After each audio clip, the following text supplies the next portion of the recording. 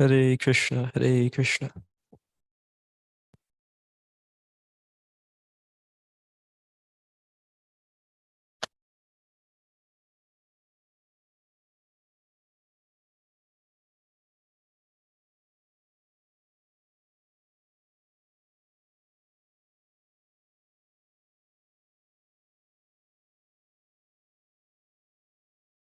Now we'll have to start some readings and kirtans from now until 6. So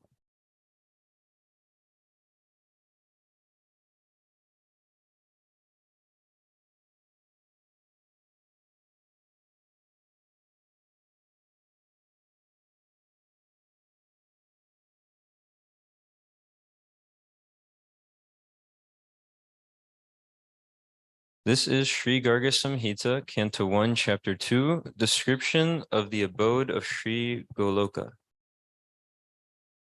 Sri Narada Uvacha, Jivam Labdvapiya Krishnam, Kirtaniyam na Kirtayat, Labdvapi Moksha Nishrenim, Sanarohati Durmatihi. Sri Narada said, a person who has a tongue but does not glorify glorious Sri Krishna is a fool. Even if somehow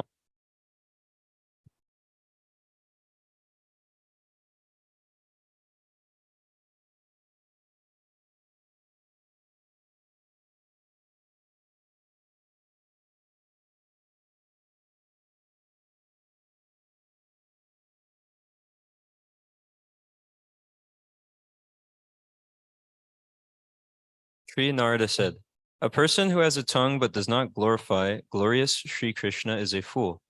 Even if he somehow approaches the staircase to liberation, he cannot climb it. Purport. Frogs, Durika, also possess tongues, jiva, which they use for croaking tumultuously. The snakes of death swallow such croaking frogs. Those two-legged animals, called humans, who similarly lack intelligence, use their tongues improperly. Thousands of radio and TV channels broadcasting sounds not glorifying Sri Krishna harm our foolish population. Even though one may be inclined toward obtaining liberation from the temporary material world, carrying an envious disposition toward the Lord will block him. Brahma explains this. Yene ravindaksha vimuktamaninas tvayasta bhavad avishuddha buddhayaha arudya krichena parampadam tata patantyado najita yushmad angrayaha. Someone may say that aside from devotees who always seek shelter at the Lord's lotus feet, there are those who are not devotees but who have accepted different processes for attaining salvation. What happens to them? In answer to this question, Lord Brahma and the other demigods said, O lotus-eyed Lord, although non-devotees who accept severe austerities and penances to achieve the highest position may think themselves liberated, their intelligence is impure. They fall down from their position of imagined superiority because they have no regard for your lotus feet. Srimad Bhagavatam 10:232. Therefore, every intelligent human being should properly utilize his or her tongue for vibrating the glories of Sri Krishna, especially the Maha Mantra. Hare Krishna, Krishna Krishna, Hare Hare. Hare Rama, Rama Rama, Hare Hare. Atate sam.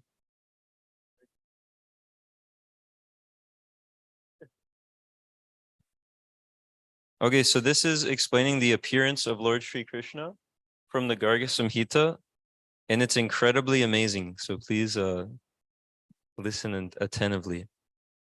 Atate sampravakshami Shri Krishna gamanam bhuvi asmin varaha kalpevai yadbhutam takchinu prabhu. Now I will describe to you Sri Krishna's coming to this earth during the Varaha Kalpa. O Lord, please hear what happened. Purport. Sri Bahulashva is addressed as a lord or master, both in terms of his occupation as the king and as his position as a sincere Vaishnava devotee of God. Brahma's day is hundreds of trillions of times longer than the duration of our day on earth. Because so many significant events take place each day, The days are given names accordingly. The present kalpa, day of Brahma, is called the Varaha kalpa, because the incarnation of the Lord as Varaha advented within it. Paradanavadaityanam naranam kala bubujam uribara samakranta prithvi gorupadarini anta anatavad rudantiva vedayanti nijayatam kampayanti nijam gatram Brahmanam Sharanam Gata. Formerly the earth, overcome with a burden of many ferocious Daityas, Danavas, and human kings, assumed the form of a cow and helplessly crying, trembling, and describing her troubles, took shelter of the demigod Brahma. Purport. Because he plays a vital role in these pastimes, truly Sri Narada Muni is the most qualified person to narrate the coming of the Lord to the planet Earth. Daityas and Danavas are two extensive and extraordinarily powerful mafia-like clans that sometimes depose the rightful universe administration. On this occasion, many of the prominent underworld figures converged on planet Earth, choosing to use it as a base of activity. On the other side, representing God's universal government, was a woman named Bhumi, acting as the local chief officer for planet Earth. Nevertheless, she could not help displaying her natural feminine nature by crying and trembling in face of the horrendous calamity that confronted her. Bhumi possessed mystic powers by which she could transform herself into different forms at will. Thus the words Go Rupa Dharini, or she manifested herself in the form of a cow, is to be taken literally. The 14th mystic power described in the 11th canto of Srimad Bhagavatam, known as Kama Rupam, allows the possessor to be able to assume any form he or she desires.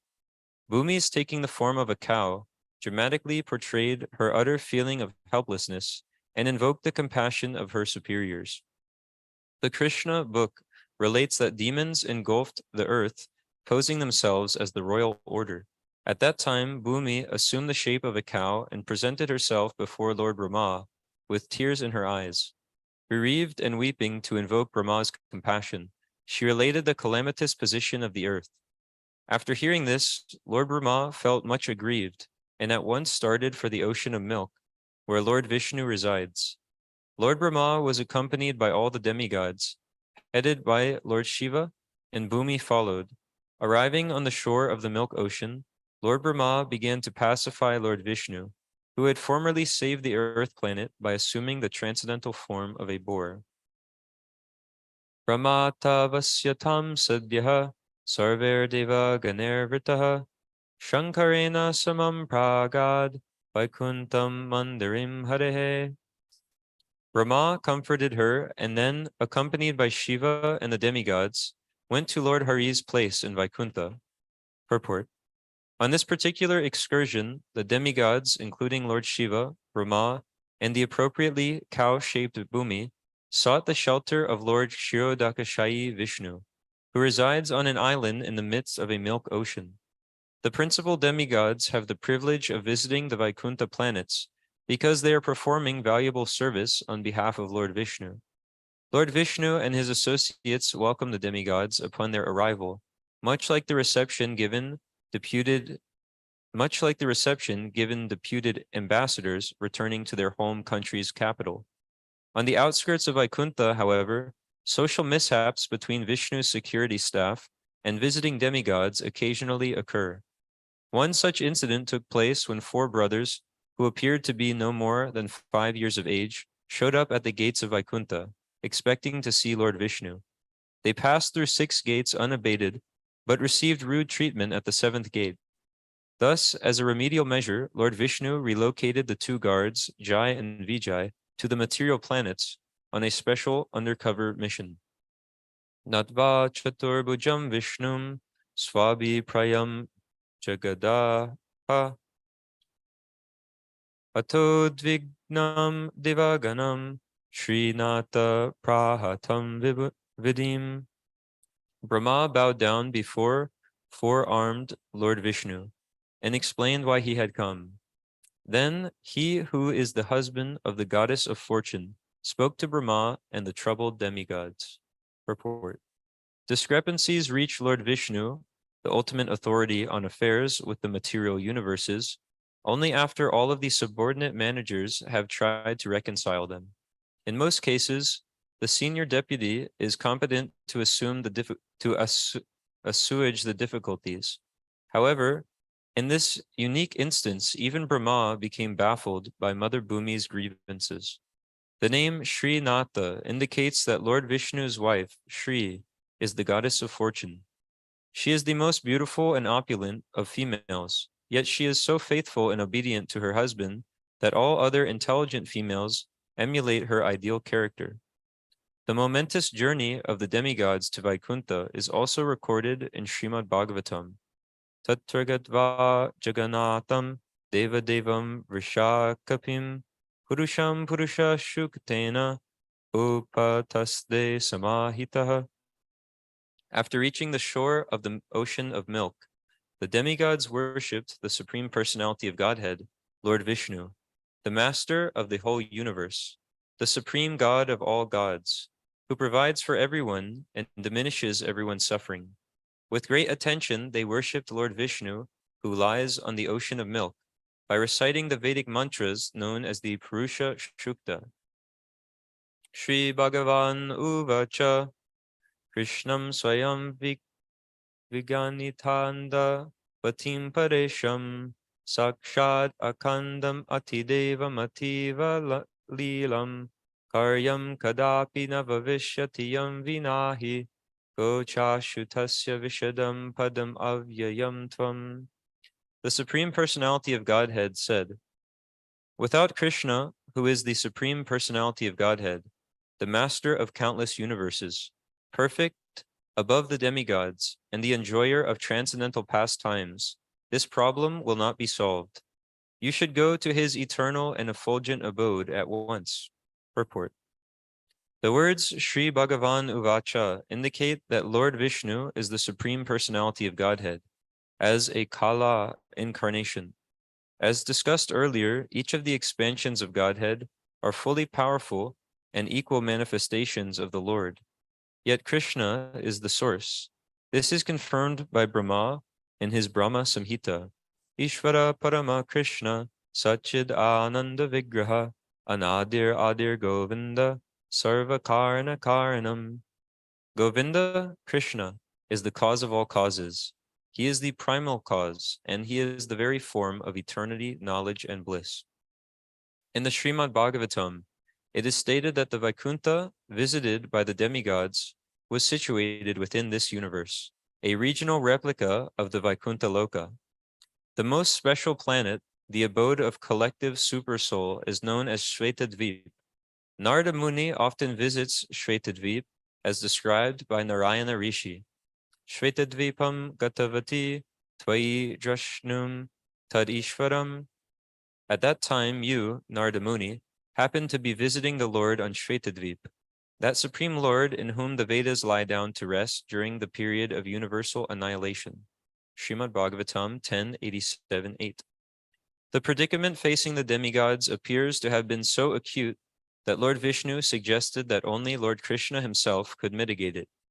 This does not deprecate the authority of Vishnu, but rather highlights the incomparable status of Sri Krishna. The words used here are Krishna Swayam, indicating that only Krishna could resolve the crisis. Sri Brahmovacha Tattva Param Najanami Paripurna Tamam Swayam Yadiyonyas Tasya Sakshal Lokam Jashayana Prabho. Sri Brahma said, I do not know anyone greater and more perfect than you.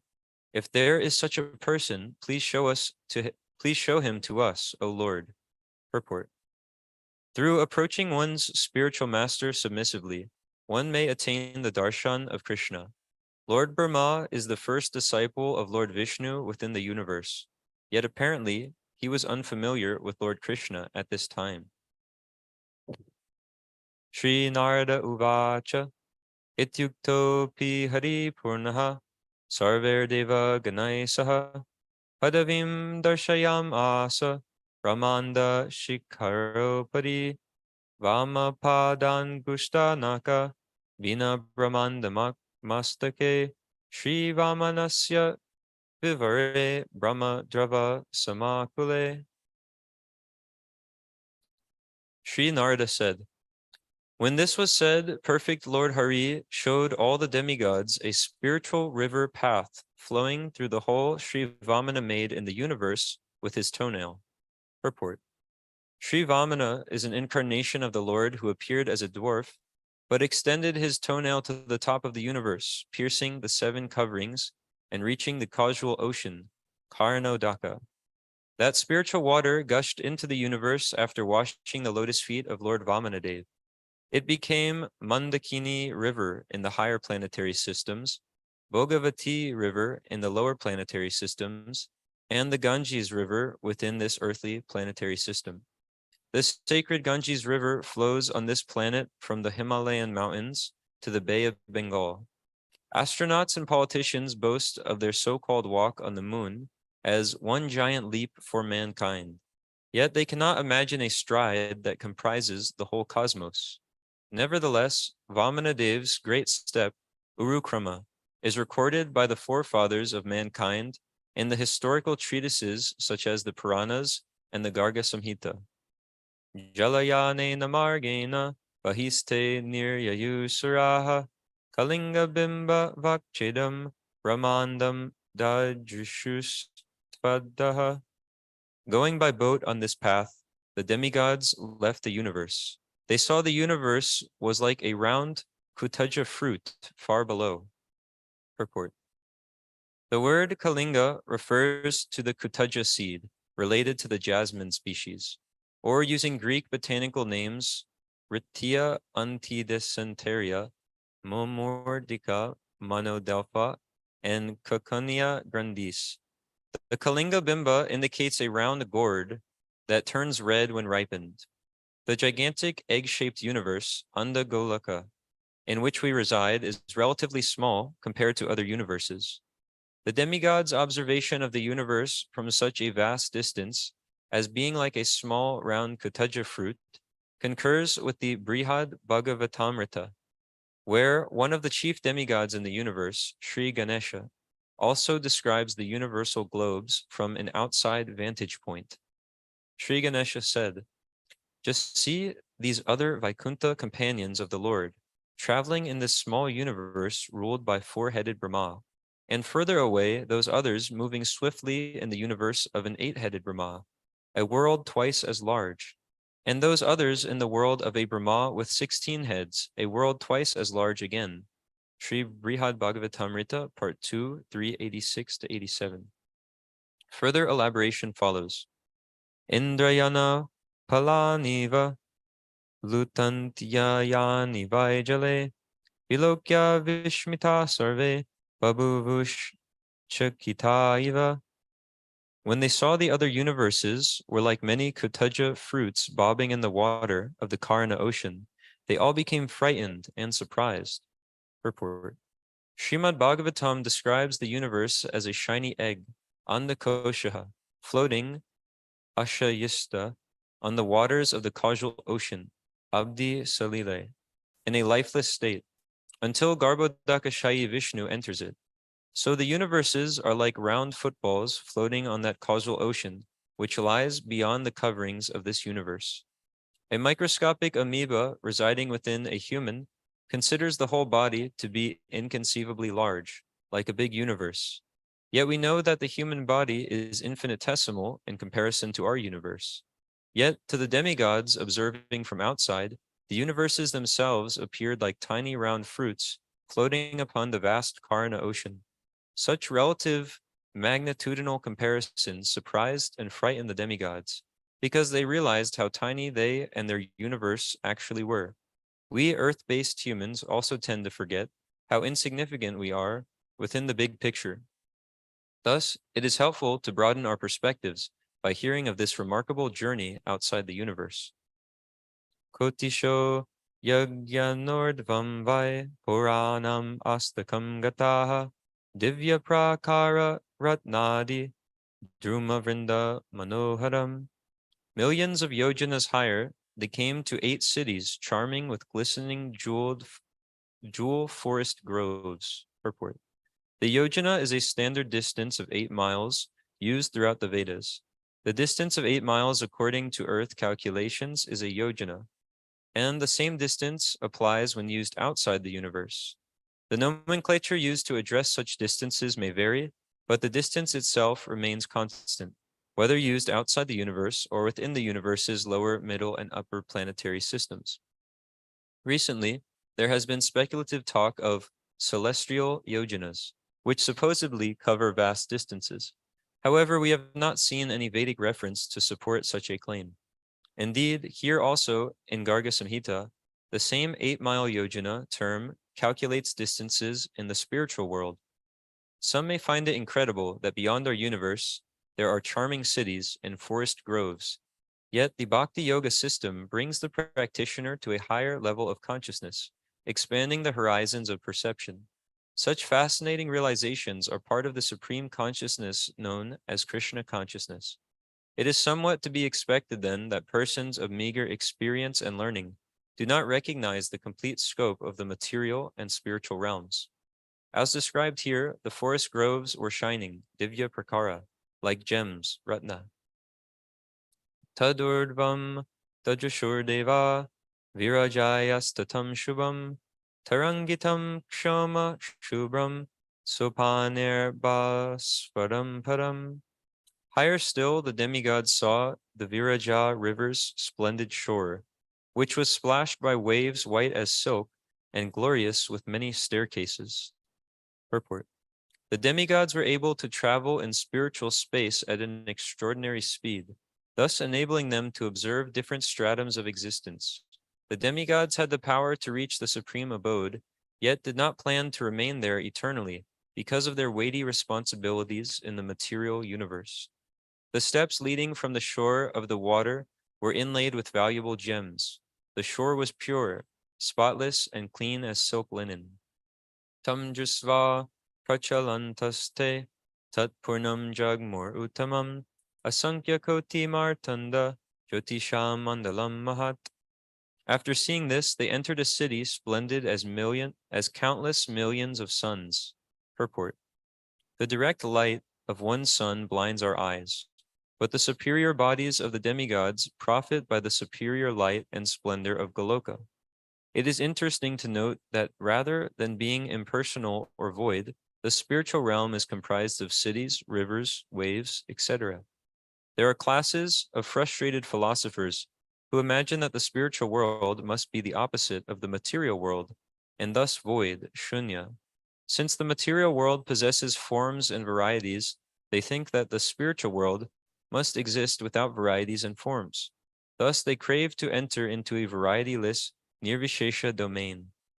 The spiritual is indeed opposite the material, in the sense that everything in the spiritual world is eternal, real, and blissful, whereas in the material world, everything is temporary, illusory, and miserable. The material world, full of cities and forests, represents a dim reflection of the eternal and absolute spiritual dimension.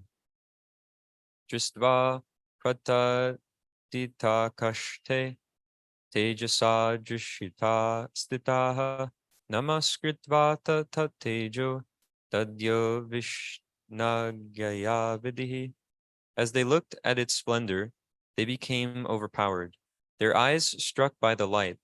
By Lord Vishnu's order, Brahma offered obeisances to that light and meditated on it. Purport. From this verse, it appears that Lord Vishnu accompanied the demigods on the excursion to Goloka. In the Srimad Bhagavatam also, one learns that the incarnation of Lord Mahavishnu desired to see Lord Krishna so much that he kidnapped several sons of a Dwarka Brahmana. He said, I have brought the Brahmana's sons here simply because I wanted to see the two of you, Krishna and Arjuna. The splendorous light described here as the Brahmajyoti, or spiritual effulgence of the Lord, emanates from God as confirmed in the Bhagavad Gita. Brahmanohi pratishtaham amritasya vyayasya cha shashvatasya cha dharmasya sukasyai kantikasya cha. And I am the basis of the impersonal Brahman, which is immortal, imperishable, and eternal, and is the constitutional position of ultimate happiness. The Brahmajyoti, or white light, is truly glorious and worthy of obeisances due to its glorious source, the personality of Godhead. Tajyotir mandale pashyat shakaram dhamma shantimat tasmin mahadbhutam dirgam mirnala davalam sahasravadanam shesham dristva nemu sarastataha. In that circle of light, he saw the form of a peaceful transcendental realm. When the demigod saw in that realm the very wonderful form of thousand-faced Lord Shesha, which resembled a white lotus stem, white. Uh, when the demigod saw in that realm the very wonderful form of thousand-faced Lord Shesha, which resembled a white lotus stem, they bowed down to offer respects to him. Purport. The effulgence of the Lord is so dazzling that it blocks the vision of the viewers, preventing them from seeing the person from whom the effulgence emanates. Thus, a devotee must pray for the mercy of the Lord to be able to see the true form of God. The Sri Ishopanishad expresses this desire. Hiranmayena patrena satyasya pahitam mukam tattvam pushanapa satyadharmaya drishtaye. O my Lord, you are the maintainer of the entire universe, and devotional service to you is the highest religious principle. Therefore, I pray that you will also maintain me. Your transcendental form is covered by the Yoga Maya. The Brahmajyoti is the covering of the internal potency. May you kindly remove this glowing effulgence that impedes my seeing your Satchit Ananda Vigraha, your eternal form of bliss and knowledge. In every universal globe, the same Maha Vishnu enters again as Garbhodakashayi Vishnu, and lies there on the serpent-like Shesha incarnation. From his navel sprouts a lotus stem, and on the lotus, Brahma, the secondary lord of the universe, is born. Tasyot sange mahaloko, goloko lokavanditaha, yatra kala kalayatam, ishvaro dhamamaninam, rajan na prabhavan maya, manashchitam matirhyaham, navikaro vishatyeva, namahamscha gunakutaha. On his lap was the transcendental realm of Goloka, which is worshipped by all the worlds, and which is a realm where time, the conqueror of the proud, does not prevail, and where illusion, the material mind, heart, intelligence, and ego, material transformations, and the Mahatattva do not enter. How can the modes of nature enter there? Purport. The entire kingdom of God encompasses both spiritual and material realms. The Mahatattva comprises the entire material manifestation, and when Shesha holds the universes of the material world, he does so upon his head, Shire. The spiritual realm includes sky, Brahmajyoti, Vaikuntha planets, and Goloka. When Shesha holds Goloka, he does so within his lap, as indicated in this verse by the word utsange. Tatra kandarpa lavanyaha Shama Sundara Vigraha Dvarigantum Chabyudita Nayesedam Krishna Parshadaha. Their forms very beautiful, more beautiful than Kamadev himself. Sri Krishna's associates stood at the entrance. Purport. Sometimes questions are asked about whether the associates of Krishna in Goloka have interrelationships with each other or only directly with Krishna. We can get some idea of the setting by thinking of a very lavish, aristocratic wedding. The entire scene is clean and polished. Decorations of the finest floral arrangements abound. All the guests attending the wedding are dressed in their finest attire. Highly accomplished musicians present a beautiful concert. The pious priest soberly performs his duties. Joyful expectation fills the atmosphere. Finally, the cynosure of the event enters and all eyes focus on the bride and groom. The groom arrives gallant and attired in a black tuxedo with his best man and groomsmen flanking him. Gorgeously dressed in her silk white gown and covered with expensive jewelry, the bride enters. The bridesmaids accompany her wearing exquisite gowns, nearly as opulent as hers. The entire marriage entourage shines and attracts. The parents shed tears of joy on their beloved children's most important day. Everybody present prays for a long and fruitful marriage. All present strain to glimpse the loving glances between the bride and groom. Friends and relatives listen carefully to the repeating of lifelong vows.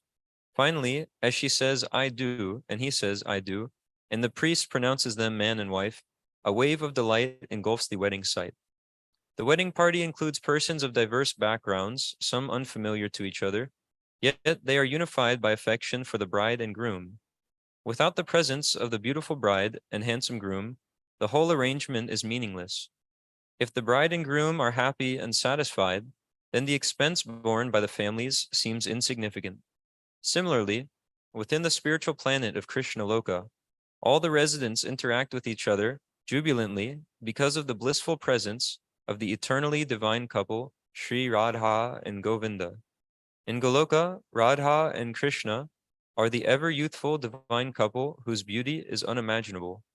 Kamadev refers to the universally charming Cupid, the god of worldly love.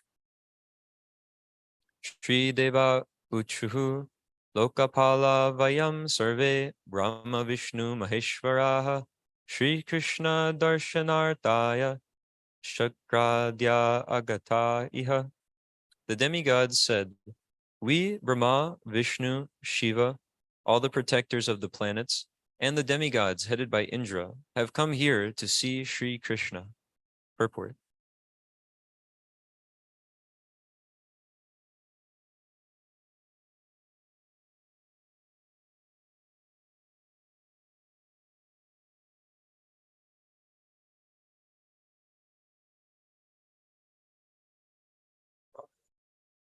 That visitors, especially ones, identify themselves on arrival before superiors. Because the demigods recognize their subordinate position to the Supreme Lord Sri Krishna, they politely introduce themselves before the doorkeeper. Although the doorkeeper was but a servant of Sri Krishna, nevertheless, the servant is highly honored because of the favored relationship with the Lord.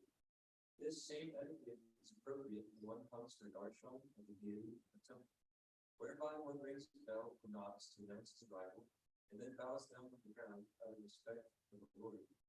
Sri Narada Uvacha, Bhakchudvata, Abhivaya, Sri Krishnaya Sahidana, Uchur Devapati Hara, Gadvacha, Brahmaram.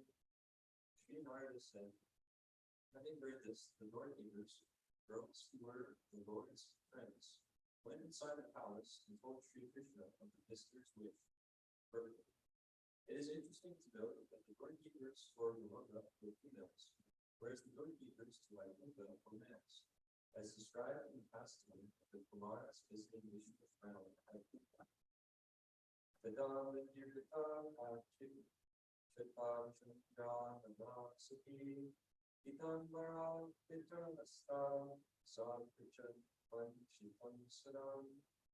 Then the girl named Shaka Chandrana who was dressed in yellow garments, who held a stick in her hand, and who was Sri Krishna's friend, came from inside and asked the demigods what they wished.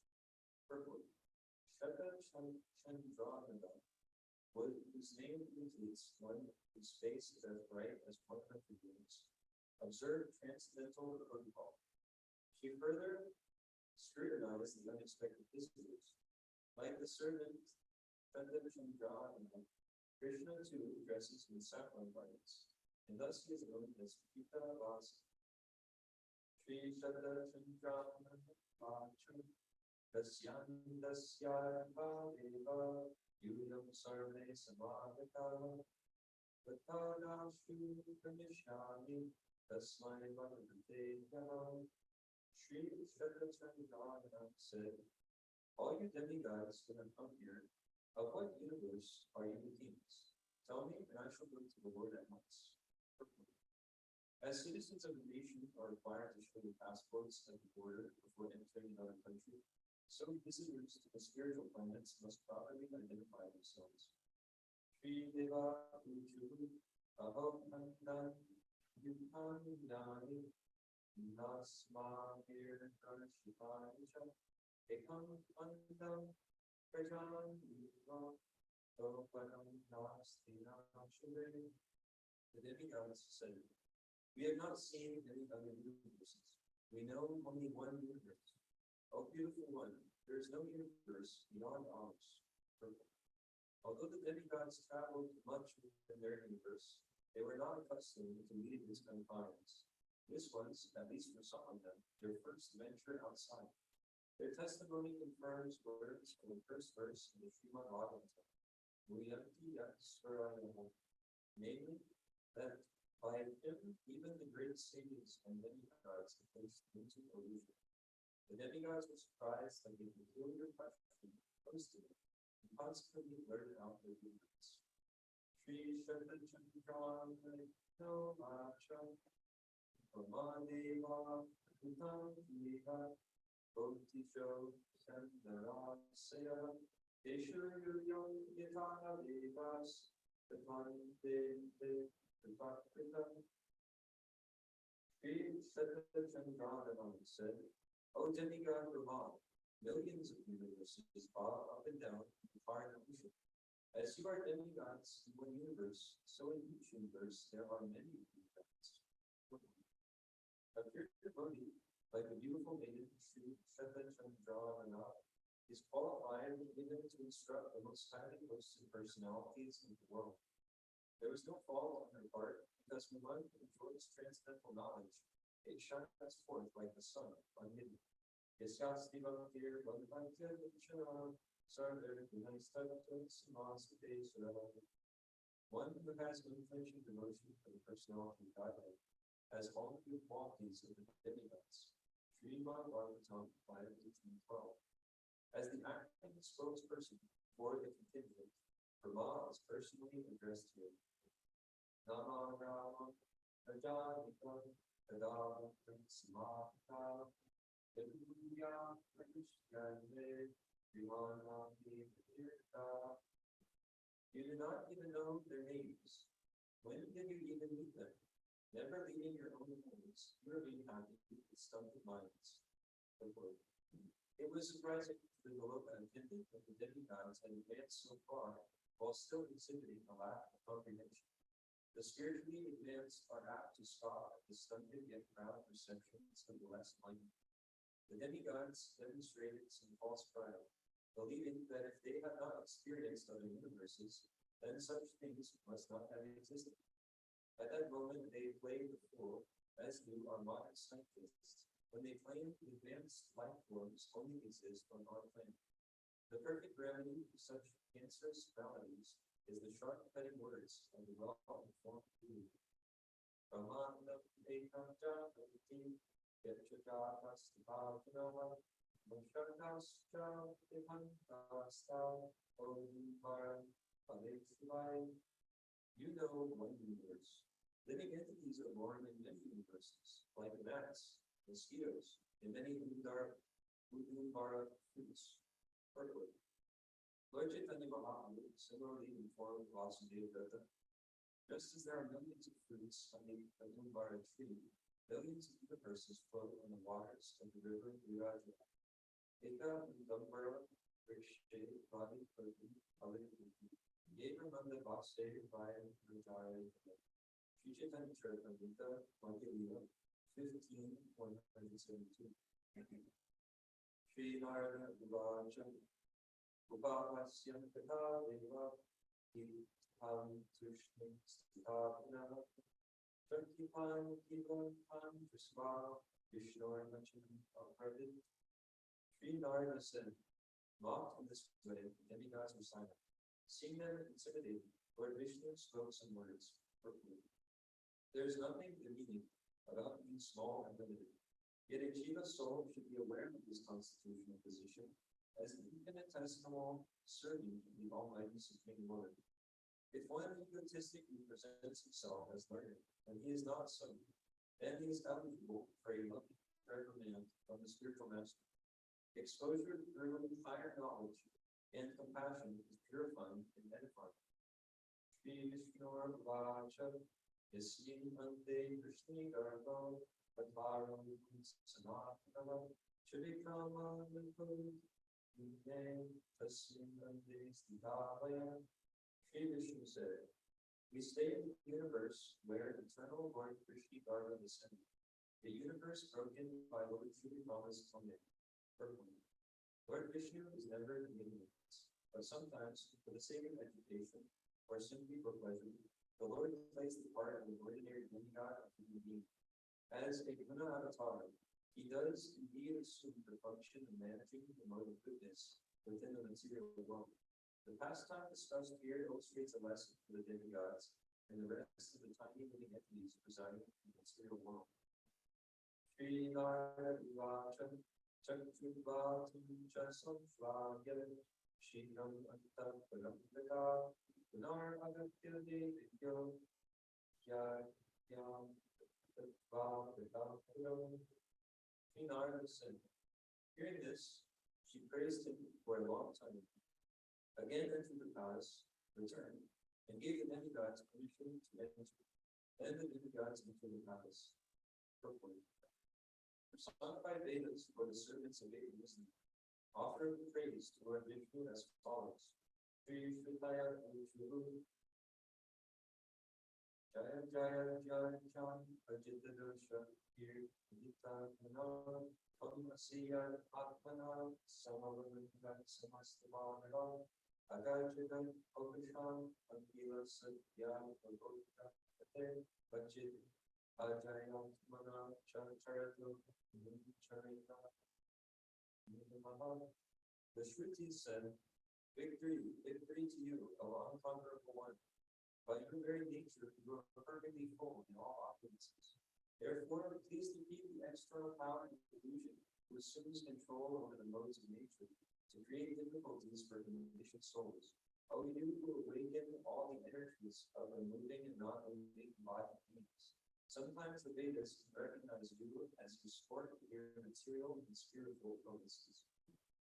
Atadeva Nasarve Godamanda Vishupara Tattagovardam Namam Giriraja Girajade Vishantamadi Ishta Gopigir Go Ganerita Apavrishada Satyai Masanandam Gita Yamchu Vishna Sashava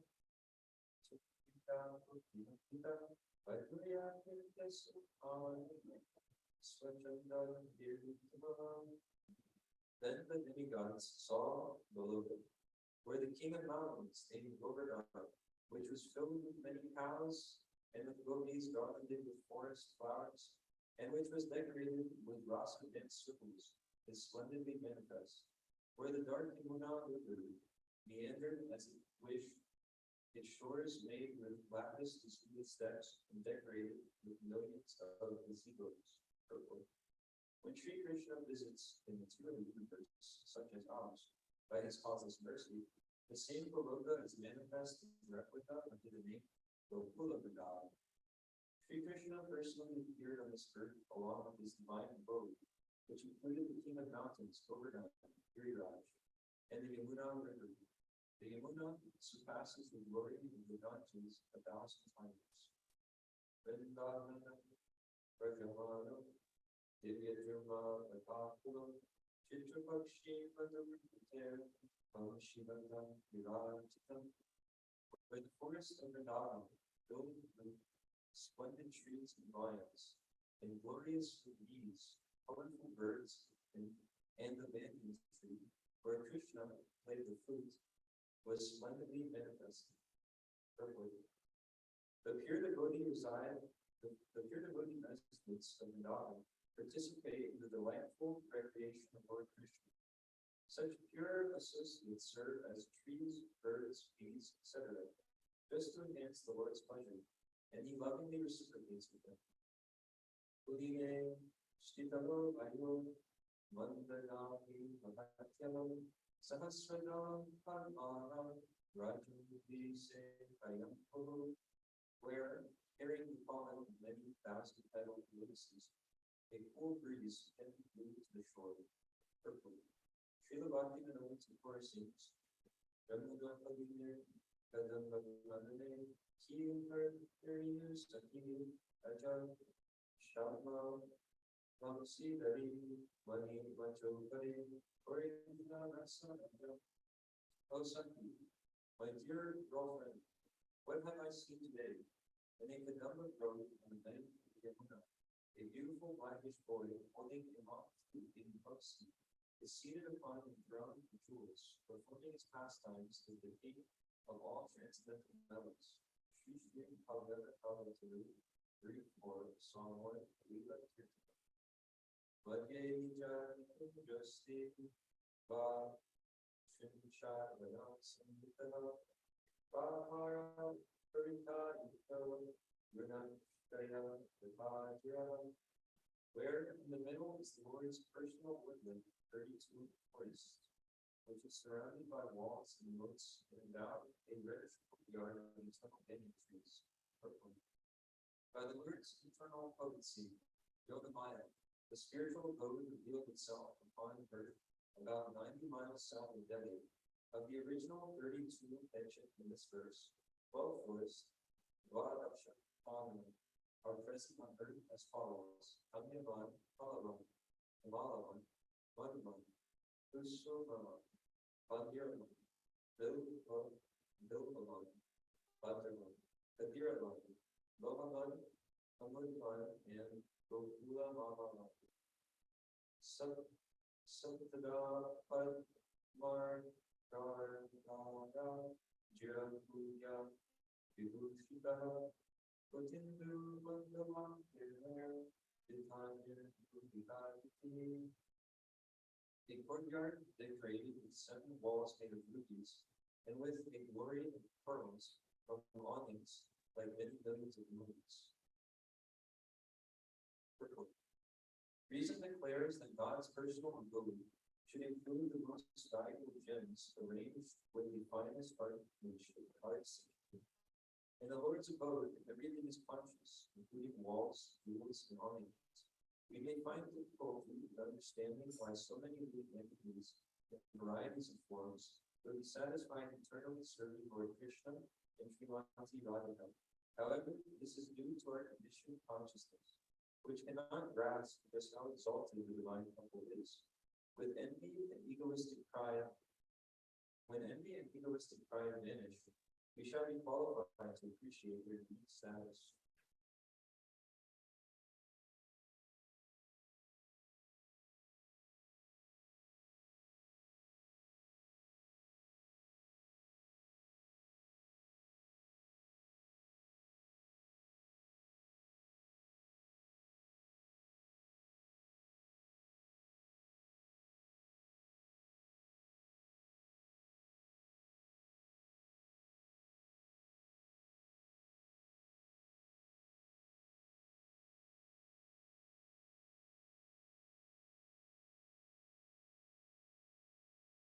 Oh, yeah.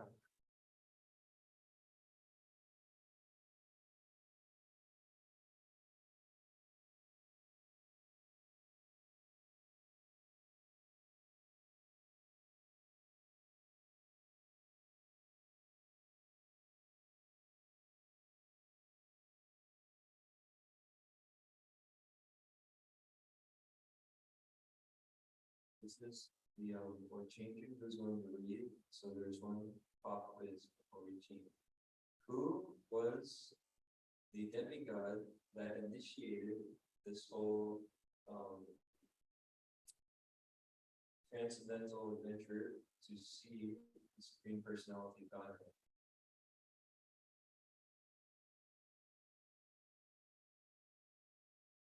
It was Kobe. Another, you got it right.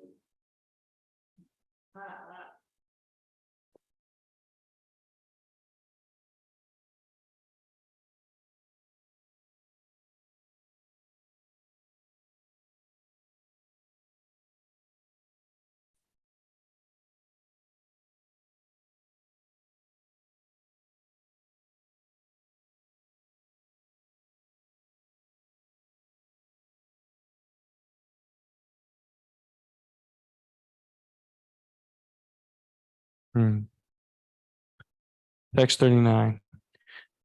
Where there were splendid flags moving of many bees and many maddened peacocks and cuckoos. Purport.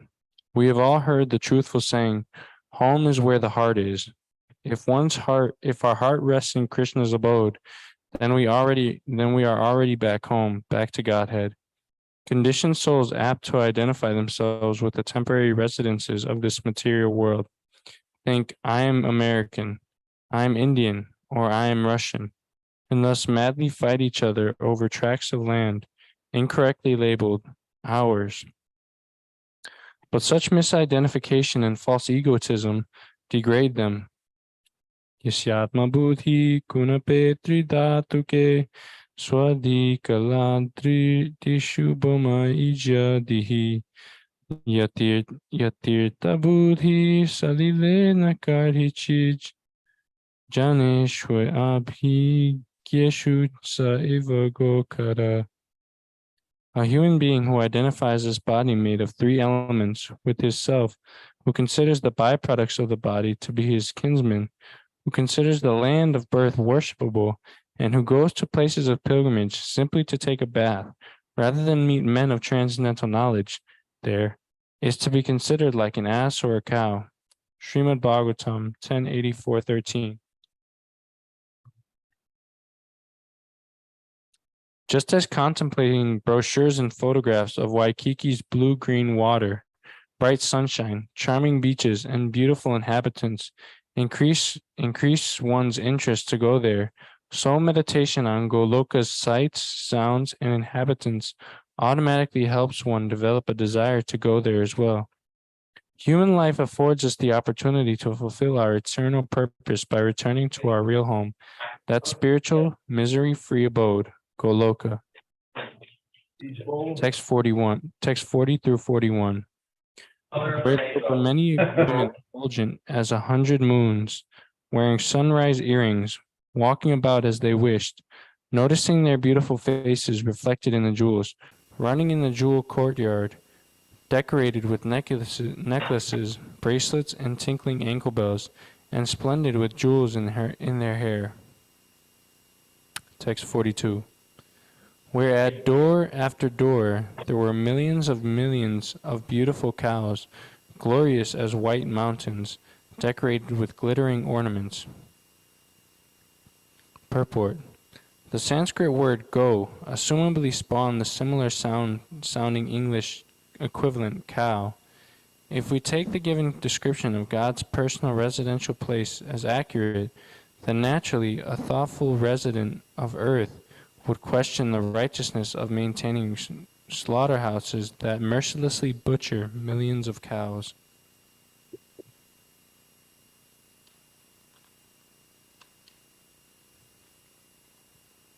Text 43.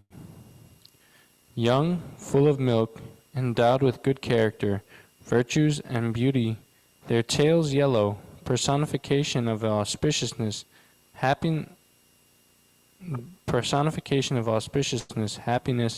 as they walked about with their calves. Purport. The renowned contented cow gives far more milk than her calf should drink. Thus, by nature and God's arrangement, the cow becomes the nurse mother of human society by supplying the most perfect food. Ayurvedic writer Robert Swoboda explains that dairy products have gotten a bad name in health circles because of their methods of preparation and modes of consumption, not through their innate qualities. Text 44. Decorated with a network of tiny bells, their bells and ankles tinkling, splendid with golden necklaces and flower garlands, their horns of gold. Purport. Humans should not exploit other species for their own enjoyment, but rather should engage the other species' ability in devotional offerings to Sri Krishna, the enjoyer of sacrifices, Yajna Purusha. In this way, full cooperation between man and all the other species of living entities brings spiritual advancement for all. The cow's horns were not solid gold, but decorated with gold plating. Text 45. Many different wonderful colors, some pink, some green, some red, and some yellow, some black, some smoky, and some the color of cuckoos. Purport. On earth, the varieties of colors for cows is limited to shades of white, brown, and black, but in the spiritual world, more vibrant colors exist.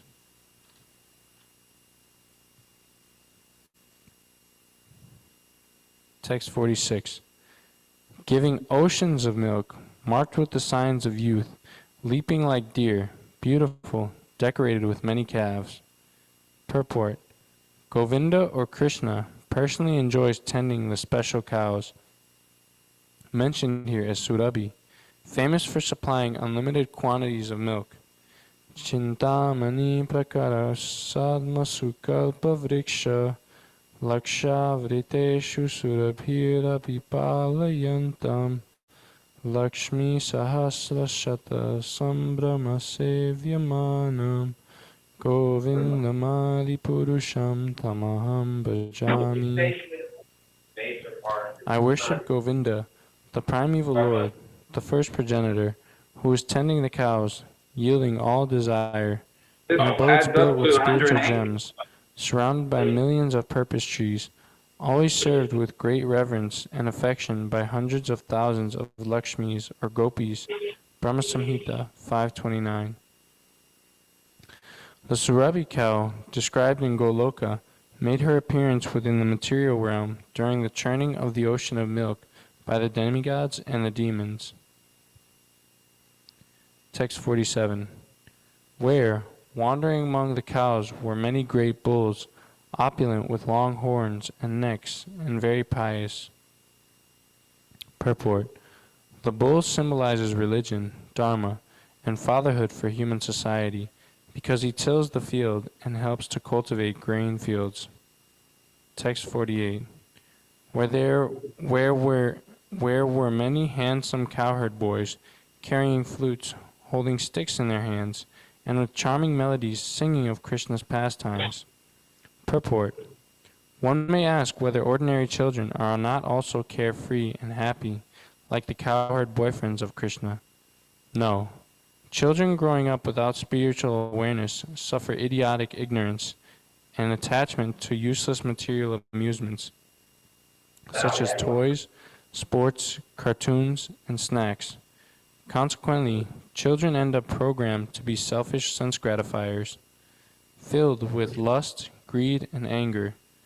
Try taking some prized toy from a child and see how carefree he remains. On the other hand, the friends of Krishna in Goloka have amassed heaps of pious activities in order to earn the privilege to associate and play with God. Itam satam brahma sukhanuputya tasyam gatanam paradaivatena maya shritanam narade darakena sakam vichahru krita punya punjaha. Here is the Supreme Person, who is considered the impersonal Brahman by great sages, the Supreme Personality of Godhead by devotees, and a product of material nature by ordinary men. Now these boys, who have performed many pious activities in their past lives, are playing with the Supreme Personality of Godhead. Srimad Bhagavatam 10:12-11. Immense concentration on the goal begun at an early age helps achievement of the spiritual abode. Text 49. Bowing down to offer respects, the demigods entered the Lord's personal forest grove, which was a 1,000-petal lotus that was a great circle of light. Purport. The naturally good and pure souls who misused their free will and ventured down into the degraded material world should try to return home.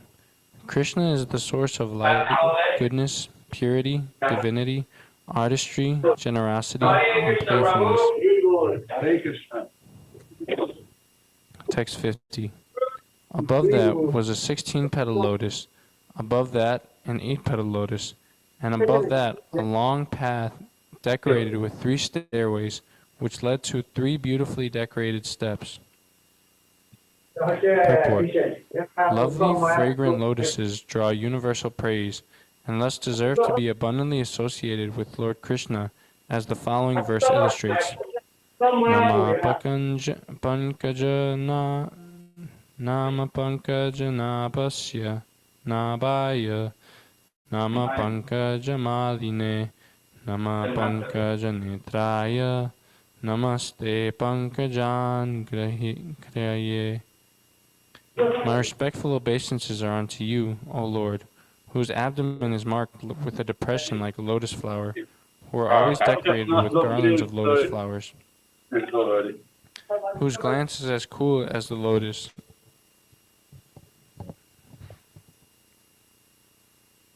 and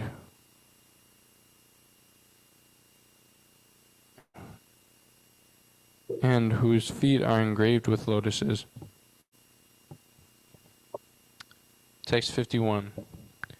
There, all the demigods saw Sri Krishna sitting on a splendid throne, studded with beautiful Kaustuba jewels, and accompanied by Sri Radha. Purport.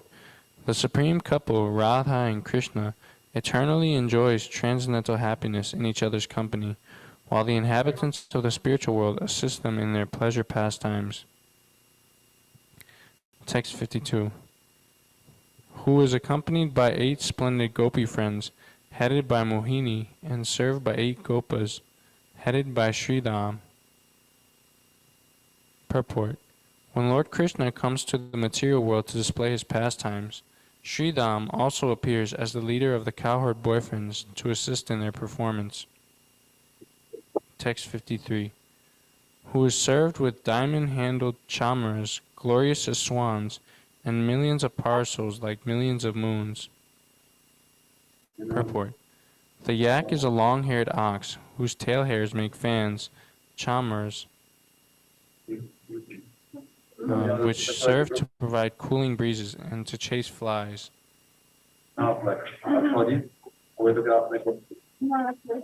Whose left arm was decorated by Sri Radhika, whose right foot was bent as he wished, and who held the flute, who smiled gently and gracefully, whose eyebrows enchanted hosts of Kamadevs. Purport. God has no business to perform,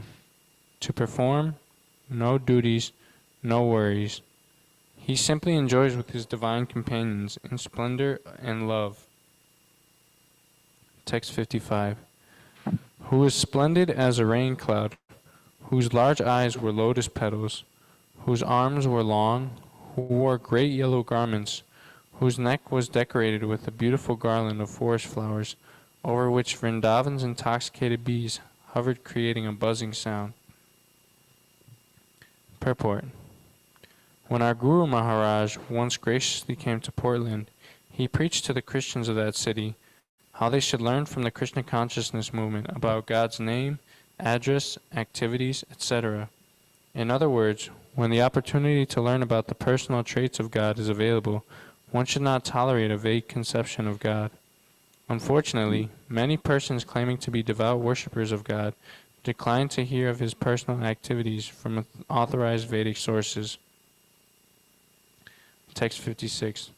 Who was splendid with bracelets, anklets, and a belt, who had a glittering, charming, very glorious smile, who was handsome with the mark of Srivats, and with a jewel placed in his curly locks of hair, and who was glorious with a crown, necklace, armlets, and earrings. Purport. In this world, people try to dress elegantly, but they certainly fall short.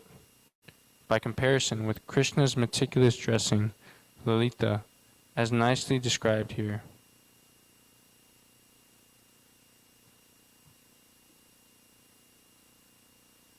Text 57. Very happy, as if plunged in an ocean of bliss by seeing him, and their eyes now filled with tears, with folded hands and bowed heads, the demigods offered their respectful obeisances to Lord Krishna, the Supreme Personality of Godhead. Purport. By nature, God possesses supernatural beauty that evokes loving attraction for the pure living entities. One may question why not all souls feel attracted to Krishna if he indeed displays all attractiveness. In reply, let us consider a powerful electromagnet that attracts all iron fillings within its proximity. When the electromagnet turns on its powerful attracting current, the tiny fillings fly to it instantly and cling tightly. However, if some iron fillings are rusty, they do not respond to the electromagnet as the non-rusty fillings do. This unnatural or diseased rusty state covers the healthy normal state of the filings, preventing them from experiencing attraction to the magnet. The magnet remains powerful and attractive, while the filings, rustiness or lack of rust determines their attraction.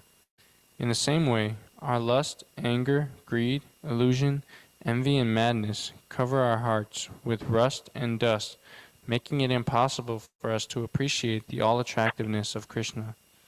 This diseased state, however, can at once be cured, Chetodarpana Marjanam, by the simple process of chanting Hare Krishna, Krishna Krishna, Hare Hare, Hare Rama, Rama Rama, Hare Hare. Chant Hare Krishna, and your life will be sublime. Thus end the Danavir Goswami purports of the first canto, second chapter of the Sri Garga Samhita, entitled Description of the Abode of Sri Goloka. Do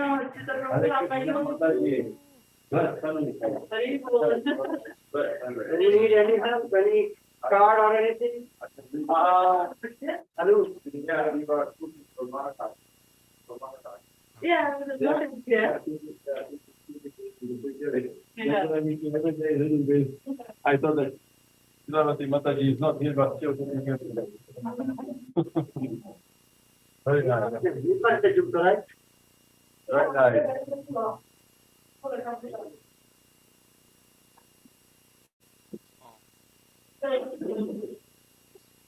You said the part where the demigods. No. Oh, really?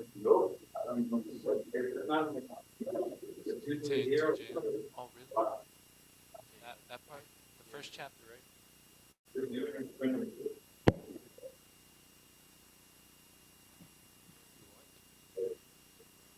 What did you just call out here? What did you do? Huh? What is it?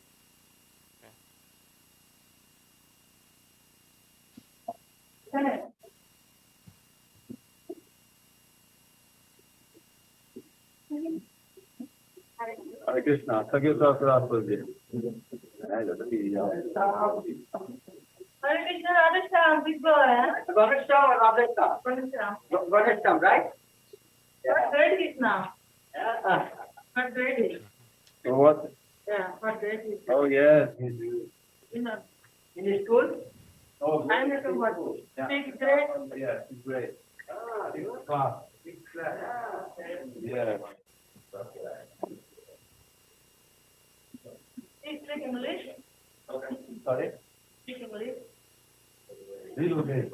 They have English 2 years. Still not. It's okay. I know. You speak very good. Once upon a time, Vasudev, son of Shurasena, just after marrying Devaki, was going home on his chariot with his newly wedded wife.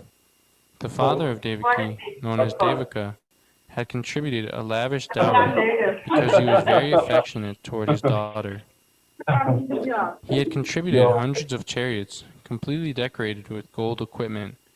At that time, Kamsa, the son of Ugrasena, in order to please his sister, Devaki, had voluntarily taken the reins of the horses of Vasudev's chariot and was driving. According to the custom of the Vedic civilization, when a girl is married, the brother takes the sister and brother-in-law to their home, Because the newly married girl may feel too much separation from her father's family, the brother goes with her until she reaches her father-in-law's house. The full dowry contributed by Devaka was as follows: 400 elephants fully decorated with golden garlands, 15,000 decorated horses, and 1,800 chariots. He also arranged for 200 beautiful girls to follow his daughter. The Kshatriya system of marriage, still current in India, dictates that when the Kshatriya is married, a few dozen of the bride's young girlfriends, in addition to the bride, go to the house of the king. The followers of the queen are called maidservants, but actually they act as friends of the queen.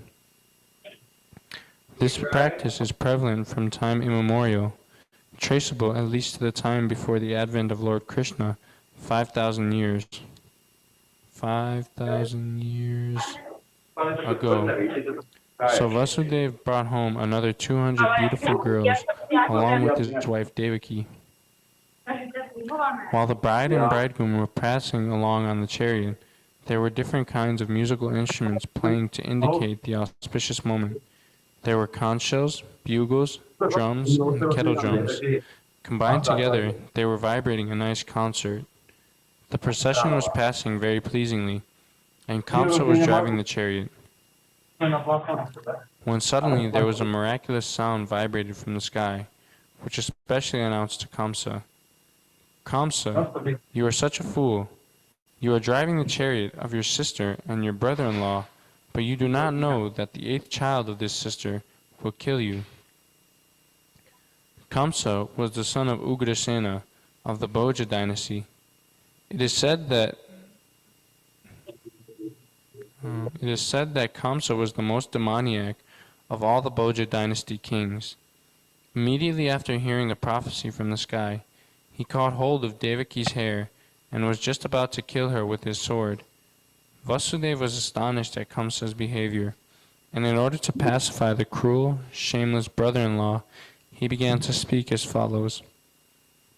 With great reason and evidence, he said, "My dear brother-in-law Kamsa, you are the most famous king of the Bhoja dynasty, and people know that you are the greatest warrior and a valiant king. How is it that you are so infuriated that you are prepared to kill a woman who is your own sister at this auspicious time of her marriage? Why should you be so much afraid of death? Death is already born along with your birth. From the very day you took birth, you began to die. Suppose you are 25 years old. That means you have already died 25 years. Every moment, every second, you are dying. Why then should you be so much afraid of death? Final death is inevitable. You may die either today or in 100 years. You cannot avoid death. Why should you be so much afraid? Actually, death means annihilation of the present body. As soon as the present body stops functioning and mixes with the 5 elements of material nature, the living entity within the body accepts another body according to his present actions and reactions. It is just like when a man walks on the street. He puts forward his foot, and when he is confident that his foot is situated on sound ground, he lifts the other foot. In this way, one after another, the bodies change and the soul transmigrates. See how the plant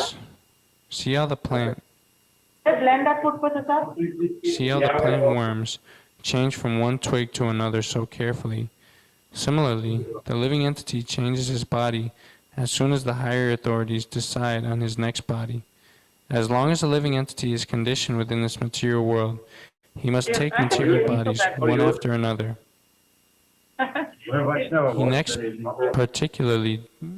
His next particular body is offered by the laws of nature, according to the actions and reactions of his life. This body is exactly like one of the bodies which we always see in dreams. During our dream of sleep, we create so many bodies according to mental creation. We have seen gold, and we have also seen a mountain. So in a dream, we can see a golden mountain by combining the 2 ideas. Sometimes in dreams, we see that we have a body which is flying in the sky. and at that time we completely forget our present body. Similarly, these bodies are changing. When you have one body, you forget the past body. During a dream, we may make contact with so many new kinds of bodies, but when we are awake,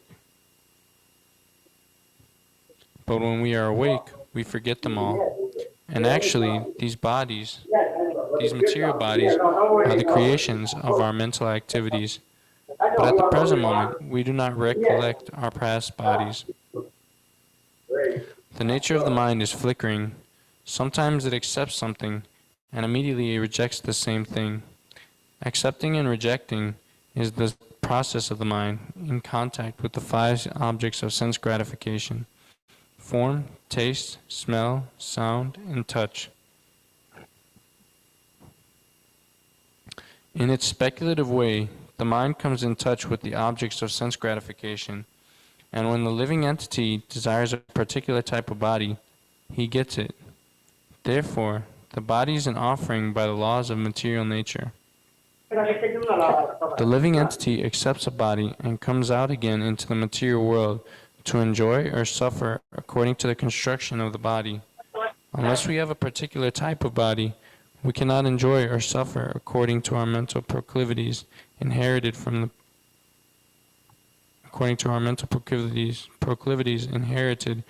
the previous life.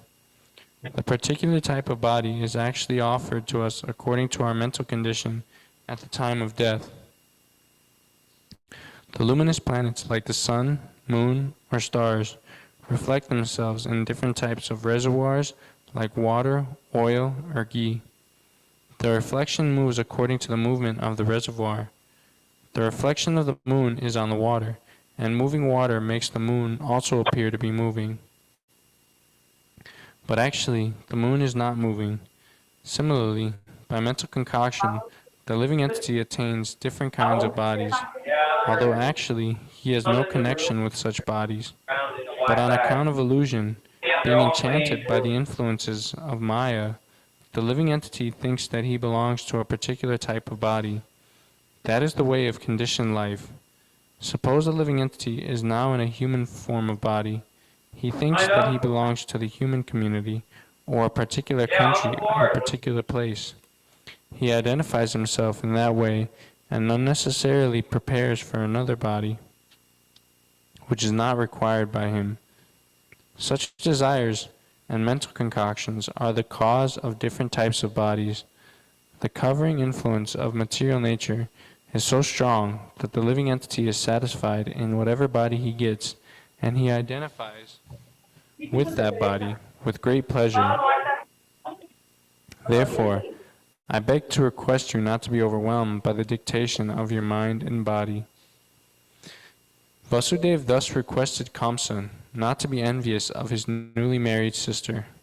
One should not be envious of anyone, because envy is the cause of fear both in this world and in the next.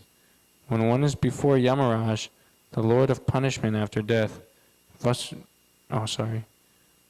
because envy is the cause of fear both in this world and in the next. When one is before Yamaraj, the Lord of punishment after death. Vasudeva appealed to Kamsa on behalf of Devaki, stating that she was his younger sister. He also appealed at an auspicious moment, at the time of marriage. A younger sister or brother is supposed to be protected as one's child. The position is overall so delicate, Vasudeva reasoned, that if you kill her, it will go against your high reputation. In this way, Vasudeva tried to pacify Kamsa by good instruction, as well as by philosophical discrimination. But Kamsa was not to be pacified, because his association was demoniac. Because of his demoniac association, he was a demon, although born in a very high royal family. A demon never cares for any good instruction. He is just like a detrimental thief.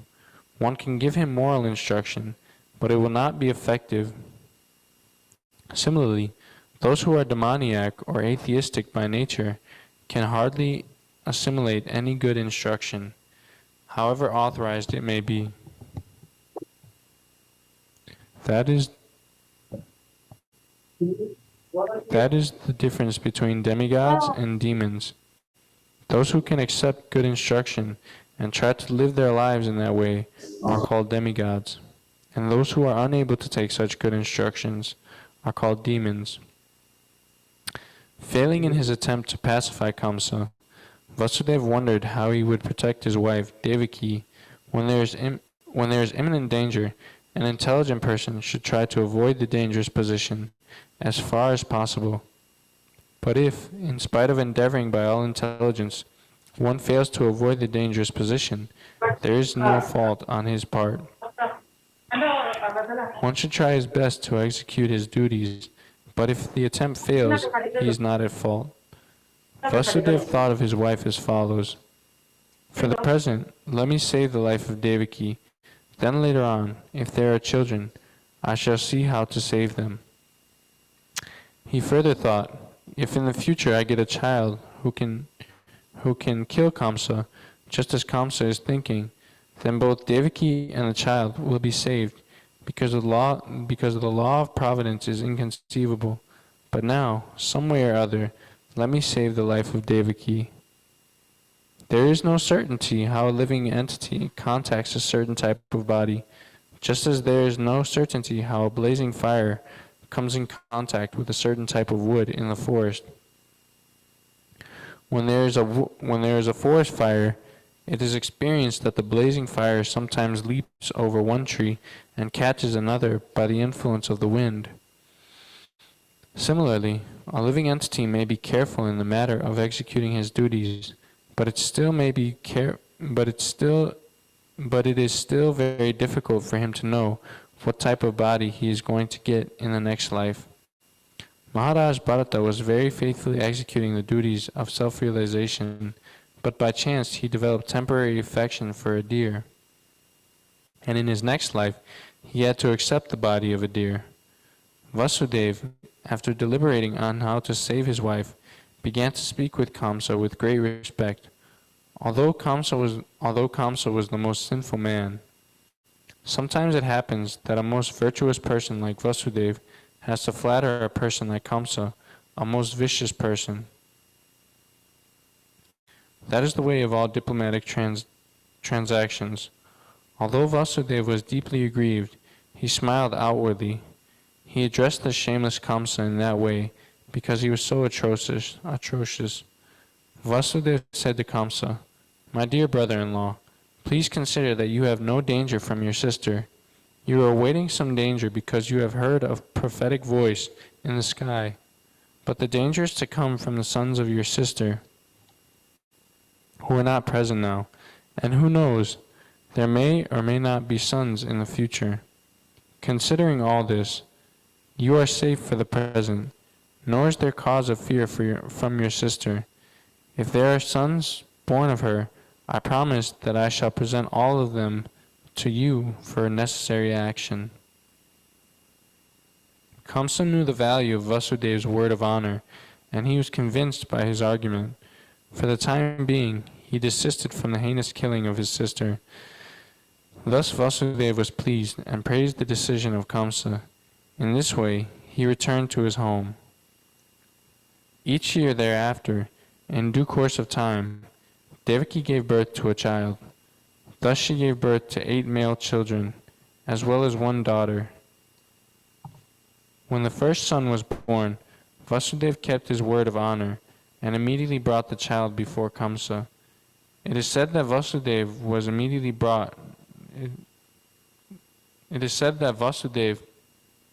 was very much elevated and famous for his word of honor, and he wanted to maintain this fame.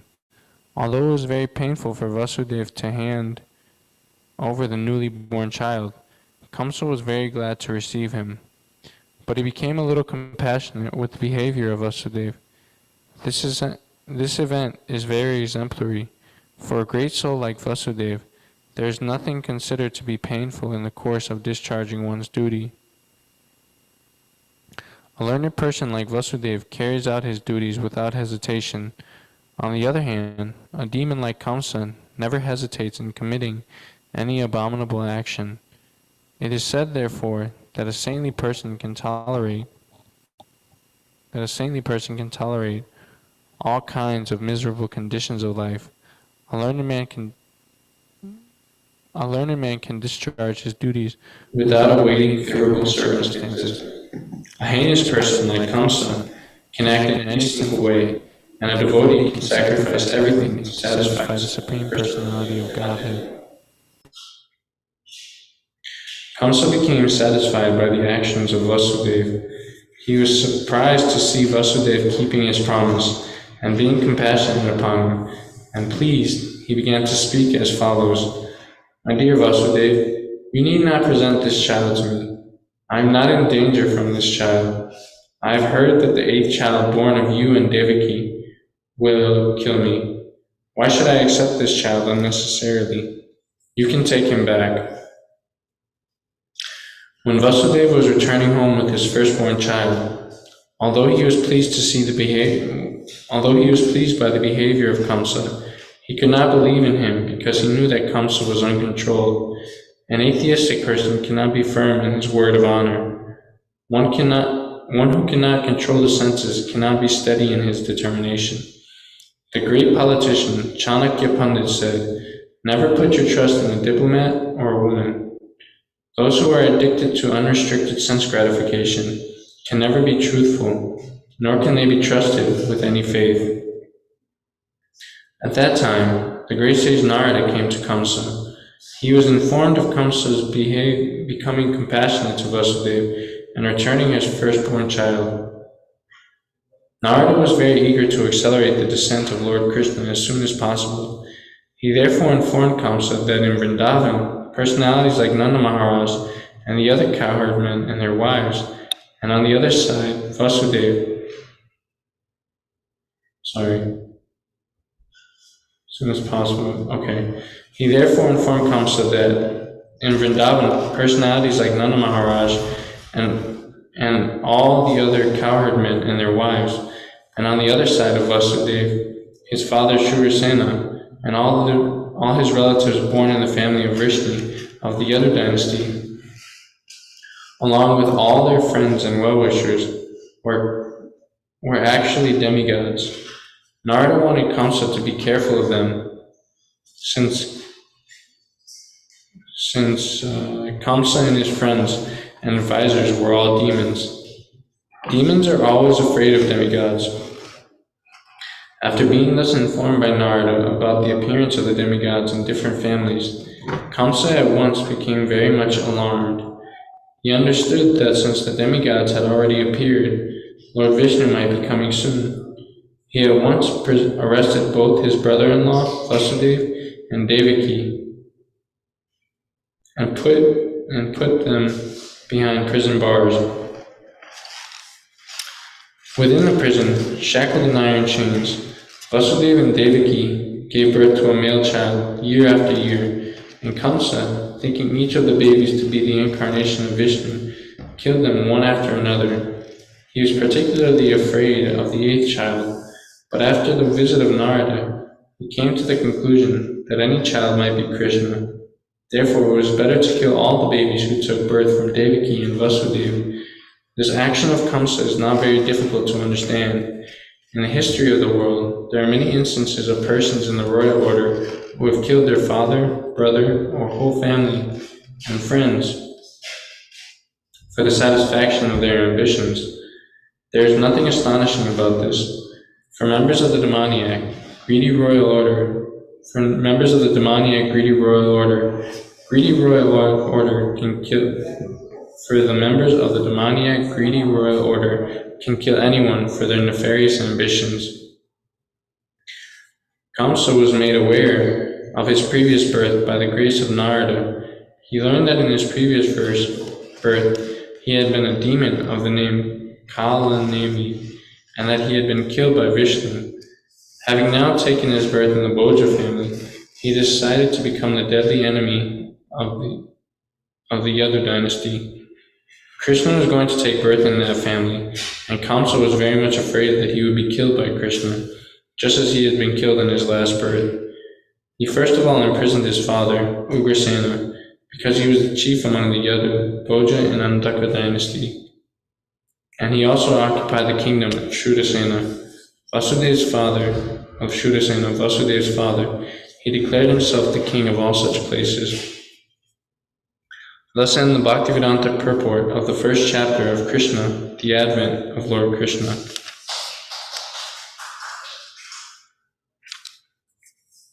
Chapter 2. Prayers by the demigods for Lord Krishna in the womb. King Kamsa not only occupied the kingdoms of the Yadu, Bhoja, and Andaka dynasties and the kingdom of Shrudasena, but he also made alliances with the other demoniac kings as follows: the demon Pralamba, demon Baka, demon Chanuda, demon Trinavarta, demon Agasura, demon Mushtika, demon Arishta, demon Dvivida, demon Putana, demon Keshi, and demon Denuka. At that time, Jarasandha was the king of Magadha province, known at present as Bihar state. Thus, by diplomatic policy, Kamsa consolidated the most powerful kingdom of his time. Under the protection of Jarasandha, he made further alliances with such kings as Banasura and Bomasura until he was the strongest.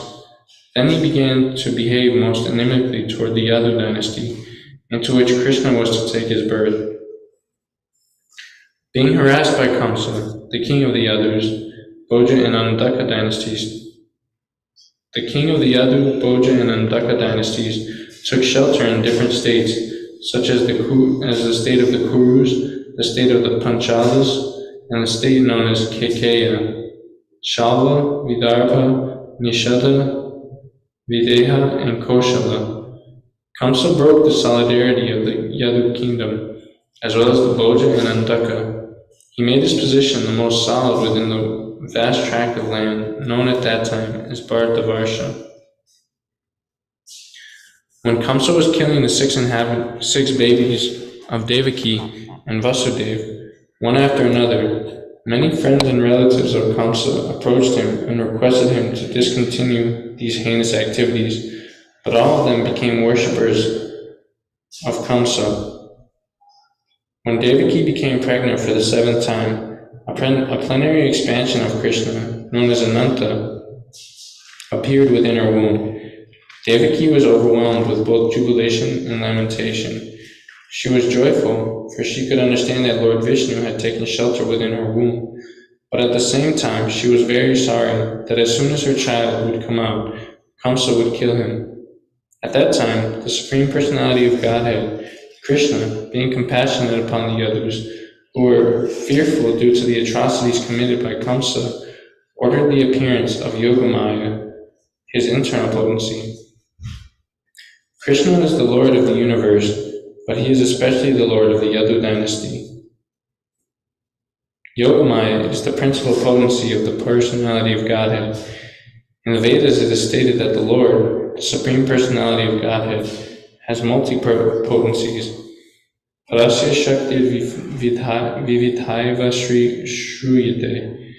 All the different potencies are acting externally and internally, and Yogamaya is the chief of all potencies. The Lord ordered the appearance of Yogamaya in the land of Rajabhumi in Vrindavan, which is always decorated and full with beautiful cows. In Vrindavan, Rohini, one of the wives of Vasudev, was residing at the house of King Nanda and Queen Yashoda. Not only Rohini, but many others in the Yadu dynasty were scattered all over the country due to their fear of the atrocities of Kamsa. Some of them were even living in the caves of mountains. The Lord thus informed Yogamaya, under the imprisonment of Kamsa are Devaki and Vasudev, and at the present moment, my plenary expansion, Shesha, is within the womb of Devaki. You can arrange the transfer of Shesha from the womb of Devaki to the womb of Rohini. After this arrangement, I am personally going to appear in the womb of Devaki with my full potencies. Then I shall appear as the son of Devaki and Vasudev, and you shall appear as the daughter of Nanda and Yashoda in Vrindavan. Since you will appear as my contemporary sister, and since you will quickly satisfy desires for sense gratification, people within the world will worship you with all kinds of valuable presentations, incense, candles, flowers, and offerings of sacrifice. People who are after materialistic perfection will worship you under the different forms of your expansions, which will be named Durga, Bhadrakali, Vijaya, Vaishnavi, Kumuda, Chandika, Krishna, Madhavi, Kanyaka, Maya, Narayani, Ishani, Sharada, and Ambika. Krishna and Yogamaya appeared as brother and sister, the Supreme Powerful and the Supreme Power. Although there is no clear distinction between the powerful and the power, power is always subordinate to the powerful. Those who are materialistic are worshippers of the power, but those who are transcendentalists are worshippers of the powerful. Krishna is the Supreme Powerful, and Durga is the Supreme Power within the material world.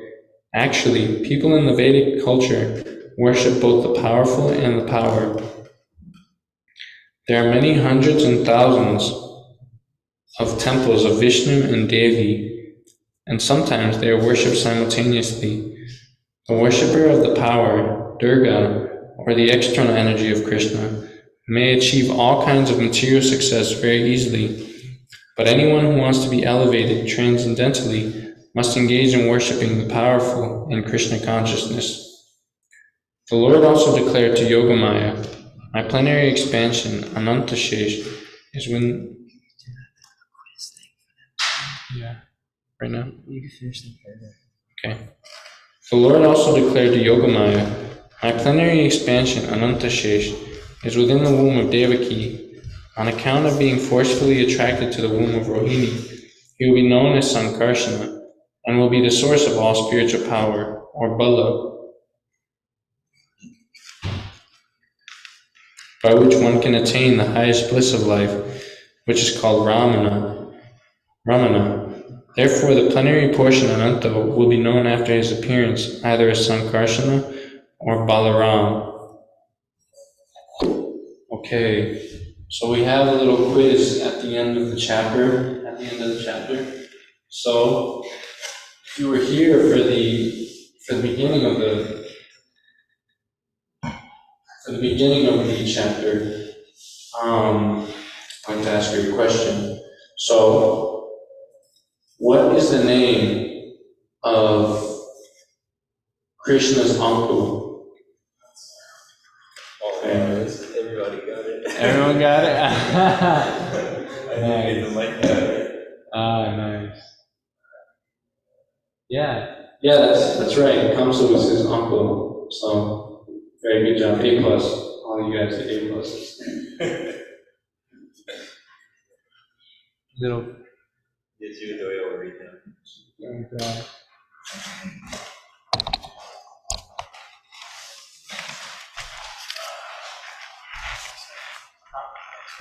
Thank you.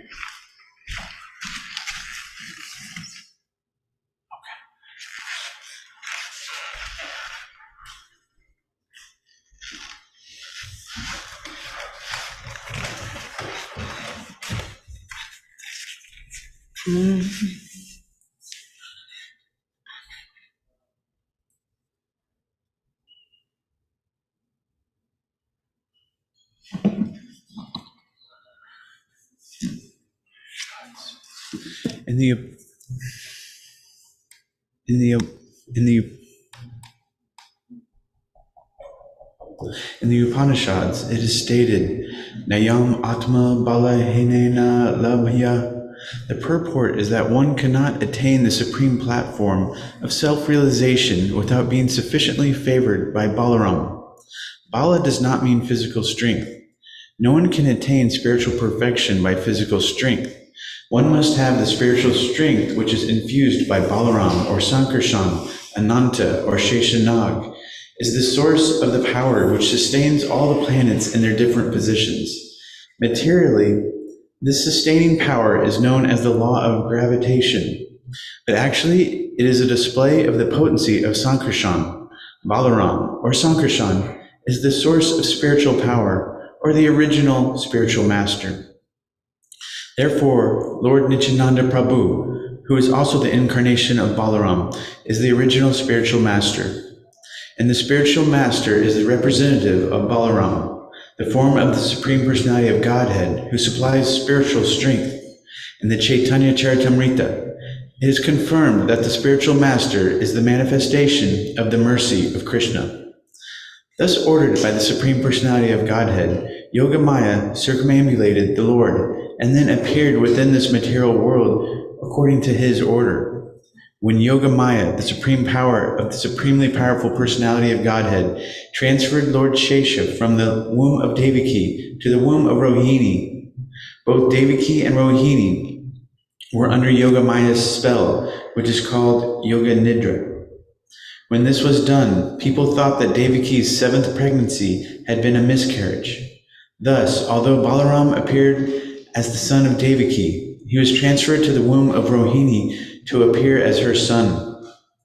After this arrangement, the Supreme Personality of Godhead, Krishna, who is always ready to protect his unalloyed devotees, entered within the mind of Vasudeva as the Lord of the whole creation, with full inconceivable potencies. It is understood in this connection that Lord Krishna, first of all, situated himself in the unalloyed heart of Vasudeva and was then transferred to the heart of Devaki. He was not put into the womb of Devaki by seminal discharge. The Supreme Personality of Godhead, by his inconceivable potency, can appear in any way. It is not necessary for him to appear in the ordinary way by seminal injection within the womb of a woman. When Vasudeva was sustaining the form of the Supreme Personality of Godhead within his heart, he appeared just like the glowing sun, whose shining rays are always unbearable and scorching to the common man. The form of the Lord situated in the pure unalloyed heart of Vasudeva is not different from the original form of Krishna. The appearance of the form of Krishna anywhere, and specifically within the heart, is called Dhamma. Dhamma refers not only to Krishna's form, but also to his name, his qualities, and his paraphernalia. Everything becomes manifest simultaneously. Thus, the eternal form of the Supreme Personality of Godhead, with full potencies, was transferred from the mind of Vasudeva to the mind of Devaki, exactly as the setting sun's rays are transferred to the full moon rising in the east.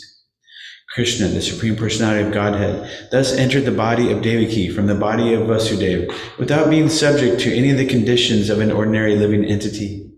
Since Krishna was there, it is to be understood that all his plenary expansions, such as Narayan, and incarnations like Lord Nrsimha and Varaha, were with him, and they also were not subject to the conditions of material existence. In this way, Devaki became the residence of the Supreme Personality of Godhead, who was one without a second and the cause of all creation. Devaki became the residence of the absolute truth, but because she was confined within the house of Kamsa, she looked just like a suppressed fire or like misused education. When fire is kept in a jug, the illuminating rays of the fire cannot be very much appreciated. Similarly, misused knowledge, which does not benefit the people in general, is not very much appreciated. So Devaki was kept within the prison walls of Kamsa's palace, and no one could see her transcendental beauty, which resulted from her conceiving the Supreme Personality of Godhead. Kamsa, however, saw the transcendental beauty of his sister Devaki, and he at once concluded that the Supreme Personality of Godhead had taken shelter in her womb. She had never before looked so wonderfully beautiful. He could distinctly understand that there was something wonderful within the womb of Devaki. In this way, Kamsa became perturbed because he was sure that the Supreme Personality of Godhead, who would kill him in the future, had now come. Kamsa thought, "What is to be done with Devaki? Surely she has Vishnu or Krishna within her womb. So it is certain that Krishna has come to execute the mission of the demigods. And even if I immediately kill Devaki, his mission cannot be frustrated." Kamsa knew very well that no one can frustrate the purpose of Vishnu. Any intelligent man can understand that the laws of God cannot be violated. His purpose will be served in spite of all impediments offered by the demons. Kamsa thought, if I kill Devaki at the present moment, Vishnu will enforce his supreme will more vehemently. To kill Devaki just now would be a most abominable act. No one desires to kill his reputation, even in an awkward situation. If I kill Devaki now, my reputation will be spoiled.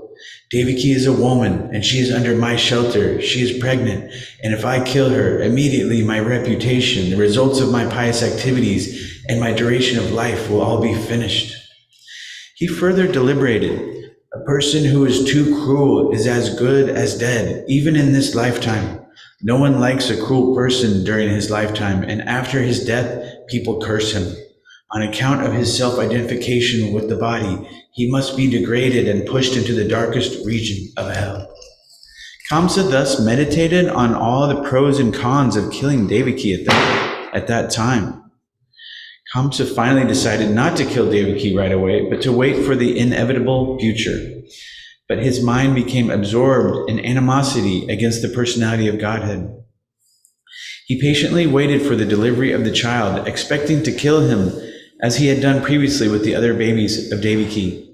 Thus being merged in the ocean of animosity against the personality of Godhead, he began to think of Krishna or Vishnu while sitting, while sleeping, while walking, while eating, while working, in all the situations of his life. His mind became so much absorbed with the thought of the Supreme Personality of Godhead that indirectly he could see only Krishna or Vishnu around him. Unfortunately, although his mind was so absorbed in the thought of Vishnu, he is not recognized as a devotee because he was thinking of Krishna as an enemy. The state of mind of a great devotee is also to be always absorbed in Krishna, but a devotee thinks of him favorably, not unfavorably. To think of Krishna favorably is Krishna consciousness, but to think of Krishna unfavorably is not Krishna consciousness. At this time, Lord Brahma and Lord Shiva, accompanied by great sages like Narada and followed by many other demigods, invisibly appeared in the house of Kamsa. They began to pray to the Supreme Personality of Godhead in select verses, which are very pleasing to the devotees and which award fulfillment of their desires. The first words they spoke acclaimed that the Lord is true to his vow. As stated in the Bhagavad Gita, Krishna descends to this material world just to protect the pious and destroy the impious. That is his vow. The demigods could understand that the Lord had taken his residence within the womb of Devaki to fulfill his vow, and they were very glad that the Lord was appearing in order to fulfill his mission.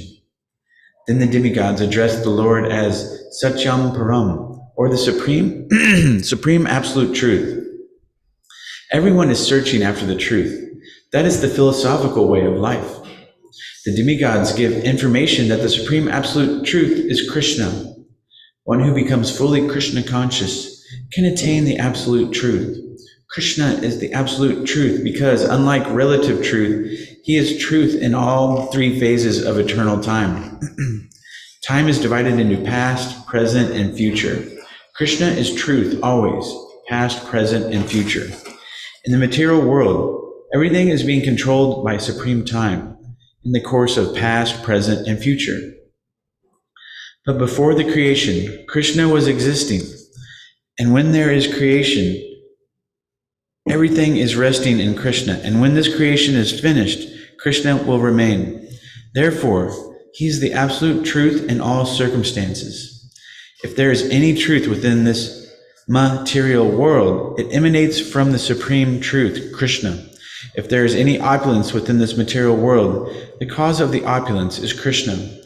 If there is any reputation within this material world, the cause of the reputation is Krishna. If there is any strength within this material world, the cause of such strength is Krishna. If there is any wisdom and education within this material world, the cause of such wisdom and education is Krishna. Therefore, Krishna is the source of all relative truths. This material world is composed of 5 principal elements: earth, water, fire, air, and ether. And all such elements are emanations from Krishna. The material scientists accept these 5 primary elements as the cause of the material manifestation, but the elements in their gross and subtle states are produced by Krishna. The living entities who are working within this material world are products of his marginal potency. In the 7th chapter of the Bhagavad Gita, it is clearly stated that the whole manifestation is a combination of two kinds of energies of Krishna, the superior energy and the inferior energy. The living entities are the superior energy, and the dead material elements are his inferior energy. In its dormant stage, everything remains in Krishna. The demigods continued to offer their respectful prayers unto the supreme form of the personality of Godhead, Krishna, by analytical study of the material manifestation. What is this material manifestation?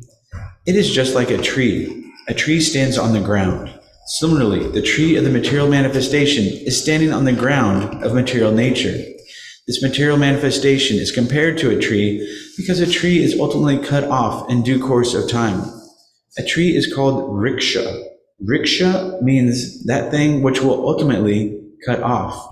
Therefore, this tree of the material manifestation cannot be accepted as the ultimate truth because it is influenced by time. But Krishna's body is eternal. He existed before the material manifestation. He is existing while the material manifestation is continuing, and when it will be dissolved, he will continue to exist. Therefore, only Krishna can be accepted as the absolute truth. The Katha Upanishad also cites this example of the tree of the material manifestation standing on the ground of material nature. This tree has two kinds of fruits, distress and happiness. Those who are living in the tree of the body are just like two birds. One bird is the localized aspect of Krishna known as the Paramatma, and the other bird is the living entity. The living entity is eating the fruits of this material manifestation. Sometimes he eats the fruit of happiness, and sometimes he eats the fruit of distress. But the other bird is not interested in eating the fruit of distress or happiness because he is self-satisfied. The Katha Upanishad states that one bird on the tree of the body is eating the fruits, and the other bird is simply witnessing. The roots of this tree extend in three directions. This means that the root of the tree is the three modes of material nature: goodness, passion, and ignorance. Just as the tree's root expands, so, by association of the modes of material nature, goodness, passion, and ignorance, one expands his duration of material existence. The tastes of the fruits are of four kinds: religiosity, economic development, sense gratification, and ultimately liberation.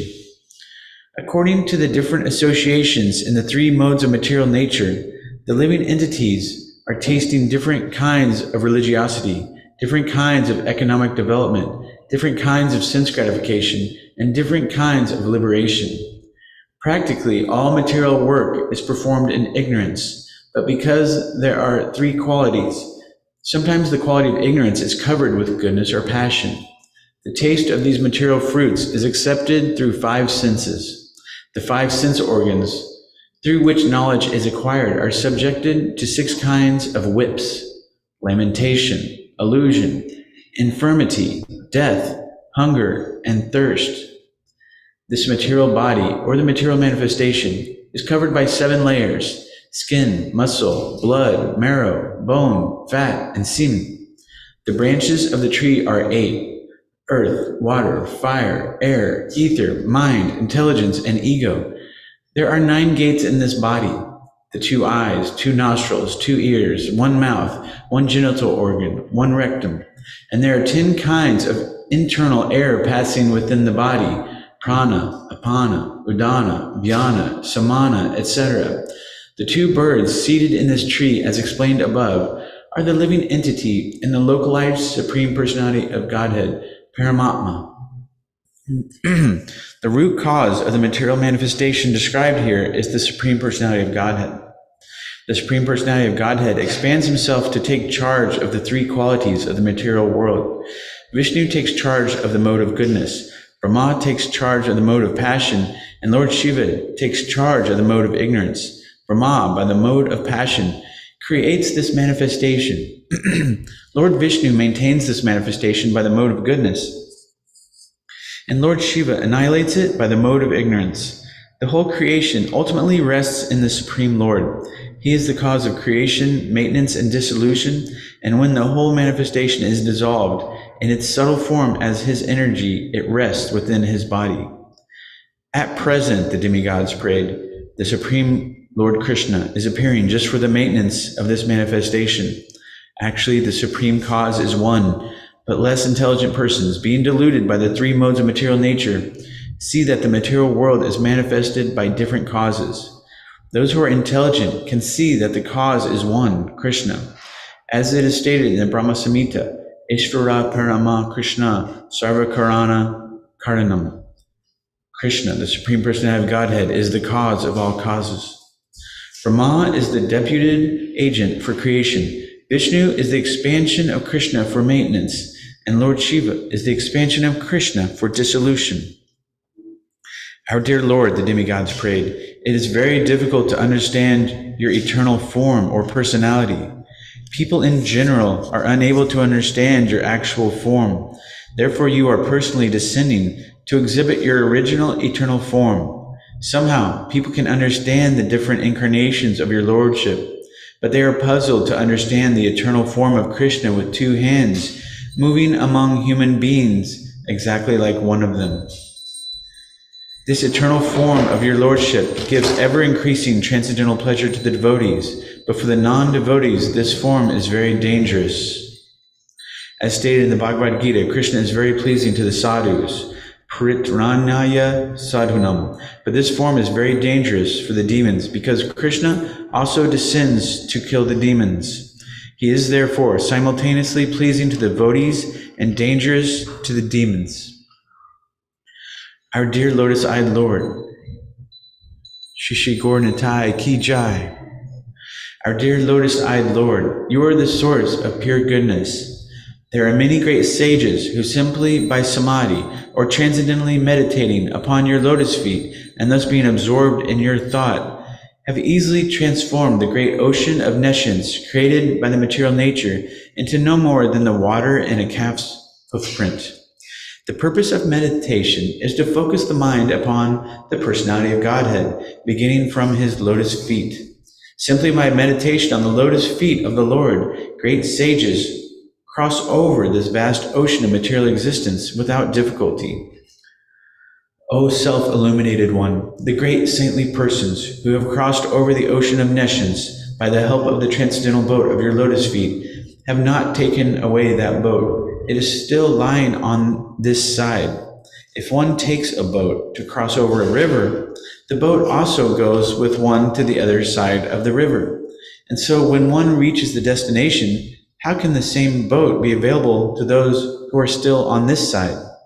To answer this difficulty, the demigods say in their prayer that the boat of the Lord's lotus feet is not taken away.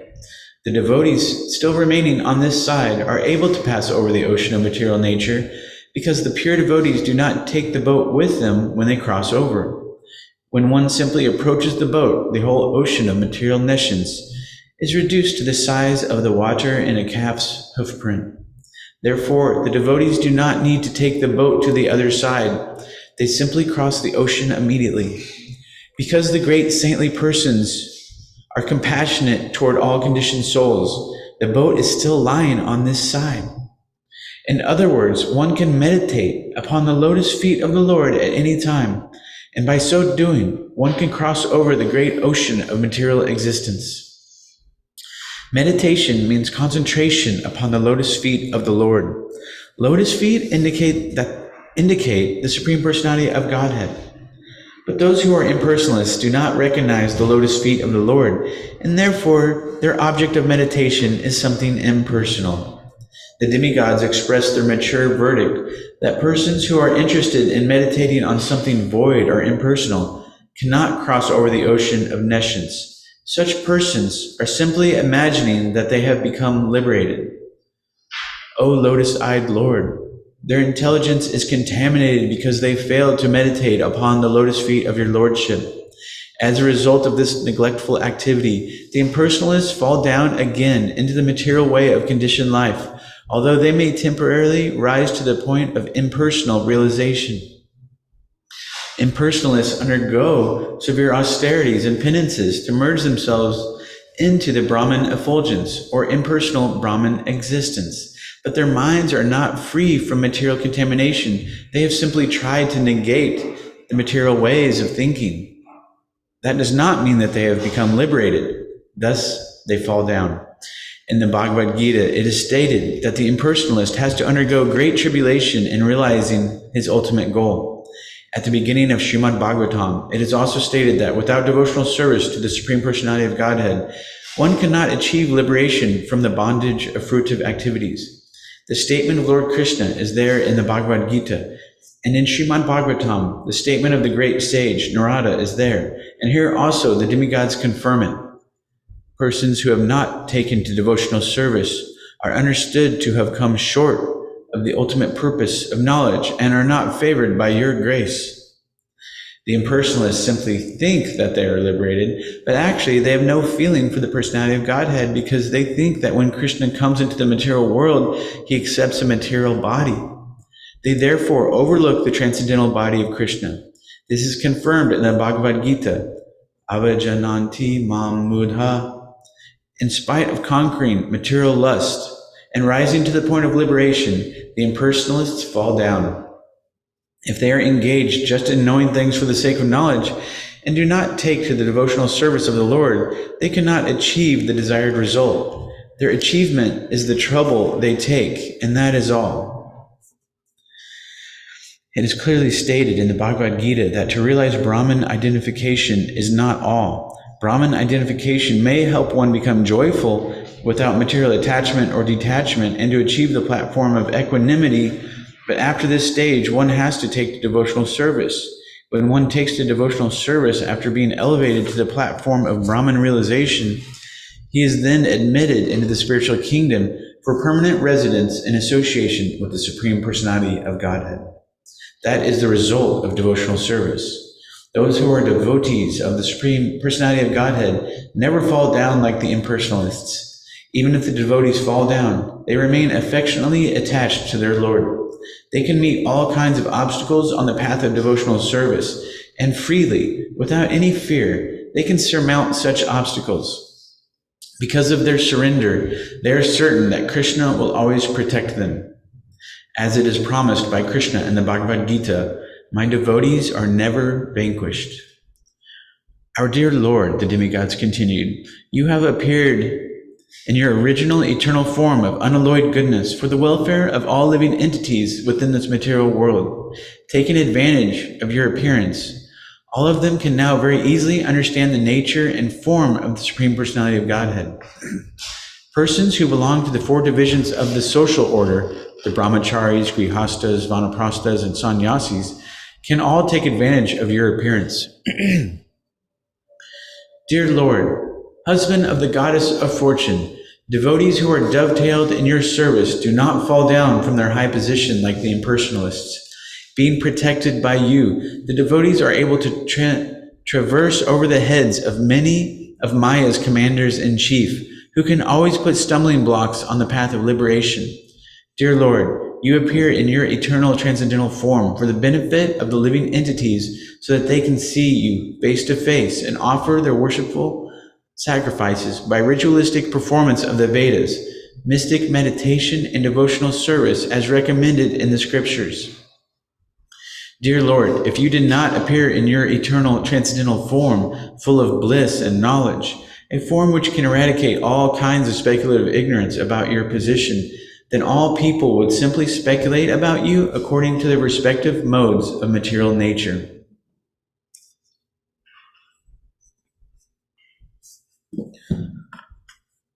Okay, time for a little quiz here. I would say if you want to answer, maybe you could raise your hand and we'll pass the mic to you.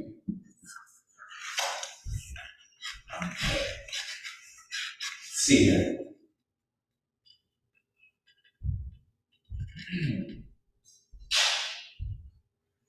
These guys are really smart, so I kind of believe I want to ask maybe two or three.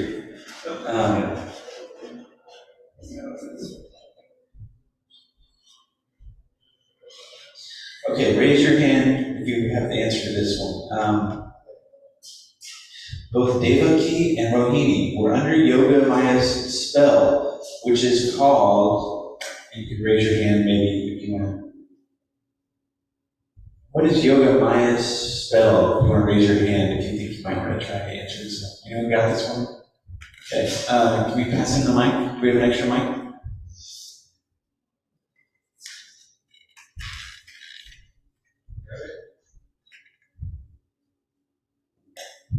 Apa yang disebut? It's the hyphenated word. It's two words. The first word starts with Y. Yeah, this is, both Devaki and Rohini were under Yoga Maya's spell, which is called, and Not able to guess. okay, Rishi's got an answer. You guys know the Sanskrit word for sleep? Yeah, yoga nidra. Jai, Yoga Nidra. Very good. Okay. Next. Let's see here. That's a tough one.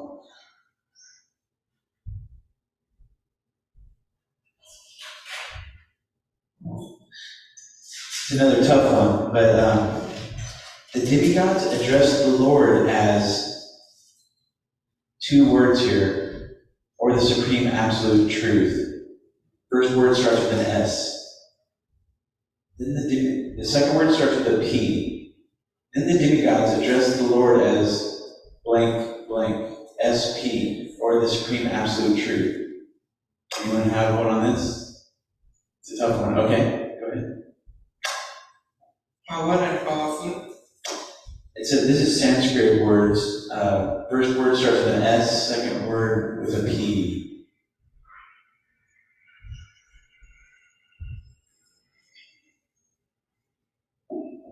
Sri Prabhu. The answer on this one is Satyam Param. Satyam Param.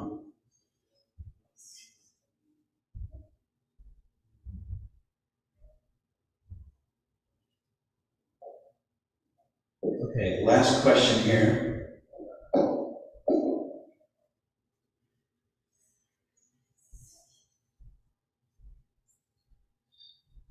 What book states that one bird is on the tree eating the fruit and the other is simply witnessing? What book speaks of the tree, the two birds in the tree? Anyone raise their hand on this one? We've got a hand raised back there.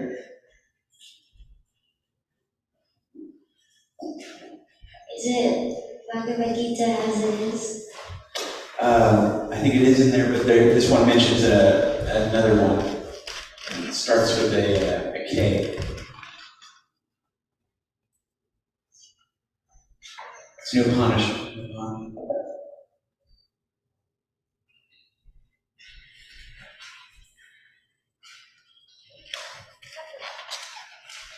If you have an answer, do you have something? Okay. Katha Upanishad. Katha Upanishad. Okay, maybe time for one quick one here.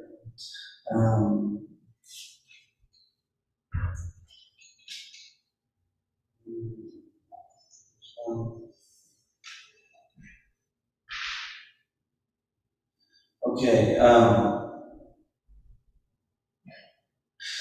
in the 7th chapter of the Bhagavad Gita, it is clearly stated that the whole manifestation is a combination of two kinds of energies of Krishna.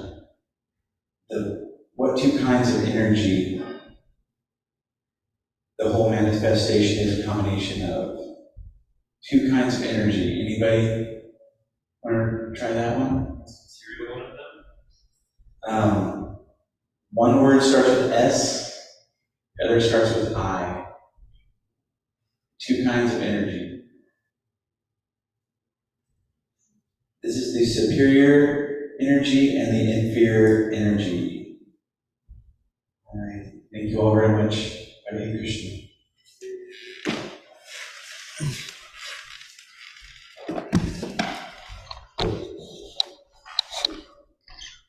You right, Judy.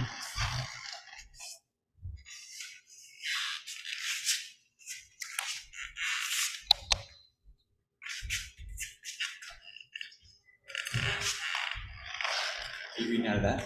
Yeah. You changing books? Yeah. Oh, that's. cool. Do I need to mark this spot or no? For later? No, because I'll try to pick up where this thing's off. You need to put this somewhere?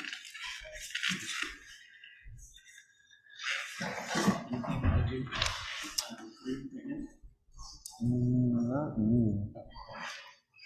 Yeah. Namo Bhagavate Vasudevaya. Okay. So, continuing with the Garga Samhita, Canto 1, Chapter 5, Text 37. Sri Narada said, hearing this, Brahma and the demigods, this is a little bit after where we were reading before. Okay, Sri Narada said, hearing this, Brahma and the demigods bowed down before Lord Krishna, who is greater than the greatest, and confronted the earth goddess, and comforted the earth goddess, and each went to his own abode. Purport. Now that the demigods and goddess Bhumi have heard directly from the Lord regarding his plan to rectify the situation on earth, they are relieved and inspired. Eagerly they depart to their homes to prepare for the upcoming event with Krishna. Paripurnatamam sakshak Shri Krishnam vidhimatila kamsadinam padartaya praptoyam bhumi mandale. O King of Mathila, please understand that Sri Krishna, who went to the earth to kill the demons headed by Kamsa, is the original Supreme Personality of Godhead. Purport. The use of the terms Paripurnatamam Sakshat in this significant statement by Narada Muni means that Krishna is not an incarnation of Vishnu, but he is the original source of all incarnations. In the words of Brahma Samhita, Ishvara Parama Krishna Satchidananda Vigraha Anadir Adir Govinda Sarvakarna Karanam. Krishna, who is known as Govinda, is the supreme Godhead. He has an eternal blissful spiritual body. He is the origin of all. He has no other origin, and he is the prime cause of all causes. His Divine Grace A.C. Bhaktivedanta Swami Prabhupada explains how Krishna is original in his purport to Srimad Bhagavatam 1.3.28. In this particular stanza, Lord Sri Krishna, the personality of Godhead, is distinguished from other incarnations. He is counted amongst the avatars, incarnations, because out of his causeless mercy, the Lord descends from his transcendental abode. Avatar means one who descends. All the incarnations of the Lord, including the Lord himself, descend on the different planets of the material world, as also in different species of life, to fulfill particular missions. Sometimes he comes himself, and sometimes his different plenary portions or parts of the plenary portions, or his differentiated portions, directly or indirectly empowered by him, descend on this material world to execute certain specific functions. Originally, the Lord is full of all opulences, all prowess, all fame, all beauty, all knowledge, and all renunciation. When they are partly manifested through the plenary portions or parts of the plenary portions, it should be noted that certain manifestations of his different powers are required for those particular functions. When in the room, small electric bulbs are displayed, it does not mean that the electric powerhouse is limited by the small bulbs. The same powerhouse can supply power to operate large-scale industrial dynamos with greater volts.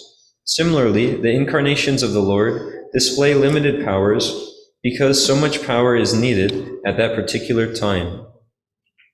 O King, Roma matram tano jiva bhavantitam yada nirpa tadapi Sri Haristasya varnyatena guno maham. O King, if I had as many tongues as there are hairs on my body, I could still not properly describe Sri Hari's great and glorious qualities. Purport. Narada's statement parallels the description of Ananta, an incarnation of the Lord who has unlimited mouths, who cannot reach the end of his glorification of the Lord, although he has been describing the Lord since time immemorial. Nabha patanti vihaga yata hyatma samam nripa tata krishna gatim divyam Vedanitiha Vipashchitaha. O king, as different birds have different capacities to fly in the sky, so the wise philosophers have different capacities to describe Lord Krishna's transcendental activities. Purport. Humble Vaishnava speakers express their own incapability and perhaps an individual hesitancy to venture further.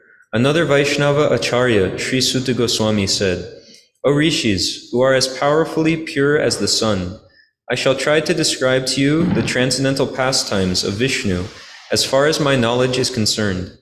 As the birds fly in the sky as far as their capacity allows, so do the learned devotees describe the Lord as far as their realization allows. Srimad Bhagavatam 1:18-23. From Srila Krishnadas Kaviraj Goswami, we learn that a speaker should be satisfied to speak according to his realization and should not speculate on subjects beyond his spiritual insight. As smaller birds fly lower and bigger birds fly higher, so one must be satisfied to describe the Lord's unlimited glories according to his capacity.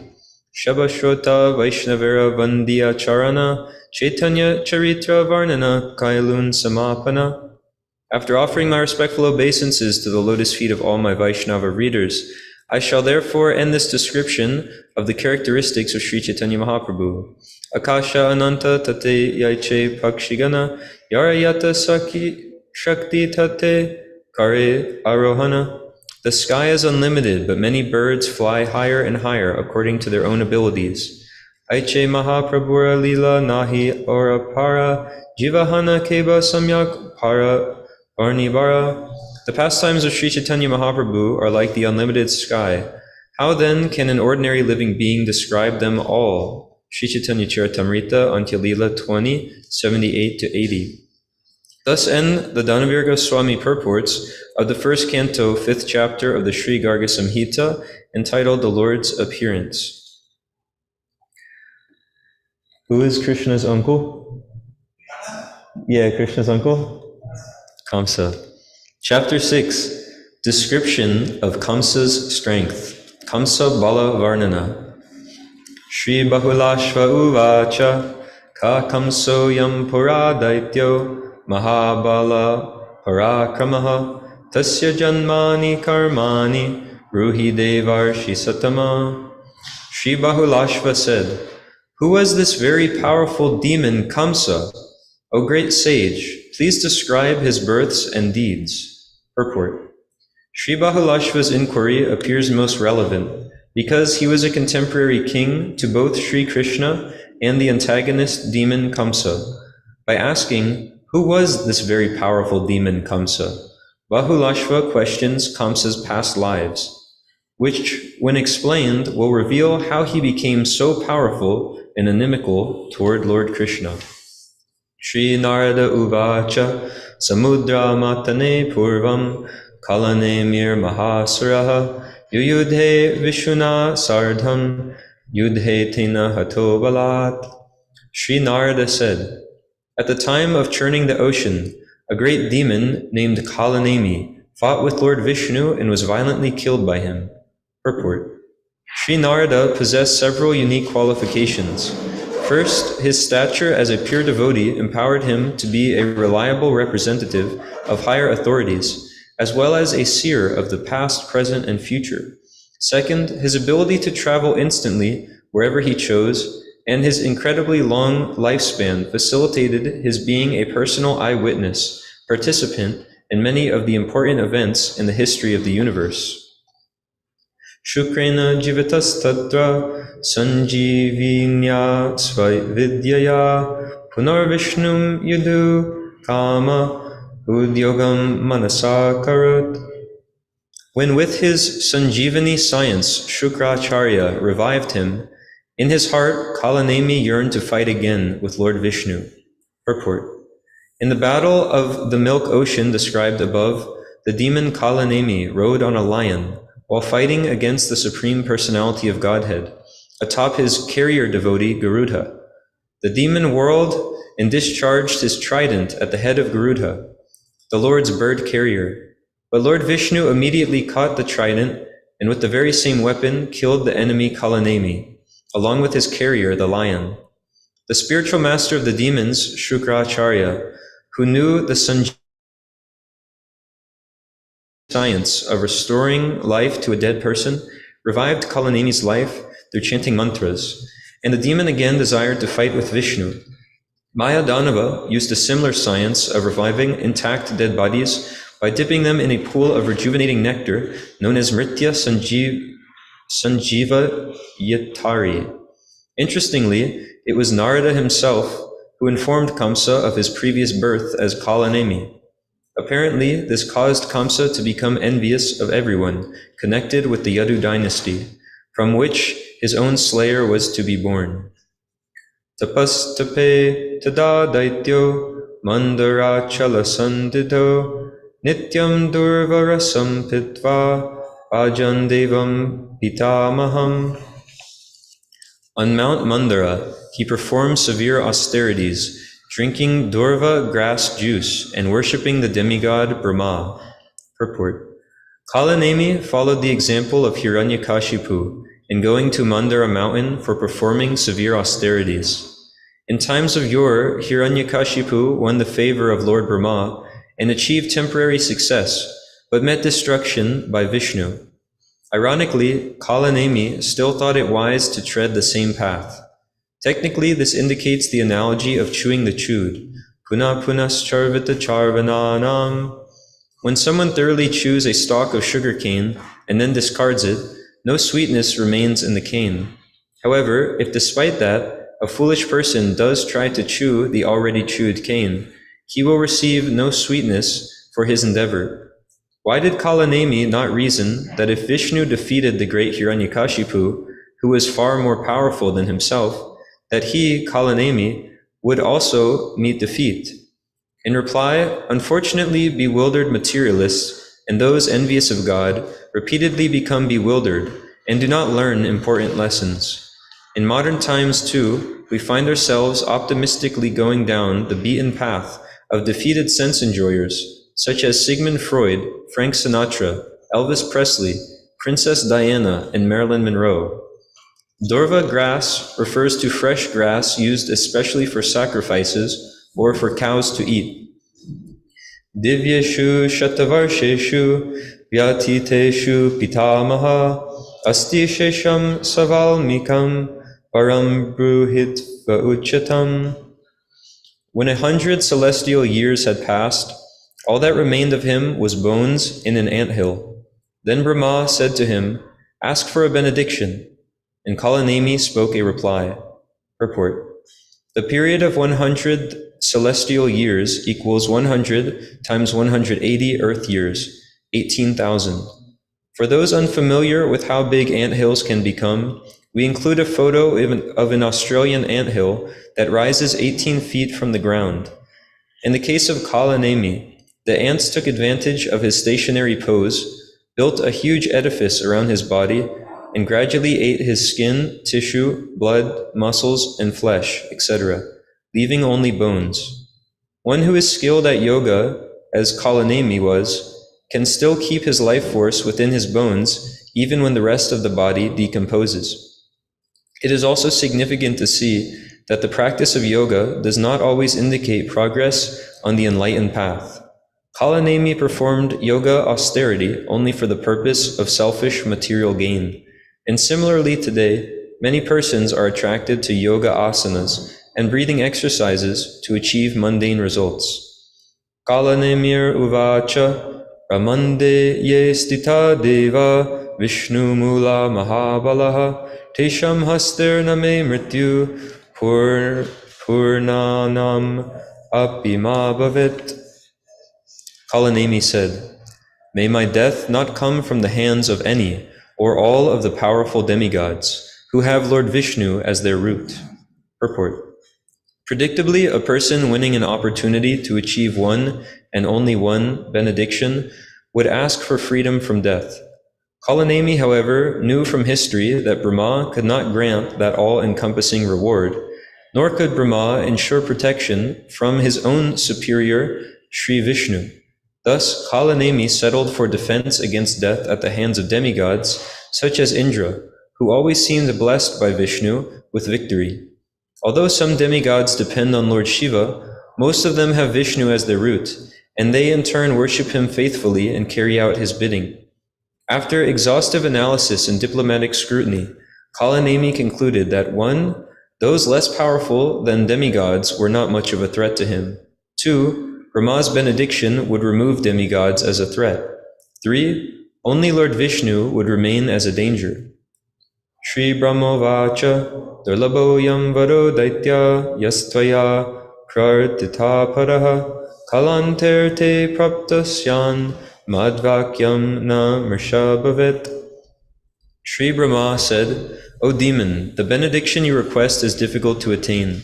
Still, you have now attained it. My words are not false. Purport. Kalanemi knew well that Brahma created millions of planets, millions of species, and extraordinary sons such as the Kumaras and Rudra.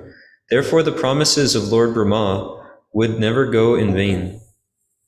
Shri Narada Uvacha Ugrasne Nasya Patnyam Ko Janmalebe Sura Punaha Komarepi Mahamalai Satatam Sa Yuyudaha. Sri Narada said, in Ugrasena's wife, the demon attained another demonic birth. Even in childhood, he would regularly fight with great wrestlers. Purport. The mentality that a soul develops during a lifetime carries him at death into his next body. Once situated within the new body, the same soul continues to strive for achieving his goals. Kalanemi wanted to avenge his defeat by Vishnu. So when he took his next birth in the womb of Ugrasena's wife, Padmavati, he burned with the same desire to kill Vishnu. In the Brihad Bhagavatamrita, we learn about the particulars of Kamsa's birth. Sanatana Goswami cites the Shrishti Kanda 48-51 of the Padma Purana, where it says that after the marriage between Ugrasena and Padmavati, she stayed a short time in the house of her father, King Satyaketu. At that time, a demonic messenger of Kuveras named Drumila, or Gobila, became attracted to her, and by disguising himself as Ugrasena, he seduced her. The child born from this illicit connection was Kamsa.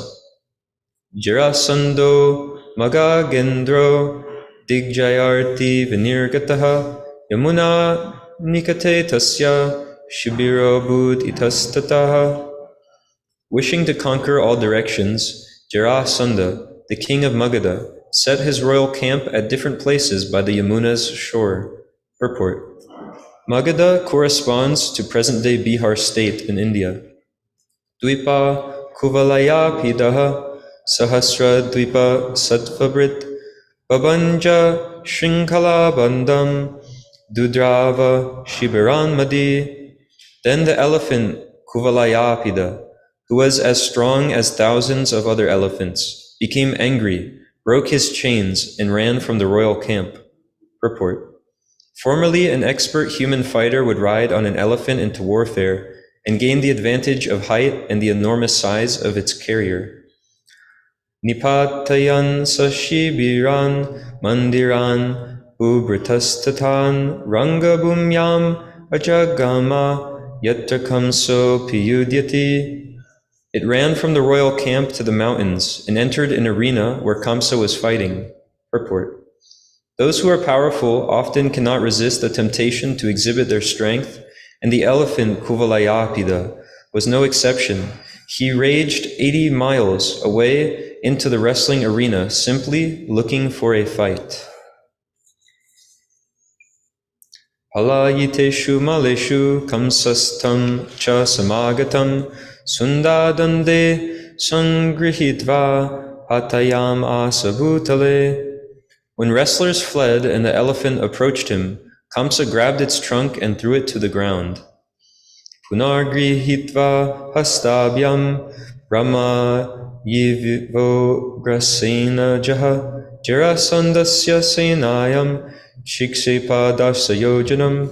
Again grabbing it, Kamsa threw it into Jarasanda's army 80 miles away.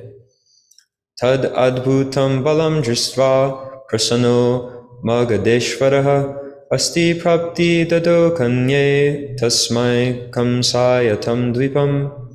Pleased by seeing this amazing strength, the king of Magadha gave his 2 daughters, Asti and Prapti, as well as that elephant, to Kamsa. Purport.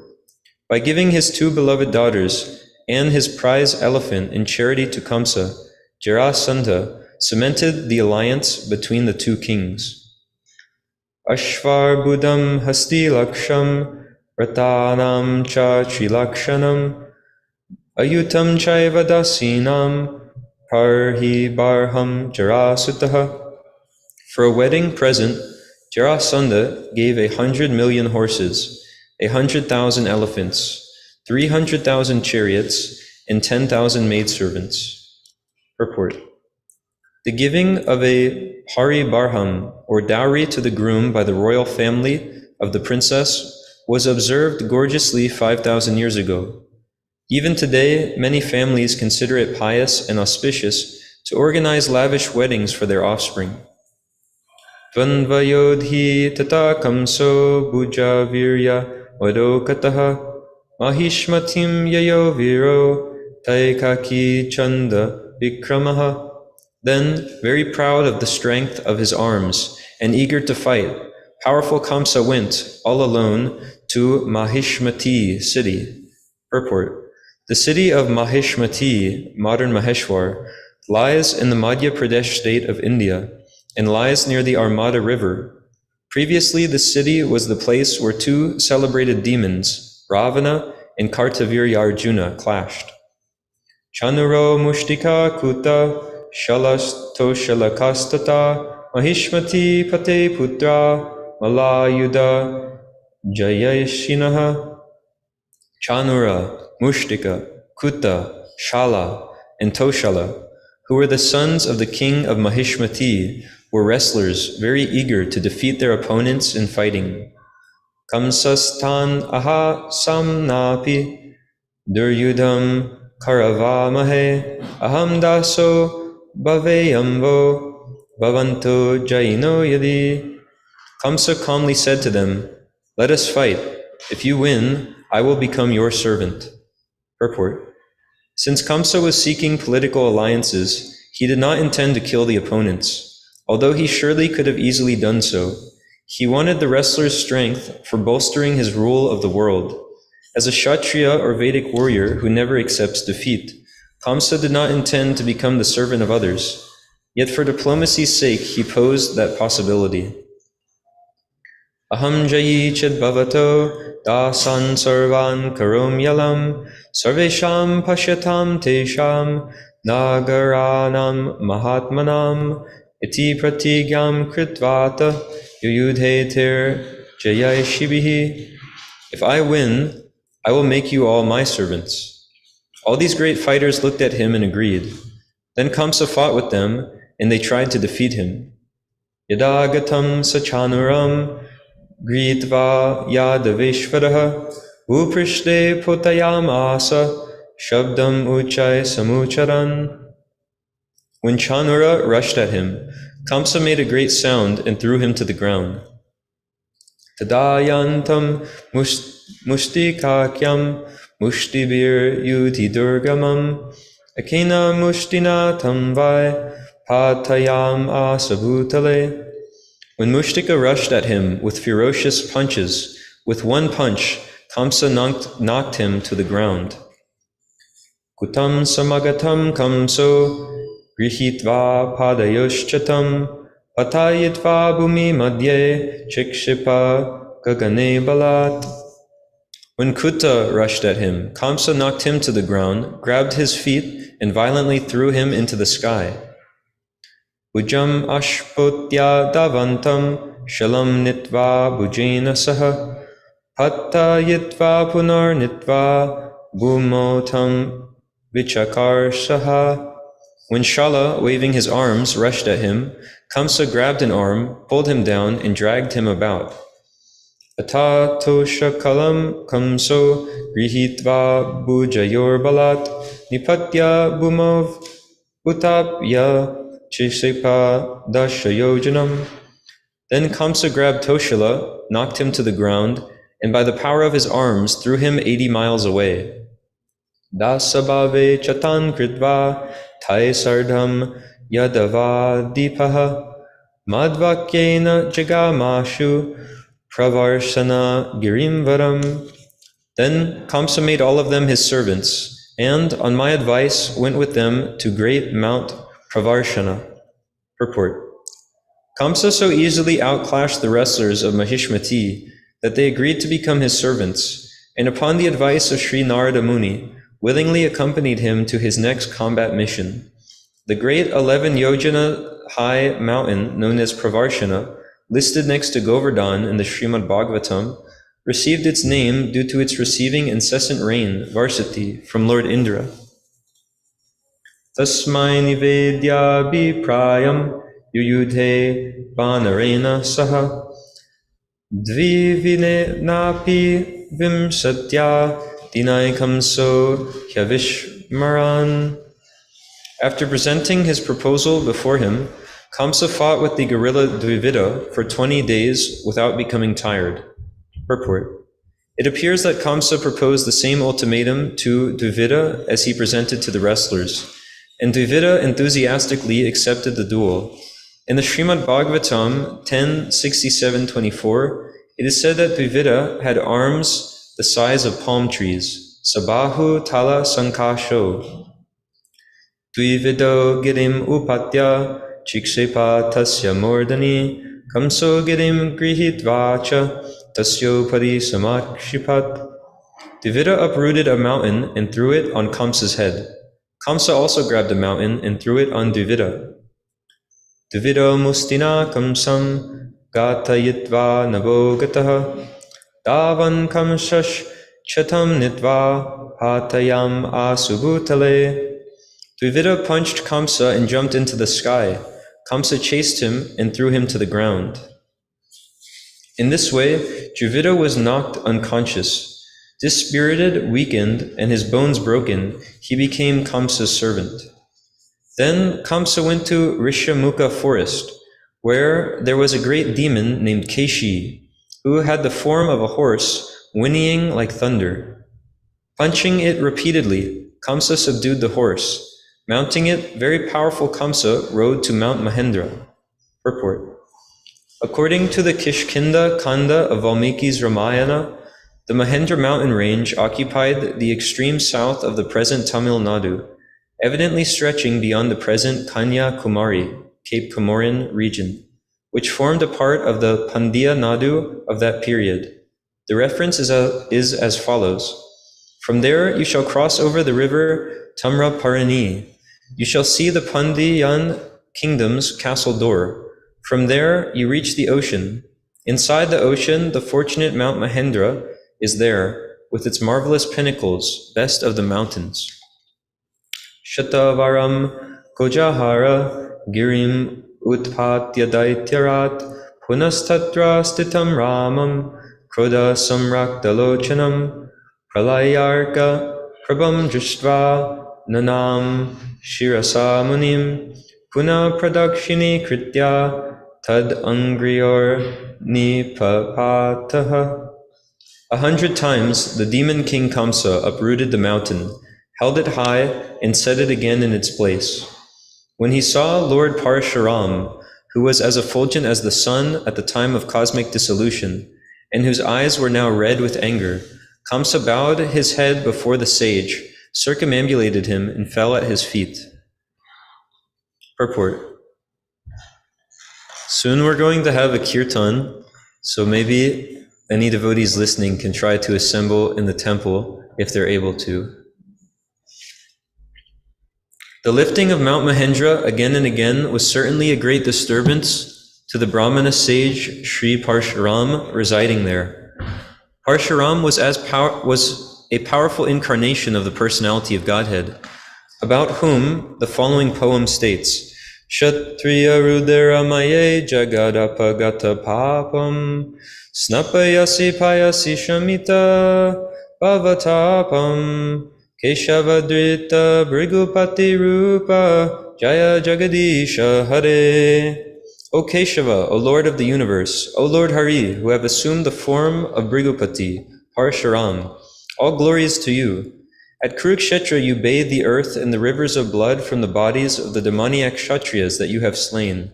The sins of the world are washed away by you, and because of you, people are relieved from the blazing fire of material existence. Sri Dashavatar Stotra from Gita Govinda by Jayadev Goswami. Kamsa knew the power of Brahmanas, and he did not want to offend them. The process of falling at the feet of a superior in obedience is very effective in soliciting the compassion of the superior. This method, called dandavat, or falling flat like a rod before the superior, is still customary among serious disciples of gurus. Kamsa knew the stature of Parshuram and wished to gain the incarnation's mercy for his personal motives. Tata Shanto Bhargavopi Kamsam Praha Mahogradrik He Kita Karkati Dimba Tuchosi Makshako Yata. Pacified by this, Parshuram, his eyes very fierce, said to Kamsa, O worm, O baby crab, you are insignificant as a mosquito. Purport. Oh, another Kshatriya for me to annihilate, thought Parshuram. Parshuram's hatred for Kshatriyas traces back to the time King Kartavirya Arjuna. He once met the sage Jamadagni at his forest hermitage. With the help of his Kamadhenu, a celestial, wish-fulfilling cow, Jamadagni sumptuously fed the mighty king and his vast retinue.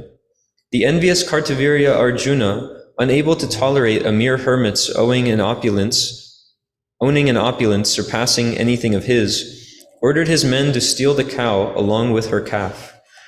Kartavirya Arjuna then took the crying cow to Mahishmati, his capital on the banks of the Narmada in central India.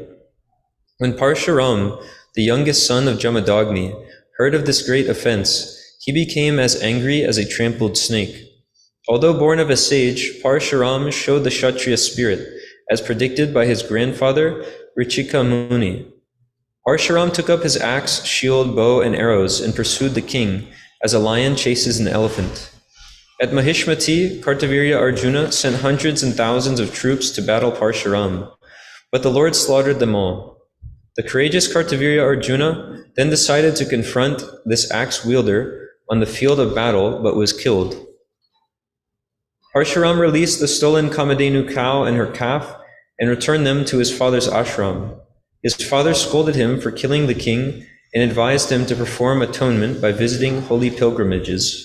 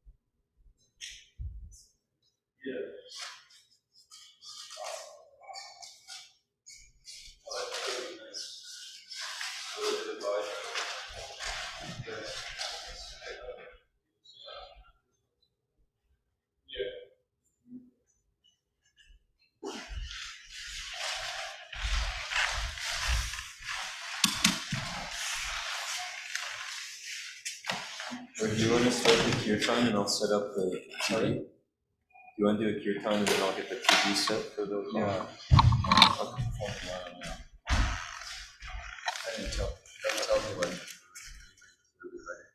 Okay. We can move this over here, then they'll be able to hear it in the kitchen and everything. This is streaming to the kitchen.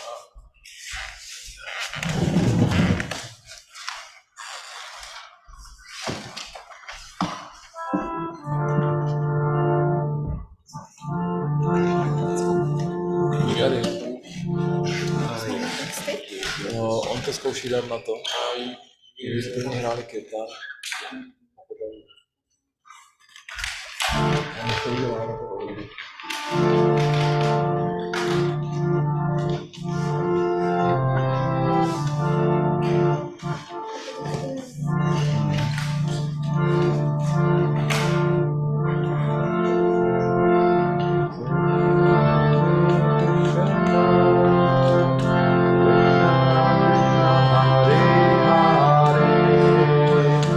Hare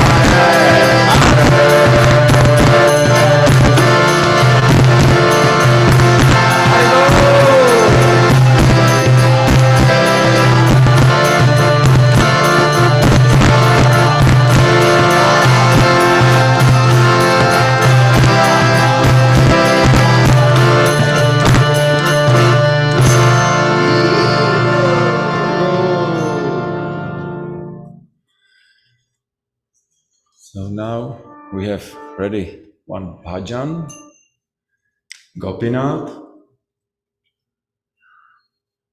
or Hey Gopinath, in some different tune as usual devotees know. So we try to repeat. Vishnukumar Prabhu, you know the tune, the written to the kartals of Damodarashtaka? I'm not very good at it. I can try it. You know? Yeah? No. Tak to zkusíš nahlas nějak. Co? No.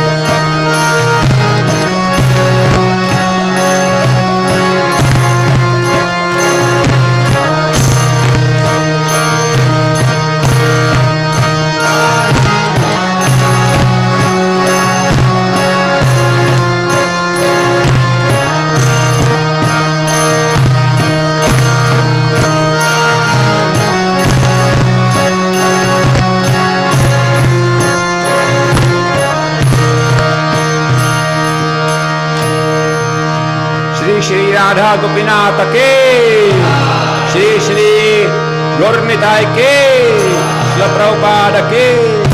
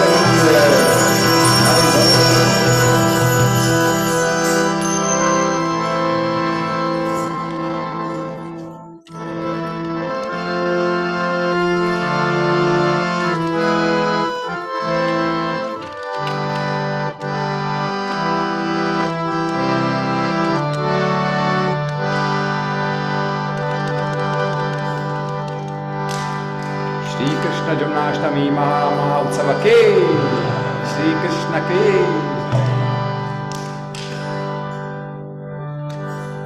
Hare Krishna, Hare Krishna, Krishna Krishna, Hare Hare,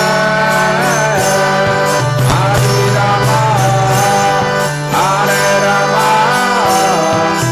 Rama Rama, Hare Hare.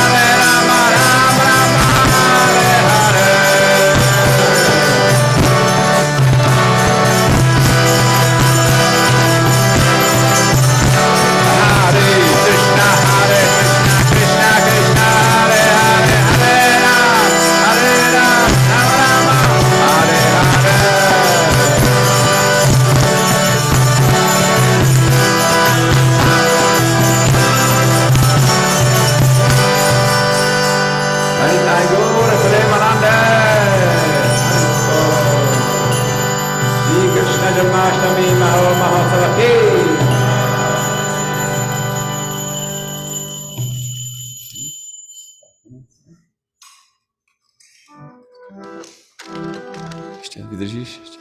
Janoša, vydržíš ještě?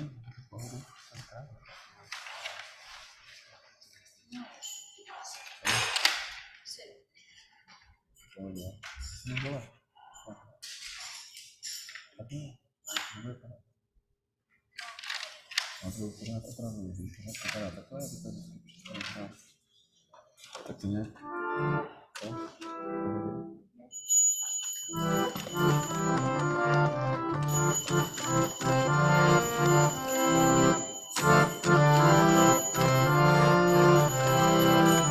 Hare Krishna, Hare Krishna, Krishna Krishna, Hare Hare, Hare Rama, Hare Rama, Rama Rama, Hare Hare.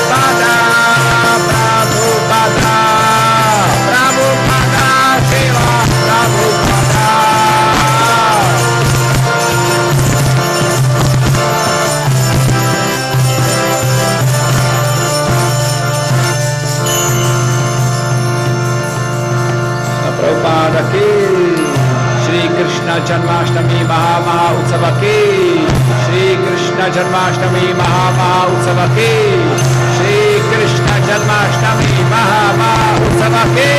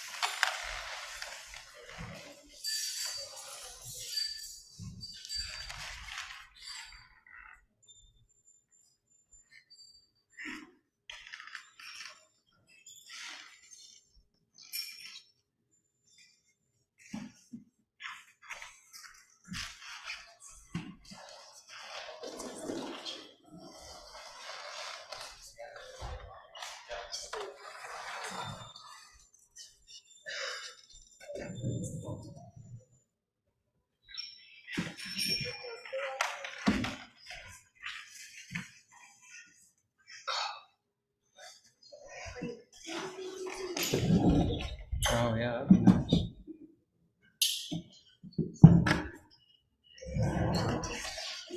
Yeah, that's right. Hare Krishna. Oh, Rishi Kumar, could you put something on the screen for us? Divinity and Divine Service.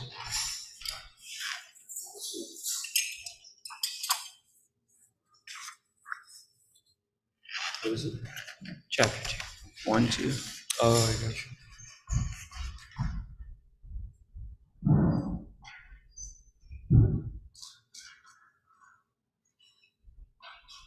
One, 1, 2. 1, 2, 1.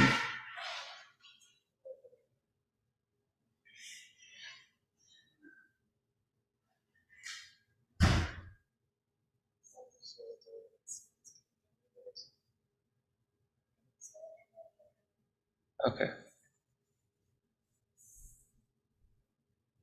Do you want me to do the thing? Like reading it on here? Yeah, I can read it on here. And you can, Yeah, if you like that. so I can scroll it and everybody else can read it. Yeah. Do you want you can turn these off so you don't have to. I mean, Oh, I'm gonna read the Sanskrit. We're gonna read the Sanskrit. Do you want the word to word though? No. Okay, here, I'll just make it more. So we got that. And we don't need the synonyms. And we don't need That's the cool. boundary. Nice. No, you can do that. You can maybe make it one smaller if it's easier for you. That way you don't have to scroll further. Okay. Hare Krishna. Okay, so we're going to read from the Srimad Bhagavatam, which is the ripened fruit of all Vedic knowledge. It was after Vyasadev, Sri Vyasadev, the compiler of all the Vedas, was frustrated with not becoming satisfied from compiling many parts of the Vedas. He decided to put together Srimad. He was instructed by his guru, Narada Muni, to compile all the Vedas. Compile the Srimad Bhagavatam, which is the essence of all the Vedas and the most important parts. So that's why we read it. So we're going to read Canto 1, Chapter 2, titled Divinity and Divine Service. And it's kind of a summary of Srimad Bhagavatam. So we're going to read the Roman transliteration and the translation. Text 1. Vyasa uvacha iti samprashna samrishto vipranam romaharshanahi pratipuja vachastesham pravaktum upachakrame. Ugrashava Sutta Goswami, the son of Romaharshana, being fully satisfied by the perfect questions of the Brahmanas, thanked them and thus attempted to reply. Yam pravrajantam Shri Sutta Uvacha Yam pravrajantam anupetam apetra krityam dvaipayano virahat katara ajuhava putreti tanmayataya taravo vinedus tam sarvabhuta hitayam munim antanosmi. Translation. Srila Sutta Goswami said, "Let me offer my respectful obeisances unto the great sage Shukadev Goswami, who can enter the hearts of all. When he went away to take up the renounced order of life, sannyas, leaving home without undergoing reformation by the sacred thread or the ceremonies observed by the higher caste, his father, Vyasadeva, fearing separation from him, cried out, 'O my son!' Indeed, only the trees which were absorbed in the same feelings of separation echoed in response to the aggrieved father." Text 3.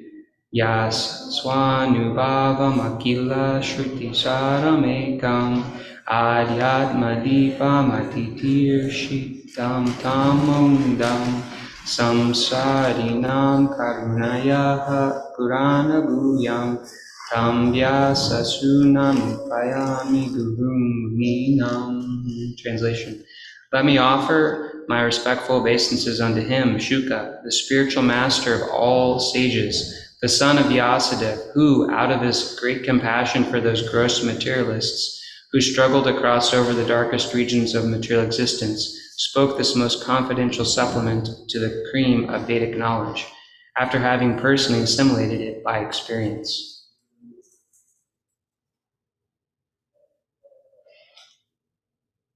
Text 4. Narayanam namaskritya naram chaiva narottamam devim saraswatim vyasam tato jayamudiyayat. Before reciting the Srimad Bhagavatam, which is the very means of conquest, one should offer respectful obeisances unto the personality of Godhead Narayan, unto Narayan Rishi, the supermost human being, unto Mother Saraswati, the goddess of fortune, and unto Srila Vyasadeva, the author. Text 5. Munayo sadhu prishtoham bhavadvir lokamangalam yat krita krishna samprashno yenatma suprasiditi. O sages, I have been justly questioned by you. Your questions are worthy because they relate to Lord Krishna, and so are of the relevance to the world's welfare. Only questions of this sort are capable of completely satisfying the self. Text 6. Savai pumsam paro dharmo yato bhaktir adokshaje ahituka pratihata yayatma suprasiti. The supreme occupation dharma for all humanity is that by which men can attain to loving devotional service unto the transcendent Lord.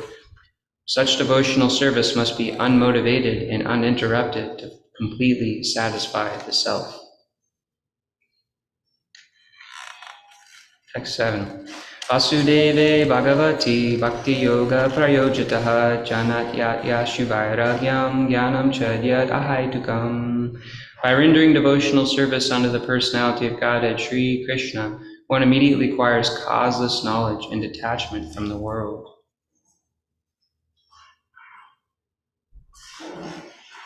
Text 8.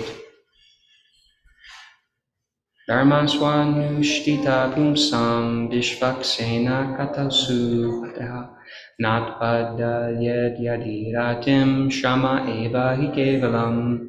The occupational activities a man performs according to his own position are only so much useless labor if they do not provoke attraction for the message of the personality of Godhead.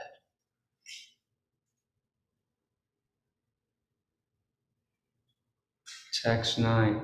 Dharmasya yapavargasya narto rita yopal kapate nartasya dharmaikantasya kamolapayati smritaha. All occupational engagements are certainly meant for ultimate liberation. They should never be performed for material gain.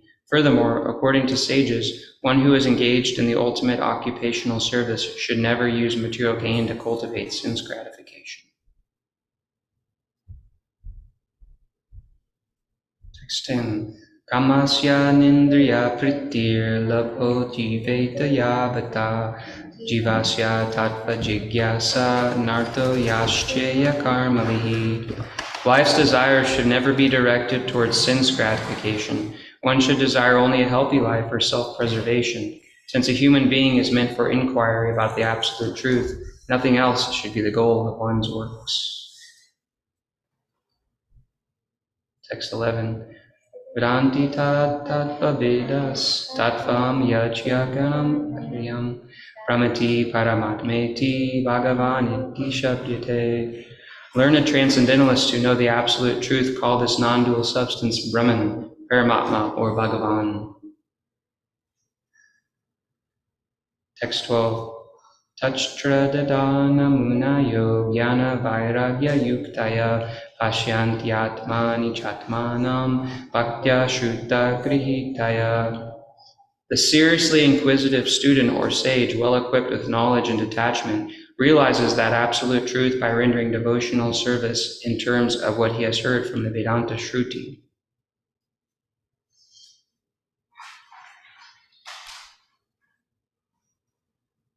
Atapumbir dvija shreshta varnashrama vibhagashaha swanushtitasya dharmasya samsidir haritoshanam.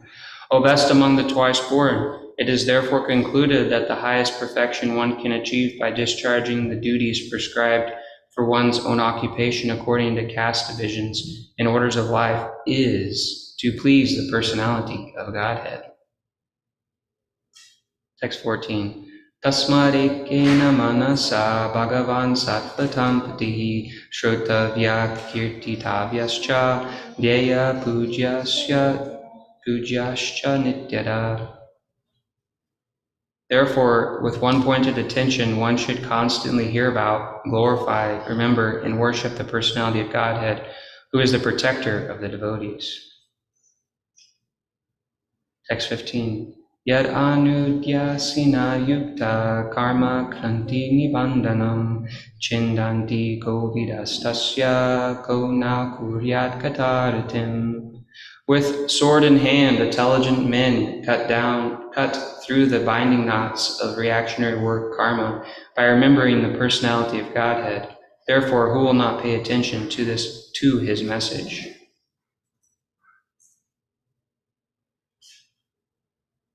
Text 16. Shushrusho shradadanyasya vasudeve katarujahi syan mahatsevaya vipra punya tirtha nishevanat. O twice born sages, by serving those devotees who are completely freed from all vice, great service is done. By such service, one gains affinity for hearing the message of Vasudeva. Text 17. Shrinvatam swakata Krishna punya Sravana Kirtana Kiranto stov hirvadrani vidunoti suhrit satam. Sri Krishna, the personality of Godhead, who is the Paramatma, supersoul in everyone's heart, and the benefactor of the truthful devotee, cleanses desire for material enjoyment from the heart of the devotee who has developed the urge to hear his messages, which are in themselves virtuous when properly heard and chanted.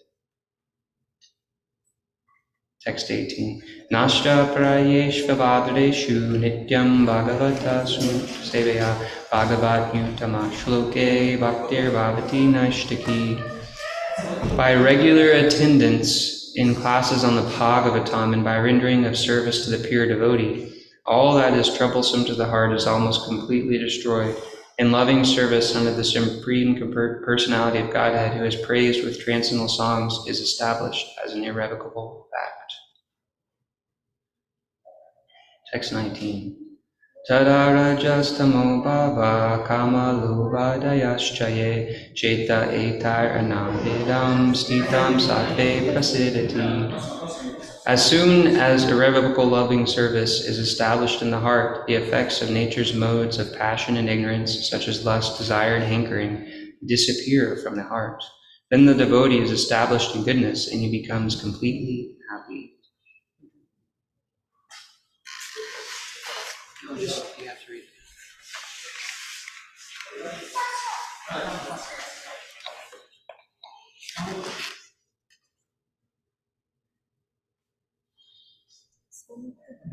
Text 20. And you could read along if you'd like to. Evam prasana manaso bhagavad bhakti yogataha bhagavad tattva vijnanam mukta sangasya jayate. Translation. Thus established in a mode of unalloyed goodness, the man whose mind has been enlivened by contact with devotional service to the Lord gains positive scientific knowledge of the personality of Godhead in the stage of liberation from all material association. Text 21. Vidyate hridaya grantish chidyante sarva samshayah kshiyanti chasya karmani jishta evatmanishvare. Thus the knot in the heart is pierced, and all misgivings are cut to pieces. The chain of fruitive actions is terminated when one sees the self as master. Text 22. Ato varkavayo nityam bhaktim paramaya mura vasudeve bhagavati kurvantyatma prasaditanim. Certainly, therefore, since time immemorial, all transcendentalists have been rendering devotional service to Lord Krishna, the personality of Godhead, with great delight, because such devotional service is enlivening to the self. Text 23. Sadvam rajastama iti prakrite gunastar yukta para purushat eka ihasya date stityadaye harivarinchi hariti samgya shreyam sitatra kala sattvatanor nrinam syu. The transcendental personality of Godhead is indirectly associated with the three modes of material nature, namely passion, goodness, and ignorance. And just for the material world's creation, maintenance, and destruction, he accepts the three qualitative forms of Brahma, Vishnu, and Shiva. And of these, all human beings can derive ultimate benefit from Vishnu, the form of the quality of goodness. Text 24. Partiva daruno dumas tasmad agnistrayi mayaha tamasastu rajas tasmad sattvam yad brahmadarshanam. Firewood is a transformation of earth, but smoke is better than the raw wood, and fire is still better, for by fire we can derive the benefits of superior knowledge through Vedic sacrifices. Similarly, passion, rajas, is better than ignorance, tamas, but goodness, sattva, is best, because by goodness one can come to realize the absolute truth. Text 25. Vejire munayotagre bhagavantam adhokshajam sattvam vishwadham kshemaya kalpante ye nutaniha. Previously, all the great sages rendered service unto the personality of Godhead due to his existence above the three modes of material nature. They worshipped him to become free from material conditions and thus derive the ultimate benefit. Whoever follows such great authorities is also eligible for liberation from the material world.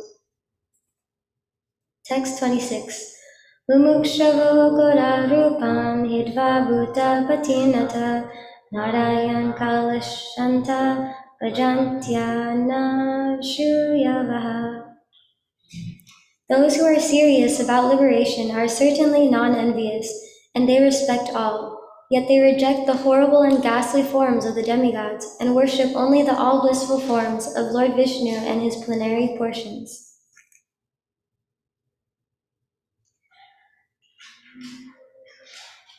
Text 27. Rajastama prakritaya samashila bhajantivai pitre bhuta pajeshadin Shriya Prajip Savaha.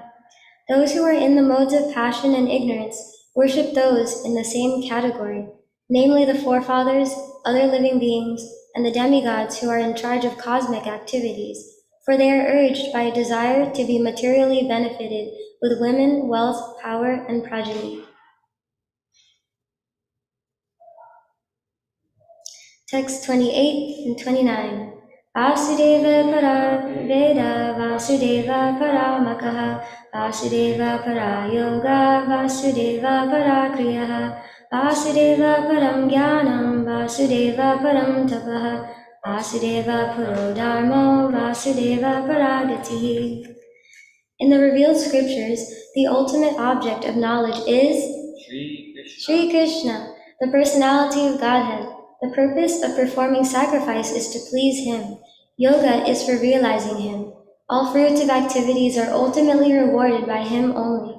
He is supreme knowledge, and all severe austerities are performed to know Him. Religion, Dharma, is rendering loving service unto Him. He is the supreme goal of life.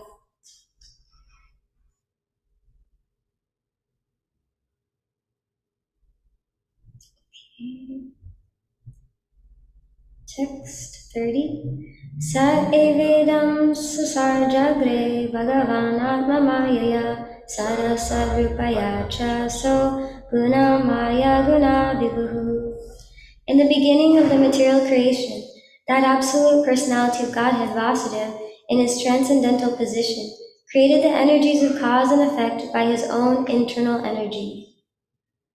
31. Taya vilasite shveshu guneshu gunavaniva anta pravishta abhati vijnanena vitrim vitaha.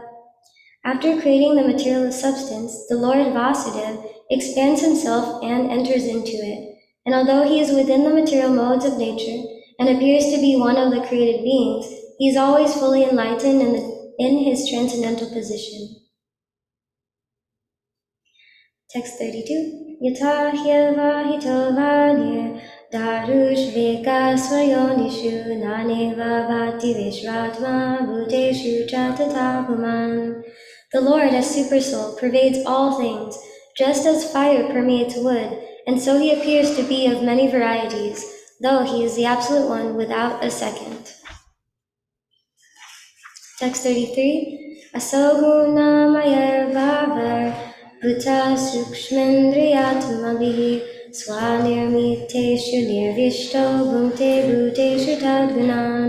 The Supersoul enters into the bodies of the created beings who are influenced by the modes of material nature and causes them to enjoy the effects of these modes by the subtle mind. Okay, last text, text 34.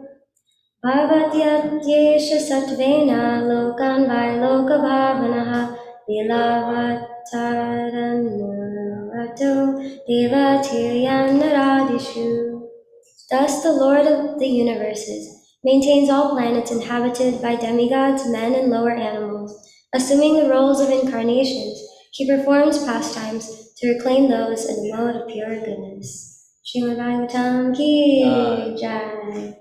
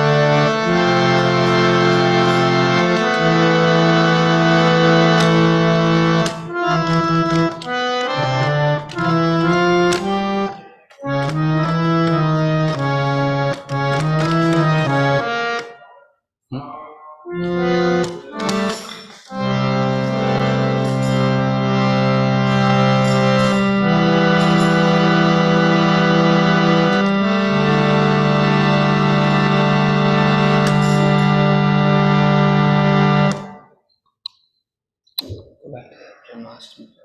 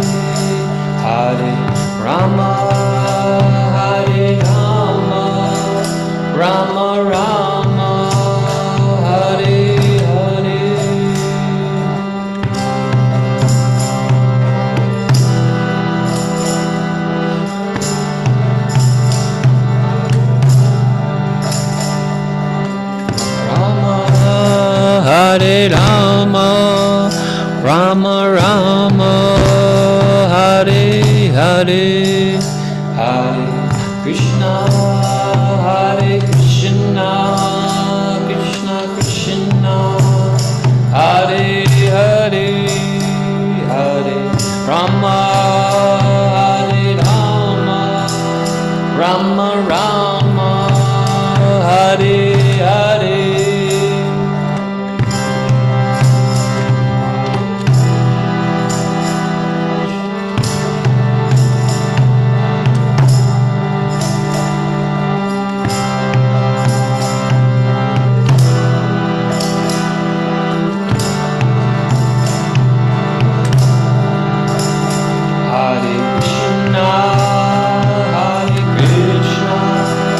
Krishna Krishna, Hare Hare, Hare Rama, Hare Rama, Rama Rama, Hare Hare.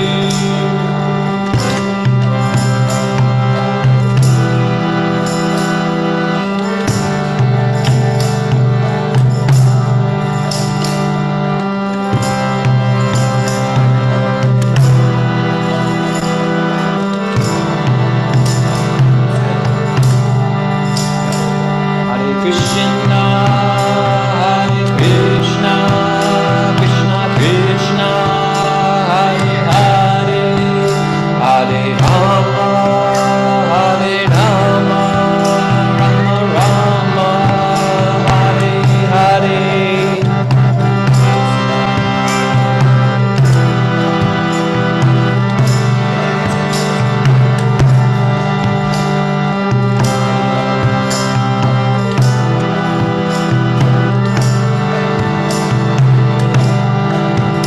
Hare Krishna, Hare Krishna, Krishna Krishna, Hare Hare, Hare Rama, Hare Rama, Rama Rama, Hare Hare.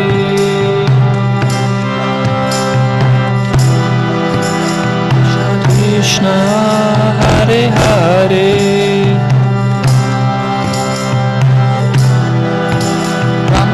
Rama, Hare Krishna, Hare Krishna,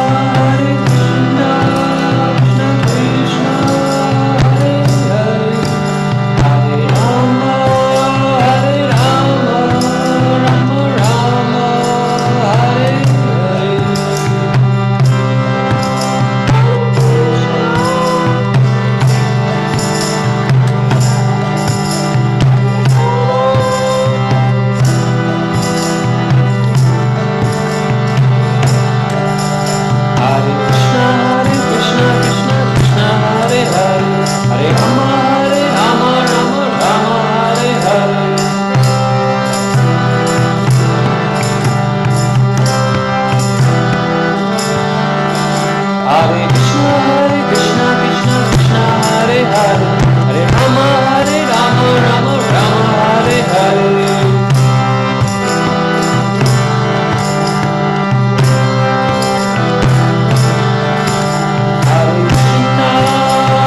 Krishna,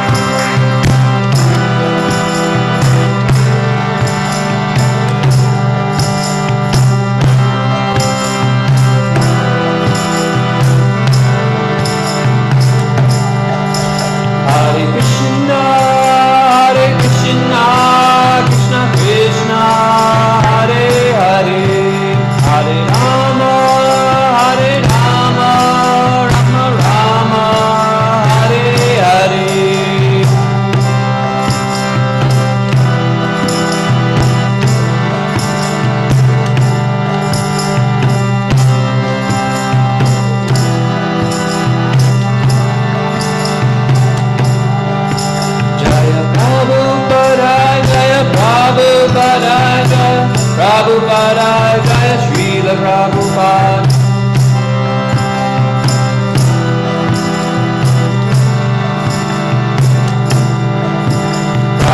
Prabhupada, Prabhupada, Prabhupada Jaya Prabhupada.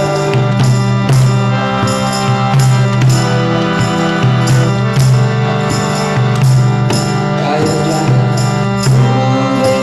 Jaya Gurudeva Jaya Gurudeva Jaya Gurudeva.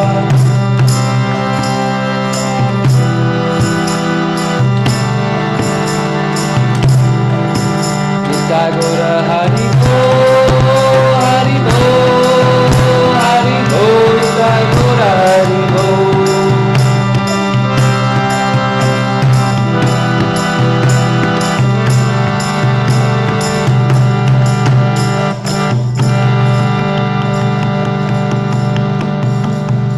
Harinam Sankirtan Yagya Ki Jai.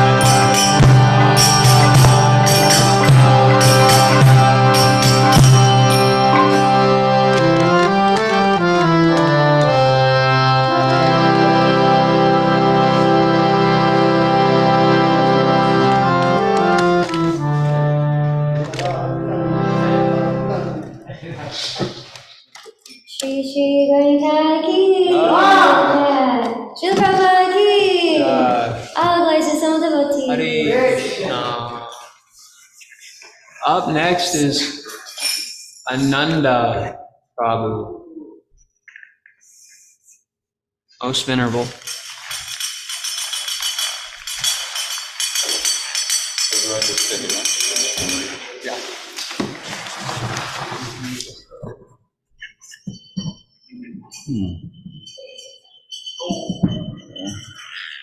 Please scoot you and Silver this way. Yes, Prabhu. So this mic doesn't fall.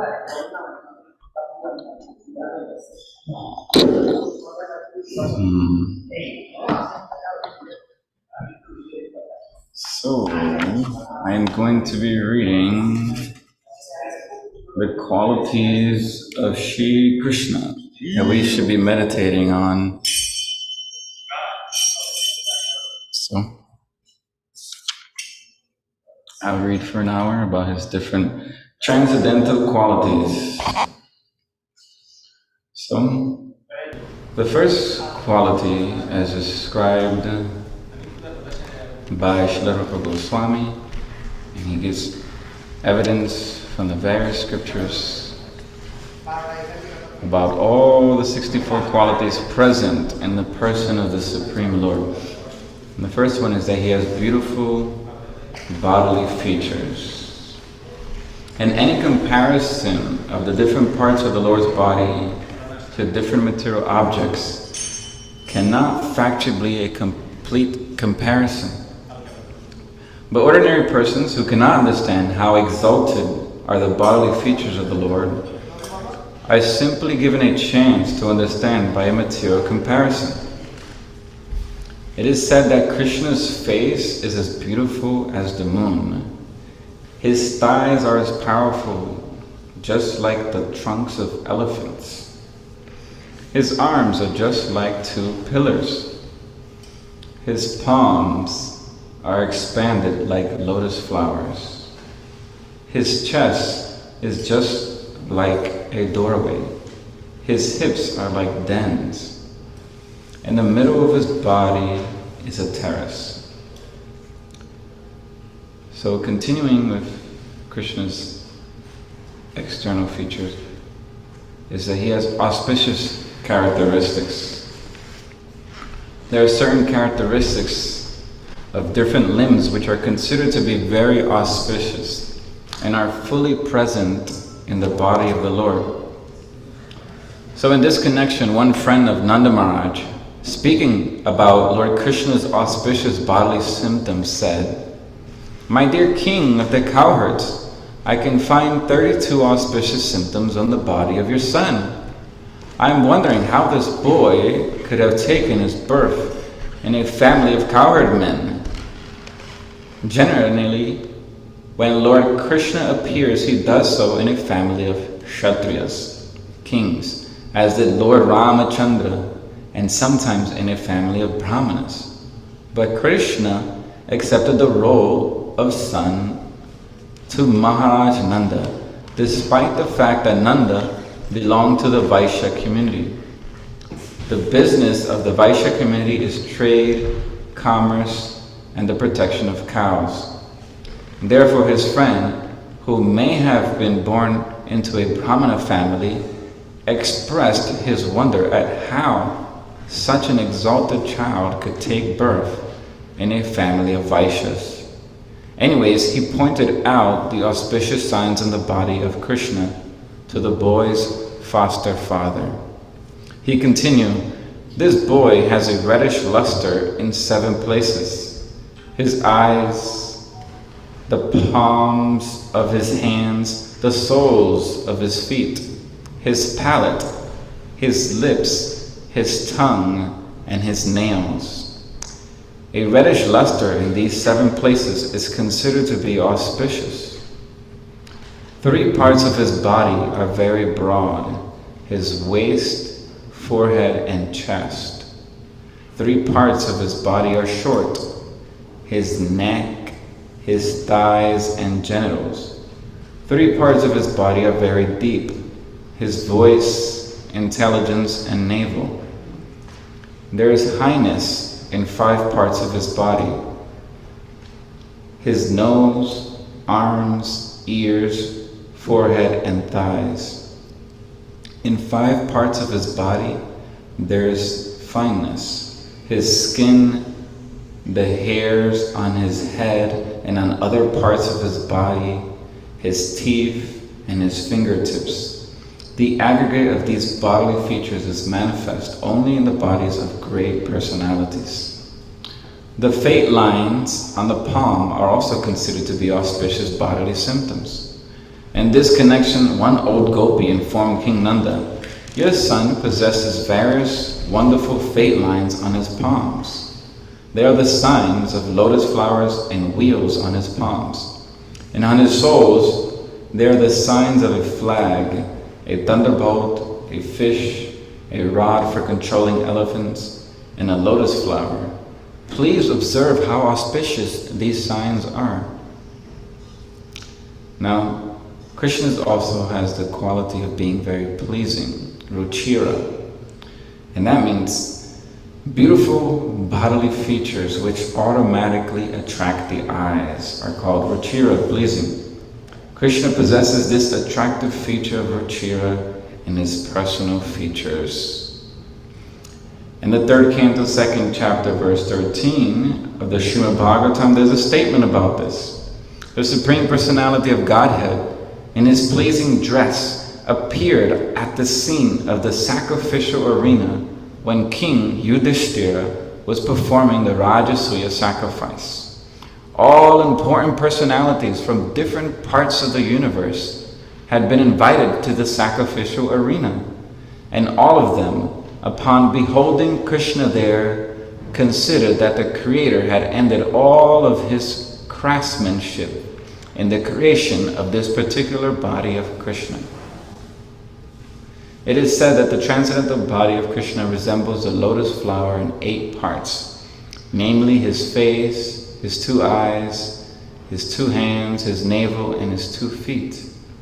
The gopis and inhabitants of Vrindavan used to see the luster of lotus flowers everywhere, and they could hardly withdraw their eyes from such a vision, because it's so pleasing, just like Krishna.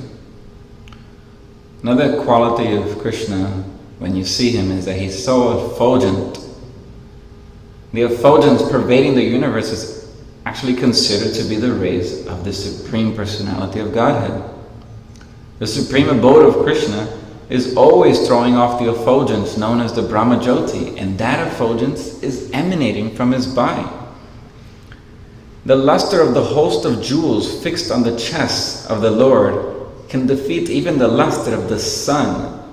And still, when compared with the bodily luster of the Lord, that crest of jewels appears to be only as bright as one of the stars in the sky. Therefore, the transcendental influence of Krishna is so great that it can defeat anyone. When Krishna was present in the sacrificial arena of his enemy, King Kamsa, the wrestlers present, although appreciating the softness of the body of Sri Krishna, were afraid and perturbed when they thought of engaging with him in battle, because he was so effulgent, he looked so powerful. Strong, which means Baliyan or Baliyan. A person who has extraordinary bodily strength is called Baliyan. When Krishna killed Arishtasura, some of the gopis said, "My dear friends, just see how Krishna has killed Arishtasura. Although he was stronger than a mountain, Krishna plucked him up just like a piece of cotton and threw him away without any difficulty." There's another passage wherein it is said, "O my dear devotees of Lord Krishna, may the left hand of Lord Krishna, which has lifted Govardhan Hill like a ball, save you from all dangers." Now another thing you'll always notice when you see Krishna described in the scriptures is that he's ever youthful. Krishna is beautiful at his different ages, namely his childhood, his boyhood, and his youth. But out of these 3, his youth is the reservoir of all pleasures and is the time when the highest varieties of devotional services are acceptable. At that age, Krishna is full with all transcendental qualities and is engaged in his transcendental pastimes. Therefore, devotees have accepted the beginning of his youth as the most attractive feature in ecstatic love. At this age, Krishna is described as follows. The force of Krishna's youth was combined with his beautiful smile, which defeated even the beauty of the full moon. He was always nicely dressed, and beauty surpassing even Cupid, and he was always attracting the minds of the gopis, who were thereby always feeling pleasure. Now we're going to describe some qualities which describe Krishna's speech.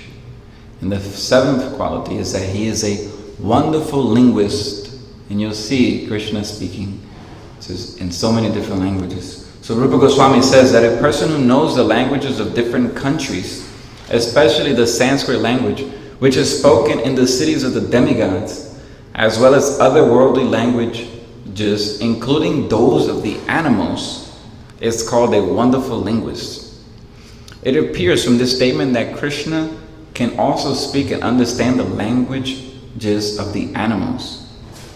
An old woman in Vrindavan, present at the time of Krishna's pastimes, once stated in surprise, "How wonderful it is that Krishna, who owns the hearts of all the young girls of Vrajabhumi, can nicely speak the language of Vrajabhumi with the gopis, while in Sanskrit he speaks with the demigods, and in the language of the animals he can even speak with the cows and buffalo.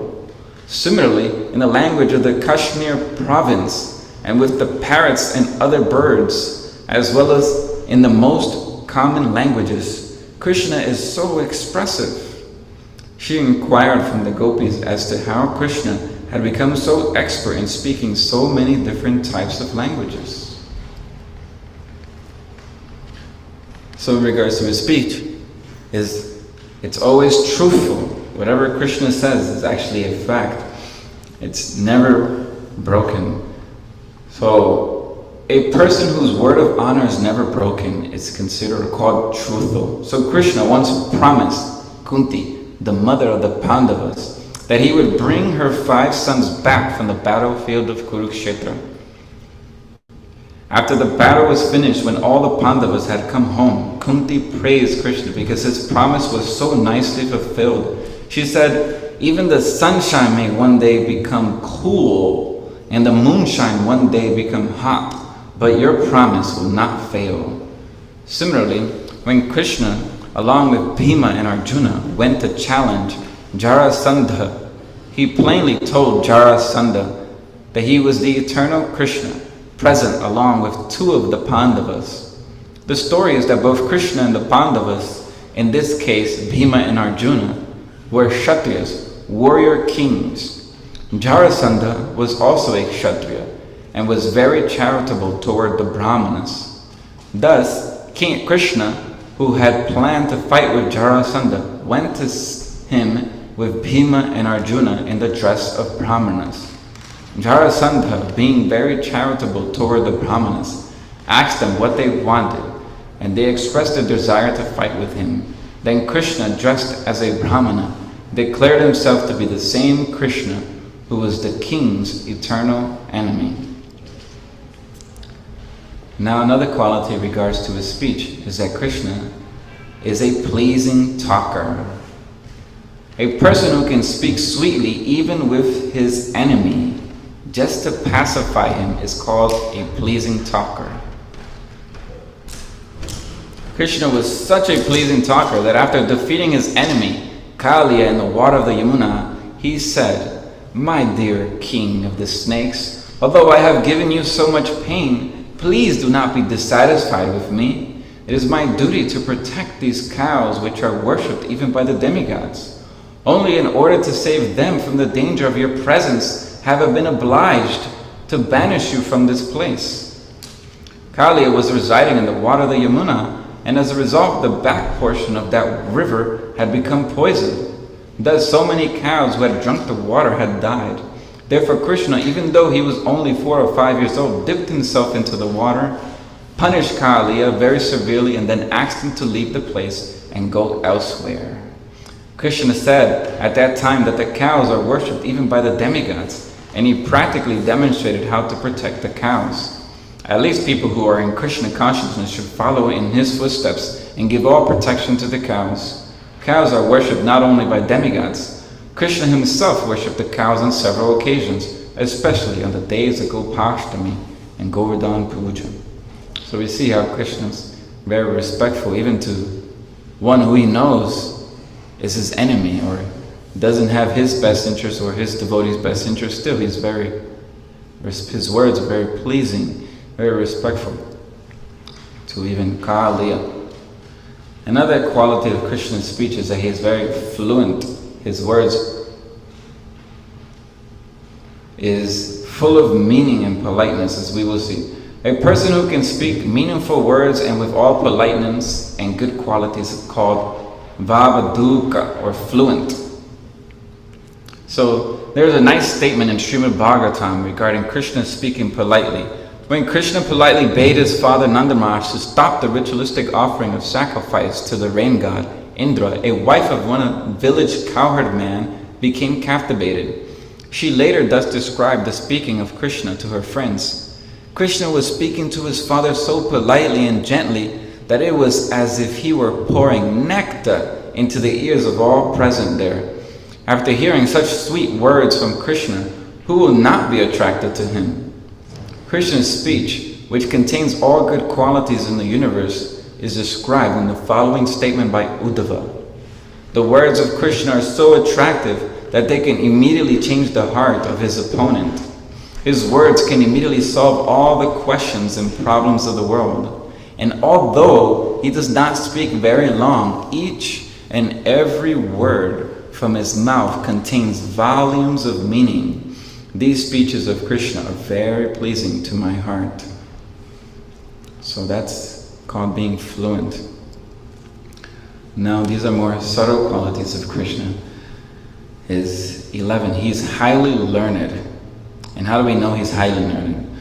When a person is highly educated and acts strictly on moral principles, he is called highly learned. A person conversant in different departments of knowledge is called educated, and because he acts on moral principles, he is called morally stout. Together, these two factors constitute learning.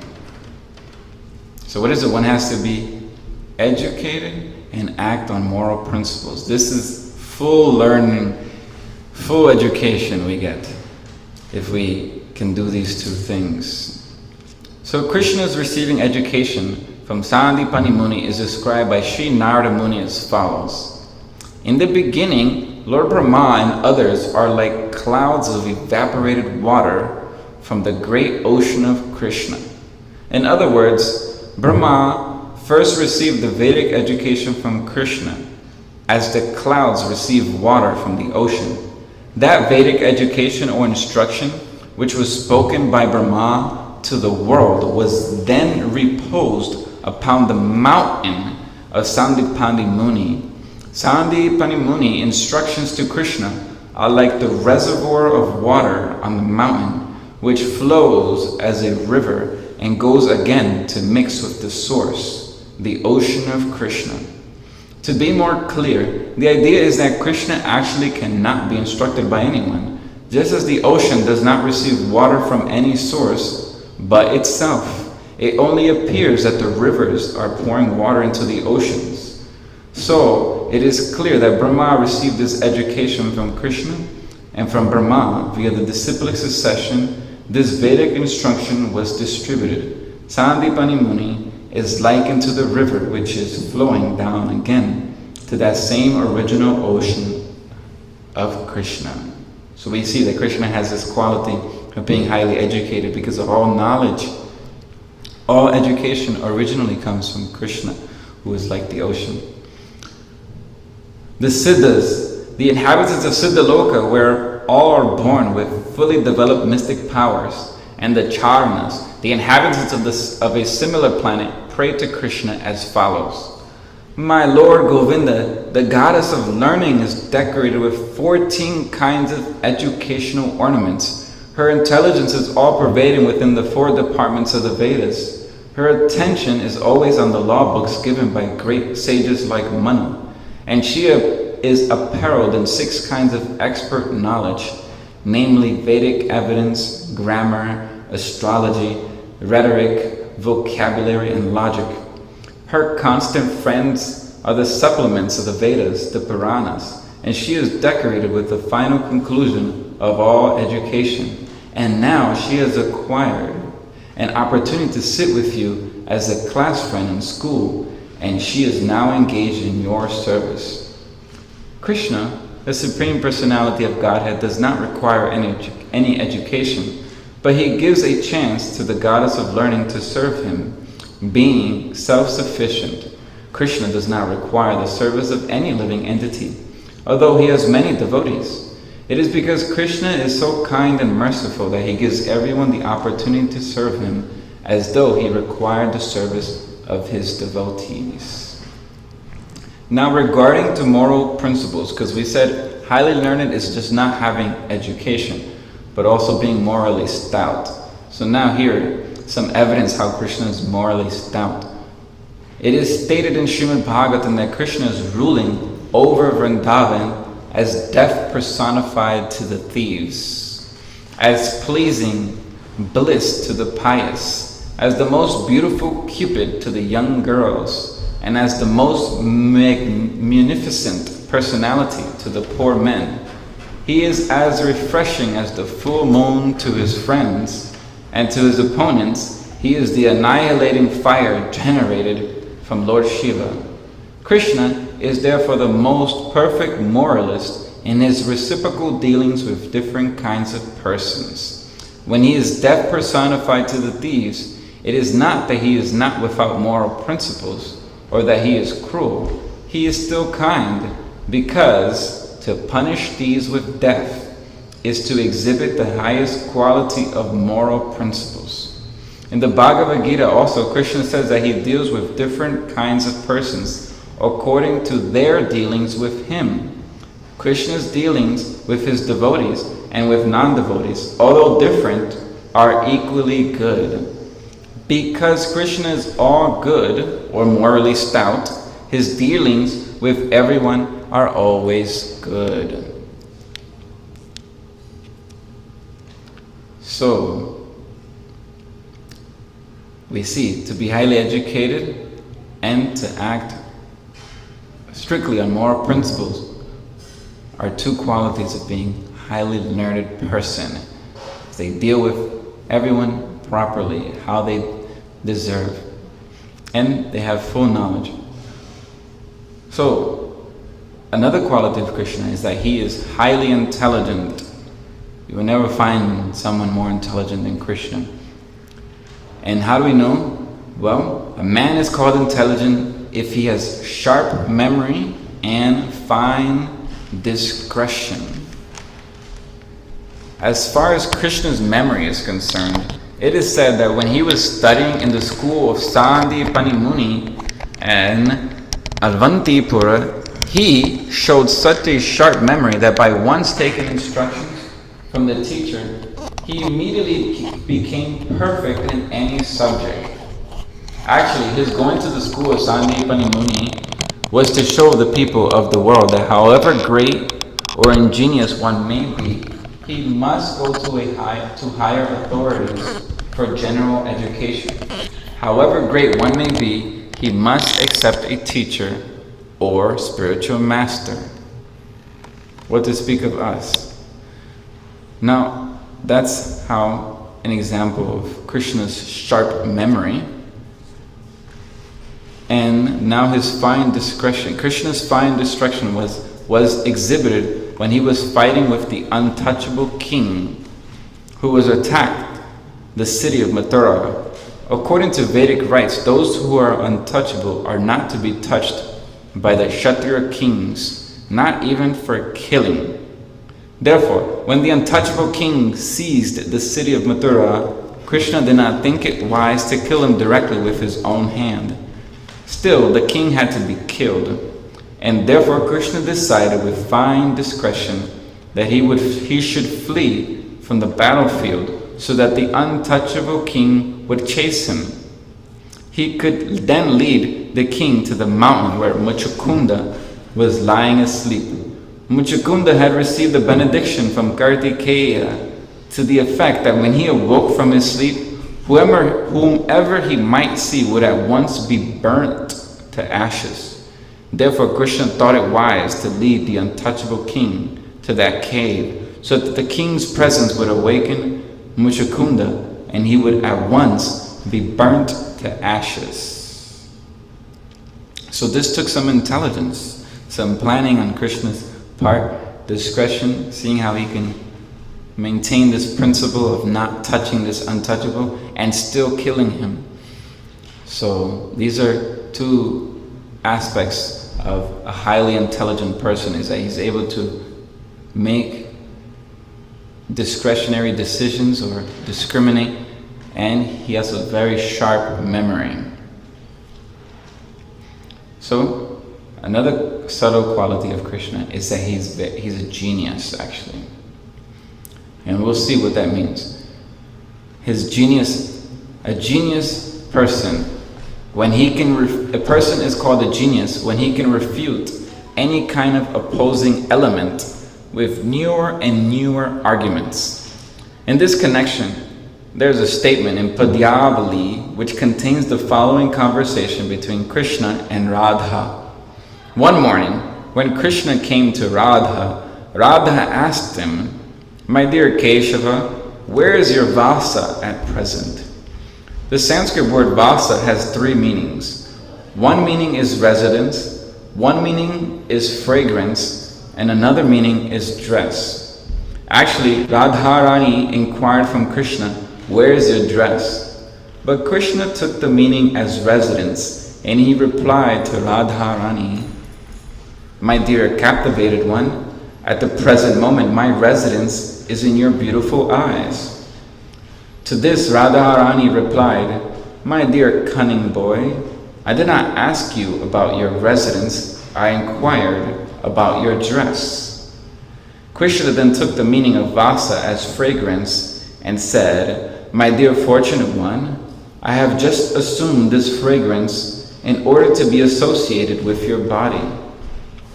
Srimati Radharani again inquired from Krishna, "Where did you pass your night?" The exact Sanskrit word used in this connection was Yaminyam Ushitaha.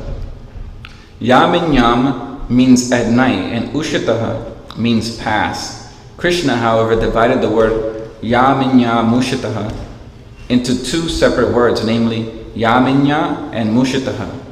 By dividing this word into two, it came out to mean that he was kidnapped by Yamini, or night. Krishna therefore replied to Radharani, "My dear Radharani, is it possible that night can kidnap me?" In this way, he was answering all the questions of Radharani so cunningly that he gladdened this dearest of the gopis. So we see how there's evidence of Krishna being able to refute any opposing element or with newer and newer arguments, because he's a genius. So 14. Now these are some other qualities of Krishna, about his abilities. So one who can talk and dress himself very artistically is called Vidagdha. This exemplary characteristic was visible in the personality of Sri Krishna. It is spoken of by Radharani as follows: "My dear friend, just see how Krishna has nicely composed songs and how he dances and speaks funny words and plays on his flute, wearing such nice garlands. He has dressed himself in such an enchanting way as though he had defeated all kinds of players at the chessboard. He lives wonderfully at the topmost height of artistic craftsmanship." So again, artistic is one who can talk and dress himself very artistically. So another quality of Krishna is that he's clever. A person who can perform various types of work at once is called clever. So Krishna, when he does one thing, he's doing many things at the same time. He can do more than one thing. With one act, he can do many things. It's called clever. It takes some cleverness to be able to do that, to be able to do at the same time various types of works. So there's evidence of this. In this connection, one of the gopis said, "My dear friends, just see the clever activities of Shri Krishna. He has composed nice songs about the cowherd boys and is pleasing the cows. By the movement of his eyes, he is pleasing the gopis, and at the same time, he is fighting with demons like Aristasura. In this way, he is sitting with different living entities in different ways, and he is thoroughly enjoying the situation." So Krishna is so expert. He's planning to attract the gopis at the same time while he's fighting demons. So he's so clever. Now, another quality of Krishna is expertise. He's very expert. And expert means any person who can quickly execute a very difficult task is called expert. So something may take very long, some difficult task generally takes a long time, but Krishna can do a very difficult task very quickly because he's become expert at it. Everything he does very expertly. So an example of this, about Krishna's expertise, there is a statement in the 10th canto, 59th chapter, verse 17 of Srimad Bhagavatam, when Shukadeva Goswami tells Maharaj Parishik, "Oh, best of the crews, Shri Krishna cut to pieces all the different weapons used by different fighters. Formerly, fighting was done by releasing different kinds of arrows. One party would release a certain arrow, and the other party had to defeat it by counteracting it with another arrow. For example, one party might release an arrow which would cause water to pour from the sky, and to counteract this, the opposing party would have to release an arrow which could immediately turn the water into clouds. So from this statement, it appears that Krishna was very expert in counteracting the enemy's arrows." That's one example of his expertise. He quickly counteracted the different weapons. So similarly, another example is, at the Rasa dance, each and every gopi requested that Krishna individually become her partner. And Krishna immediately expanded himself into so many Krishnas in order to be coupled with each and every gopi. The result was that each gopi found Krishna by her side. So he expertly satisfied all their desires immediately and expanded. So Krishna is so amazing. Now, some more qualities of Krishna. These are more subtle, these are more continuing. 17, grateful. Any person who is conscious of his friend's beneficent activities and never forgets his service is called grateful. So in order to be grateful, you have to be conscious of the good someone has done activities and never forget such service. And Krishna is the most grateful. He never forgets any good activities or service done to him. And evidence of this is given in the Mahabharata.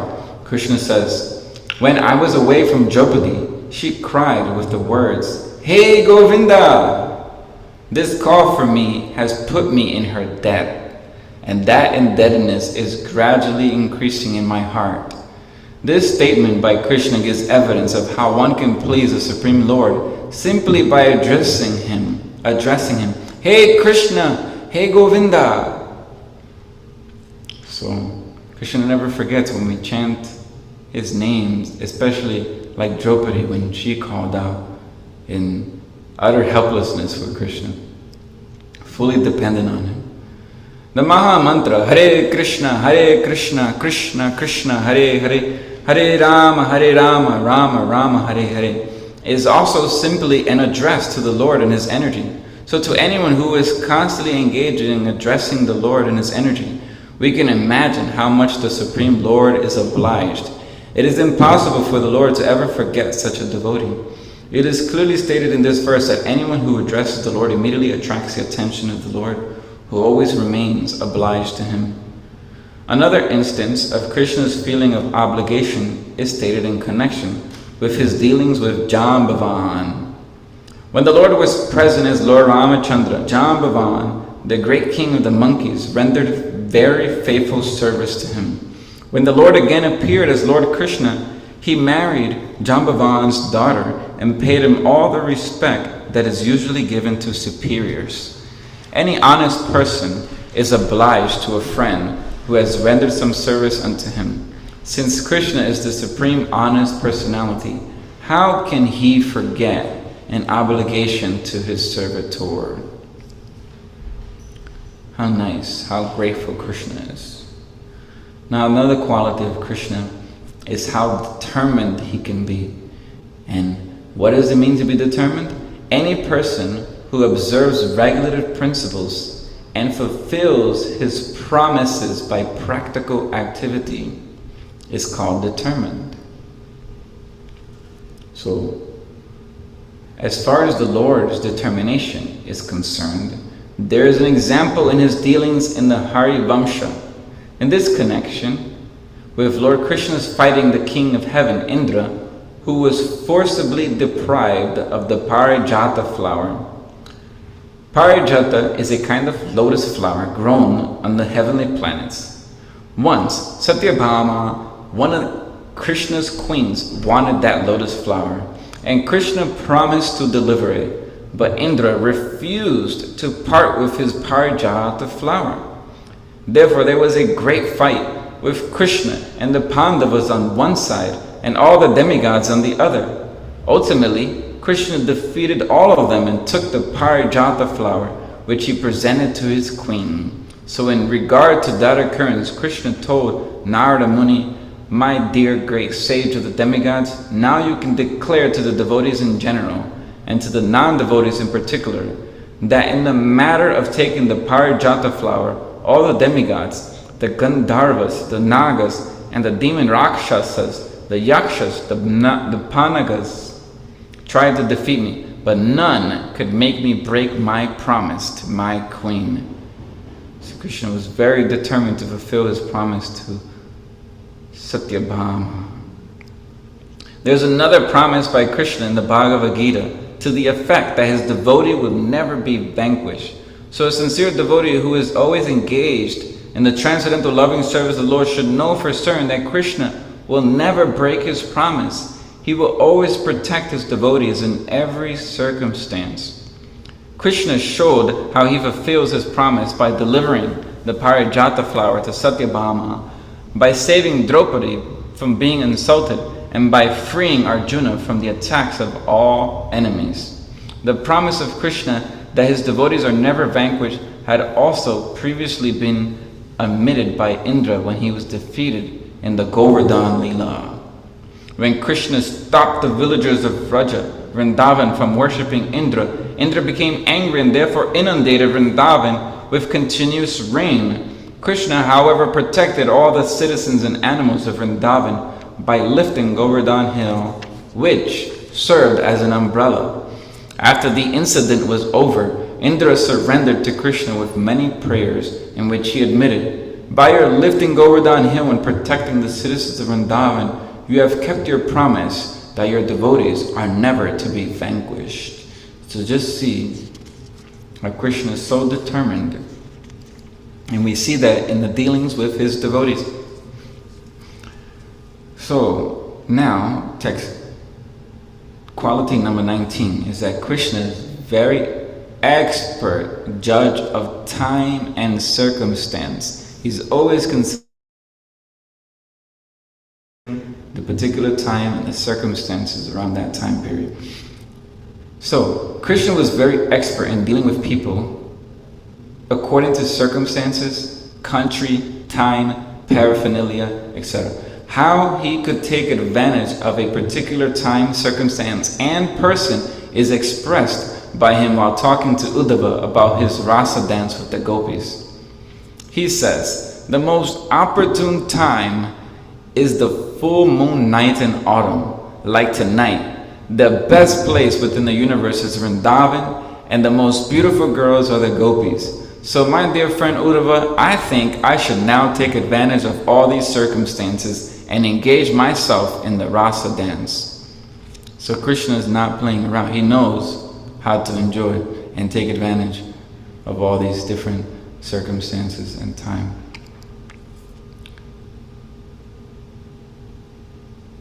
So Krishna is also a seer by the authority of the scriptures. So a person who acts exactly according to the tenets of scripture is called Shastra Chakshus. So Krishna is also Shastra Chakshus. Shastra Chakshus means one who sees through the eyes of the authorized scriptures. Actually, any man of knowledge and experience should see everything through these books. So whatever we see, whatever we perceive, or however we understand anything, should be through the scriptures. Whatever we interpret should be through the scriptures. Actually, for example, with our naked eye, we perceive the sun globe simply as some glaring substance. But when we see through the authorized books of science and other literature, we can understand how much greater the sun globe is than this earth and how powerful it is. So to be a seer means how we understand things, because our eyesight may be insufficient.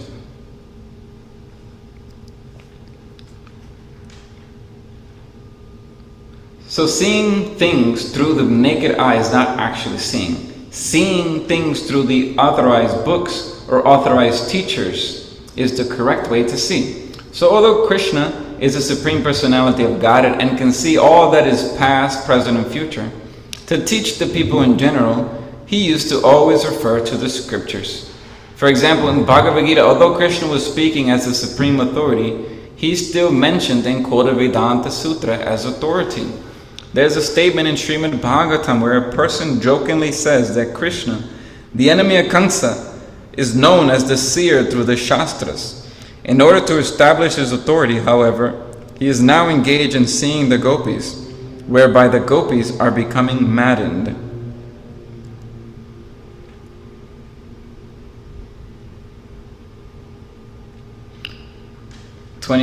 Pure. There are two kinds of supreme purity. So Krishna is supremely pure, and there's two aspects to being supremely pure. When one type is possessed, one is able to deliver a sinful person. So he's so pure he can deliver a sinful person. When the other type is possessed, one does not do anything which is impure. So his actions are pure. So a person who possesses either of these qualities is called supremely pure. Krishna is both. He can deliver all sinful conditioned souls, and at the same time he never does anything by which he can be contaminated. In this connection, Vidura, while trying to detach his elder brother Dhritarashtra from his familial attachments, said, "My dear brother, you just fix your mind on the lotus feet of Krishna, who is worshipped with beautiful, erudite verses by great sages and saintly persons. Krishna is the supreme deliverer among all deliverers. Undoubtedly, there are great demigods like Lord Shiva and Lord Brahma, but their positions as deliverers depend always upon the mercy of Krishna. Therefore, Vidura advises elder brother Dhritarashtra to concentrate his mind and worship only Krishna. If one simply chants the holy name of Krishna, this holy name will rise within one's heart like the powerful sun and will immediately dissipate all the darkness of ignorance. Vidura advised Dhritarashtra to therefore think always of Krishna, so that the volumes of contaminations due to sinful activities would be washed off immediately. In Bhagavad Gita, also Krishna is addressed by Arjuna as Parang Brahma Parang Dhama Pavitram, the supreme pure. There are many other instances exhibiting Krishna's supreme purity. So Krishna is so pure that even thinking of his name We're washed of all sinful activities. So another quality of Krishna is he's self-controlled. And we see Krishna is the most self-control. And what does that mean? How do we know? A person who can control his senses fully is called Vashi, or self-controlled. So how does Krishna control his senses? Let's see. In this connection, it is stated in Srimad Bhagavatam, all the 16,000 wives of Krishna were so exquisitely beautiful that their smiling and shyness were able to captivate the minds of great demigods like Lord Shiva. But still, they could not even agitate the mind of Krishna, in spite of their attractive feminine behavior. Every one of the thousands of wives of Krishna was thinking that Krishna was captivated by his feminine beauty, by her feminine beauty. But this was not the case. Krishna is therefore the supreme controller of the senses, and this is admitted in Bhagavad Gita, where he is addressed as Rishikesha, the master of the senses. So that's Krishna, full control of his senses. Steadfast. Krishna is steadfast, another quality of steadfast. So it's almost similar to determined, but determination is seen, he fulfills his promises to others. But steadfast is just in general, when he continues to work until his desired goal is achieved, he's steadfast. So Krishna may have a particular goal in mind. He's going to continue to work until he achieves that goal. Of course, this example is not given, but I'm just thinking of Krishna's goal is to deliver every living entity back to Godhead. So he will actually succeed. We're the ones who are slowing that process down, but at some point Krishna, because it is his determination and it is his goal to deliver every living entity, will have to go back to Godhead by Krishna's arrangement. It's just, if we want to go back in this life, we have to go on his side and help him help us. So there was a fight between Krishna and King Jambavan, and Krishna was to take the valuable Samantaka jewel from the king. The king tried to hide himself in the forest, but Krishna would not become discouraged. Krishna finally got the jewel by seeking out the king with great steadfastness. And if anyone knows this pastime, it's a very long pastime in which Krishna goes through so many hoops to get the Samantaka jewel, and eventually he has to, tracks it down, and it's in the hands of Jambavan's baby child who's playing with it, and Krishna has to fight Jambavan. And eventually he gets the jewel back after many days of fighting day and night with Jambavan. So forbearing, Krishna also has the quality of being very forbearing. We can also develop these different qualities. We can think how we can try to develop a fraction of these qualities. So Krishna is a person who tolerates all kinds of troubles, even though such troubles appear to be unbearable. It's called forbearing. That despite you're going through something that's so unbearable, you tolerate it. That is forbearance. That is seen how someone is very forbearing. Is that the situation you find yourselves in, or Krishna may find themselves in a situation that it may appear to be very unbearable, still he tolerates. Just think about how we're separated from Krishna. Krishna doesn't like that. He tolerates our neglect of him and turning our back away from him and hating him for many lives. That's the example that I think immediately to my mind is how long has been Krishna tolerating our offenses to him, and he continues tolerant and is ready to forgive us and accept us. When Krishna was residing at the place of his spiritual master, this is a really nice example. He did not mind taking all troubles in rendering service to his guru, although his body was very soft and delicate. It is the duty of the disciple to execute all services unto the spiritual master despite all kinds of difficulties. So the disciple living at the residence of the spiritual master has to go begging from door to door and bring everything back to the spiritual master. When the prasadam is being served, the spiritual master is supposed to call each and every disciple to come eat. If by chance the spiritual master forgets to call a disciple to partake of the prasadam, it is enjoined in the scriptures that the student should fast on that day rather than accept food on his own initiative. The idea is that he's so dependent on the Guru. You can't imagine being independent, even in this regard.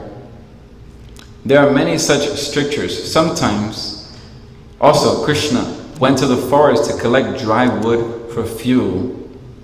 And we saw this, that despite there being a storm during this pastime where he was collecting dry wood with this devotee friend, I believe it was Sudama, and they went and they collected this dry wood, and there was a big storm, and Krishna got held up in the storm, and still he completed his service to his spiritual master. When the storm was over and they found Krishna hiding out, he risked his life to fulfill this mission of collecting firewood for his spiritual master. And even though he was in a very troublesome situation. So Krishna's also transcendental quality is that he's very forgiving. Of course, we should not take advantage of this quality of Krishna.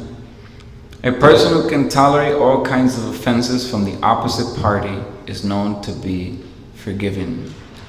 This is a quality we should be able to develop. Usually if someone offends us, we don't tolerate very often. We don't forgive either. Lord Krishna's forgiving quality is described in the Shishupal Vadha in connection with his forbidding the killing of Shishupal. King Shishupala was the monarch of the Chedi kingdom, and although he happened to be a cousin of Krishna's, he was always envious of him. Whenever they would meet, Shishupal would try to insult Krishna and call him ill names as much as possible. In the arena of the Rajasuya sacrifice of Maharaj Yudhishthira, when Shishupal began to call Lord Krishna ill names, Krishna did not care and remained silent.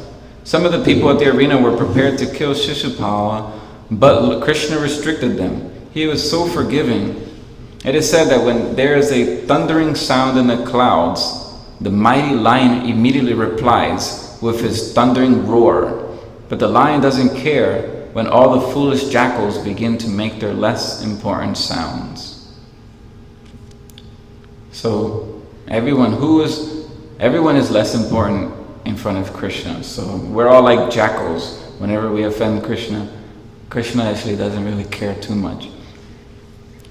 It doesn't offend him personally. The reason he cares is because we're actually doing harm to ourselves.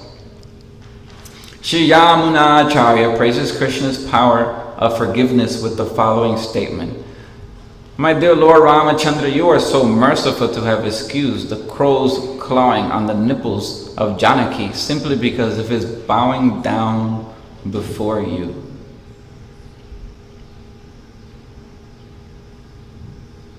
So there was a crow that was clawing on Janaki, and he paid obeisance. Janaki is Sita, and Lord Ramachandra forgave him because he offered his respects. Once Indra, the king of heaven, assumed the form of, here it is, the pastime.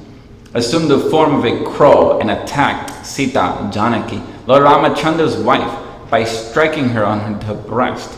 This was certainly an insult to the universal mother Sita, and Lord Ramachandra was immediately prepared to kill the crow. But because later on the crow bowed down before the Lord excused his offense. Sri Yamunacharya further says in his prayer that the forgiving power of Lord Krishna is even greater than that of Lord Ramachandra. Because Shishupal was always in the habit of insulting Krishna, not only in one lifetime, but continually throughout 3 lives. Still, Krishna was so kind that he gave Shishupal the salvation of merging into his existence. From this, we can understand that the goal of the monist is to merge into the effulgence of the Supreme is not a very difficult problem. Persons like Shishupal, who are constantly inimical to Krishna, can also get this liberation. No, Krishna is also very grave. So what does grave mean? A person who does not express his mind to everyone and whose mental activity and plan of action are very difficult to understand is called grave. After Lord Shri Krishna had been offended by Brahma, Brahma prayed to him to be excused. But in spite of his offering nice prayers to Krishna, Brahma could not understand whether Krishna was satisfied or still dissatisfied. In other words, Krishna was so grave that he did not take the prayers of Brahma very seriously. So, in other words, he didn't reveal to his Krishna was in a grave mood in that point, and he didn't reveal to Brahma whether he was satisfied or not. Another instance of Krishna's gravity is found in connection with his loving affairs with Radharani. Krishna was always very silent about his loving affairs with Radharani, so much so that Baladev, Krishna's elder brother and constant companion, could not understand the transformations of Krishna on account of his gravity.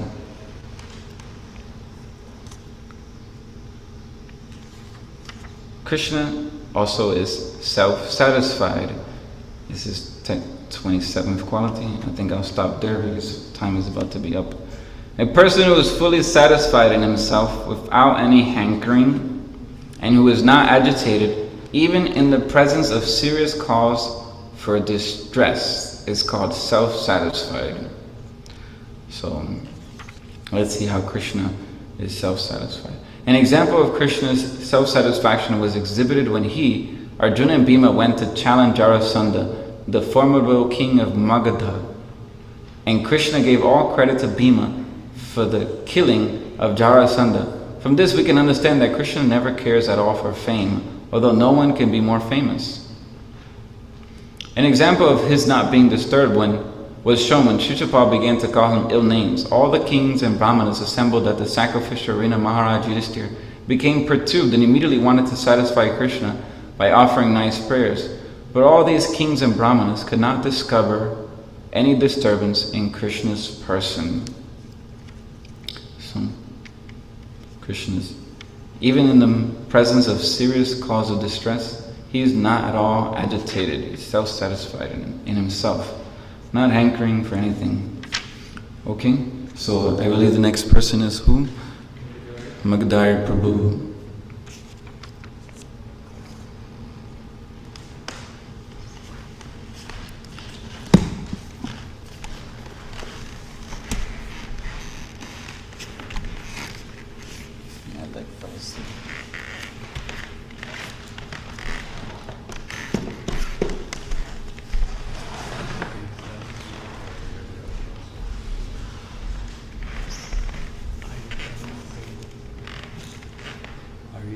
Prabhu's going to stay.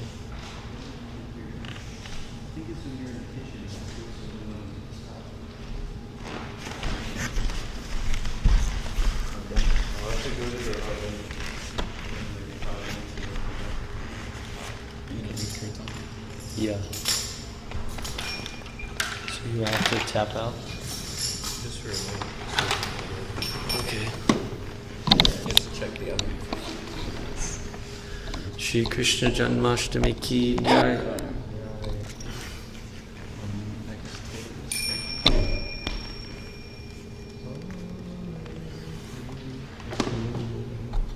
Yeah, why not? Hare Krishna.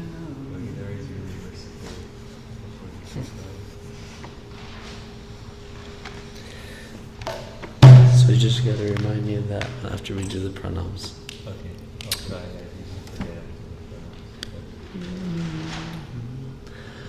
Nama Om Vishnu Padaya Krishna Prasthaya Bhutale Shrimate Bhakti Vedanta Swami Iti Namine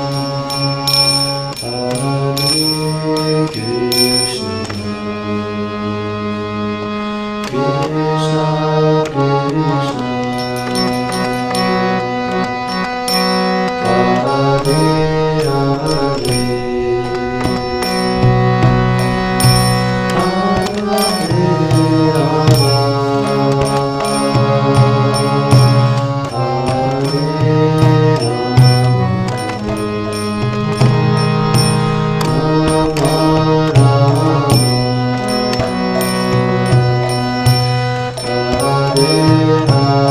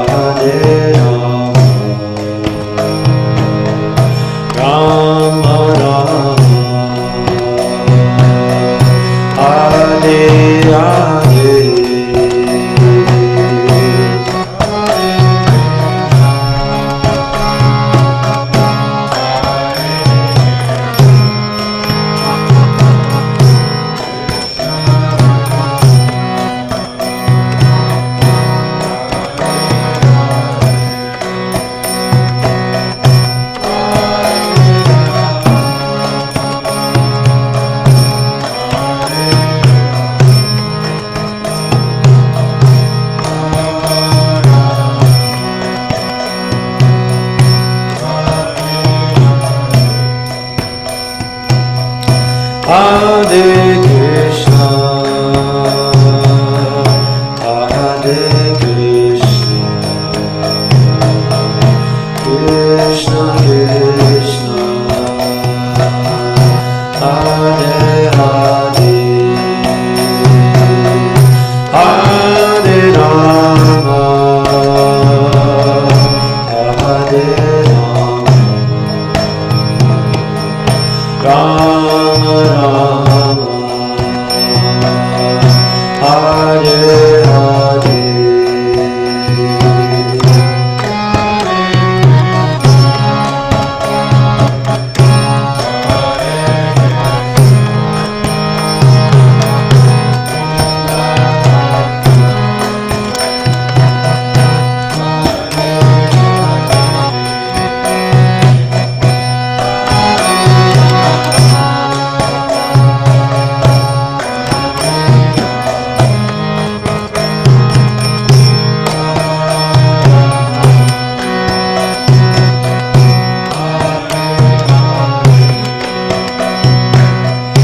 Hare Krishna, Hare Krishna, Krishna Krishna, Hare Hare, Hare Rama, Hare Rama, Rama Rama,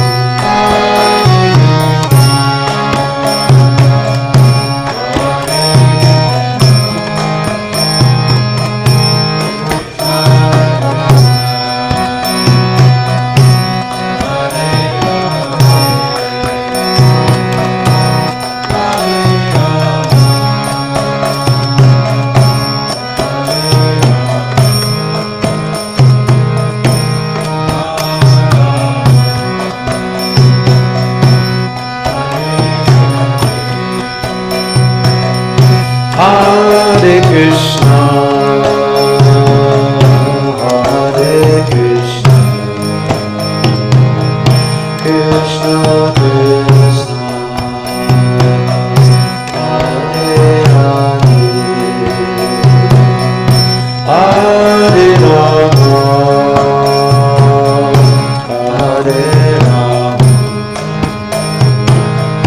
Rama Rama,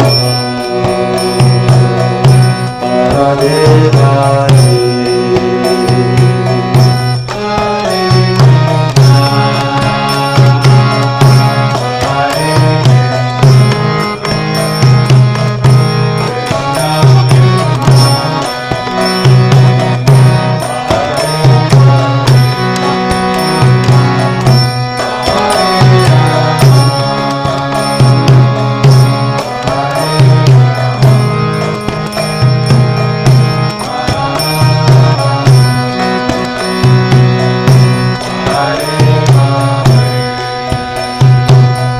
Hare Krishna,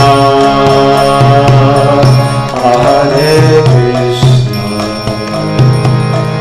Krishna Krishna, Hare Hare, Hare Rama, Hare Rama,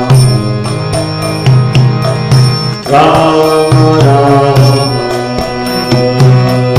Hare Hare.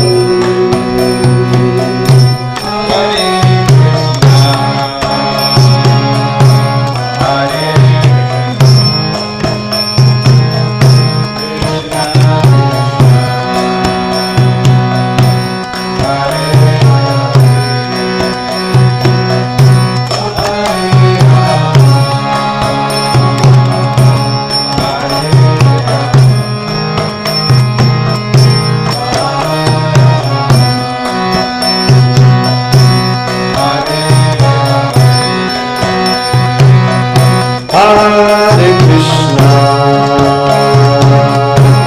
Hare Krishna, Krishna Krishna, Hare Hare, Hare Rama, Hare Rama, Rama Rama,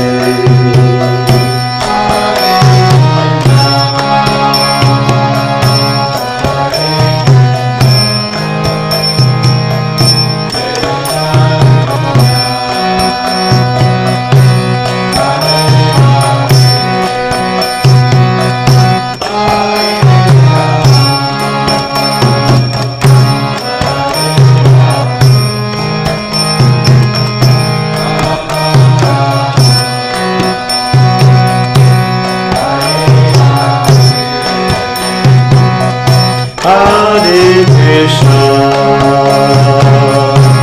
Hare Krishna, Krishna Krishna,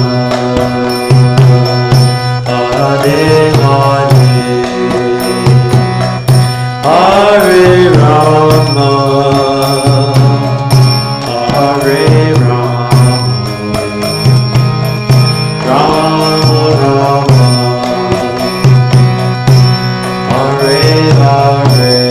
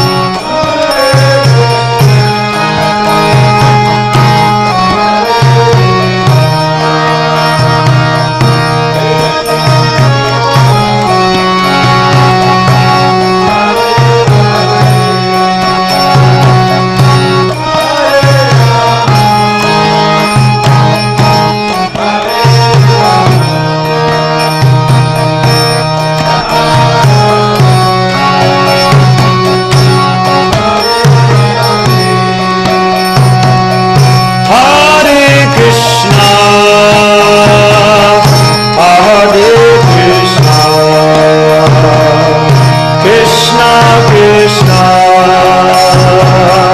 Hare Hare Hare Rama Hare Rama Rama Rama Hare Hare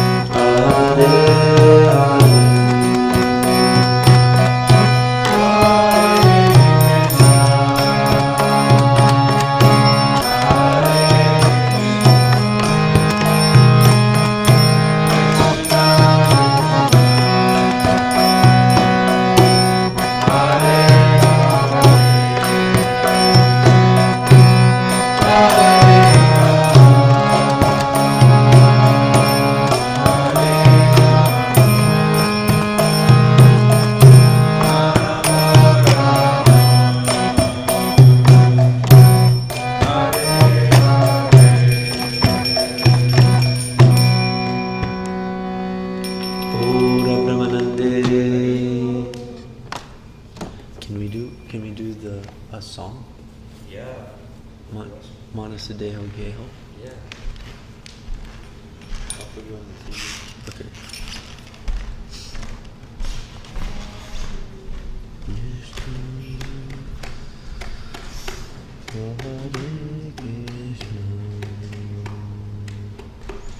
Krishna Krishna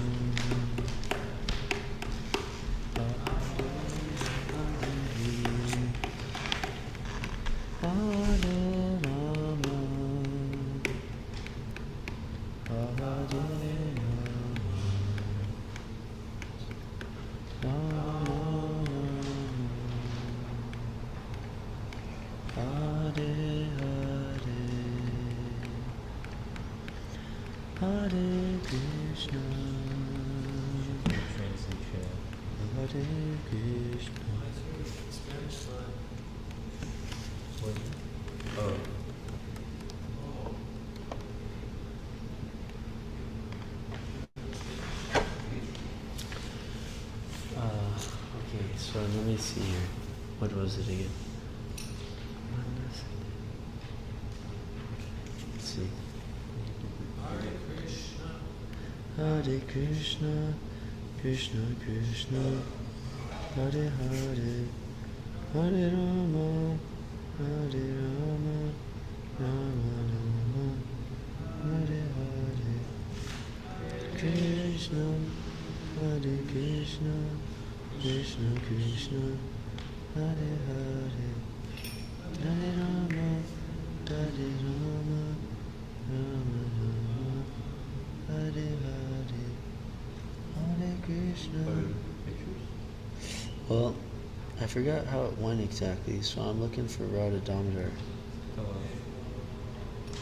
Because we did it some time ago.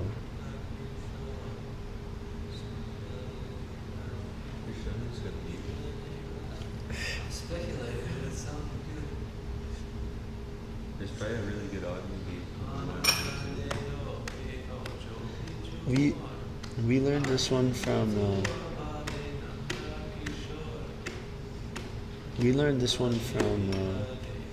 Sri Damodar Goswami.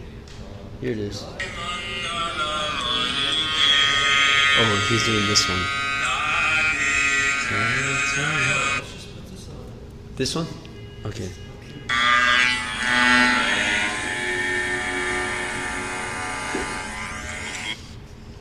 Well, I don't have it. I don't think I can do it exactly.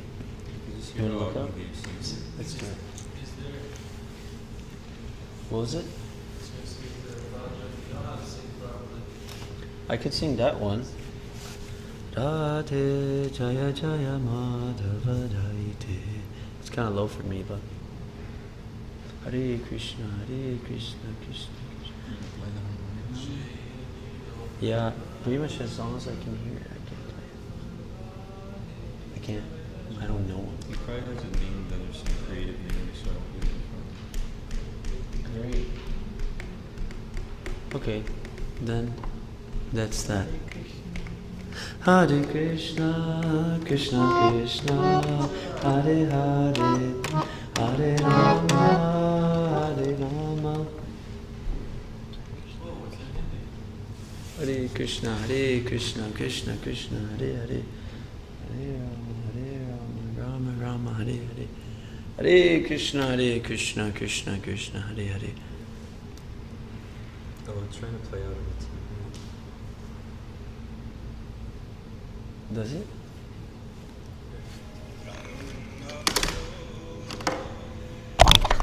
This is the one we learned it from.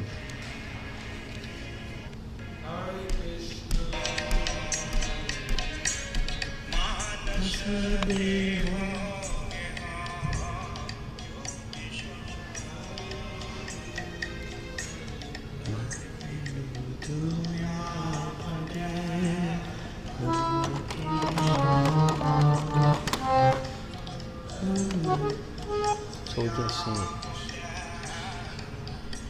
Yeah, we can sing it now and then let's put it up there. Manasa deho geho. No, I know. We'll sing it now. So put it up there. Okay. Now we got His mercy, so now we can try. Manasa deho geho jo kichu mo. Manasa deho geho jo kichu mo. Manasa deho geho jo kichu mo. Manasa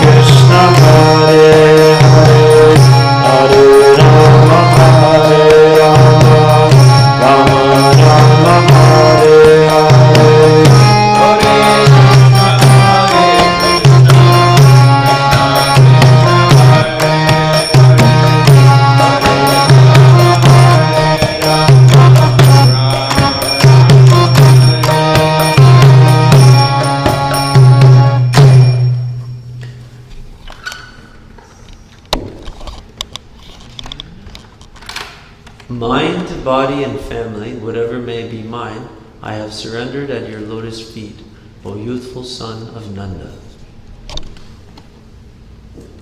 In good fortune or in bad, in life or at death, all my difficulties have disappeared by choosing those feet of yours as my only shelter. Slay me or protect me as you wish, for you are the master of your eternal servant. If it is your will that I be born again, then it may be in the home of your devotee. May I be born again even as a worm, so long as I remain your devotee. I have no desire to be born as a Brahman, averse to you. I yearn for the company of that devotee who is completely devoid of all desire for worldly enjoyment or liberation. Father, mother, lover, son, lord, preceptor, and husband, you are everything to me. Thakur Bhakti Vinod says, O Kana, please hear me. O Lord of Radha, you are my life and soul. Srila Bhaktivinoda Thakur ki jai. Jai! Shri Janmashtami Mahotsava ki Jai! So now we'll prepare the temple room for a class given by His Holiness Dhanavira Goswami. Haribol!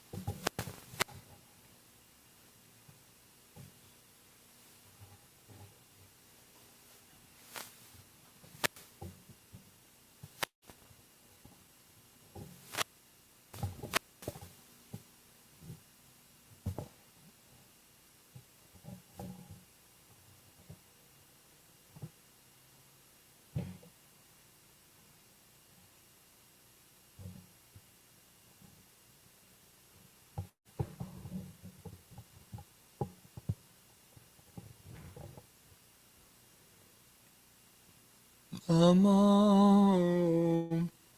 Vishnupadaya Krishna Prestaya Bhutale Srimate Bhakti Vedanta Swami Iti Namine.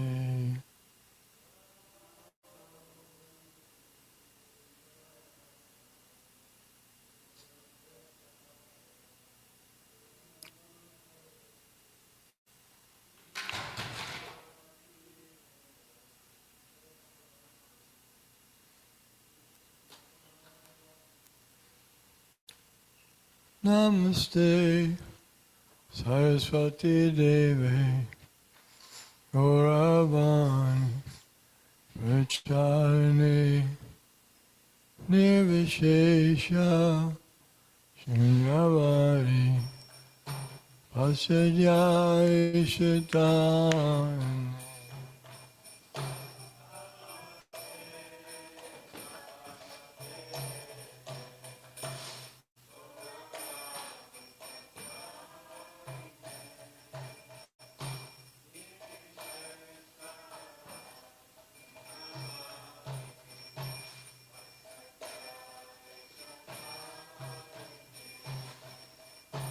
Shri Krishna Chaitanya Prabhu Nityananda Shri Advaita Radha Shivasadi Gaur Bhaktivinoda.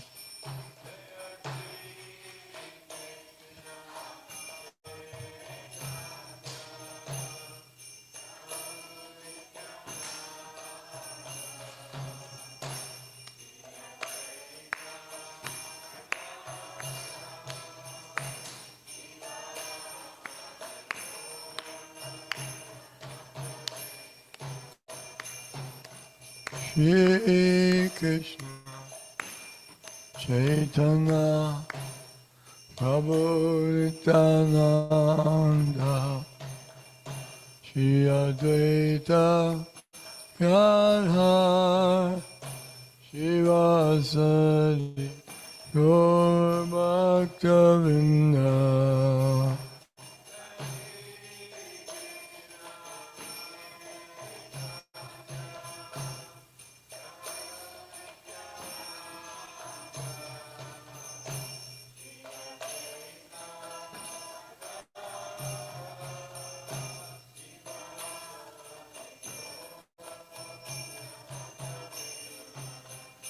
Hare Krishna, Krishna Krishna, Hare Hare, Hare Rama, Hare Rama, Rama Rama, Hare Hare.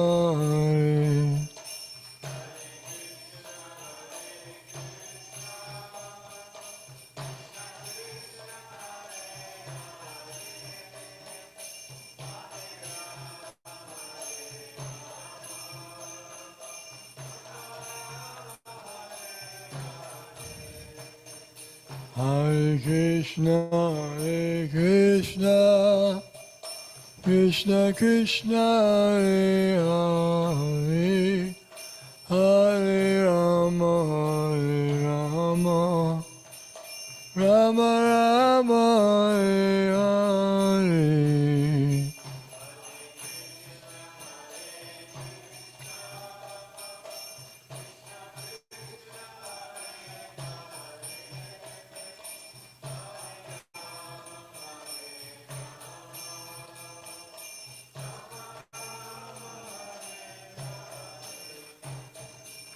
Hare Krishna, Krishna Krishna, Hare Hare, Hare Rama, Hare Rama, Rama Rama, Hare Hare.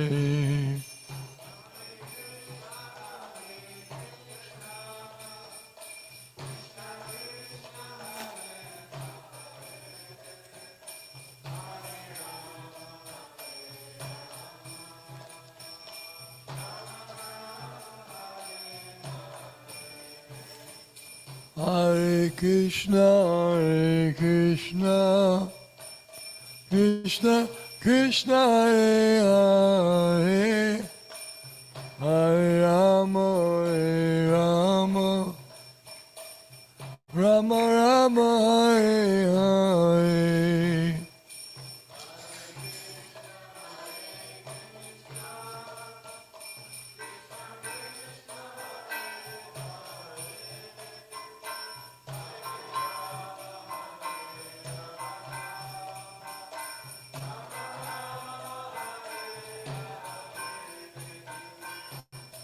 Hare Krishna, Krishna Krishna, Hare Hare, Hare Rama, Rama Rama, Hare Hare.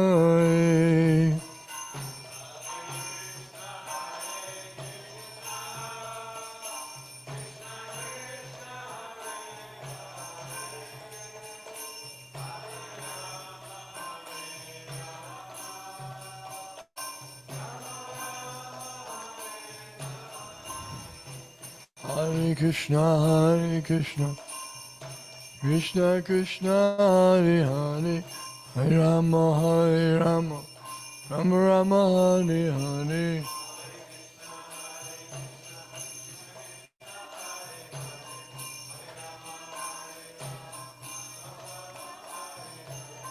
Hare Krishna, Krishna Krishna, Hare Hare, Hare Rama, Rama Rama, Hare Hare.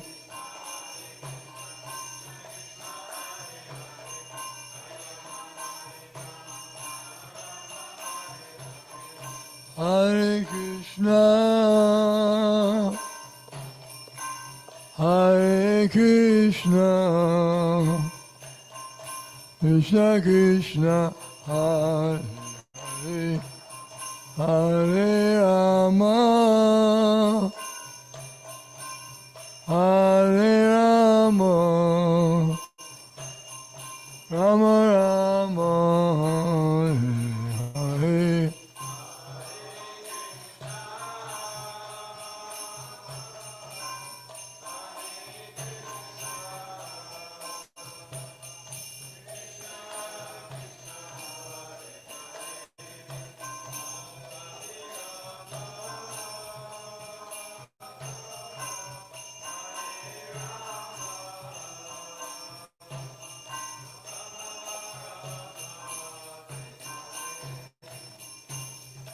So we'll speak a little bit tonight about Krishna and why Krishna's pastimes or his appearance and disappearance, if one knows about them, then he gets liberation.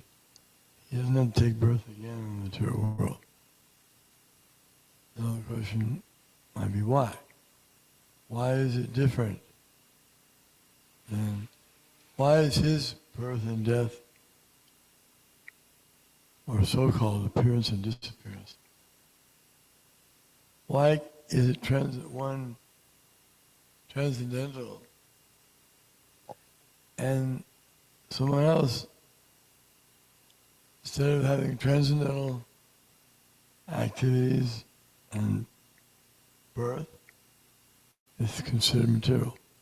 When all of us are eternal, the soul is eternal for everyone. So why is Krishna's appearance any different than mine? He lives forever and I live forever. And I'm going to live after this life. I'll have another life. He'll also have another life. So why is his so much different than everyone else's? His stories.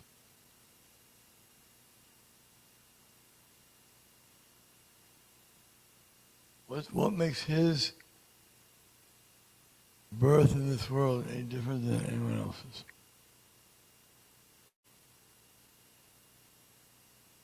One thing is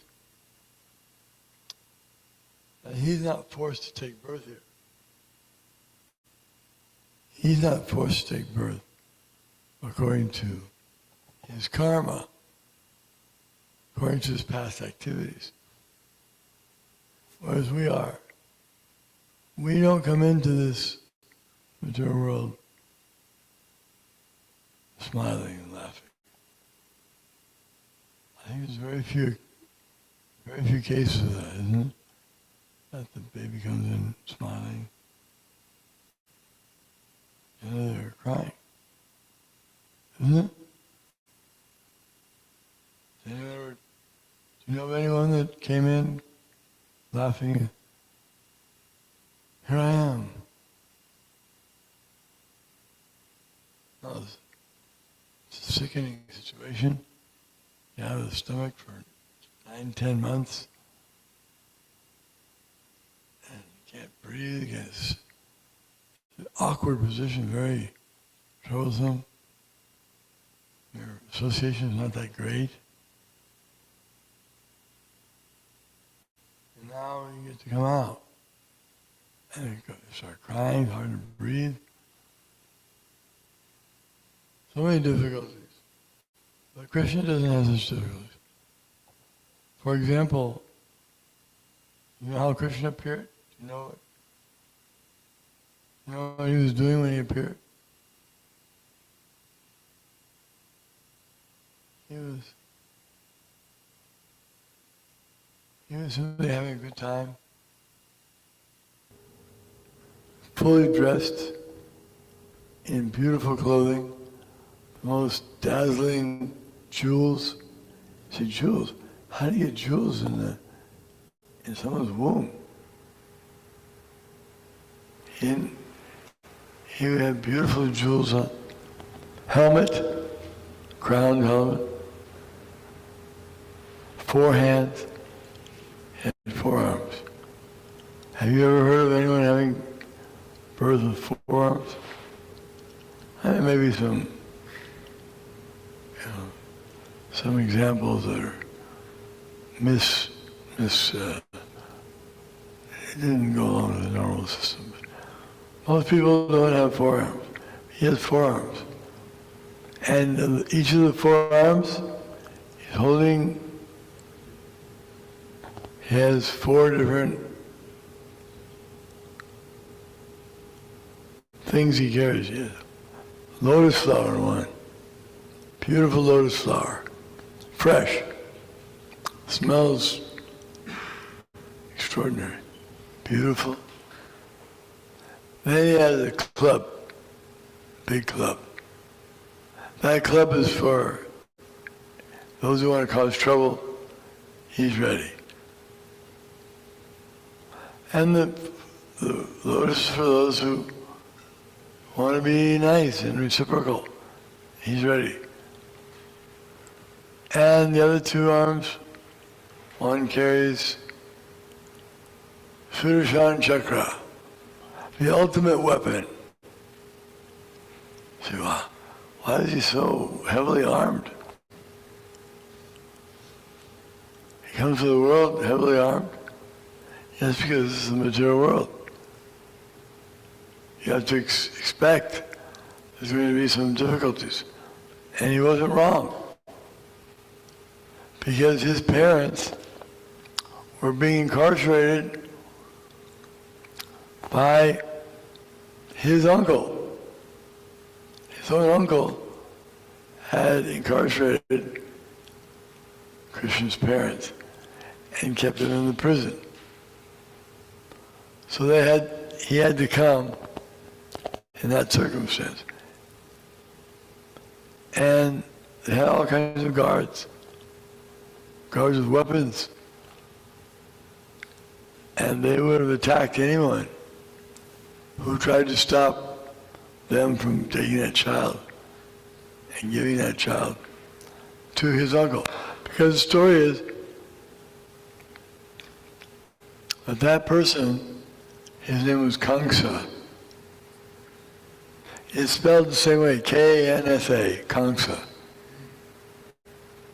You heard of Kansas City? Kansas City? Kansas City. We live there. So this is Kangsa City. But originally it wasn't Kangsa City. It was Mathura. But Kangsa usurped it from his father, Ugrasena. And Kangsa was very demoniac. He heard that there was an omen that he was supposed to be killed by his sister's 8th son. So when he heard that, he was driving his sister was just getting married. This was her marriage day. And as part of the prophecy of her marriage, I told her, Kangsa, you're such a fool, you do not know that you're driving the chariot of your sister for her wedding, but her 8th son will kill you.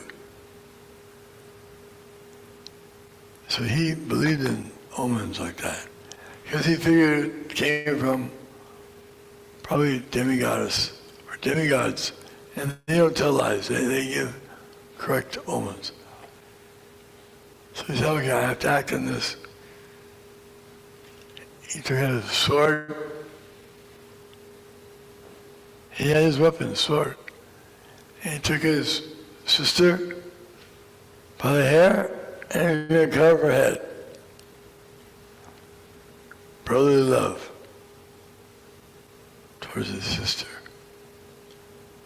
So her husband, luckily he was very intelligent and very good speaker also, and very quick thinker.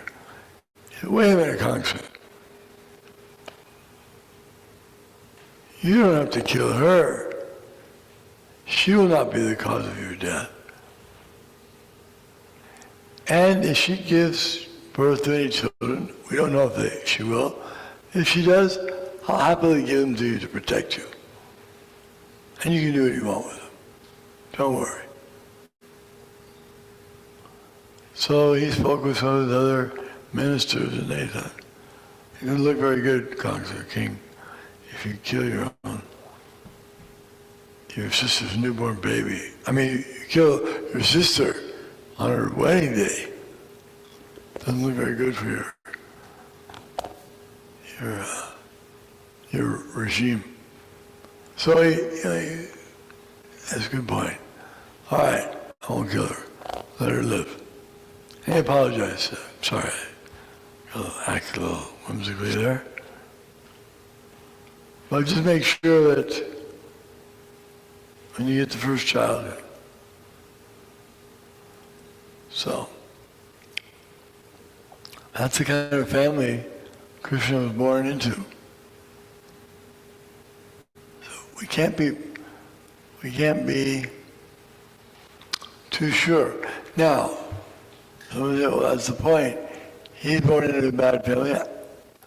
Others are born into bad families or bad nations. So what's the difference? The difference is Krishna came prepared when he appeared with 4 hands. And he appeared in the dead of night. It was midnight when he appeared. That's why we hold our big celebration right at midnight. That's when Krishna appeared. It's an auspicious time. When he appeared, he had an effulgency, made everything bright. And the demigods were all aware that he was going to be coming.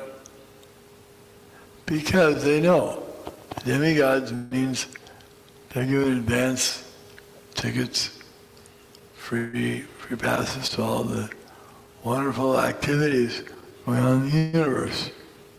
And this was really the most wonderful activity when the Lord appears. So he appeared. They were all waiting to shower flowers on him, to receive him. But generally when someone appears in the material world, he's not welcomed. Nobody really knows where he's coming from, what his background is. But Krishna is eternally known as the Supreme Personality of Godhead. He's always transcendental. In other words, whatever he does is perfect. It can't be improved. Everything about it is pure. If you think about it, you get purified. If you hear about it, you get purified. It's just so transcendental, so spiritual. In fact, that's the nature of Krishna. Everything about Krishna is transcendental. There's no material aspects to it. So Krishna appeared like that, fully grown, already beautiful hair, bluish black hair, garlands, flowers, not like anyone else we know. That's God. That's how you expect God to appear. So he appeared, and who did he appear to? Who were his so-called mother and father? His mother and father were under the control of this tyrant, Kamsa.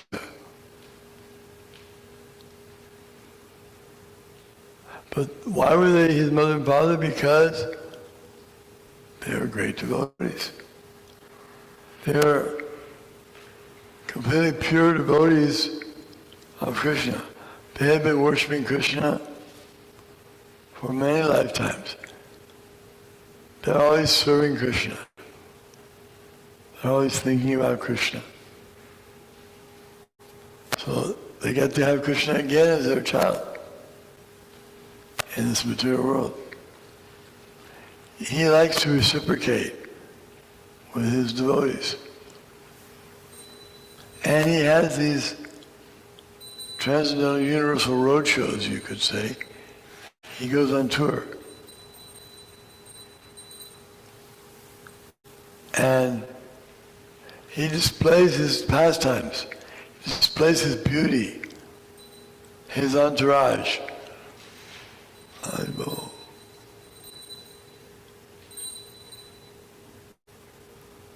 He displays all of these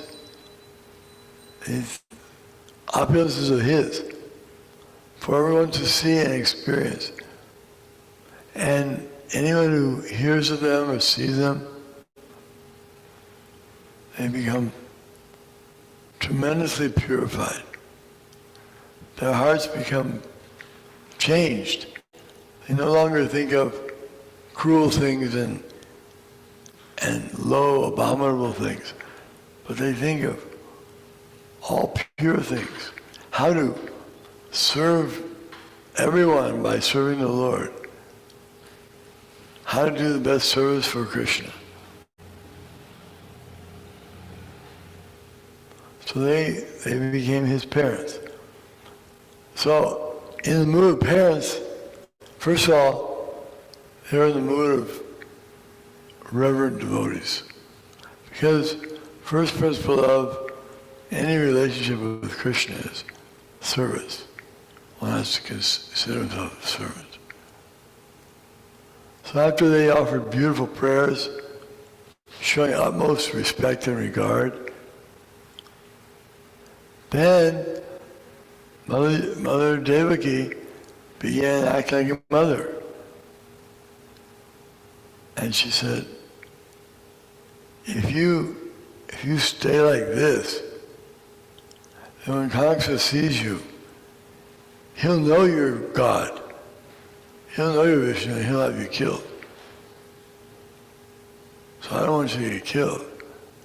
So make yourself into a little baby, like an ordinary baby with 2 hands, not 4, 2. Okay, so he became a little baby, 2 hands. Bluish. That's his uniqueness. Bluish.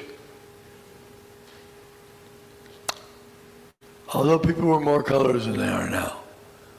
Now they're a little restricted and bland, but in past times, they had different colors.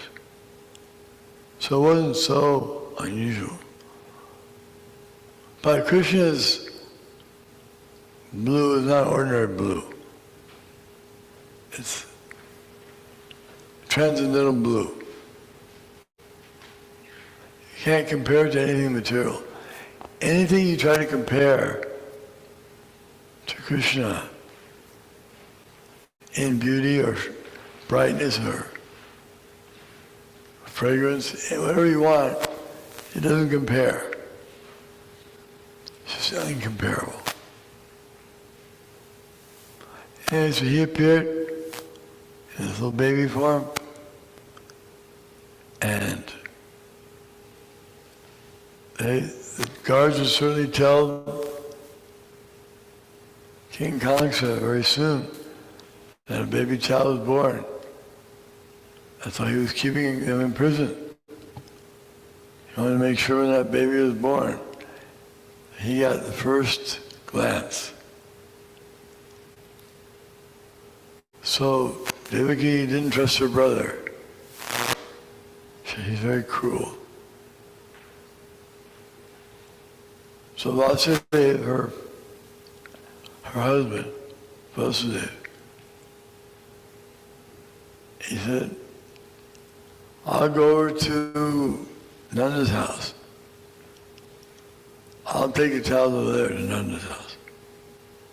Somehow or other, mysteriously, the locks to the prison doors came open, guards fell asleep, and Vasudeva just walked out, and carrying Krishna on his head, he had to cross the Yamuna River, which can be very formidable in the rainy season. This was rainy season. It was raining. So he managed to make it across with the child. And his brother, half-brother, Nanda Maharaj, lived over there as a cowherd boy. Shall we say a cowherd man. He was the leader of the cowherds. So Vasudeva went there, and just so happens that they had given birth to a little girl, baby. But his wife, Yashoda, in the trouble of childbirth, she forgot whether it was a boy or a girl. So when she woke up, Vasudeva had already made the trade.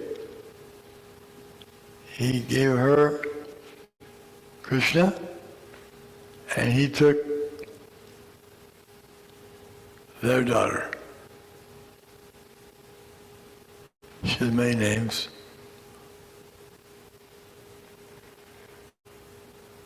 So he came, Vasudeva went back with the girl child, put himself in the prison, locked the chains, locked the doors.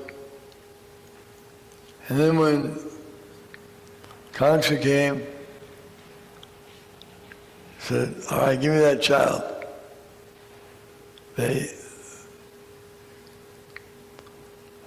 Devaki said, no, it's a girl. You don't have anything to fear from girls, only boys. But Kamsa didn't believe. He said, how do I know? How do I know it has to be a boy, it could be a girl?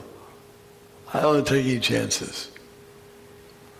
So he took the little girl and he was going to smash her on the rock, Finish her up. He picked her up, she flew up into the air, and it was his own worshipful deity, Durga. He was a worshiper of the material energy, personified. So she flew up in the sky. She said, "You rascal, Kangsa. You don't know that." Well, she already had that. Already had that experience. Anyway, this time she came up. The other time she didn't show herself. This time she came, showed herself, and said, "He's already born somewhere else, and you can't kill him." So he became a little bit humbled by this experience, and that began the long array of demons that Kamsa would engage in trying to kill Krishna. But Krishna could not be killed even as a little baby. Even by the biggest, most powerful enemies on the planet, they couldn't harm Krishna. Even as a baby. One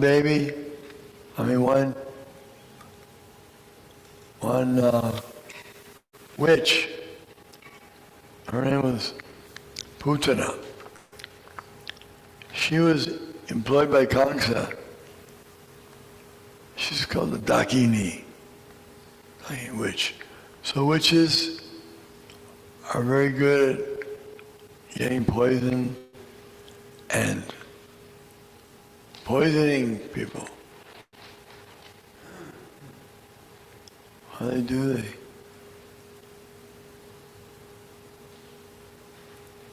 Vampires, this type of person. So she was engaged by Kamsa. Kamsa told her, "Do your thing on this baby." So she came there. She waited till Nanda was out of Vrindavan, out of home. And she went there, she had mystic powers.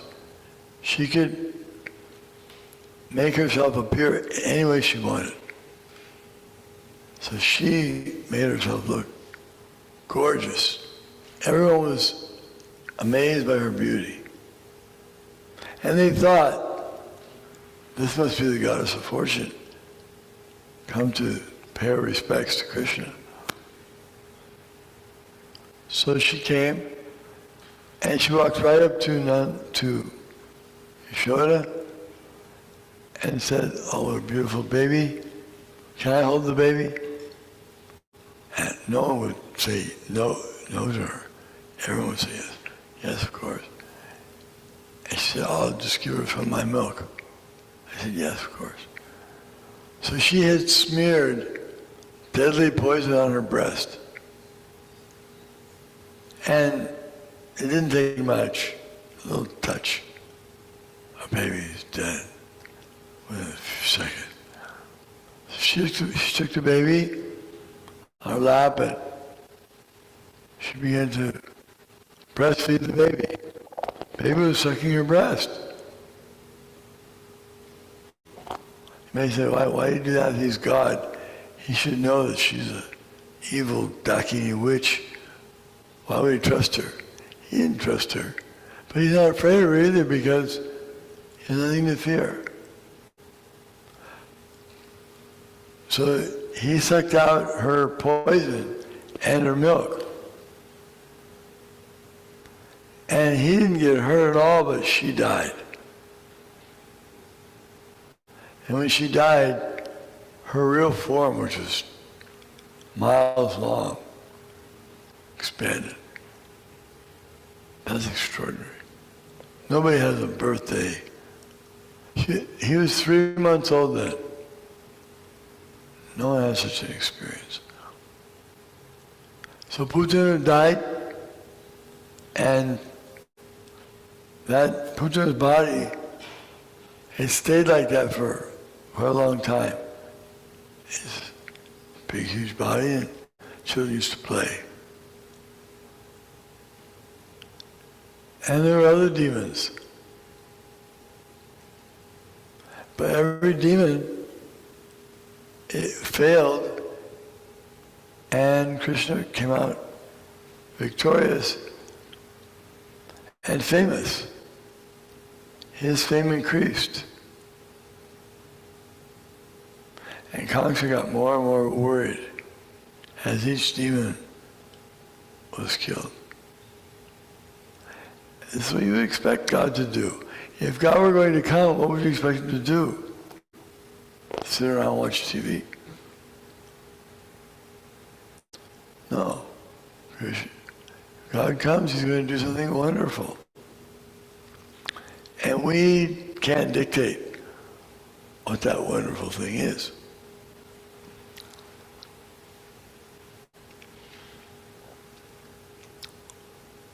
Krishna's pastimes as a little baby are considered his most charming activities.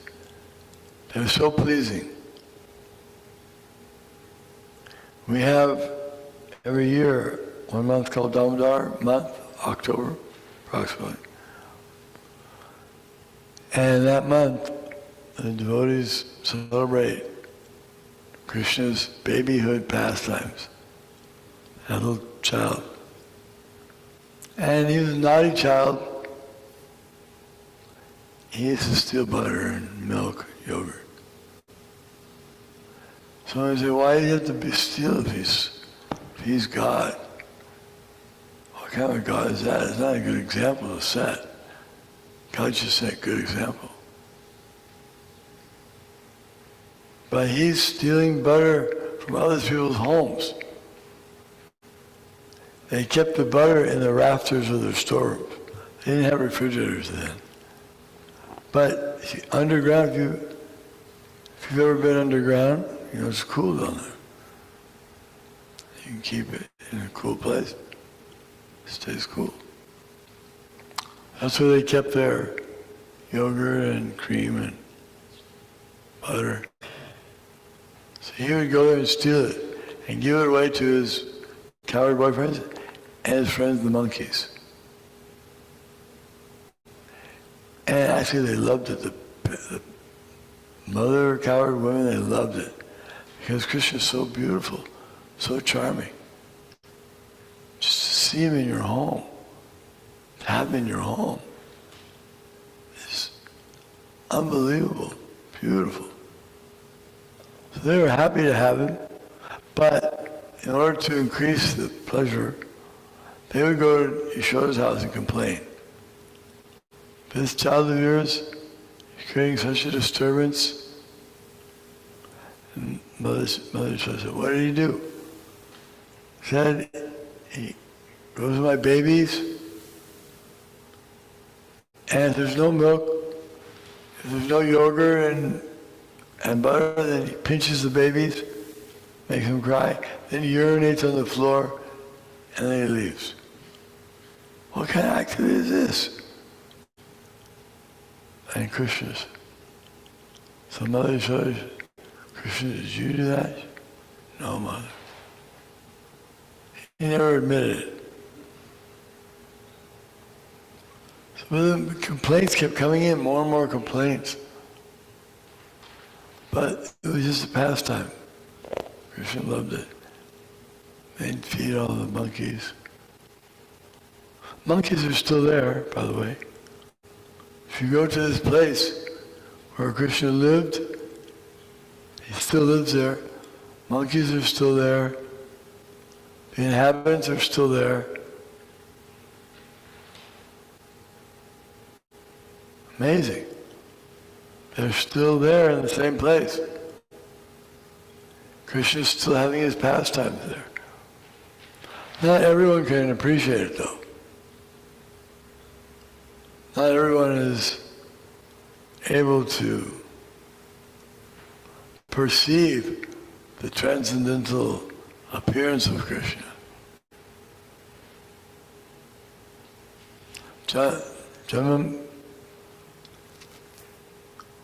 Jama karma chame divyam yovam veta tatataha chakradeham punar jamanaiti mamiti sorjana. One who can understand the transcendental nature of Krishna's appearance and activities does not take birth again in the material world, but comes back to home, back to Godhead. Just knowing about Krishna. It's such a amazing thing that if you know that, you basically solve all the problems of life. Your problems are solved. That's it. That's the magic thing you need to know to solve all your problems in life. No more birth, no more death, no more karma. All your karma, all your misdeeds can be wiped out by knowing that? That doesn't make any sense. It doesn't make sense to us because we're low in transcendental realization. But for the devotees, they're not surprised. They're not surprised that Krishna can give liberation to anyone who even hears about him. He knows one of his names is Mukunda. Mukunda means giver of liberation. If someone hears about his activities, they'll give liberation. If someone hears his name, liberation. Someone sees his form. Someone paints a picture of Krishna. It's like these paintings. We see so many paintings of Krishna. That's Krishna. Krishna's present. We're present too in our pictures, not completely though. To some extent. For example, if you're in the home of your great-grandfather, and he has a very beautiful mansion house, and he's coming from a very long line of aristocratic people, and the paintings are there. Your great-great-grandfather was in the Civil War, or German War, and there's a painting of him. He's standing there. So, is he there in his painting? You could say, yes, he's there. Someone might say, he's not there. If someone goes in the house and someone goes down and throws a stone at that picture, what will happen? The residents will be furious. And he say, why are you so upset? This is a rock. This is a painting. It's not going to hurt anything. It's not just that. It's that he's there in his some kind of feature. He's there some way. And that's true, he is there some way. But God or Krishna, he's there in a much different way, much more complete. He's not only there, he can give service. Like for example, out of that picture, that painting of Civil War aristocrat, I can't get any service from, I can't get water or food or, no, the painting just sits there. But Krishna's painting, Krishna can give you everything from that painting. he can give you protection. There's even a story where one man was being tortured, he's about to be killed in front of the deity of Krishna's devotee. And the deity broke out, she broke out of her deity form, and she attacked the attackers, and she protected her devotee. That's a service. Ordinary painting can't do that. And there's so many forms, like Krishna in his deity form, Gopal as the cowherd boy. He was called upon, he was needed to come as a witness. There was some legal dispute over marriage. And I think both parties were his devotees. One party had promised to give his daughter in marriage to the younger man, because the younger man had helped him on his tour of Vrindavan. So it was out of loving gesture, he wanted to give his dear daughter. But when he got back, the older man got back and told his family what had happened, they said, "You're not giving our daughter away, our sister away, to any Brahmin that you're going to meet on the road. No way." And he said, "But what will I do if I don't agree to give my daughter in marriage? Then Gopal will come and testify against me, and then it won't look good. I'm telling lies." So the young son, he was an expert politician. He said, "Don't worry about that. I'll take care of that. You just say you don't remember what happened." So sure enough, the young man came after some time. Came the old man, said, "So, what do you have to say? You're silent. What about you promised to give your daughter in marriage?" Then the son came in. "Who are you? Get out of here. Leave my father alone. You gave him marijuana on the tour. And now you're saying he may have all these crazy things. Go away, go away." He chased him away. So the young man wasn't giving up so easily. So he went to some of the elders, told them what happened. They came.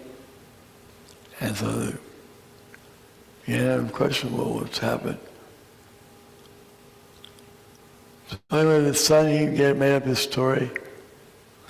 But the young man said, "No, I'm not making this story up. I have a witness." They said, "Who's your witness?"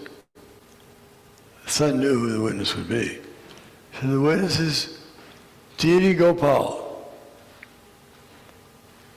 "Yeah, in Vrindavan, that's 1,000 miles away." And the young man said, "If necessary, I'll go and bring him as a witness." And the son said, "Yeah, you do that. Go get your Gopal, bring him, let him come here as a witness. If he comes, I'll give my daughter, my sister, in marriage." So everyone liked that. Even the old man liked it. Everyone liked that plan. So the young man went back to Vrindavan, and he told Gopal. And Gopal came, walked 1,000 miles, and bore witness for his devotee. So that's one difference. Krishna and his form are non-different, spiritual, absolute. He can do everything through his deity or through his painting. Murti. We only have partial powers through our picture. Why don't you stay? Lord Krishna is coming tonight. You can tell him.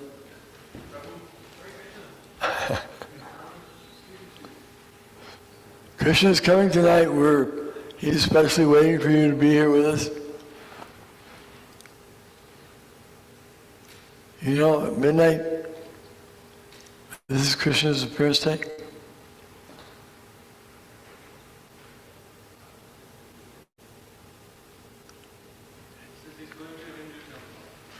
Oh, well, even maybe afterwards you can come by.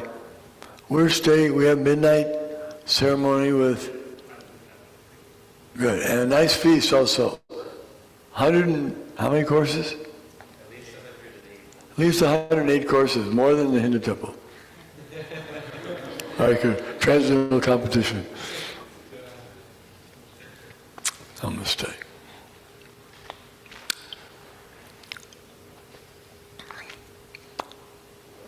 Yeah, bring your family too.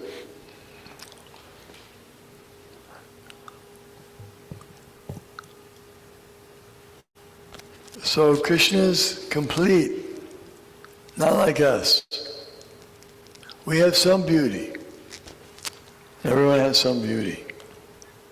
But Krishna's beauty is complete, unlimited beauty, all beauty. How's that? How is it that he has all beauty? He has all beauty because whatever beauty anyone else has is his. He's allowing them to be beautiful. But he's more beautiful than everyone. But even if someone else has beauty, it comes from him.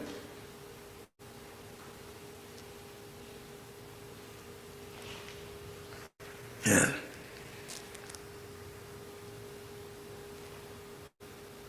So Krishna's transcendental activities, his appearance, they're not ordinary. If you understand them, the transcendental nature of them, then you're liberated. Then all your problems are over. You've passed the final examination. Now someone may say, is this just one of those things where you say, I believe in the Savior and now I'm freed? Not quite. Because if you actually understand the transcendental nature of Krishna's appearance and activities, you won't have any interest in material activities anymore. You will lose all your interest completely. How did that happen? And that is mysterious, how that happens. We experience it. Devotees, that's something that people can experience every day. How it is that by hearing about Krishna for a few minutes, or reading about Krishna, or seeing a picture, or hearing the chanting, or tasting, how is it that my whole life can change? I can become disinterested in material things, and instead I just want to serve Krishna, a madman or madwoman. It's happening.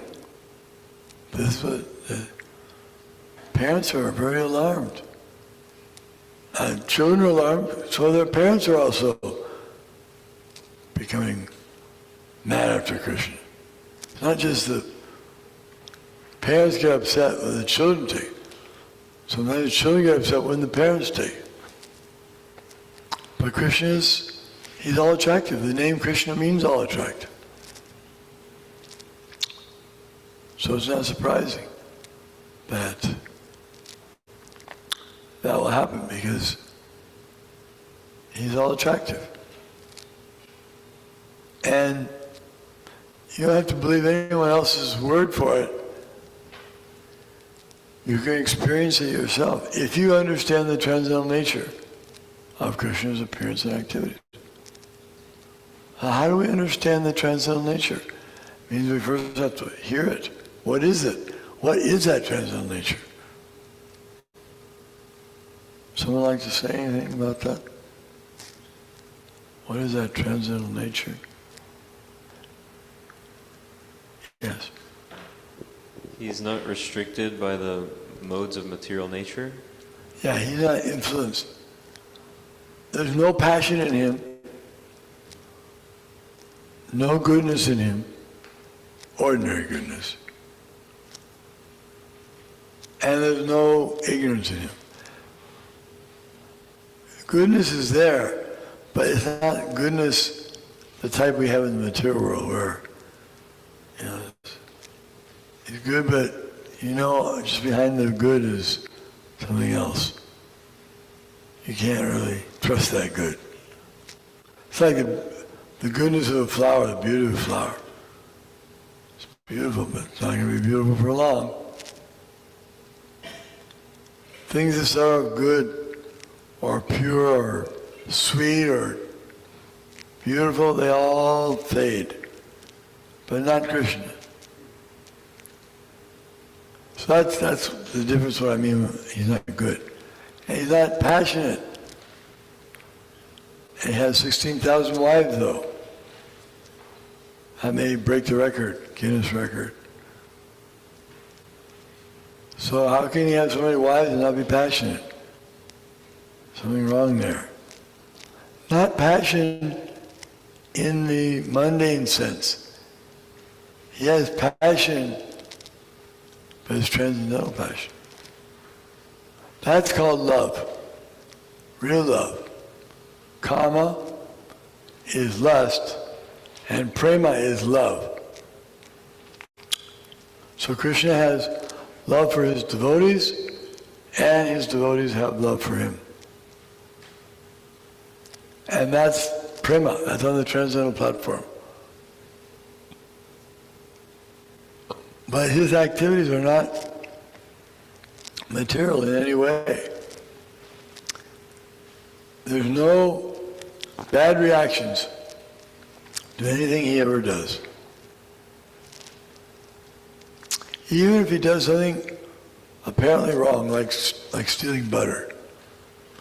He stole all that butter, and so many of the coward girls, they said they were going to threaten him. They were going to turn him into Kamsa. They were going to tell Kamsa that he had been stealing butter, and Kamsa would punish him. Krishna wasn't afraid. He said, I'm not afraid of Kamsa. And Kamsa never did anything to him. And Krishna was famous. He danced with others' wives in the dead of night. That's not proper according to higher level society. But he never got into trouble, and everyone still is captivated by Krishna's rasa dance. First time I went to India on airplane, Air India, we flew in, it's the airline of India, and they had kind of little paintings on the inside of the airplane, and they had Krishna dancing with the gopis. They're advertising. You would think if they were embarrassed, that was something embarrassing, they wouldn't put it on there. And they're criticized. Some people criticize them. Why do you advertise this type of renegade, wild man, does all these wrong things, steals butter, dancing, night. They don't like it. But they don't understand. They think they're trying to see from a mundane point of view. If a mundane person danced with other wives, then that would be abominable. And he should be punished. he would be punished.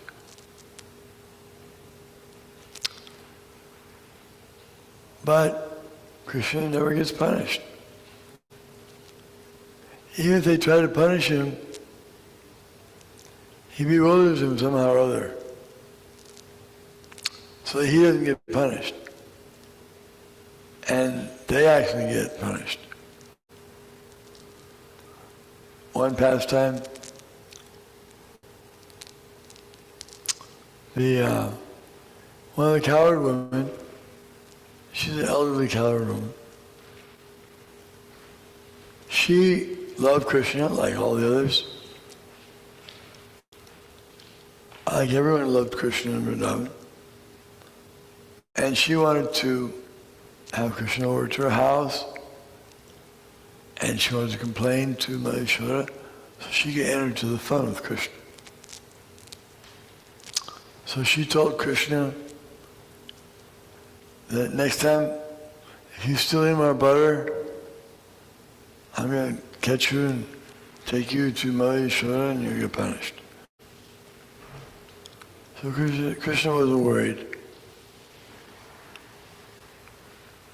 So finally, she kept complaining to Yashoda, stop your child from stealing.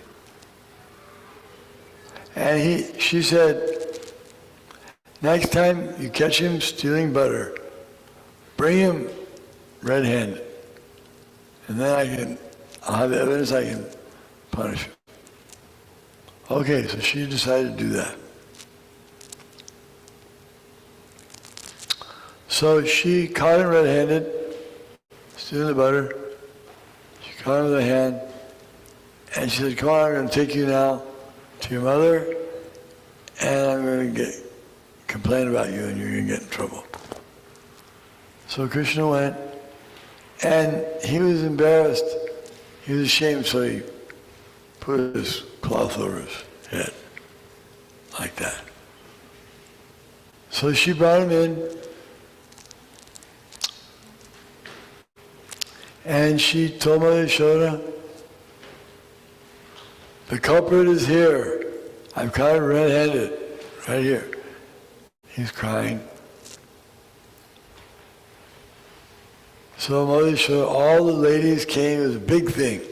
This is a court. Finally, the thief, the main thief in the whole village, was caught.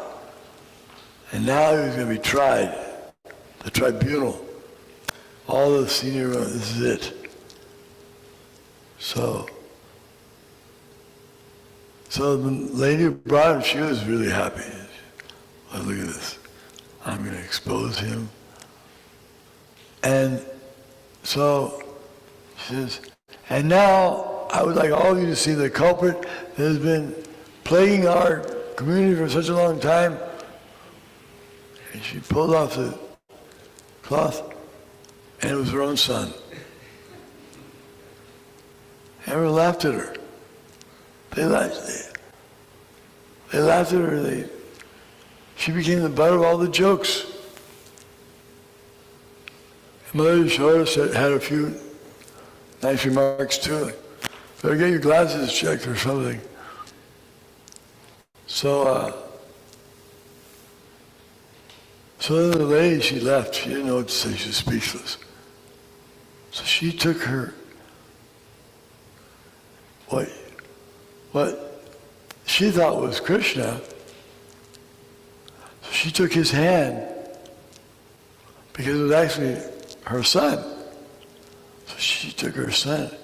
She said, how did you dress up like Krishna and then become... And then he turned Krishna again. So now she's talking with, she thought it was her son. Turns out it's Krishna. And Krishna said, yes, mother. Don't do this, don't try to play this trick on me again, because next time I'll have your husband here. So she didn't make any more complaints. So this wonderful pastime like this between Krishna and the coward women, and cows and calves, and demigods, and demons. What a wonderful life. 125 years. So many wonderful things. And then he wrote a book.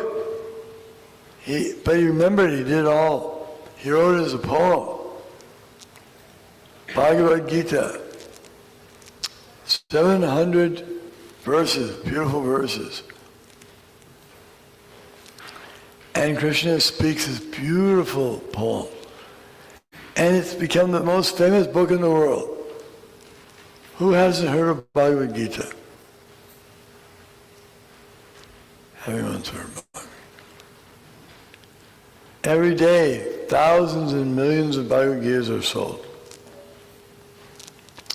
And every day, hundreds and thousands of people are becoming devotees of Krishna. Just by hearing about Krishna.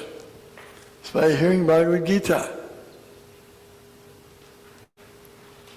Just by going out, sometimes they see the devotees chanting on the street. Has anyone here ever seen devotees chanting in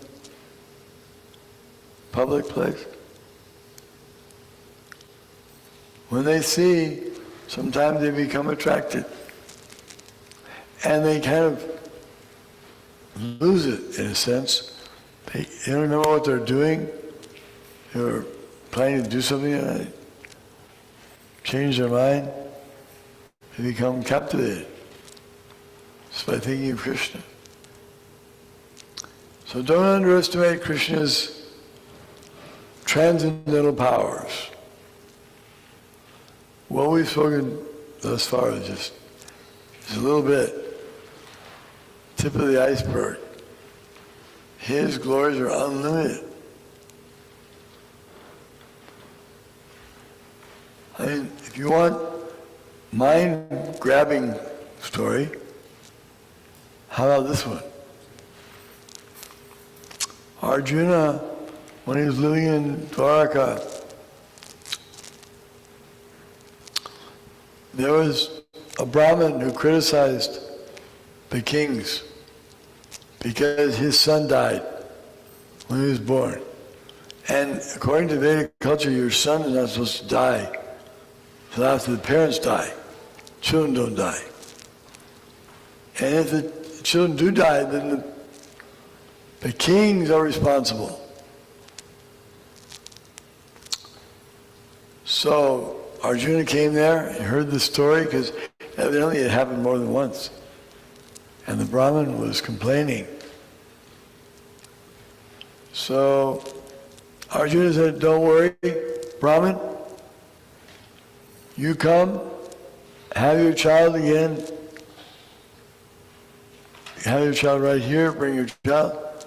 I'll make sure that nothing happens to your child. I'll protect it.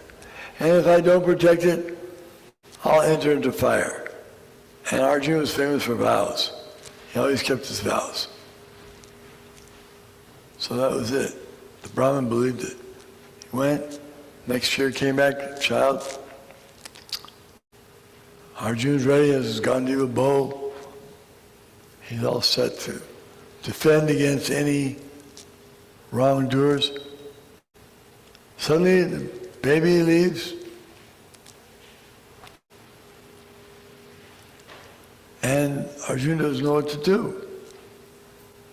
So he's thinking, I'll just start a fire, I'll burn myself. Krishna said, don't worry, come with me. So Krishna took him on his chariot this time, not Arjuna's chariot, Krishna's chariot. Krishna's chariots, he has 4 horses. What are their names? 4 horses, Krishna's names.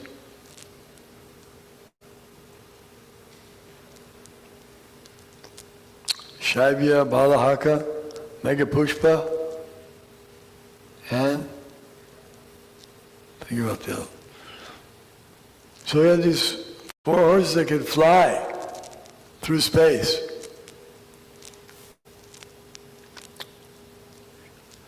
And they took him on the chariot all the way to Mahavishnu Loka. Mahavishnu Loka is where Mahavishnu lies on the causal ocean, and he rests on Sheshanaga, 1,000 hooded serpent bed. And so when Krishna and Arjuna came there, they offered their obeisances to him. But he offered his obeisances to them because he said, I'm sorry I disturbed you, but I kept stealing all these children because I wanted to see Krishna. Even the incarnations are so attracted to Krishna. They wanted to see Krishna. So you can imagine Arjuna was quite impressed by that on the visit they took. Came back and told the story of the children. So Krishna's activities are all wonderful. He was playing as a little boy. His boyfriends came to Mother Yashoda, and Mother Yashoda, Krishna's eating dirt. And Yashoda said, Krishna, what's this? You're eating dirt? He said, no, Mother. He said, but they're all saying you did it. Even your brother, Balaram, says you did it. They're all lying, Mother. She said, all right, if you didn't eat any dirt, just open your mouth and let me see in your mouth. So he opened his mouth. She looked inside. She saw the whole cosmic manifestation. Many universes, thousands of suns, and all these things inside them. The mouth of his mother.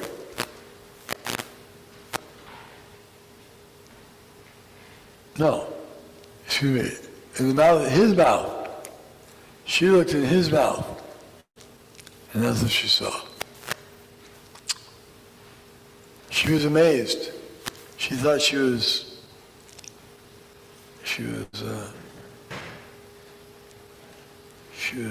intoxicated or something.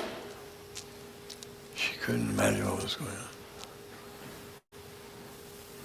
So whether you like romance, you like adventure, you like tragedy, you like mystery, you like religion, you like law, you like truth, you like space, whatever you like, Krishna's got it. Krishna has provided it. In this short little visit of 125 years. We say short visit because that's not very long for him. On the Brahma planet, one moment is a year. And Sahasra Yuga Paryantam Haryad Brahmano Vidu. 1,000 ages taken together equals Brahma's one day. 1,000 ages means 4,300,000 times 1,000. That's 4,300,000,000 times 2 is a day and night of Brahma. And that's Brahma's whole lifetime only equals a exhalation, one exhalation of Mahavishnu. So Mahavishnu exhales 311 trillion years and then inhales. So what was the point of that? Sorry about that. Oh, in 125 years. It's a short time. For us, it's a fairly long time, but it's a short time for him. So he's packing in so many activities in in his abode in Vrindavan. The highest planet is Krishna Loka. Below Krishna Loka, there's the Vaikuntha planet. Below Vaikuntha, there's the Brahmajyoti. And below that, there are heavenly planets where the demigods reside. And then our planet, we're in the middle planetary system. It's called Bhuloka. And we have, we have our facilities here. We can fly a little bit of the sky, and we do our best at space travel. And whatever we can't actually do, we make up little animations of it. But real things do happen, like that going to other planets and other universes. Krishna does all these things. Krishna's always traveling. So we can become fully absorbed in hearing about Krishna and seeing Krishna's form. That's why it's nice to come and see the beautiful form of Krishna. Tonight we're seeing form of Krishna in his Gaur-Nitai form also. It's another way of seeing Krishna and Radharani, because Lord Chaitanya Mahaprabhu is described in the Vedas as being Radha Krishna Nayana.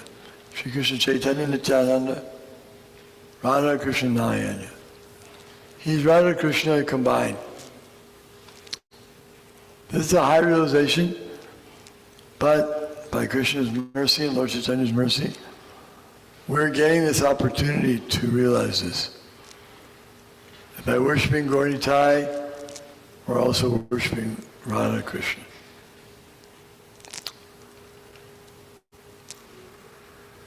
So, thank you. What now? Good.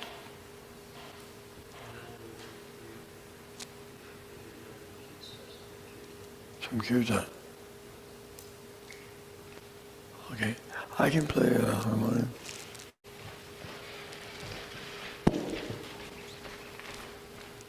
But I need a table.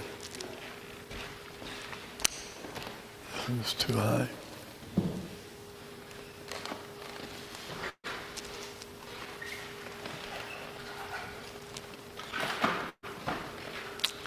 By the way, thank you for listening to my rambling.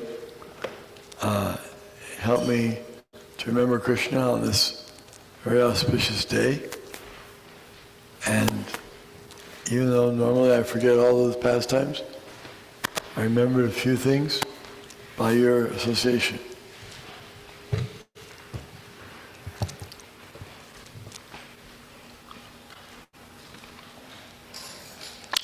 I don't know if this is going to work.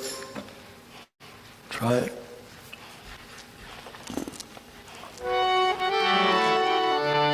Namah Vishnu Padaya Krishna Prestaya Bhutale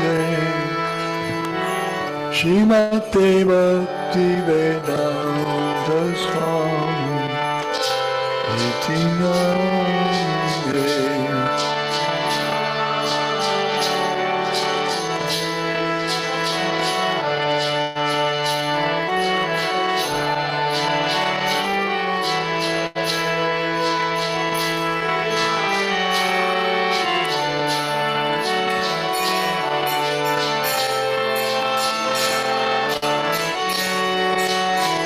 Mridanga.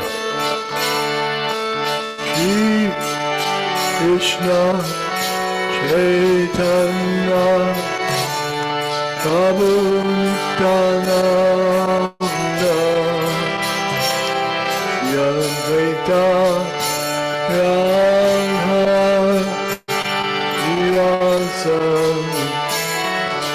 Gaur Bhakta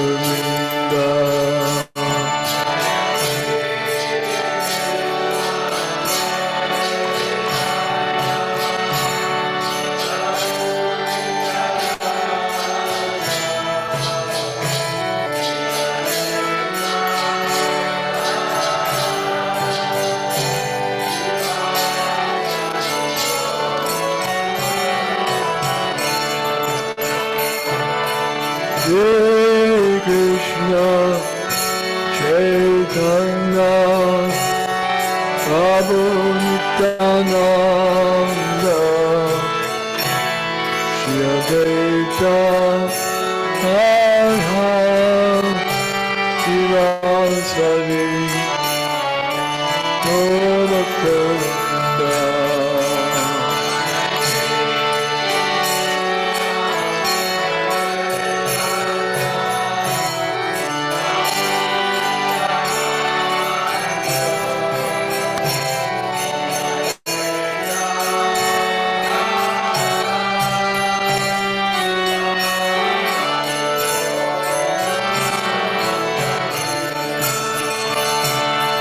Hare Krishna Chaitanya Prabhu Nityananda Shri Advaita Radha Sivasari Gaur Bhakta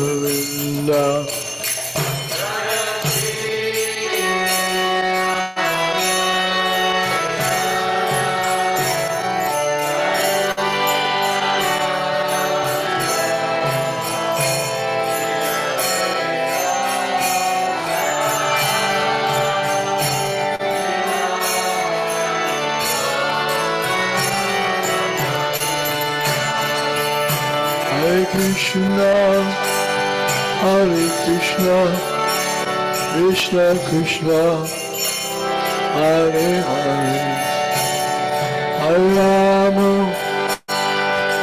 Rama, Rama Rama, Hare Hare.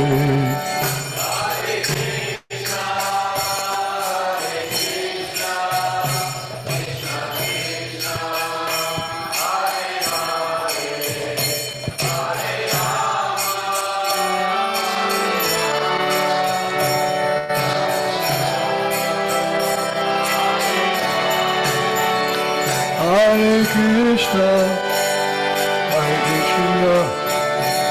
Krishna Krishna, Hare Hare, Hare Rama,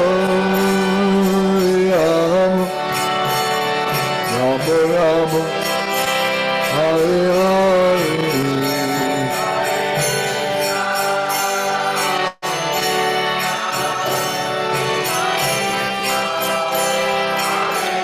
Feel free to dance.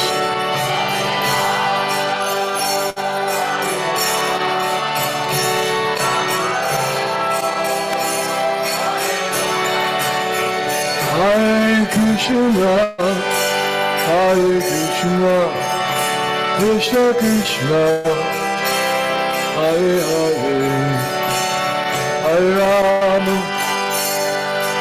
Rama, Rama Rama, Hare Hare. So stronger, stronger.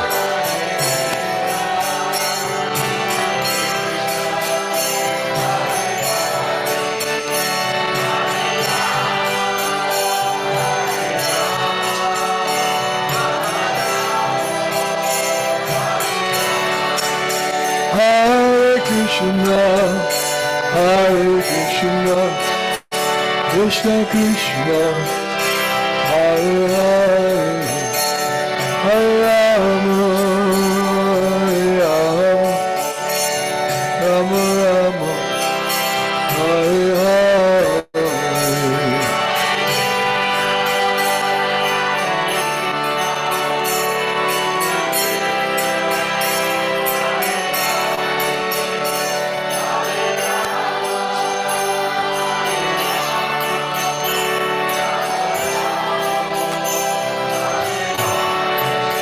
Hare Krishna, Hare Krishna, Krishna Krishna, Hare Hare, Hare Rama, Hare Rama, Rama Rama, Hare Hare. Stronger. This is Krishna's birthday.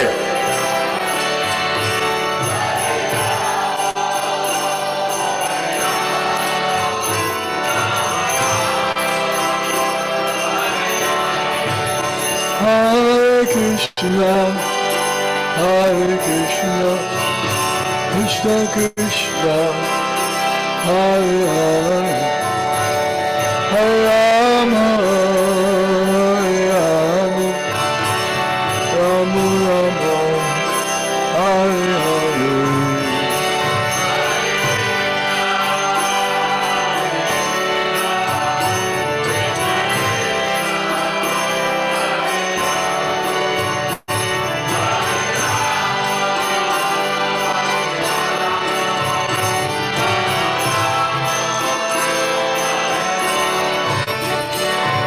Hare Krishna, Hare Krishna, Krishna Krishna, Hare Hare, Hare Rama, Hare Rama, Rama Rama, Hare Hare.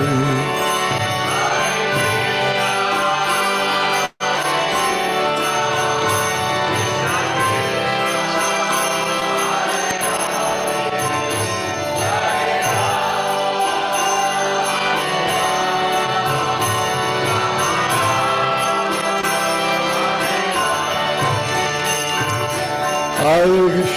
Hare Krishna, Krishna Krishna, Hare Hare, Hare Rama, Hare Rama, Rama Rama, Hare Hare.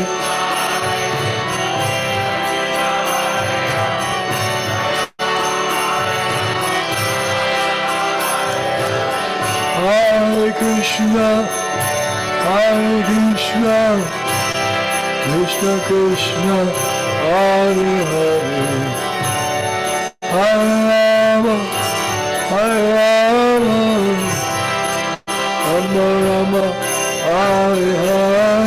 Hare Krishna, Hare Krishna, Krishna Krishna, Hare Hare, Hare Rama, Hare Rama, Rama Rama, Hare Hare. Hare Krishna, Hare Krishna, Krishna Krishna, Hare Hare, Hare Rama, Hare Rama, Rama Rama, Hare Hare.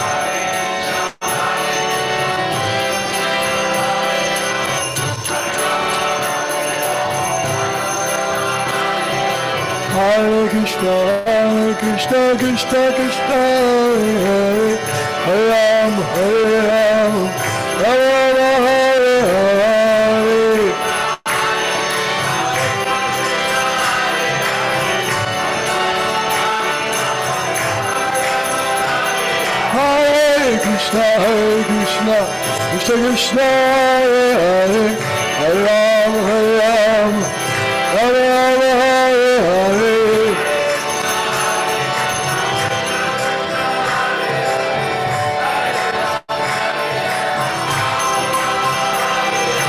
Hare Krishna, Hare Krishna, Hare Krishna, Hare Hare, Hare Rama, Hare Rama, Rama Rama, Hare Hare.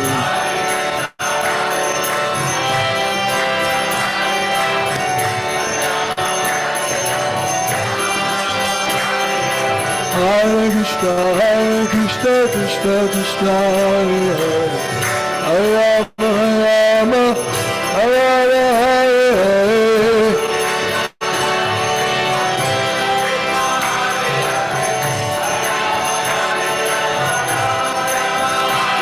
Hare Krishna, Hare Krishna, Krishna Krishna, Hare Hare, Hare Rama, Hare Rama, Rama Rama, Hare Hare.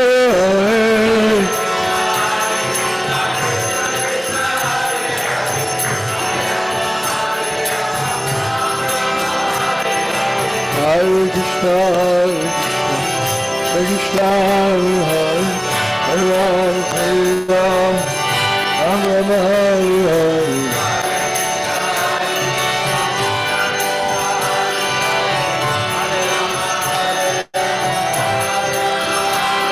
Hare Krishna, Krishna Hare Hare, Hare Rama,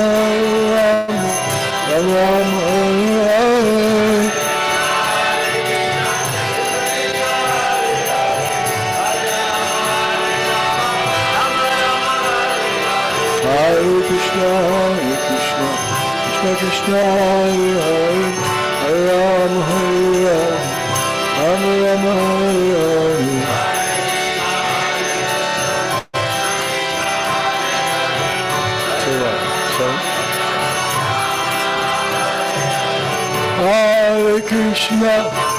Hare Krishna, Krishna Krishna, Hare Hare, Hare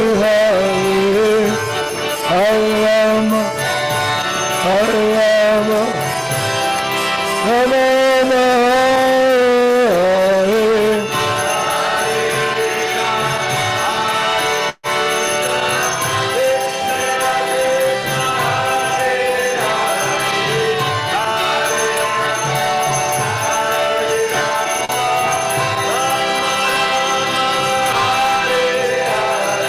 Hare Krishna, Krishna Krishna, Hare Hare, Hare Rama, Rama Rama, Hare.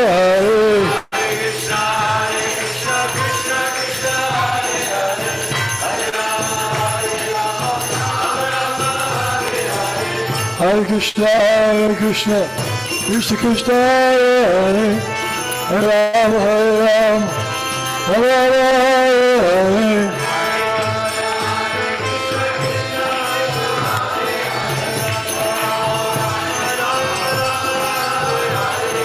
Hare Krishna, Krishna Krishna, Hare Rama, Rama Rama, Hare. Hare Krishna, Krishna Hare Rama, Rama Rama, Hare.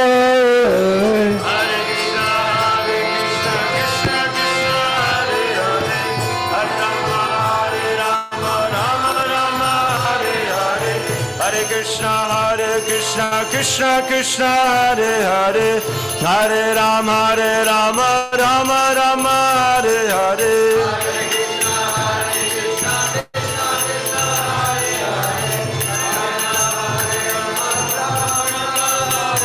Hare Krishna,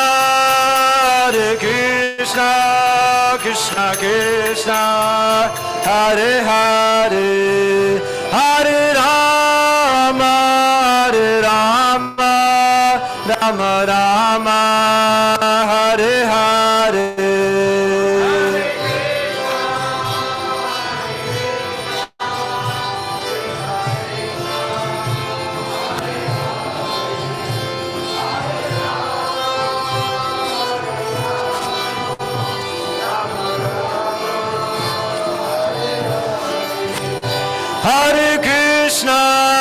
Hare Krishna, Krishna Krishna, Hare Hare, Hare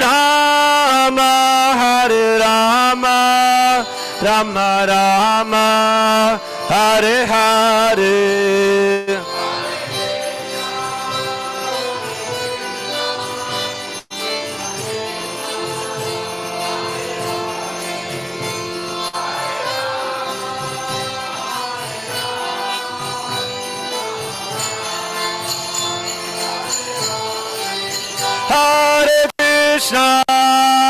Hare Krishna, Krishna Krishna, Hare Hare, Hare Rama, Rama Rama, Hare Hare.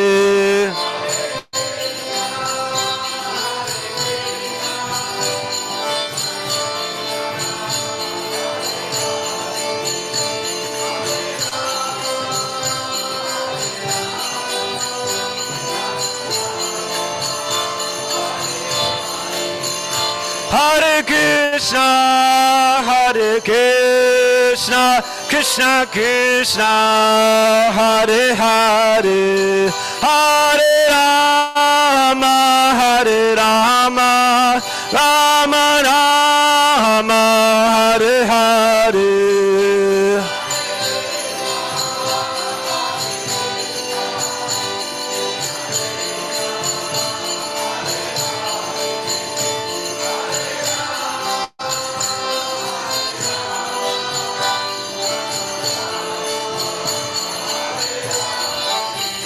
Hare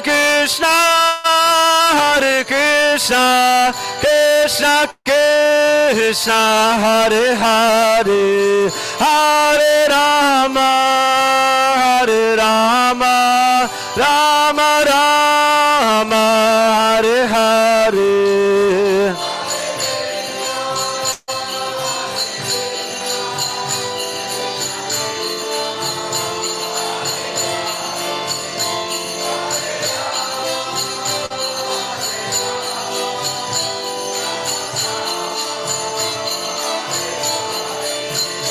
Hare Krishna, Krishna Krishna, Hare Hare, Hare Rama, Hare Rama, Rama Rama, Hare Hare.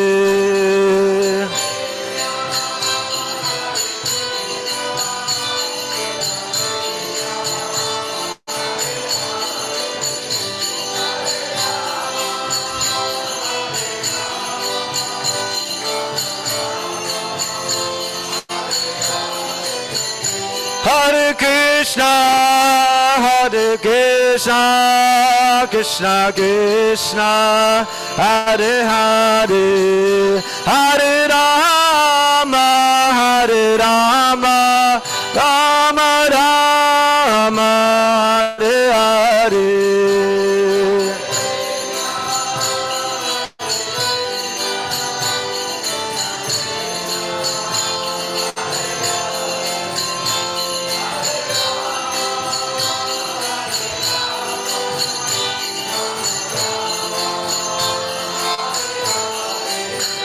Hare Krishna, Krishna Krishna, Hare Hare, Hare Rama, Hare Rama, Rama Rama, Hare Hare.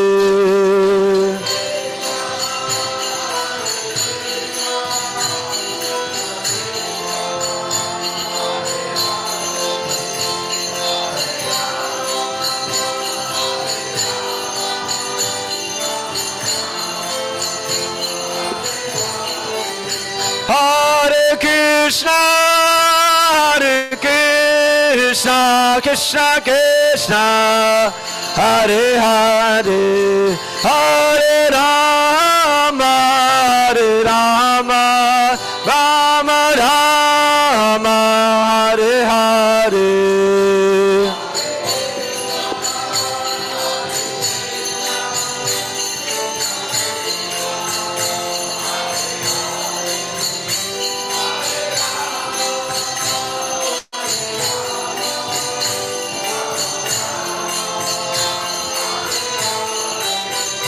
Hare Krishna, Krishna Krishna, Hare Hare, Hare Rama, Rama Rama, Hare Hare.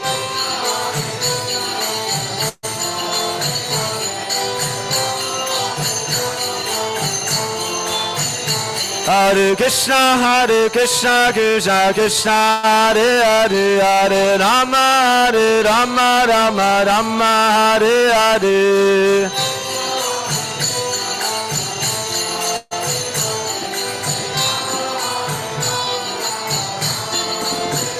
Hare Krishna, Krishna, Hare Hare, Hare Rama, Rama, Hare Hare.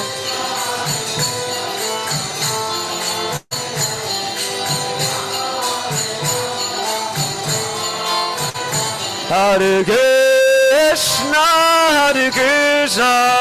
Krishna Krishna, Hare Hare, Hare Rama, Hare Rama, Rama Rama, Hare Hare.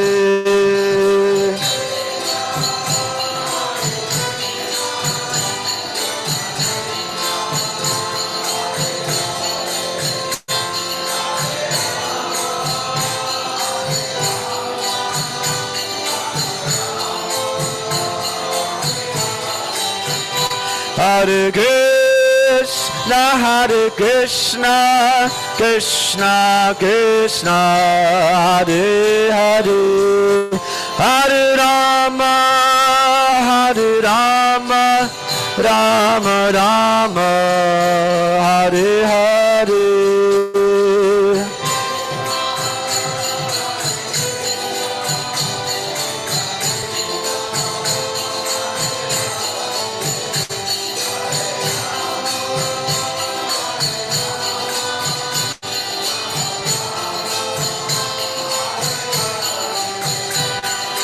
Hare Krishna, Hare Krishna, Krishna Krishna, Hare Hare, Hare Rama, Hare Rama, Rama Rama, Hare Hare.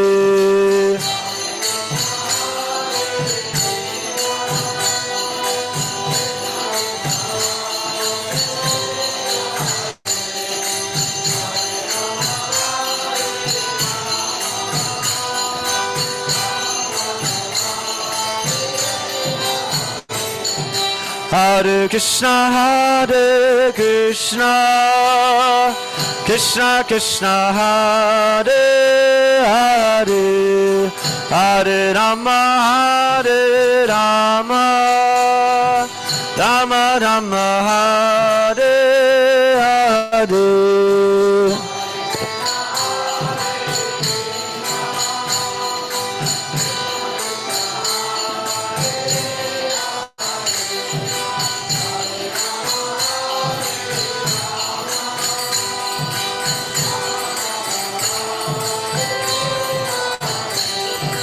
Hare Krishna, Hare Krishna, Krishna Krishna, Hare Hare, Hare Rama, Hare Rama, Rama Rama, Hare Hare.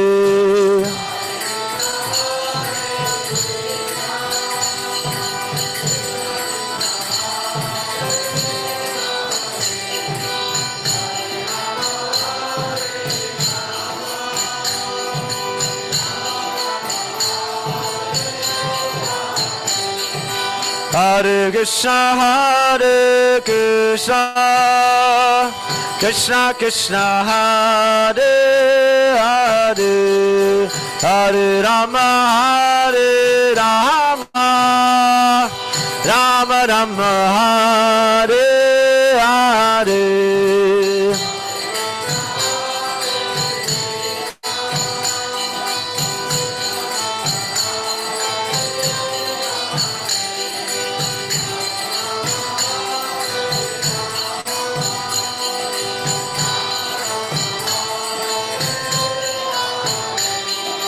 Hare Krishna, Hare Krishna, Krishna Krishna, Hare Hare, Hare Rama, Hare Rama, Rama Rama, Hare Hare.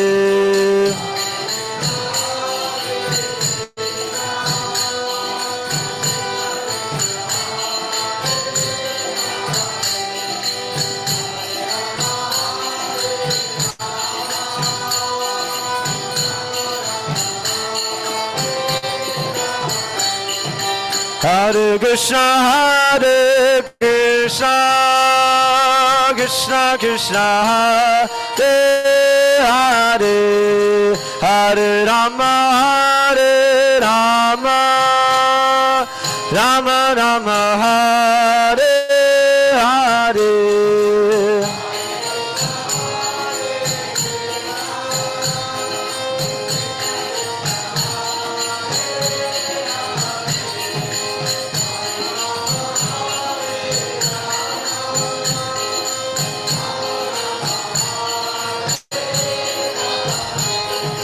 Hare Krishna,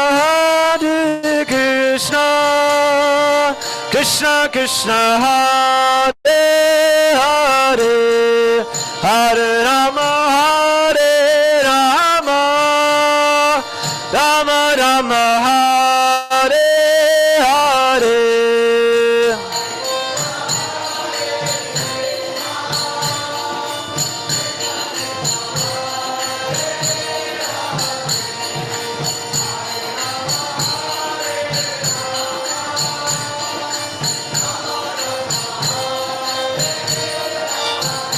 Hare Krishna,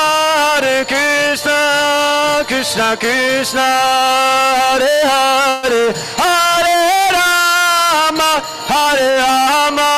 Rama Rama, Hare Hare.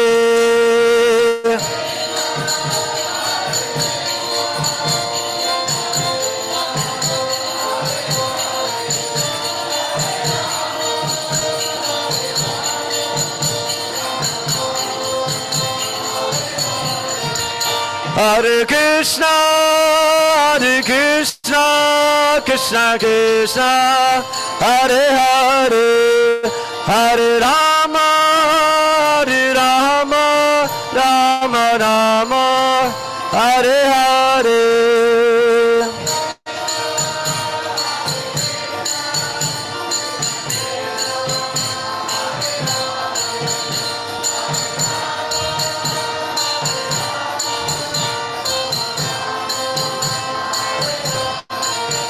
Hare Krishna, Krishna Krishna, Hare Hare, Hare Rama, Rama Rama, Hare Hare.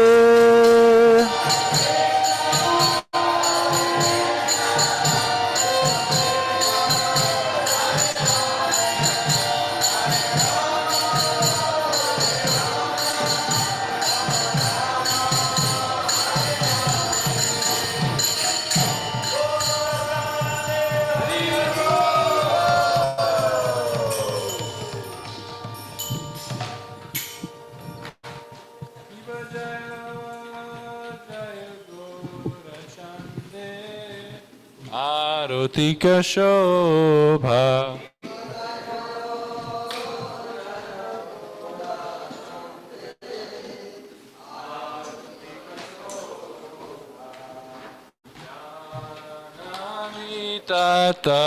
Tatavane Jagamanalobha.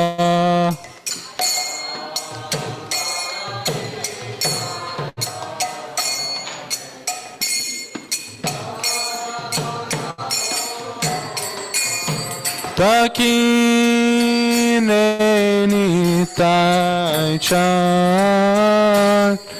Pame Gadadhara.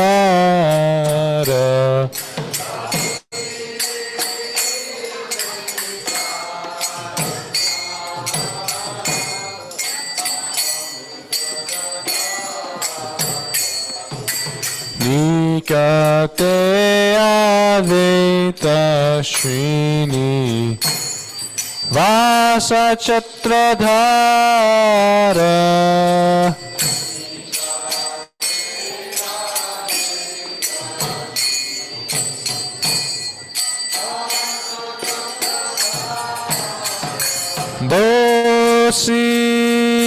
Bosiache Gorachan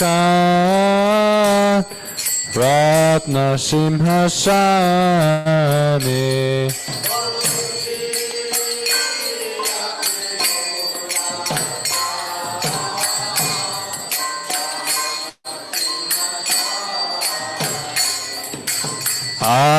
Arati Karen Brahma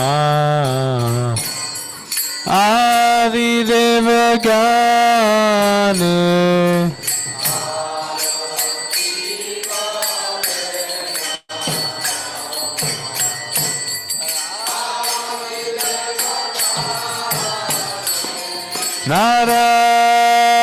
Narahari Ari Kori Chamaradulaya.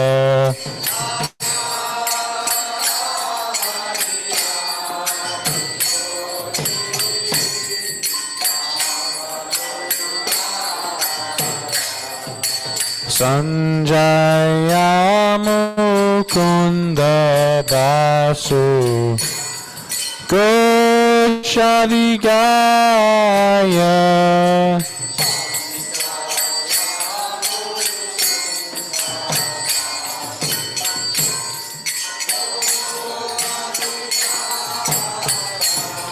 Shankha Baje Kanta Baje Baje Karatala.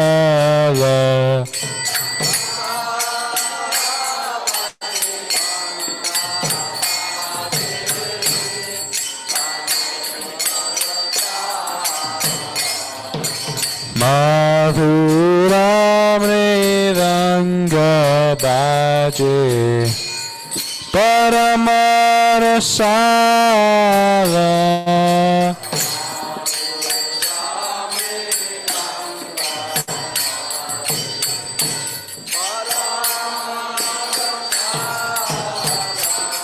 Shri Bahu Koti Chandrajini Vadana Ujvala.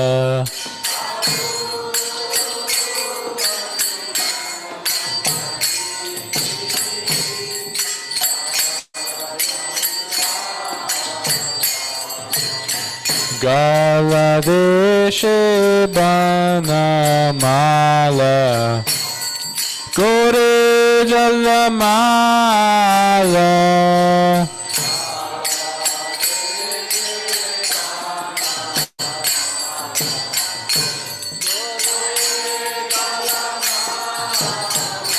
Shiva Shukanarada Preme Gada Gada.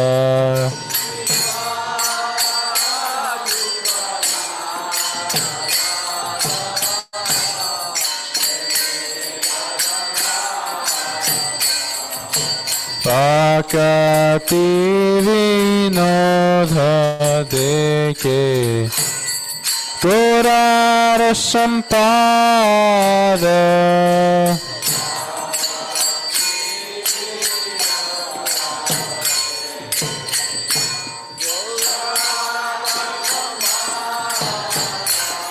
Namah Vishnu Padaya Krishna Pristaya Bhutale Srimate Bhakti Vedanta Swami Niti Namine.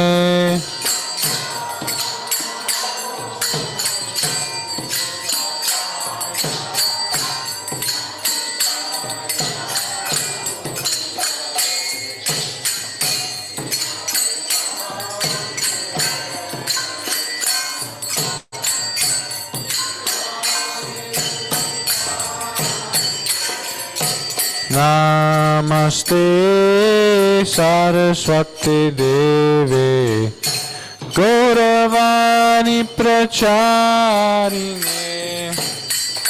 Nirvishesha Shunyavadi Paschatya Vishatarine.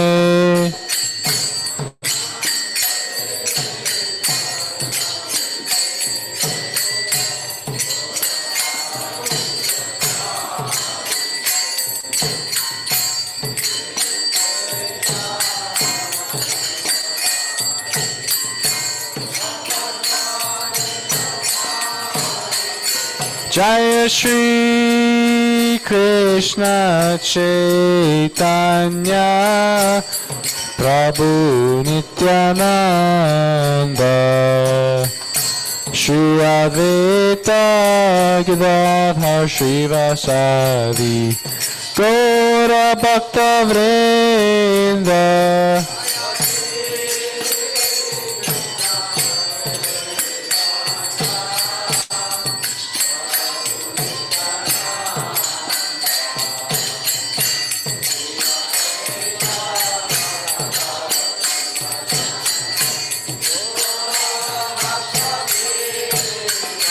Jaya Shri Krishna Chaitanya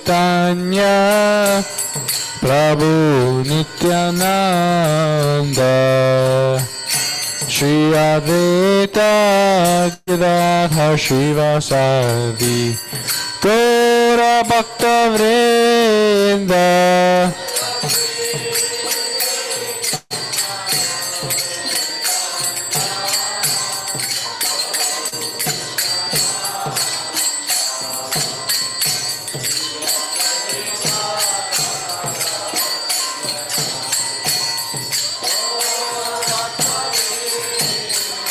Jaya Shri Krishna Chaitanya Prabhu Nityananda Shri Advaita Gadadhar Shivasadi Gaura Bhakta Vrinda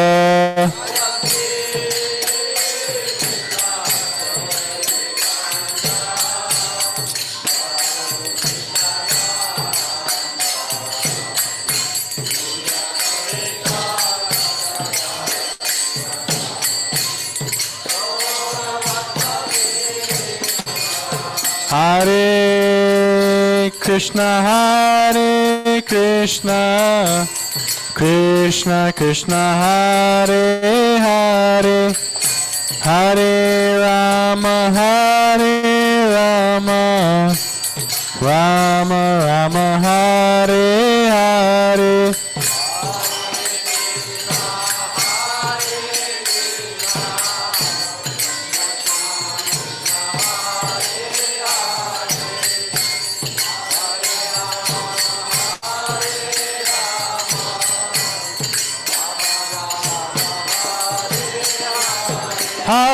Hare Krishna, Hare Krishna, Krishna Krishna, Hare Hare, Hare Rama, Hare Rama, Rama Rama, Hare Hare.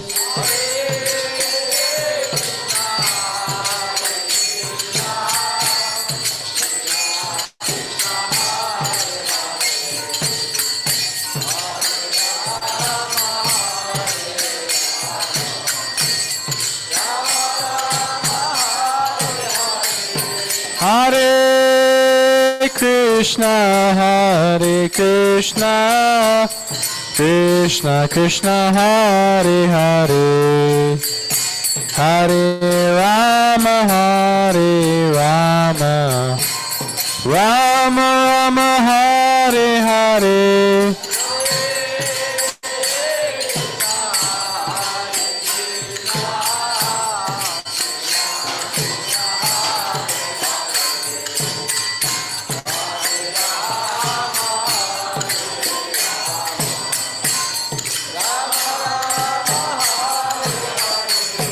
Hare Krishna, Hare Krishna, Krishna Krishna, Hare Hare, Hare Rama, Hare Rama, Rama Rama, Hare Hare.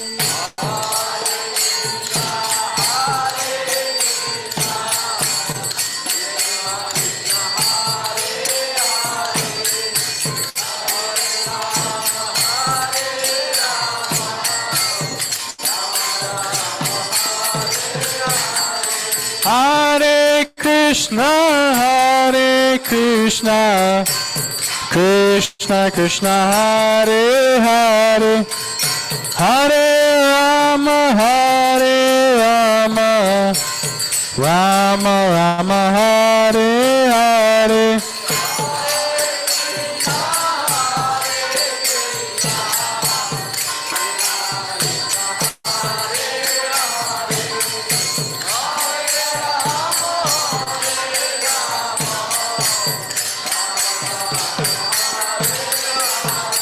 Hare Krishna, Hare Krishna, Krishna Krishna, Hare Hare, Hare Rama, Hare Rama, Rama Rama, Hare Hare.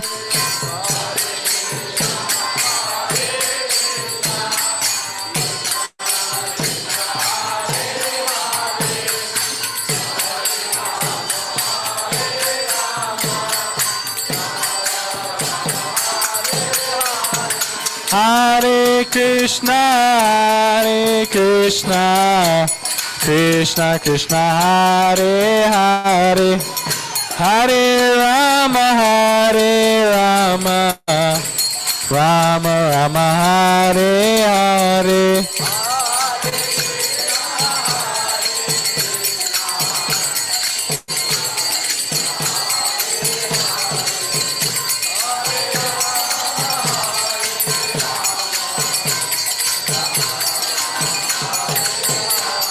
Hare Krishna, Hare Krishna, Krishna Krishna, Hare Hare, Hare Rama, Hare Rama, Rama Rama, Hare Hare.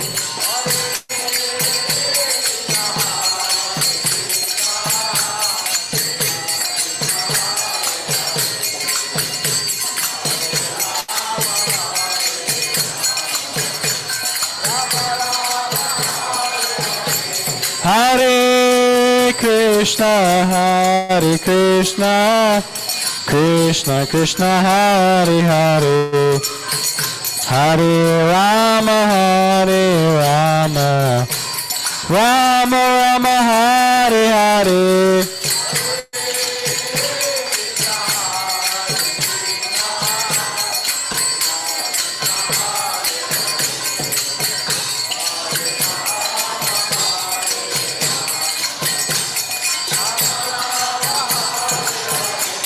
Hare Hare Krishna, Hare Krishna, Krishna Krishna, Hare Hare, Hare Rama, Hare Rama, Rama Rama, Hare Hare.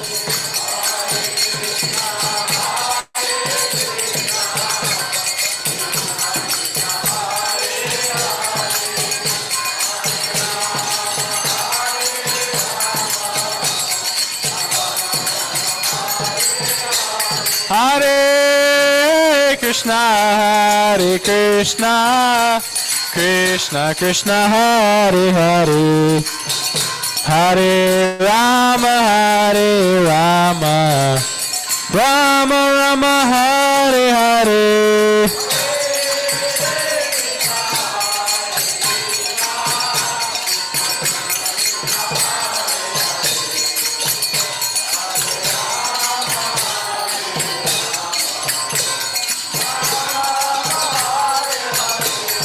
Hare Krishna, Hare Krishna, Krishna Krishna, Hare Hare, Hare Rama, Hare Rama, Rama Rama, Hare Hare.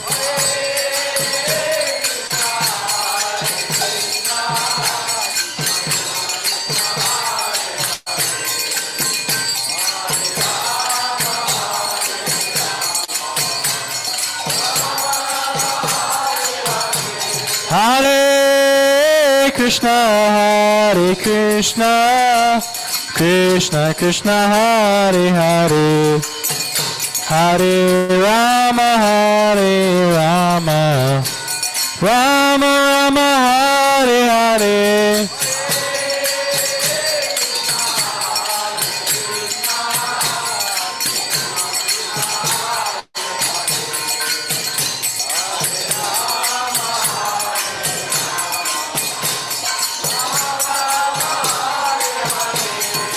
Hare Krishna, Hare Krishna, Krishna Krishna, Hare Hare, Hare Rama, Hare Rama, Rama Rama, Hare Hare.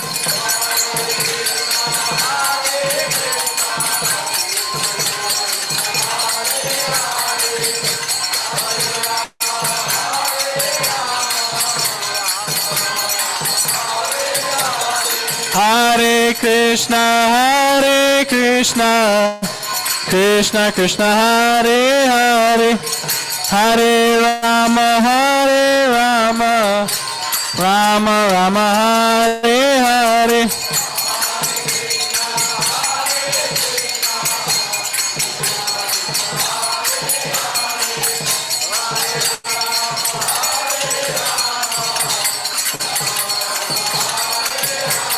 Hare Krishna, Krishna Krishna, Hare Hare, Hare Rama, Rama Rama, Hare Hare.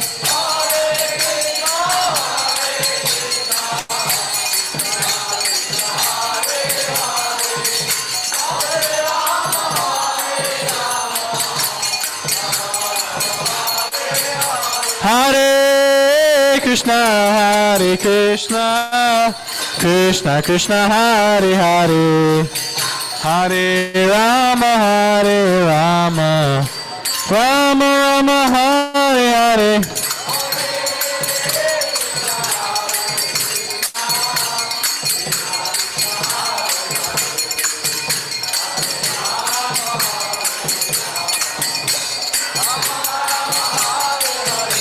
Hare Krishna, Krishna Krishna, Hare Hare, Hare Rama, Rama Rama, Hare Hare.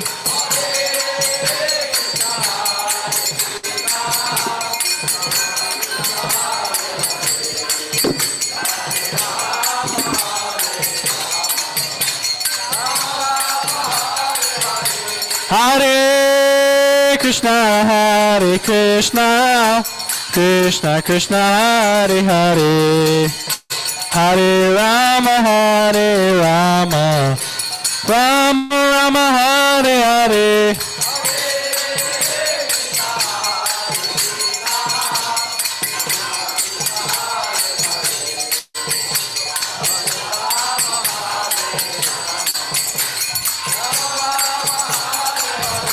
Hare Krishna, Krishna Krishna, Hare Hare, Hare Rama,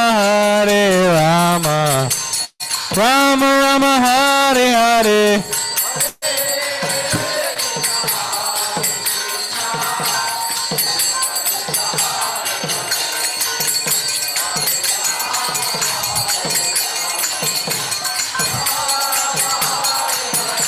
Hare Krishna, Krishna Krishna, Hare Hare, Hare Rama, Rama Rama, Hare Hare.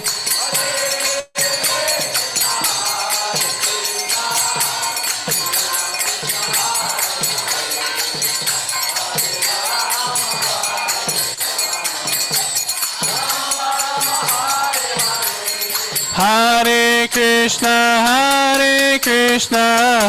Krishna Krishna, Hare Hare, Hare Rama, Rama Rama, Hare Hare.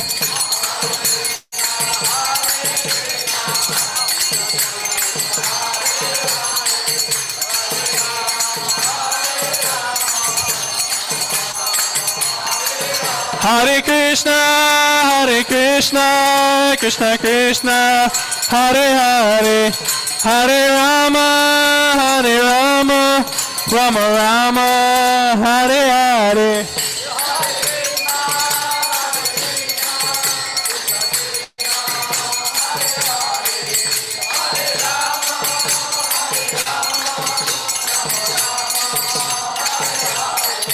Hare Krishna, Krishna Krishna, Hare Hare, Hare Rama,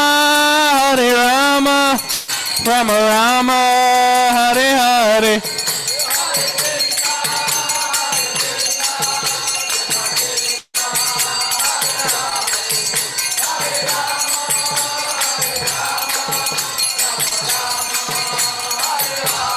Hare Krishna, Hare Krishna, Krishna Krishna, Hare Hare, Hare Rama, Hare Rama, Rama Rama, Hare Hare.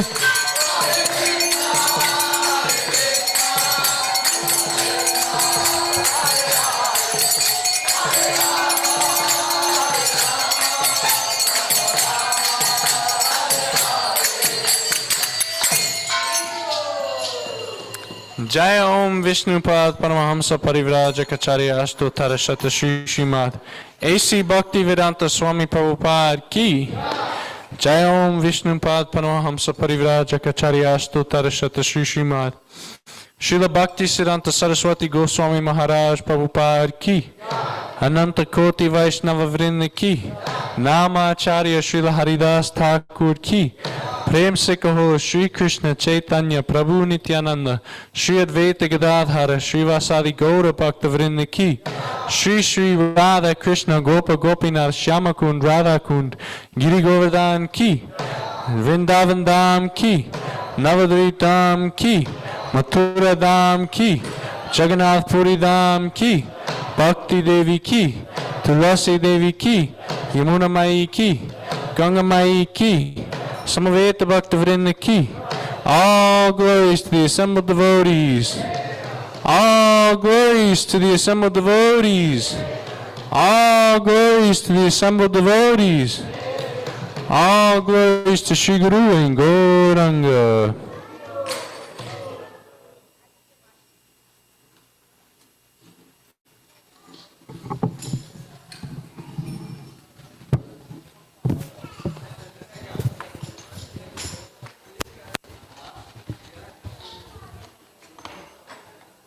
Thank you. Namaste Narasrimaya.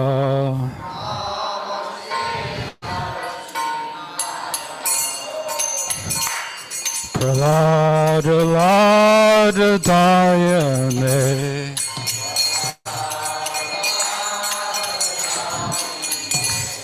Hiranya Kasi Pur Bhakshaha.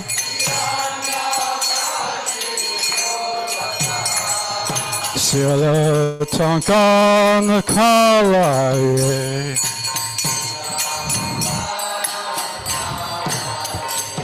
Yato Parato Nisimo.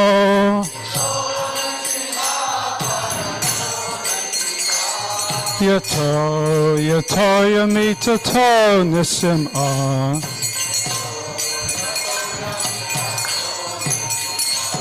Bahir Nisimo, Ridaye Nisimo.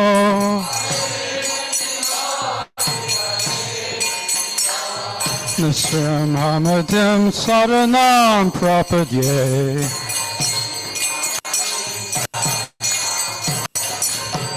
Tavakara Kamaravade Kamadu Singam.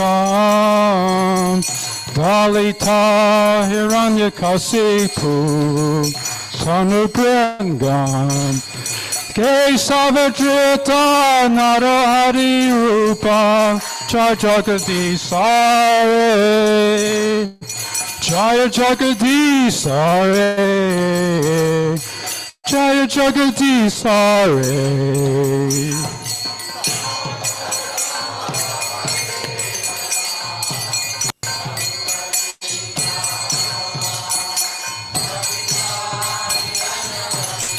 Simade.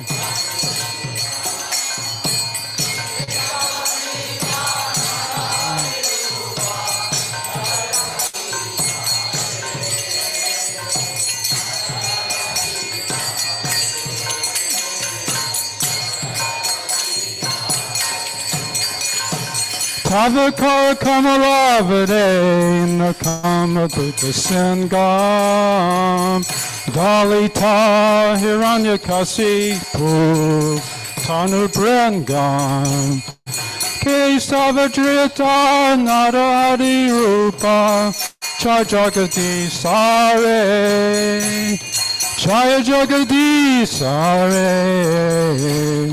Jaya Jagadisare. Oh!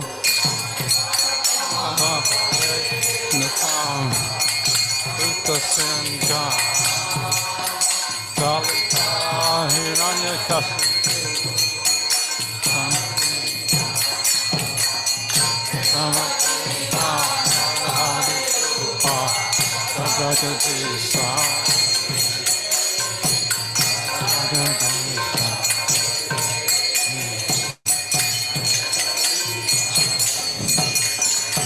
Kesavadrita Naradi Rupa Jagati Sare Jaya Jagati Sare Jaya Jagati Sare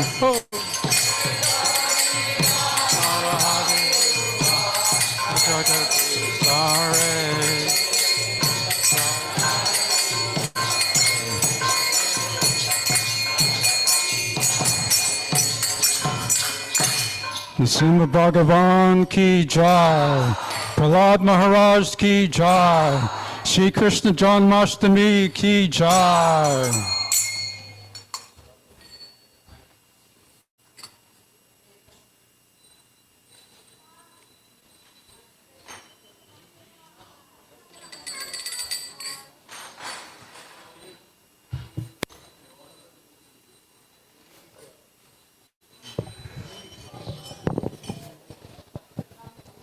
Can we get a Hari Bol for Janmashtami? Haribo! So Janmashtami is a really amazing occasion to engage in a lot of service, and also we can engage our whole life and our whole occupation in service by donating for spreading Krishna consciousness on Janmashtami. So we made a very convenient way to do it. The website is called Donate KC, like Donate Kansas City. And if you just click here on Donate, we already made many different options for people to sponsor. Different things such as Krishna's flowers, the different artis, garlands, such as garlands for Lord Nityananda. And these specific things that are really nice are these kalashes for the Abhishek. So you can donate for a kalash. It's a little, the little pot for the Abhishek. And then that Abhishek will be from you on your behalf, and you'll get the kalash back with Mahaprasadam in it for you and your family. So these things are all here, and it ranges from $22 all the way up to 10,008. So there's a big variety, something for everybody. So if you'd like to make a donation for Janmashtami, it's very easy. You just go to donatekc.com. And if you don't want to do it yourself, you can talk to me or Magadari, and we can do it on our phone for you real quick. Okay, thank you all so much. Janmashtami Mahotsava ki jai!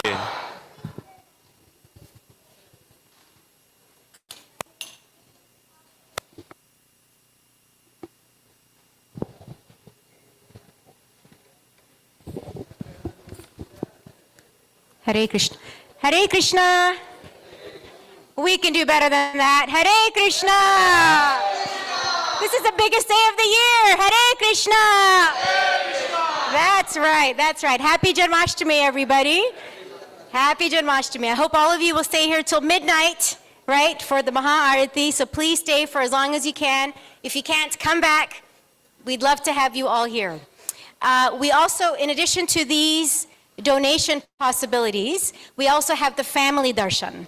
So family darshan is in the back. You get a thali, you get a fruit, you get agarbatti, you get a flower, you get a nice candle that you can take home, a candle holder. You can see it all over there. It's $31. At 9:30, they will do the family darshan in front of the deities, where you can offer your plate, and they will offer your fruit. You'll get another fruit back, and they'll light your agarbatti. So please come and support the temple. It's $31 for your family. 9:30 p.m. they will do the darshan for the families. You can do it by yourself. You can do it on behalf of your immediate family or your extended family. So we'd love to have your support. Happy Janmashtami, everybody. Have a wonderful evening. Hare Krishna. Hare Krishna.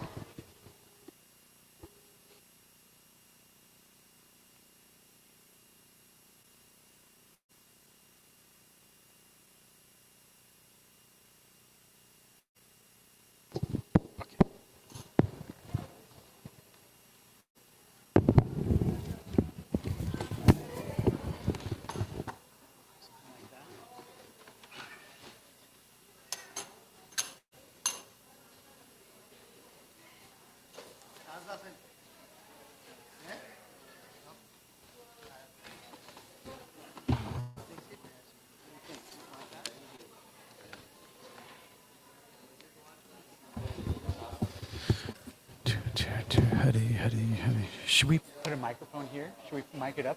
Probably.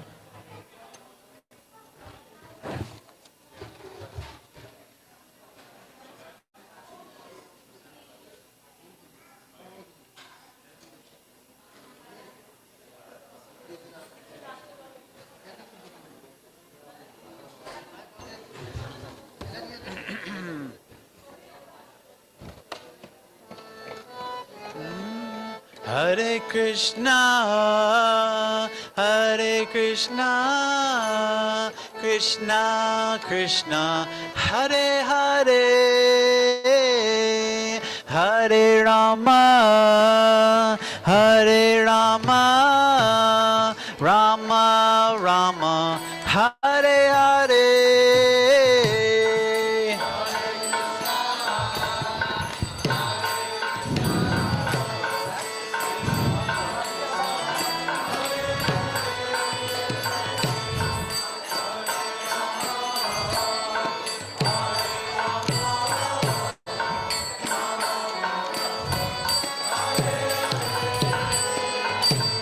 Hare Krishna, Hare Krishna, Krishna Krishna, Hare Hare,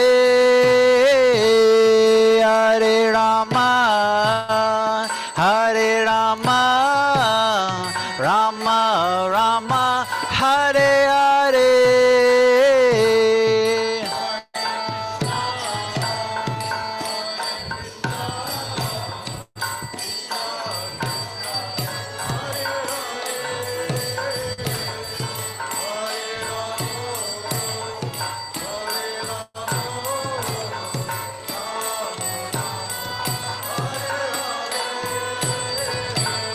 Hare Krishna, Hare Krishna, Krishna Krishna, Hare Hare, Hare Rama, Hare Rama, Rama Rama, Hare Hare.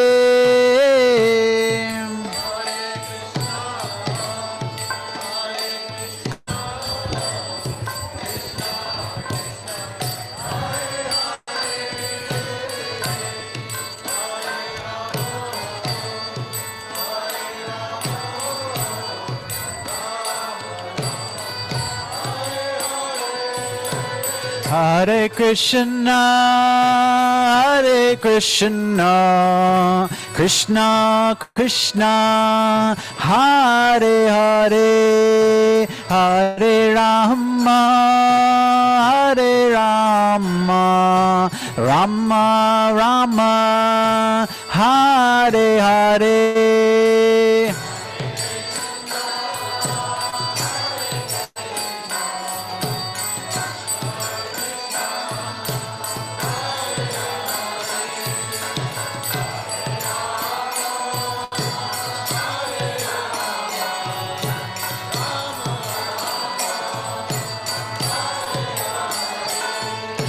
Hare Krishna, Hare Krishna, Krishna Krishna, Hare Hare, Hare Rama, Hare Rama, Rama Rama, Hare Hare.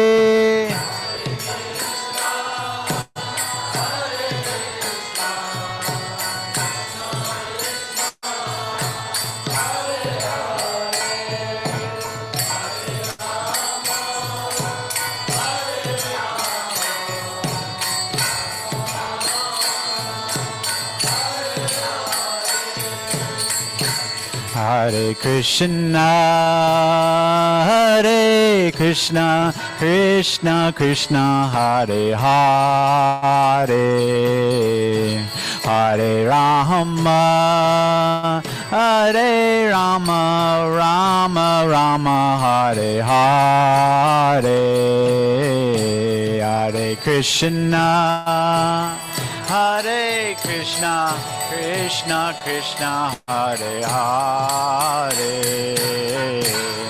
Hare Rama, Hare Hare Rama, Rama Rama, Hare Hare.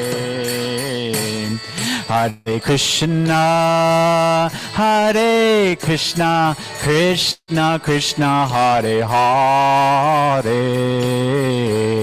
Hare Rama, Hare Rama, Rama Rama, Hare Hare.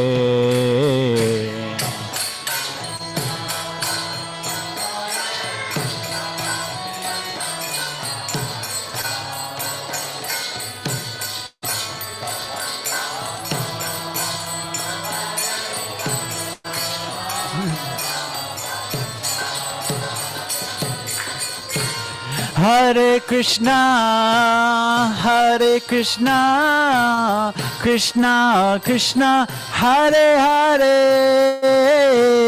Hare Rama, Hare Rama, Rama Rama, Hare Hare.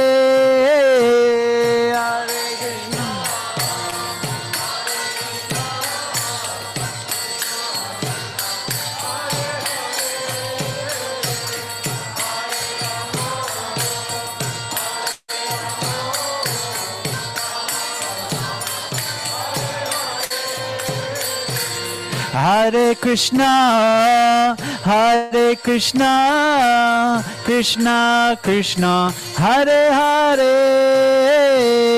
Hare Rama, Hare Rama, Rama Rama, Hare Hare.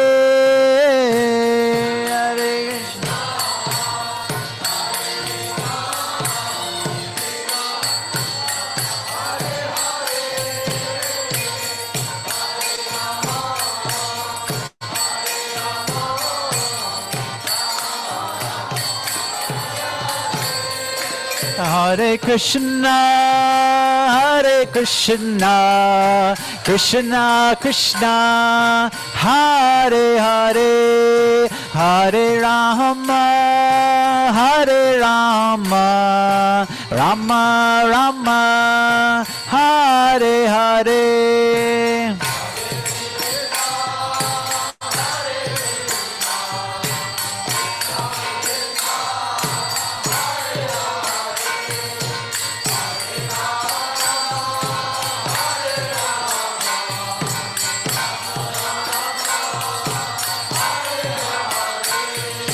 Hare Krishna, Hare Krishna, Krishna Krishna, Hare Hare. Hare Rama, Hare Rama, Rama Rama, Hare Hare.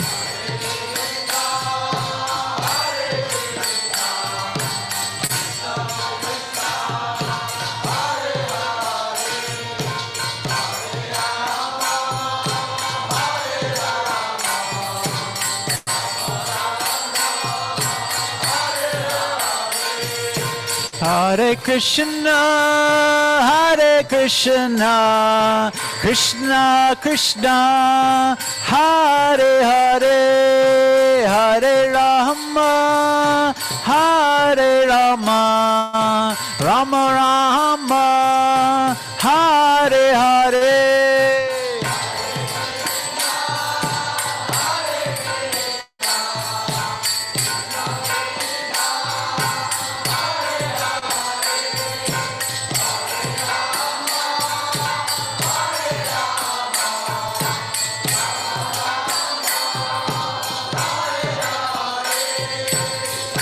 Hare Krishna, Hare Krishna, Krishna Krishna, Hare Hare. Hare Rama, Hare Rama, Rama Rama, Hare Hare. Hare Krishna.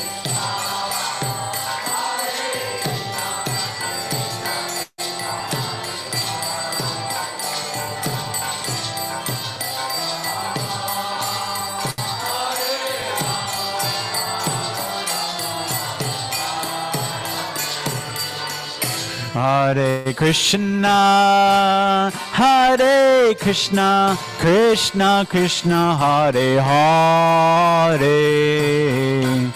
Hare Rama, Hare Rama, Rama Rama, Hare Hare.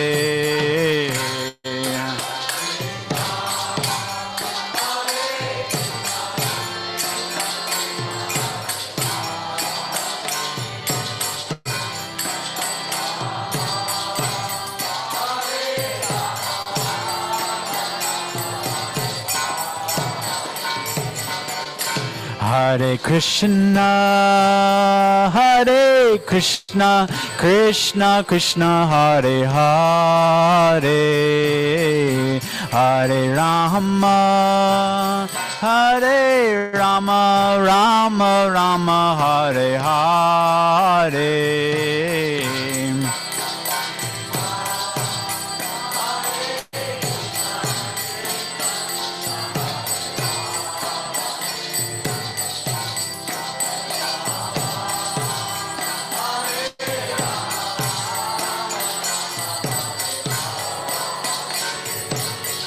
Hare Krishna, Hare Krishna, Krishna Krishna, Hare Hare, Hare Rama, Hare Rama, Rama Rama, Hare Hare, Hare Krishna, Hare Krishna.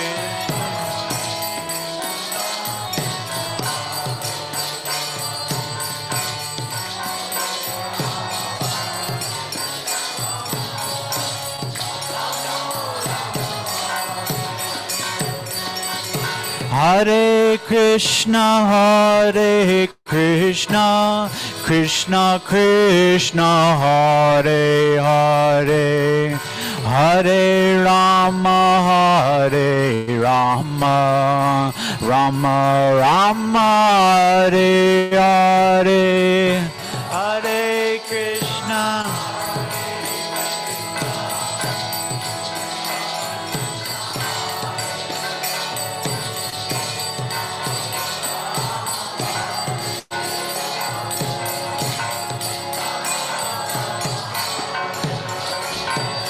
Hare Krishna, Hare Krishna, Krishna Krishna, Hare Hare, Hare Rama, Hare Rama,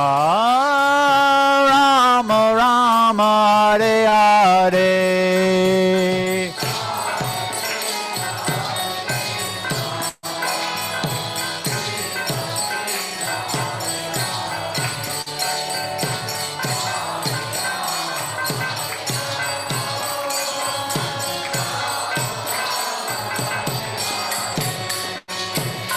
Hare Krishna, Hare Krishna, Krishna Krishna, Hare Hare, Hare Rama, Hare Rama, Rama Rama, Hare Hare.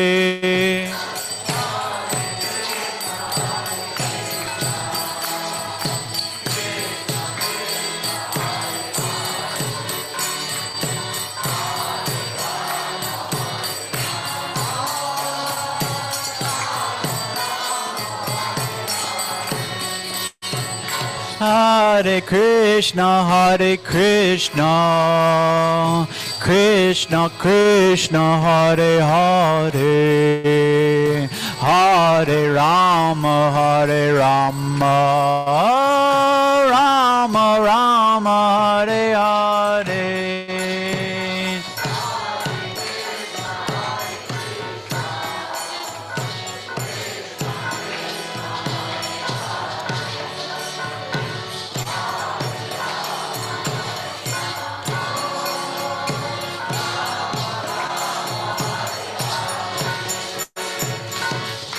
Hare Krishna, Hare Krishna, Krishna Krishna, Hare Hare, Hare Rama, Hare Rama, Rama Rama Hare Hare.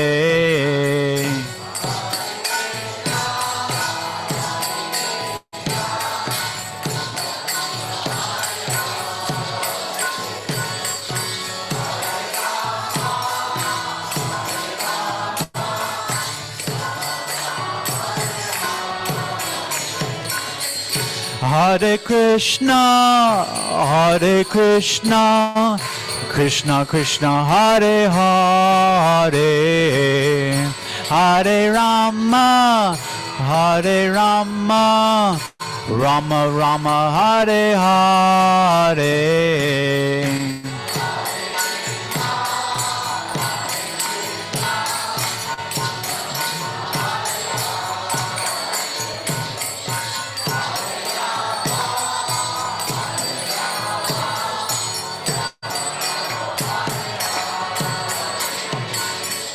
Hare Krishna, Hare Krishna, Krishna Krishna, Hare Hare, Hare Rama, Hare Rama, Rama Rama, Hare Hare.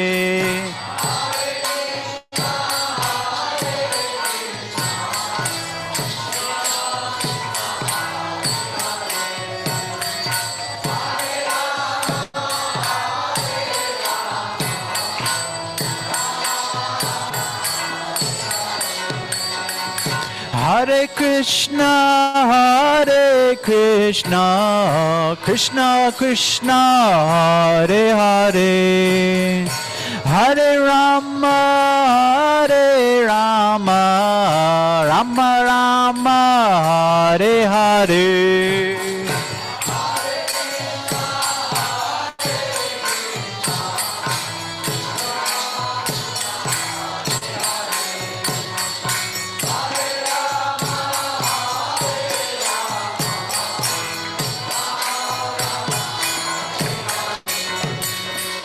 Hare Krishna, Hare Krishna, Krishna Krishna, Hare Hare, Hare Rama, Hare Rama, Rama Rama, Hare Hare.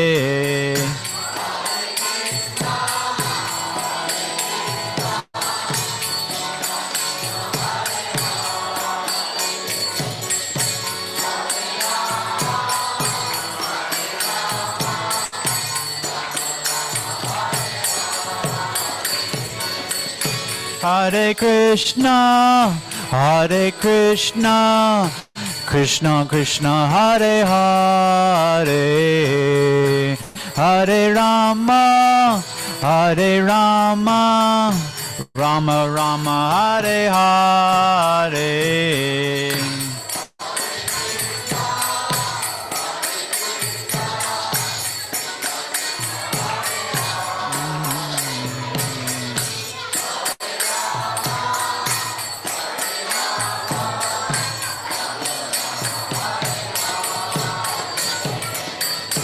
Hare Krishna, Hare Krishna, Krishna Krishna, Hare Hare, Hare Rama, Hare Rama, Rama Rama, Hare Hare.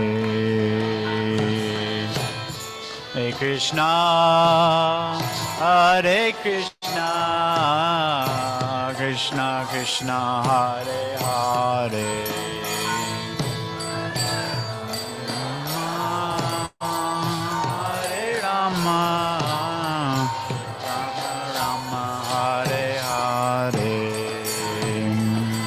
Hare Krishna, Hare Krishna, Krishna Krishna, Hare Hare, Hare Rama, Hare Rama, Rama Rama, Hare Hare.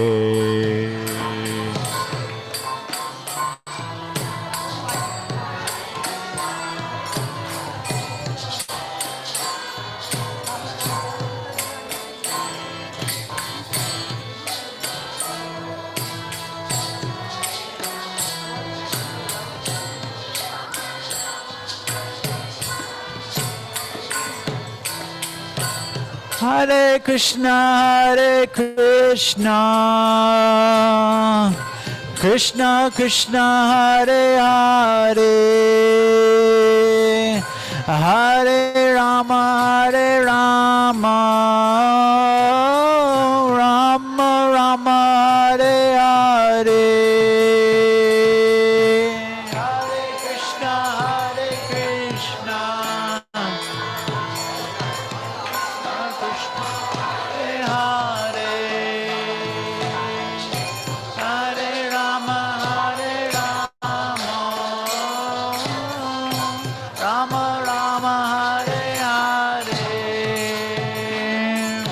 Hare Krishna, Hare Krishna, Krishna Krishna, Hare Hare, Hare Rama, Rama Rama, Hare Hare.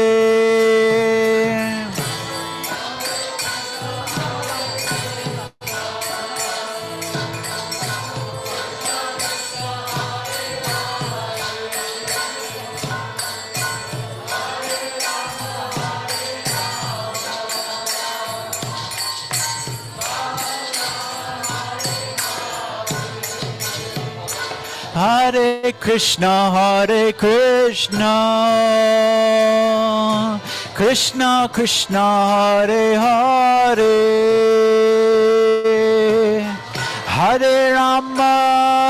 Hare Rama, Rama Rama, Hare Hare. Hare Krishna, Hare Krishna.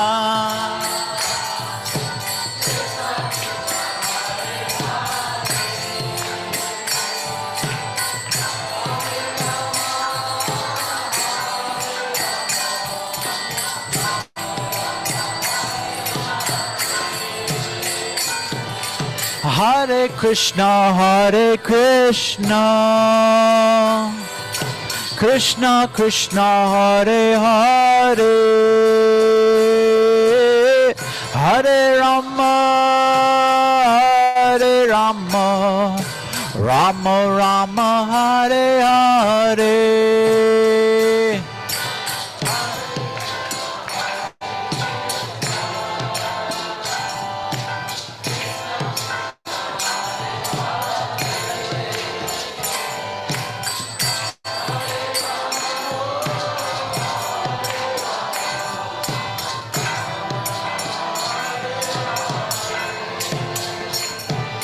Hare Krishna, Krishna Krishna, Hare Hare, Hare Rama, Rama Rama, Hare Hare.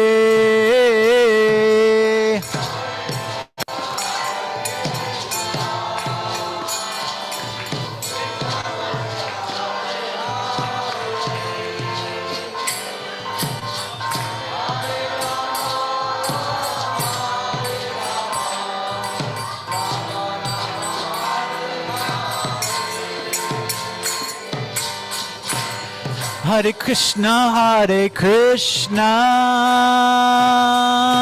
Krishna Krishna, Hare Hare, Hare Rama, Rama Rama, Hare Hare.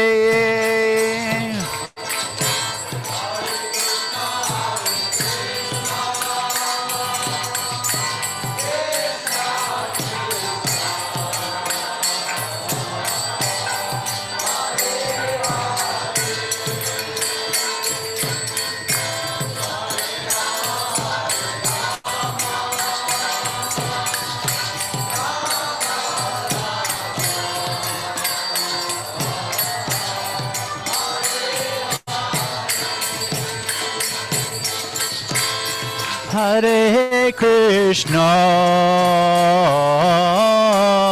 Hare Krishna,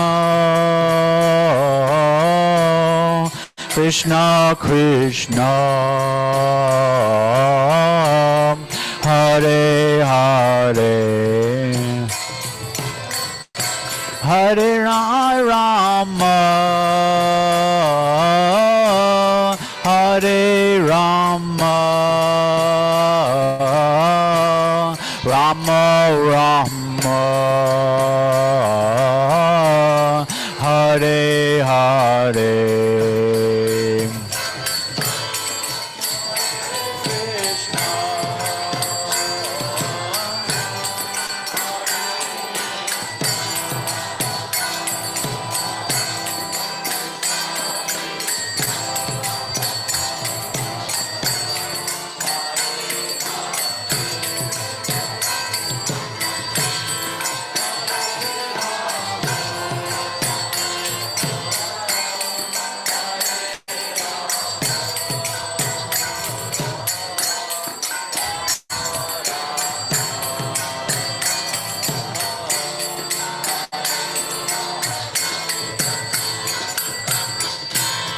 Hare Krishna, Hare Krishna,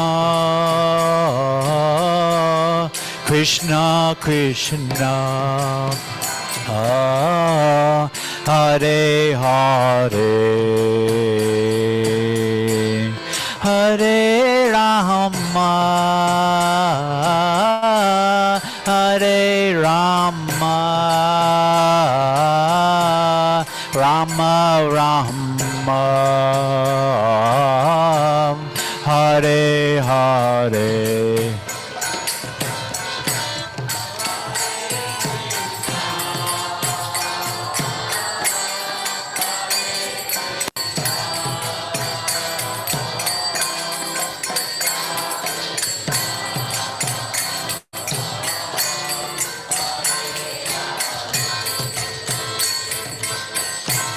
Hare Krishna, Hare Krishna,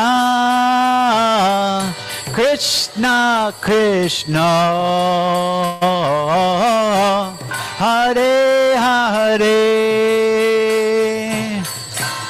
Hare Rama, Hare Rama, Rama Rama, Hare Hare. Hare Krishna, Hare Krishna, Krishna Krishna.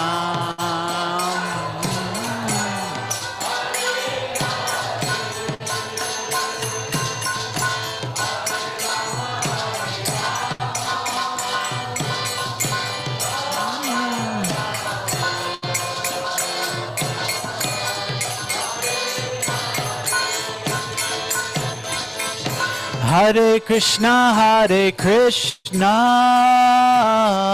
Krishna Krishna, Hare Hare, Hare Rama, Hare Rama, Rama Rama, Hare Hare.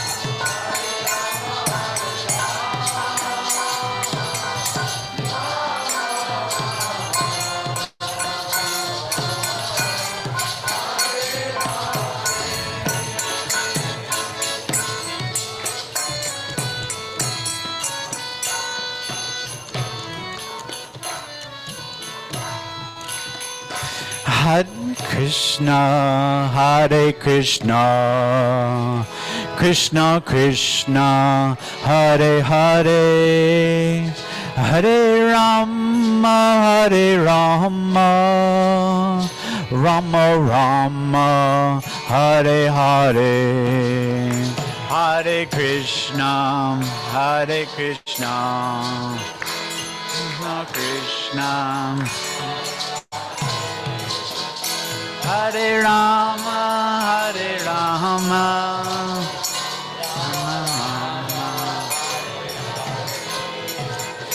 Hare Krishna, Hare Krishna, Krishna Krishna, Hare Hare, Hare Rama, Hare Rama, Rama Rama, Hare Hare, Hare Krishna, Hare Krishna, Krishna Krishna, Hare Hare, Hare Rama, Hare Rama, Rama Rama, Hare Hare, Hare Krishna, Hare Krishna, Krishna Krishna, Hare Hare, Hare Rama, Hare Rama, Rama Rama, Hare Hare, Hare Krishna,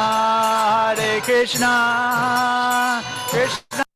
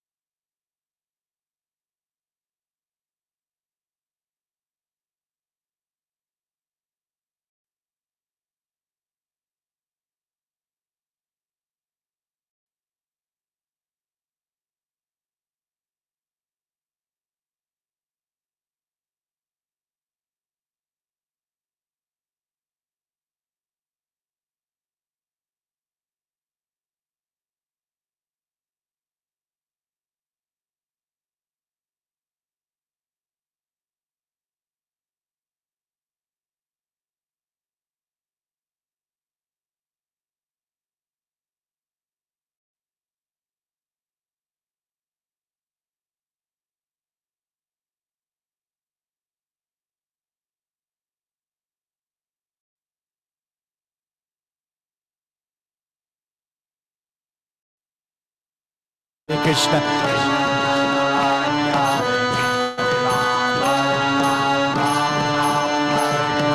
Hare Krishna, Hare Krishna, Krishna Krishna, Hare Hare, Hare Rama, Hare Rama, Rama Rama, Hare Hare.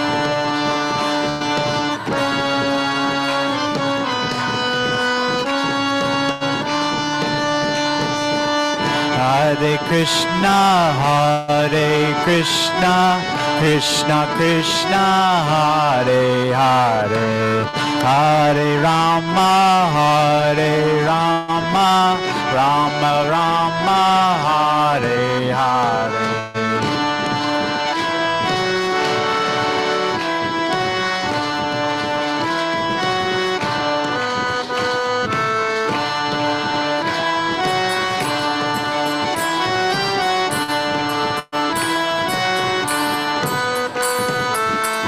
Hare Krishna Krishna Krishna Hare Hare Hare Rama Rama Rama Hare Hare.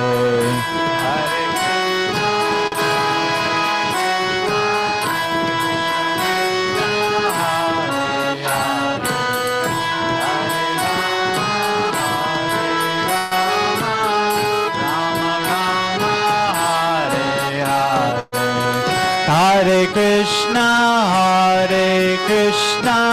Krishna Krishna Hare Hare Hare Rama Rama Rama Hare Hare.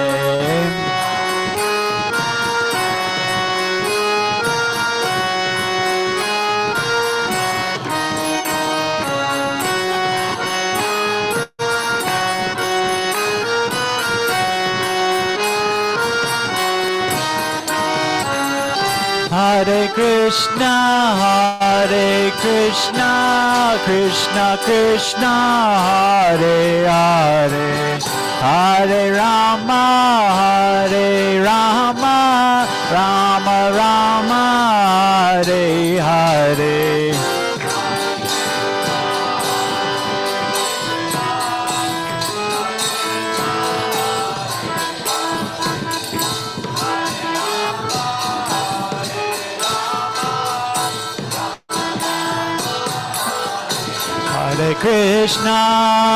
Hare Krishna Krishna Krishna Hare Hare Hare Rama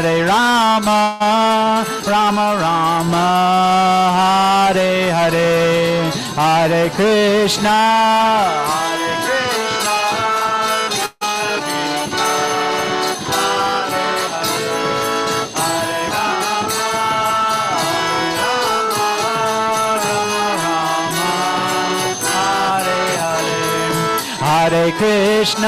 Hare Krishna Krishna Krishna Hare Hare Hare Rama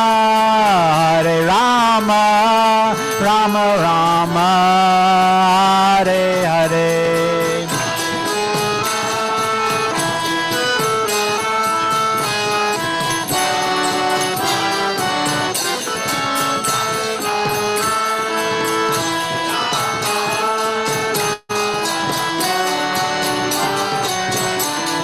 Hare Krishna Krishna Krishna Hare Hare Hare Rama Rama Rama Hare Hare Hare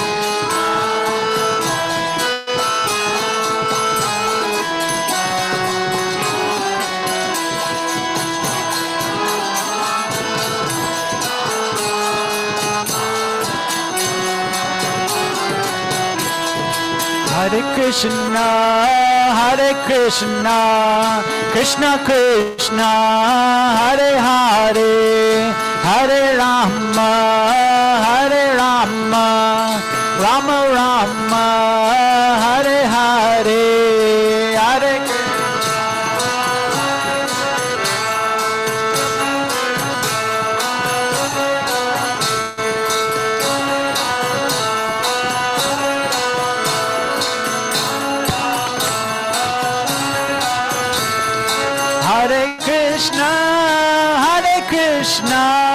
Krishna Krishna Hare Hare Hare Rama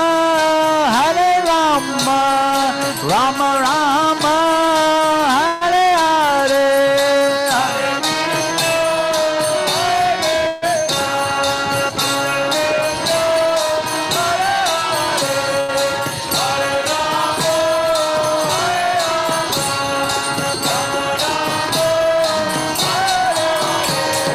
Hare Krishna, Hare Krishna, Krishna Krishna, Hare Hare, Hare Rama, Hare Rama, Rama Rama, Hare Hare.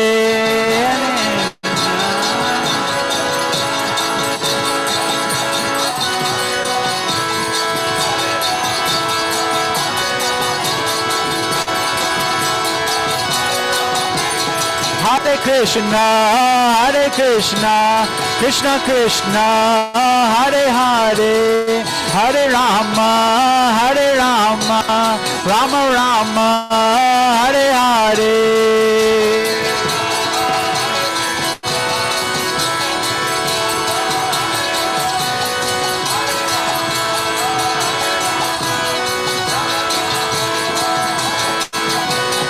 Hare Krishna, Hare Krishna, Krishna Krishna, Hare Hare, Hare Rama, Hare Rama, Rama Rama, Hare Hare.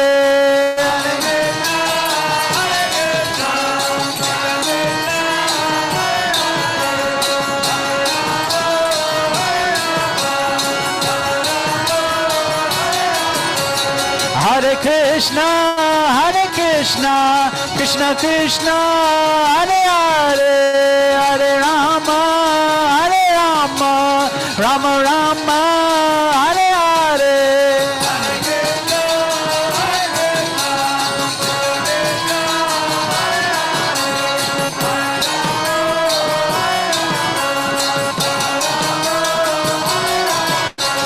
Hare Krishna, Hare Krishna, Krishna Krishna, Hare Hare, Hare Rama, Hare Rama, Rama Rama, Hare Hare.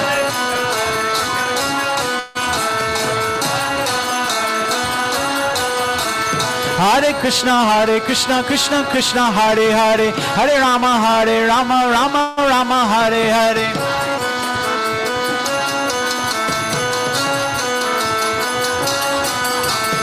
Hare Krishna, Hare Krishna, Krishna Krishna, Hare Hare, Hare Rama, Hare Rama, Rama Rama, Hare Hare.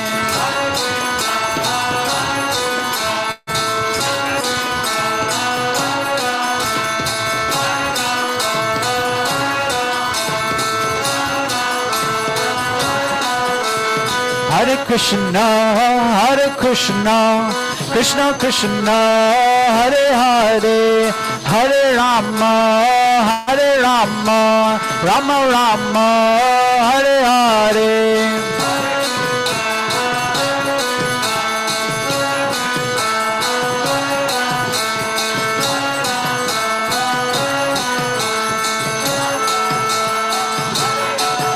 Hare Krishna, Hare Krishna, Krishna Krishna, Hare Hare, Hare Rama, Hare Rama, Rama Rama, Hare Hare.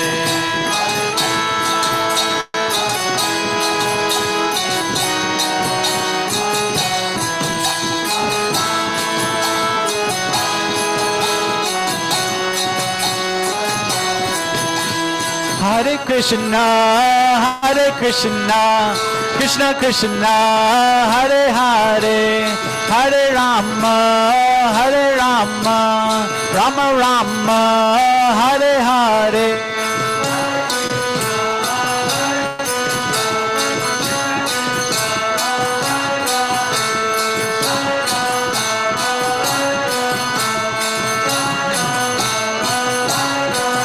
Hare Krishna, Hare Krishna, Krishna Krishna, Hare Hare, Hare Rama, Hare Rama, Rama Rama, Hare Hare, Hare Krishna, Hare Krishna, Krishna Krishna, Hare Hare, Hare Rama, Hare Rama, Rama Rama, Hare Hare.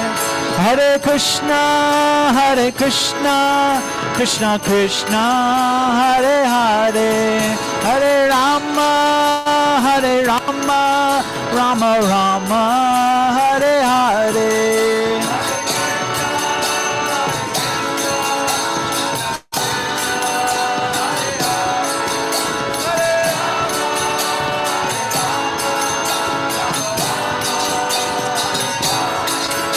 Hare Krishna, Krishna Krishna, Hare Hare, Hare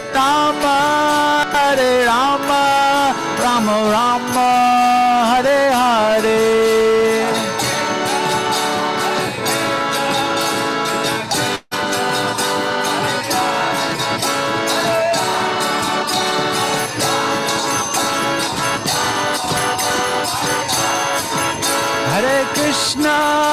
Hare Krishna, Krishna Krishna, Hare Hare, Hare Rama,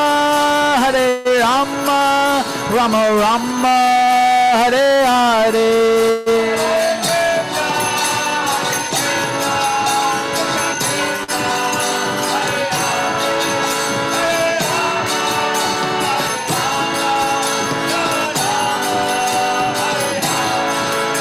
Hare Krishna, Krishna Krishna, Hare Hare, Hare Rama, Rama Rama, Hare Hare.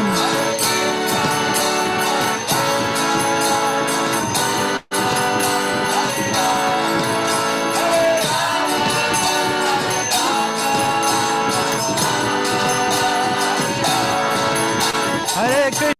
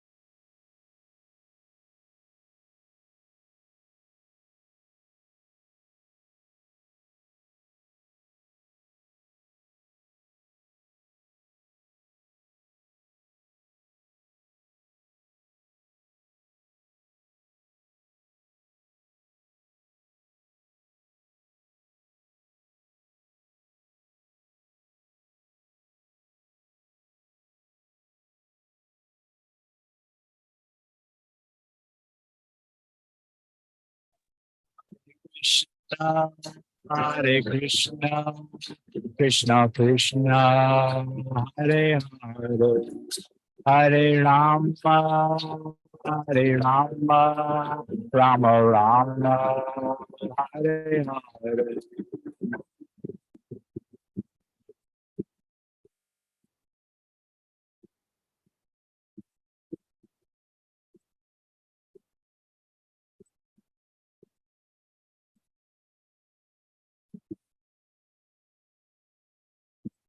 Hare Krishna, Hare Krishna, Krishna Krishna, Hare Hare.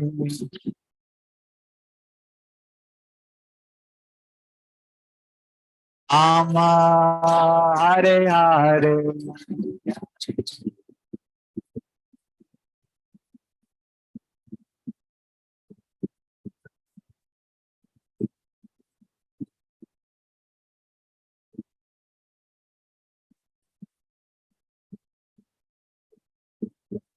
Hare Krishna, Hare Krishna, Krishna Krishna, Hare Hare, Hare Rama, Hare Rama, Rama Rama, Hare Hare.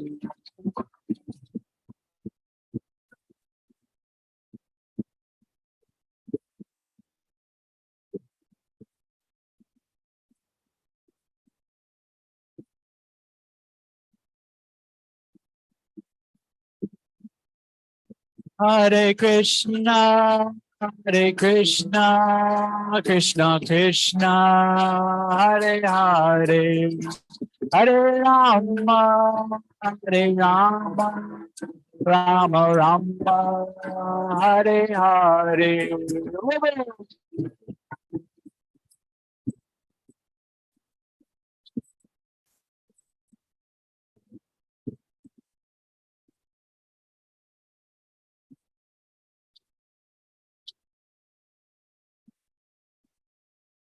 Hare Krishna, Hare Krishna, Krishna Krishna, Hare Hare, Hare Rama, Hare Rama, Rama Rama, Hare Hare.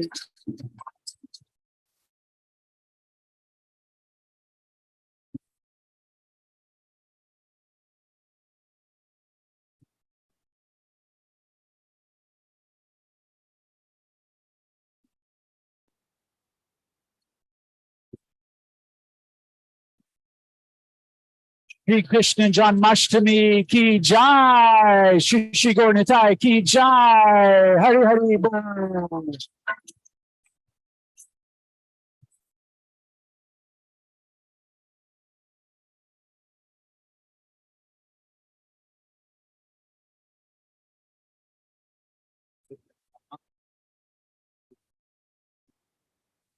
We're gonna schedule so we know what's happening. Sure. Let me do it. Hare Krishna.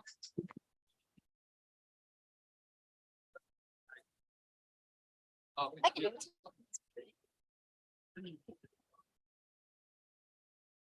Hare Krishna. All right, that was better. Again, Hare Krishna. One more time. Hare Krishna. That's wonderful, wonderful. I wanted to give you guys a rundown of the schedule so you know what to expect, okay? So we just did Abhishek, as you saw. At 8:30, which is now, we're going to have a katha, which will happen here. 9:30 will be kirtan. That's the family kirtan, the family darshan during the kirtan.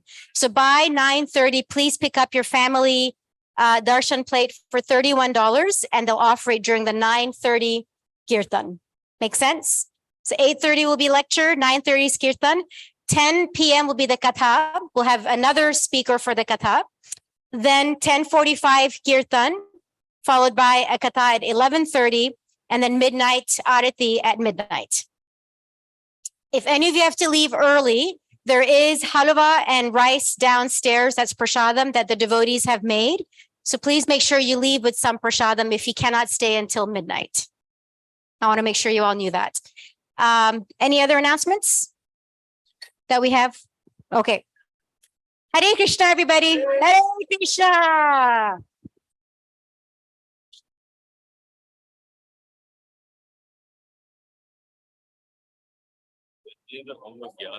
Yes.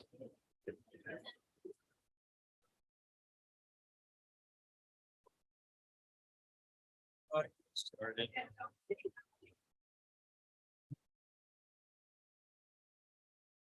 Did I put it on the screen?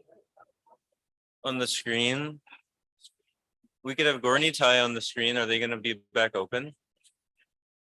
Okay, I thought it'd be nice to have a close up of Gorni Thai. It looked really cool, the like fraction of a second that was on there.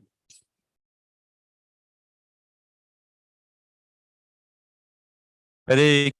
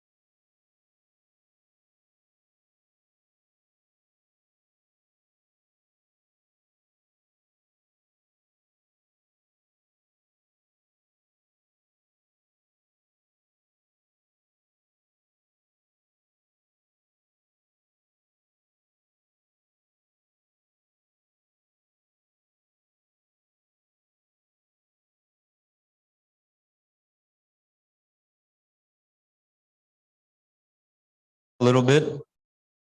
When we hear from Prabhupada's books, it should be very quiet because he's giving the supreme sound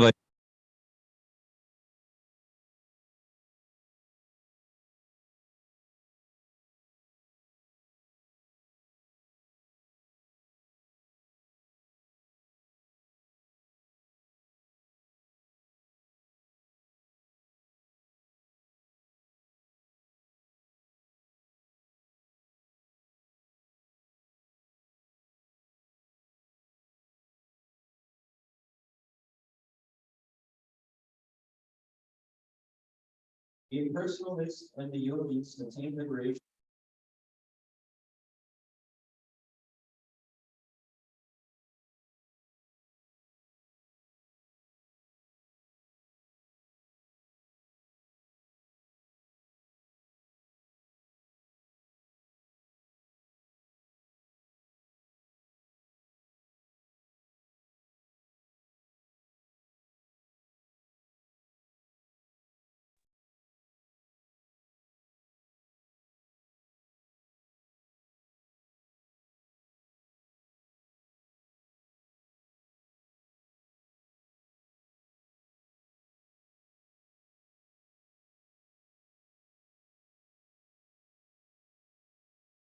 Matma Bhakto Govindam Adi Purusham Tamaham Bhajami.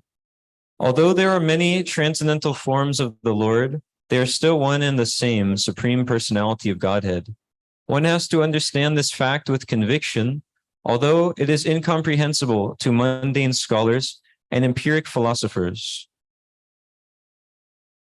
So Krishna states here in the Bhagavad Gita that if somebody understands the transcendental nature of his appearance and activities, that person doesn't have to take birth again in this material world.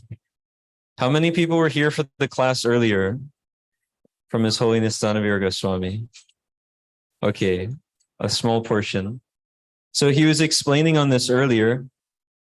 Can we somehow have the back be quieted down?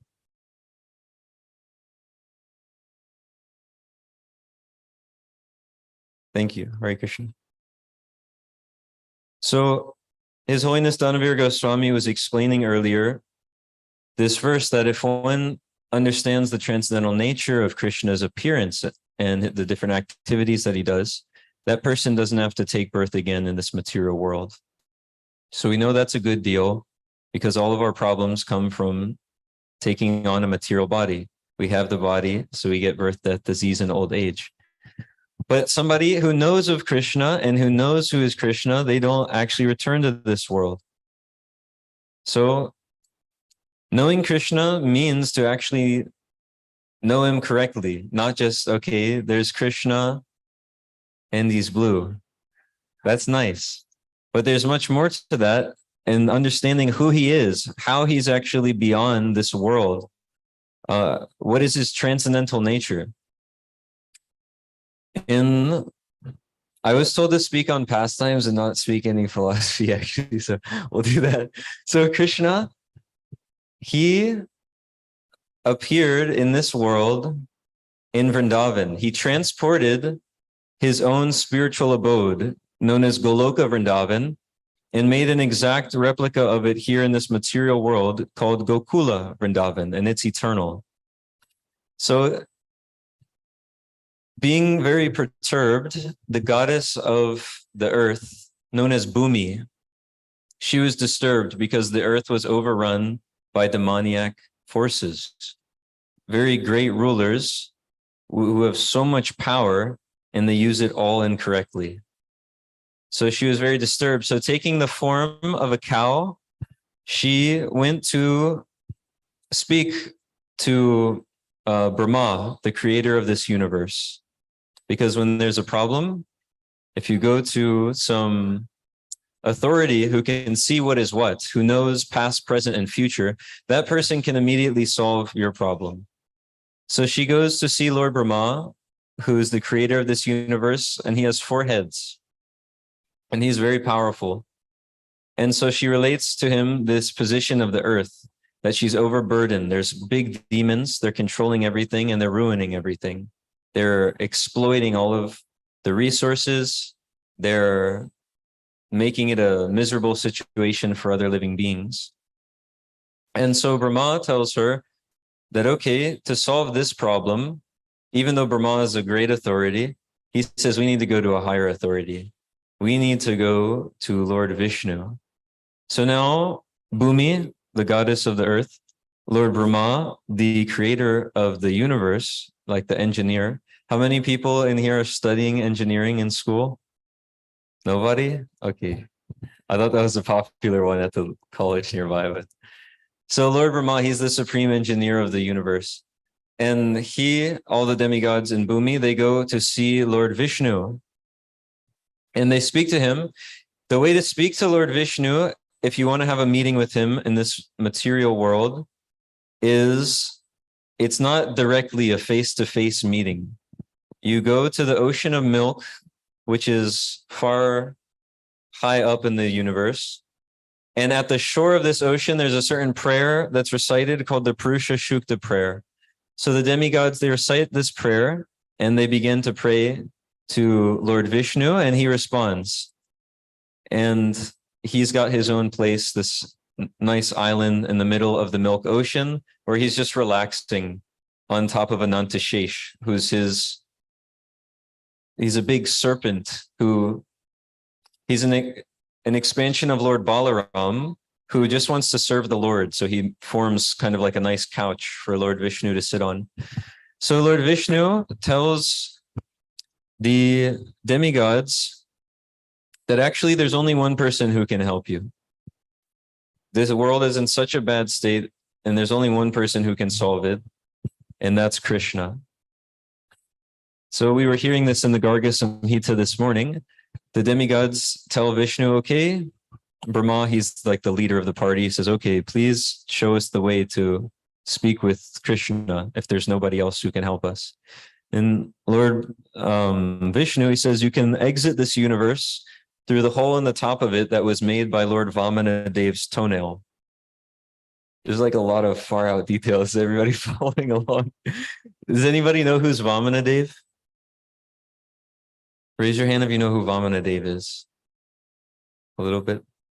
So Vamana Dev is an incarnation of the Lord who appeared as a dwarf Brahmana to again trick some demons and help his devotees. So there was one person who was ruling over all of the demons. His name was Bali Maharaj, but he was actually a great devotee. And when Lord Vamana, an incarnation of Krishna, of God, came to speak with him, he was dressed as a Brahmana, and Brahmanas are allowed to beg for things. So he asked him, please, I'm just asking for 3 steps of land. And Bali Maharaj, he told him, you know, you should ask for something more. If you get the opportunity to beg something from a great ruler or a king, you don't just ask for some small thing, ask for something big. And he said, no, you know, I'm a Brahmana, I should be simple and satisfied. I just want 3 steps of land. So Bali Maharaj says, okay, that's a reasonable deal. And this little Brahmana is so like amazing for some reason. I should give this to him. But his teacher, his guru, Shukracharya, he's the priest of the demons. And so he instructed Bali Maharaj. He told him, actually, this little Brahmana is Vishnu himself.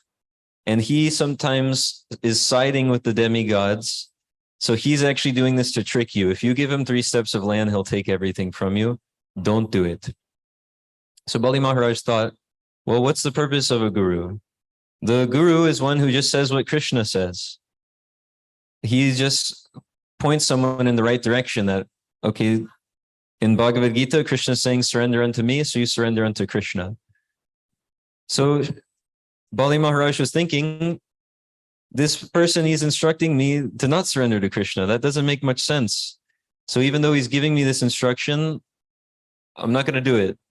And in this way, he surrendered unto Krishna, and he said, okay, I'll give you these 3 steps of land. And instantly Vamana Dev, with 1 step, covered the whole universe.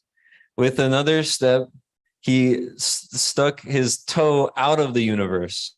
And this hole in the covering of the universe is where the Ganges flows down throughout all the different planetary systems. It's known by different names in different parts of the universe. And here in this world, as it comes down the Himalayan mountains, it's known as the Ganga or the Ganges. And then he said, I have 1 more step to take. I've covered the whole universe. I'm out of my toes sticking out of the universe. Where do I put my 3rd step? Bali Maharaj said, oh, Supreme Personality of Godhead, you can put your 3rd step on my head. And so he stepped on Bali Maharaj's head with his lotus foot. And in this way, Bali Maharaj is still famous even today, millions of years later, because he surrendered unto the Supreme Lord. So back to the story. Brahma said, you can exit this universe through that hole up there made by Vamana Dev's toenail. And so the demigods, they start following the path of the Ganges that's flowing through this hole in the universe. It's actually the Milky Way. You can see this path in pictures. It's kind of amazing.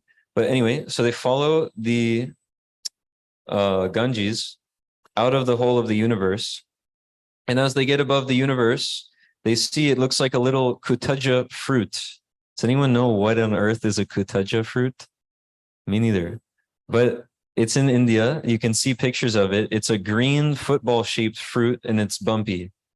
So the universe is shaped like an egg on its side or like a football. And they see it as they go up.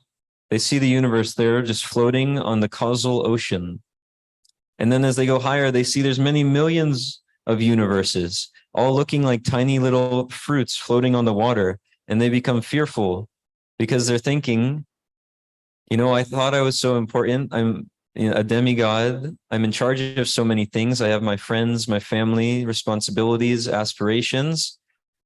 But I'm looking down and the whole universe that I belong to looks like a tiny little seed. So I'm actually very small and insignificant. They became a little disturbed. But anyways, they go to Krishna's abode and some doorkeepers are there. Has anyone heard of doorkeepers of maybe Vaikuntha before? There's famous pastimes talked about from the Srimad Bhagavatam. Okay, so yeah, Jai and Vijay. They're like big four-handed forms, just like Vishnu, and they're guarding the gates of Vaikuntha. But guarding Krishna's abode was a little different. It was actually a very beautiful cowherd woman, and she was at the door there. So it's different than Vaikuntha. And she was dressed in saffron garments, similar to Krishna. He's dressed in effulgent yellowish saffron garments. And her name was Shata Chandranana, which means one whose face is beautiful as millions of moons. And so she was at the entrance and she asked the demigods, okay, what are you here for? And they said, we'd like to see Krishna. We need help. He's the only one who can help us. So she goes inside and she comes back and she says, who are you guys? And which universe are you coming from? And the demigods, their leader, Brahma, explains, I'm Brahma. These are the demigods. We're coming from the only universe. We're the leaders of it. What do you mean? And this cowherd girl actually chastises them. She says, you're actually foolish. You're leading your whole universe, but there's millions of universes with millions of Brahmas and millions of demigods, millions of leaders. And you all don't know any of them, even though they're your neighbors. And like this, she put them in a humble position. Because when one becomes puffed up in their service to the Lord, then they're actually eligible for getting a nice, loving smack. Yeah, that's weird. A humbling experience from the Lord, so they can understand what's what. So they explain who they are after being humbled. Actually, Lord Vishnu, he came with them and he speaks up for them. He says, these are the demigods. They're from the smallest universe. That's why this guy has 4 heads. That's why Brahma has 4 heads, actually.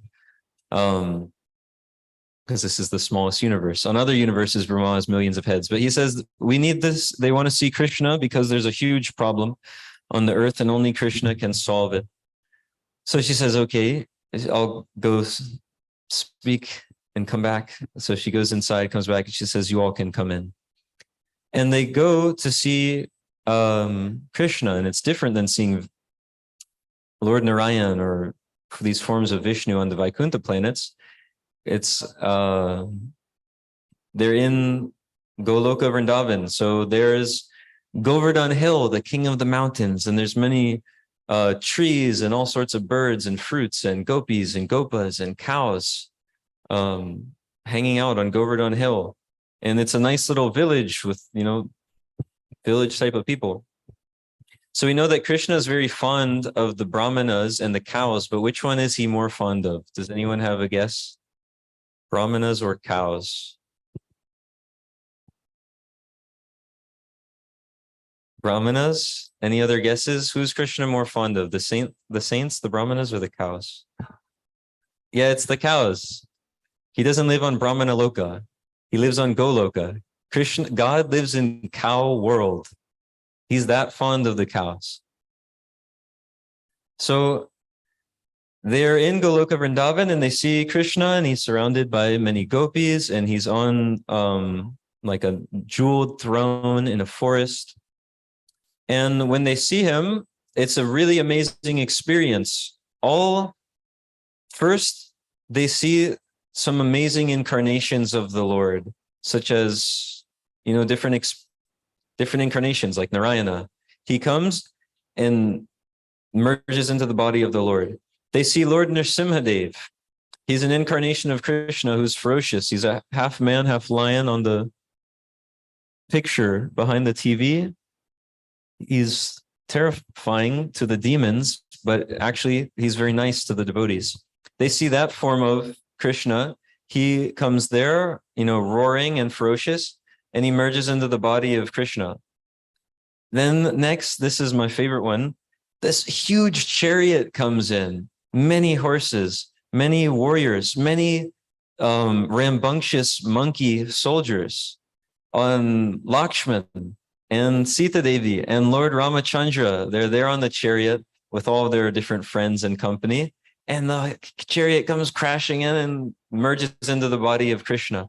So like this, all these different expansions, they come and they find their home in where their source. Krishna is known as a Paripurnatama, which means like the supreme of the supreme, the ultimate of the ultimate. He's the most original person, the original personality of Godhead.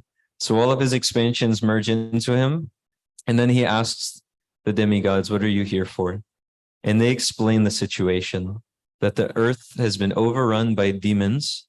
We're trying to serve you and we need help. And so Krishna assures them that there's no need to fear. I will descend to the world to get rid of these demons and protect my devotees.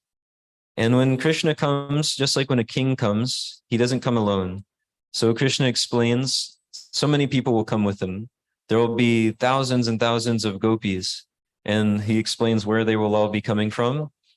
There will be thousands of cowherd men, and they'll all come from here and there. There'll be thousands of all different types of people. And after he explains where some will come from, he says, some of you demigods can also take birth in these different cowherd families and in these different families. So like this, Krishna assigns an all-star cast to come for his debut in the material world. He's not choosing just anybody. It's all the best demigods, all the best personalities in the spiritual world. They all come down to play these different roles in his show in the material world. It's an all-star cast. So the demigods return to the earth and they're pacified because they know Krishna will be coming. And then Vasudeva is marrying Devaki. So now we're on earth. Vasudeva is marrying Devaki, and they're being taken to Vasudeva's palace on a chariot driven by Devaki's brother, Kamsa. And Kamsa is actually being extremely kind. He's given them so many nice things, such as soldiers, horses, gold, and he's doing this menial service of driving their chariot. He seems like a very nice brother. But that changes very quickly, because while they're on the chariot, a voice from the sky booms down, Kamsa, you're a fool. You don't know that the person that you're driving on this chariot, their 8th child will kill you. And immediately he gives up all his nice dealings, all his gift giving, all his generosity, and he grabs the hair of his sister Devaki and he's ready to kill her with his sword. So that's the nature of demons. The second something gets in the way of my sense gratification, my enjoyment, my body, the second something's in the way, I throw out all good dealings.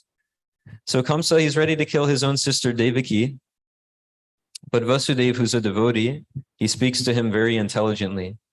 And he says, Kamsa, what are you doing? You have such great prestige. You're well known as a wonderful king. This is your sister's wedding. If you go through with this, it'll be horrible for you. People will hate you. Your duration of life will be shortened.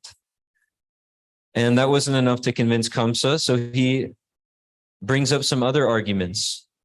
He's actually very smart as a devotee. He gives this one argument where he keeps mentioning that this is your sister. And he mentions many times, she's a nice lady, this and that.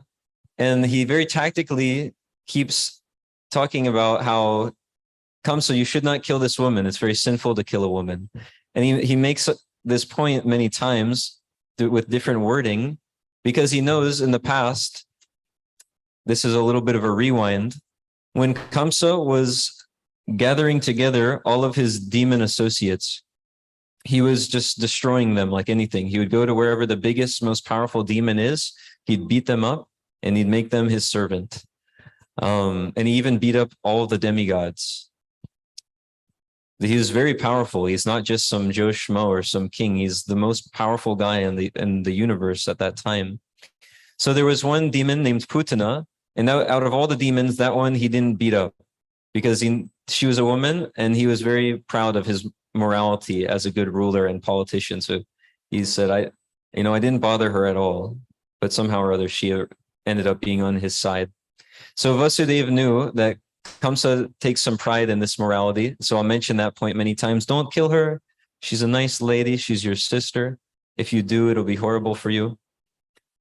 And after some time, he uses some logic and tells him, hey, it's not even your sister that's going to kill you. It's one of her children.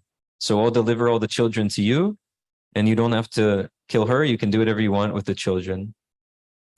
Vasudev's not afraid to do anything that's needed to be done in the discharge of his duty. And his duty in that moment is to protect his wife, Devaki. So Kamsa agrees, okay, you can just deliver the children to me. I know you're an honest guy, no problem. And he lets them go.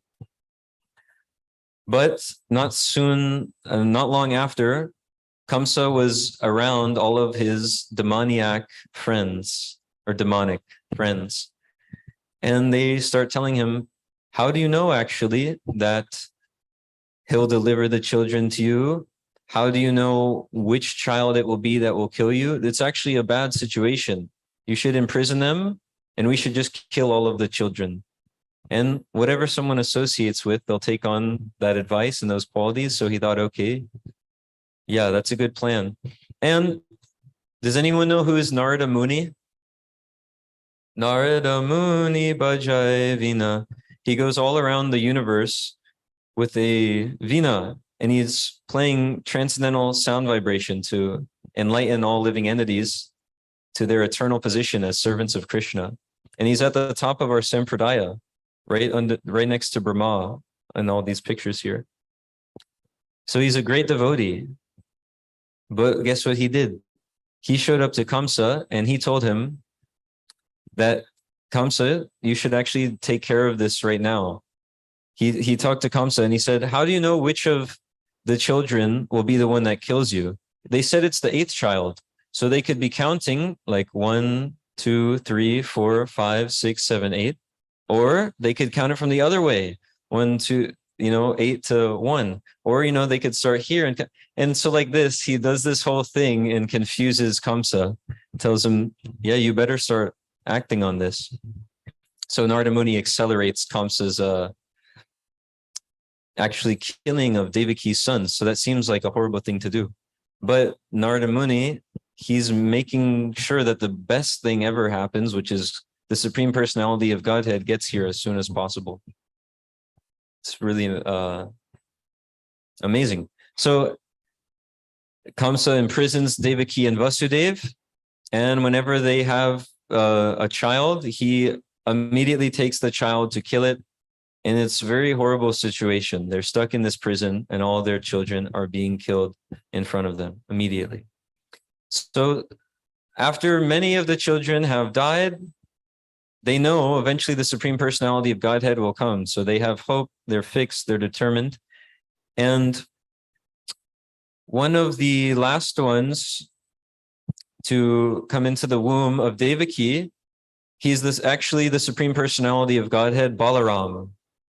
Balaram is Krishna's brother. He's his first expansion. And so he's always doing nice service for the Lord and preparing things. Previously, he was Lakshmana with Lord Ramachandra. But when he was Lakshmana, he had to do so many crazy things. And it was very actually insane trying to keep up with his duties without frying anybody out. So he said, next time, instead of being the younger brother, I'll be the older brother. And he comes as Balaram. Shri Shri Gaurnitai Ki Jai. And then he comes as Lord Nityananda. He's right here next to Lord Chaitanya. So Balaram comes and he, prepares everything nicely for Krishna's appearance. And Balaram is then transferred while he's in the womb of Devaki. By some mystic power, he's transferred to the womb of Rohini, far away from this whole Kamsa situation. And that's why one of his names is Sankarshan. He was attracted to the womb of Rohini. That's one of the meanings of the name Sankarshan. So then Krishna, this was the sixth child. So now there's two more. Krishna's one baby away from appearing in this world.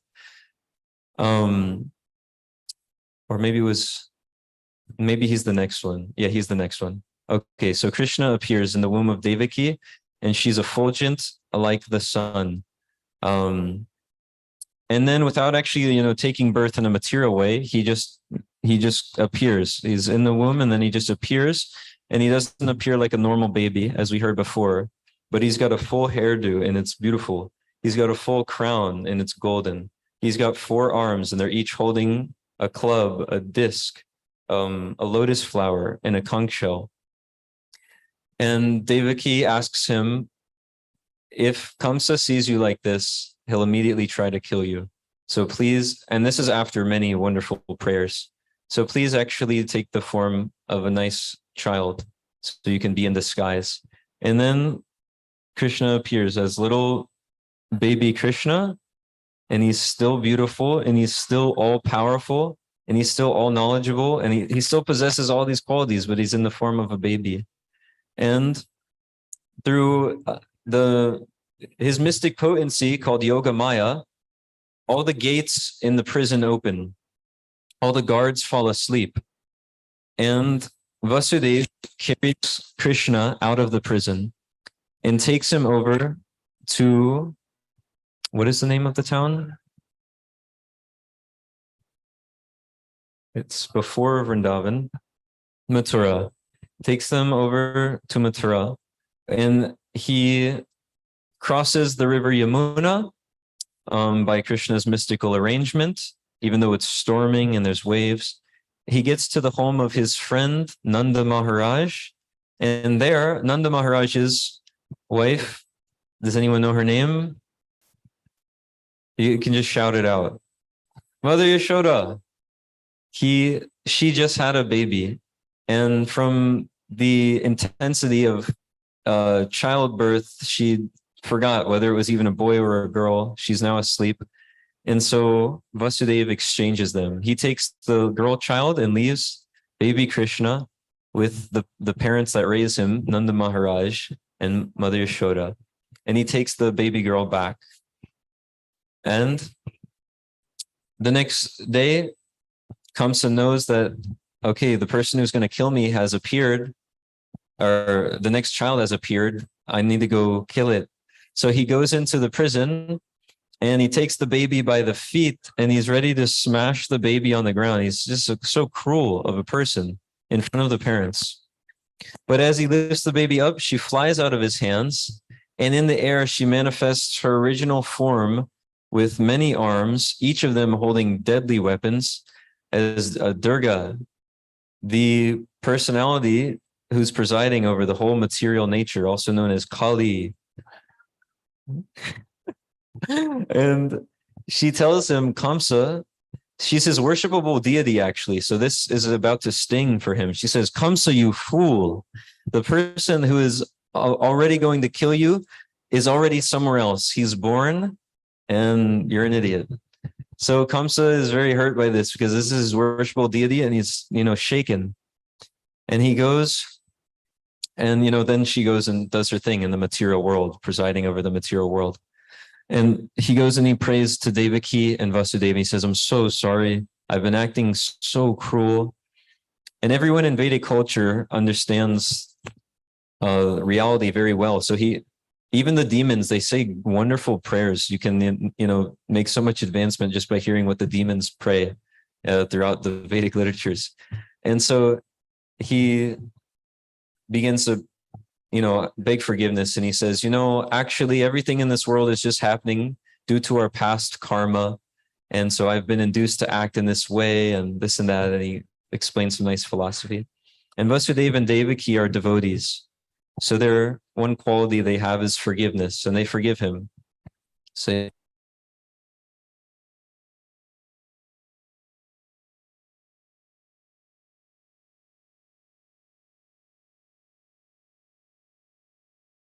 we can fast forward a little bit. Krishna is now in Mathura. Not Mathura. It's a village outside of Mathura. He's Nandagram. He's in Nandagram, and he's a baby, but he's God. And Nanda Maharaj is there. Mother Yashoda is there. There's cowherd men, gopis, everybody's there, and they have a beautiful festival for Krishna. Because the baby's born in the village, and it's an amazing thing. So they have this nice festival, and there's priests chanting prayers.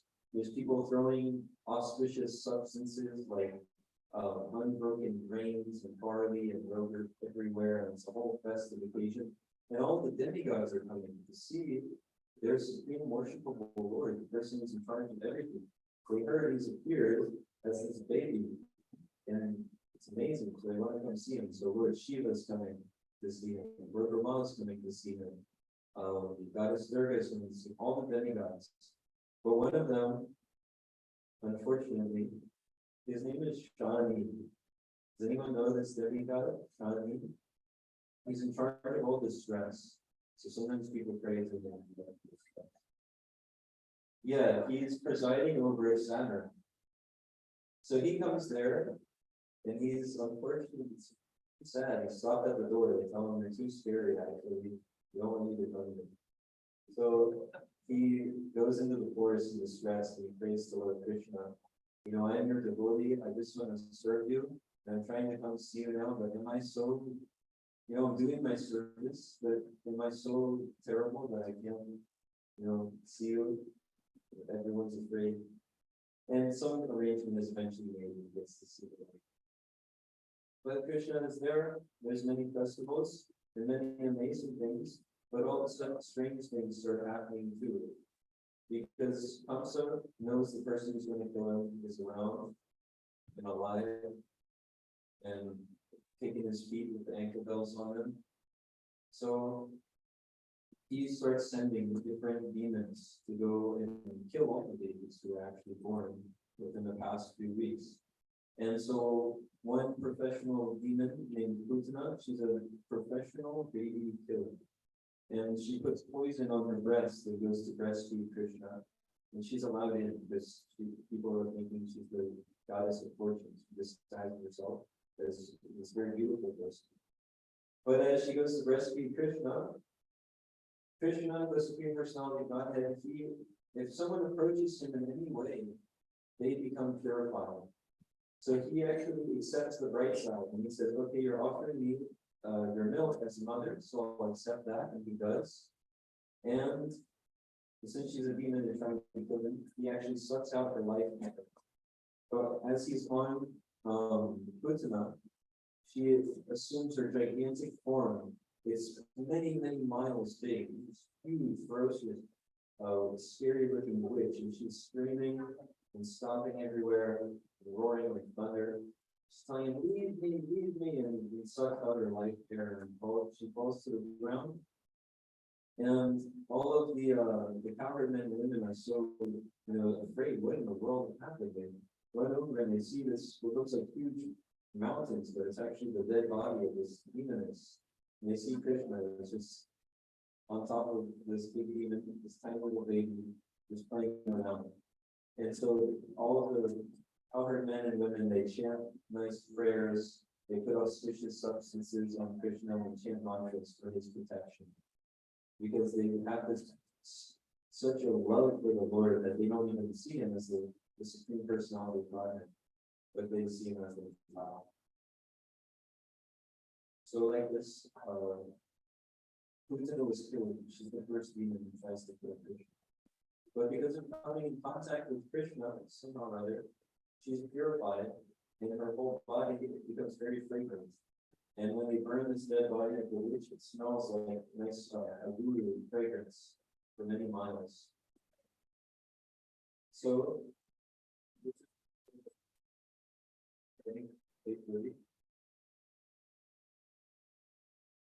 yeah, 9:30. So there's many more demons who come to kill Krishna actually, and this disturbs the power of memory. Yes.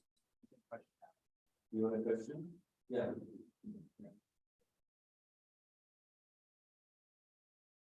Hare Krishna.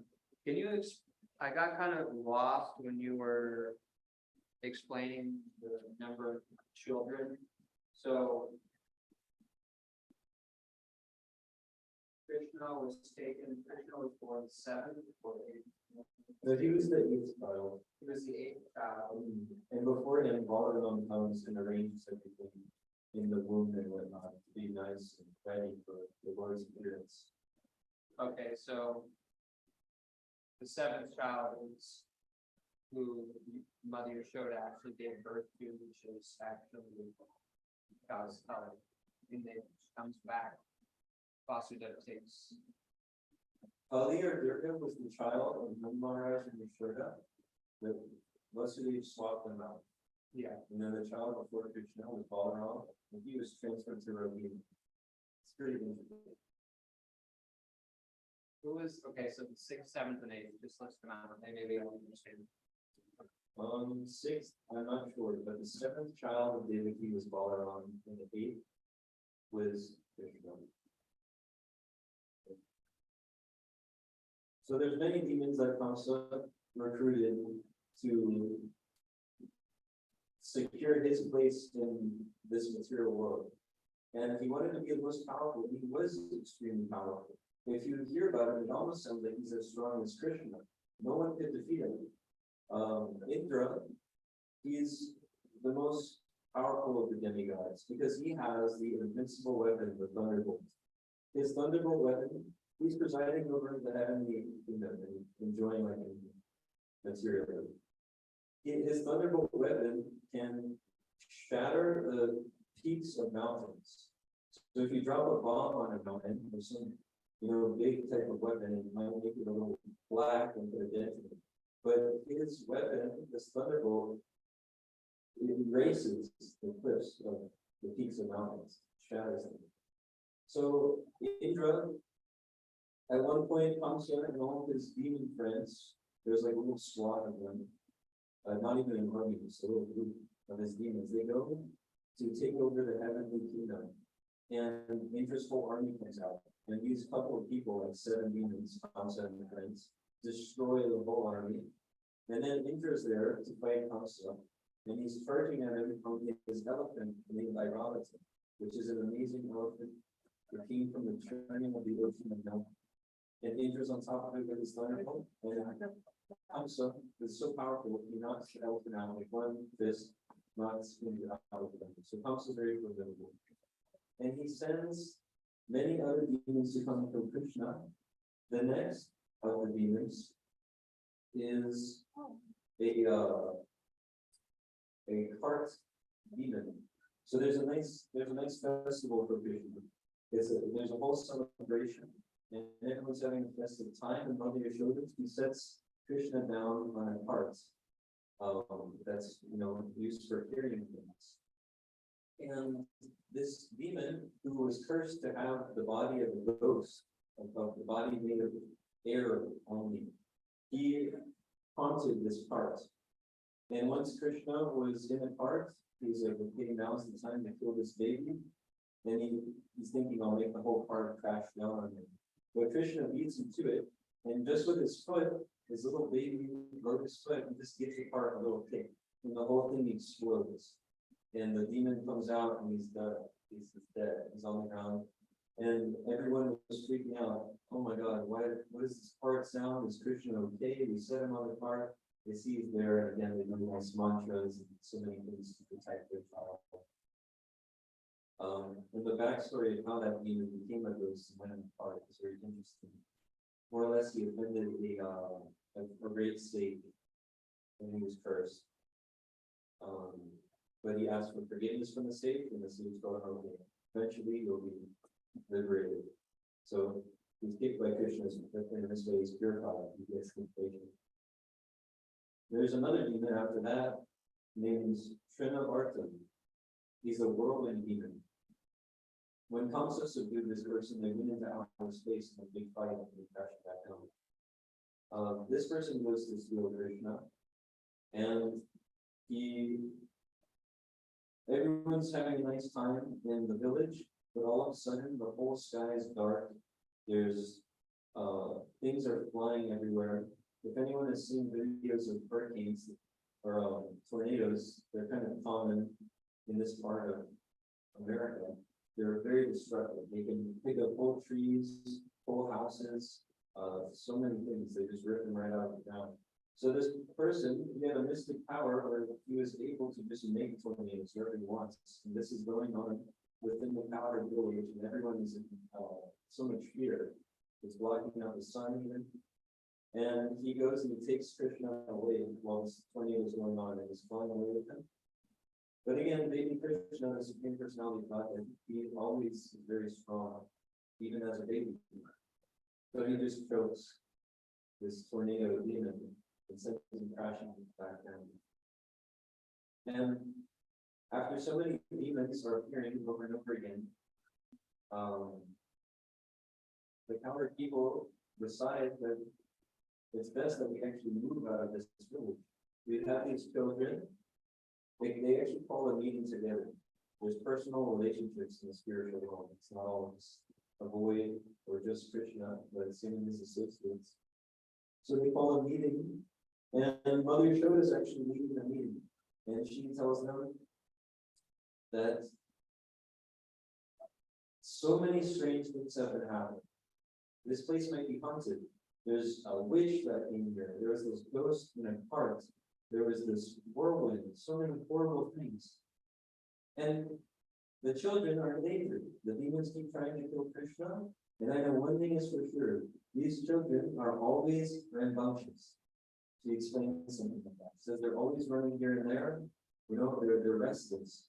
So we need to go somewhere where they'll be safe. And all the cowherd people discuss. And one of them, I think his name is Sunanda. He's like a senior to Nanda Maharaj. He begins to explain to him the glories of Mahavan and also Vrindavan.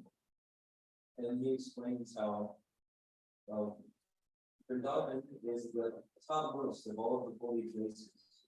There was once an assembly of all the personified holy places. Their personal forms came and they had a meeting of who is the highest. Is it Kailash? Is it Prayag? Is it this one? Is it that? And the one who thought they were the highest, Prayag, he becomes very humbled by the glories of Vrindavan. And then Sunanda explains to all the cowherd people the glories of Govardhan Hill, who is in Vrindavan. And Govardhan Hill, he was born from Manasutra mountain, I believe, a huge mountain. He was the son of this mountain, and again, in his personal form. And one day, Pulastya Muni, a great sage, he went to the personified forms of these mountains, and he was serving them, or they were serving him very nicely and giving him a place to stay. And when it became time for him to leave, he went to Manasutra mountain, and he said, I want to beg one thing from you. And of course, this great person says, yes, anything. Whatever you want, I'll give it to you. He says, I want to take your son with me. I'm traveling and I need, I come from Kailash. It's an amazing place, but I need a good mountain to stand on. I'll do some austerities. I need a good mountain to stand on. So can I take your son over? And Manasutra mountain, he's very distraught and stressed, but he agrees that okay, you can take my son. And so Pulastya Muni, he approaches Govardhan Hill, and he asks him, okay, yeah, now you're going to come with me. And Govardhan Hill says, I will, but I promise you this, wherever you put me down, I will stay there and I will not move. And Pulastya Muni says, okay, I promise you, I won't put you down until we're at the place that we need to go. So with his amazing mystic powers, he picks up Govardhan Hill. He tells him, hop on my hand. And somehow or other he does. And like this, he flies with Govardhan Hill, using his mystic power to make what's in his hand lighter than the lightest. But as they're climbing to the sky, Govardhan all of a sudden receives memory of his past life, which is a very rare thing, which can be very beneficial. Because if one remembers their past life, then they can remember, okay, this place isn't the place I want to stay. It didn't work out before. It probably won't work out now. As you get out of this material world and go back to the spiritual world. So he's carrying Govardhan Hill, and Govardhan Hill is seeing his past activities with Krishna, and he starts thinking, if I go to Kailash, that place is full of impersonalists. I don't want to be there and associate with people who say, there is no Krishna, it's all one, it's just light. At the end of life, we will all just merge. He doesn't want to be in that degraded association. He wants to be around the devotees, wants to serve the personal form of the Lord.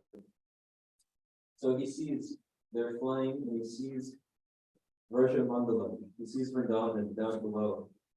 And he goes, okay, I gotta do it. He starts using his mystic power to make himself heavier than the heaviest. And like this, Pulastya Muni becomes so overburdened that he forgets what he's even doing, he drops in there. And he goes and he takes some rest, bathes a little bit, gets refreshed, because he just used all of his energy and strength. And he goes back to Govardhan, and he says, okay, get up. Let's go.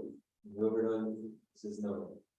I made you a promise, wherever you put me down, I'm going to stay there and I'm not going to go. Pulastya Muni, he tells him, stop messing around, let's go. And he's using all of his strength, all of his mystic powers. It's described he's embracing Govardhan Hill. He's using all of his might as he can to lift him, and he doesn't move an inch.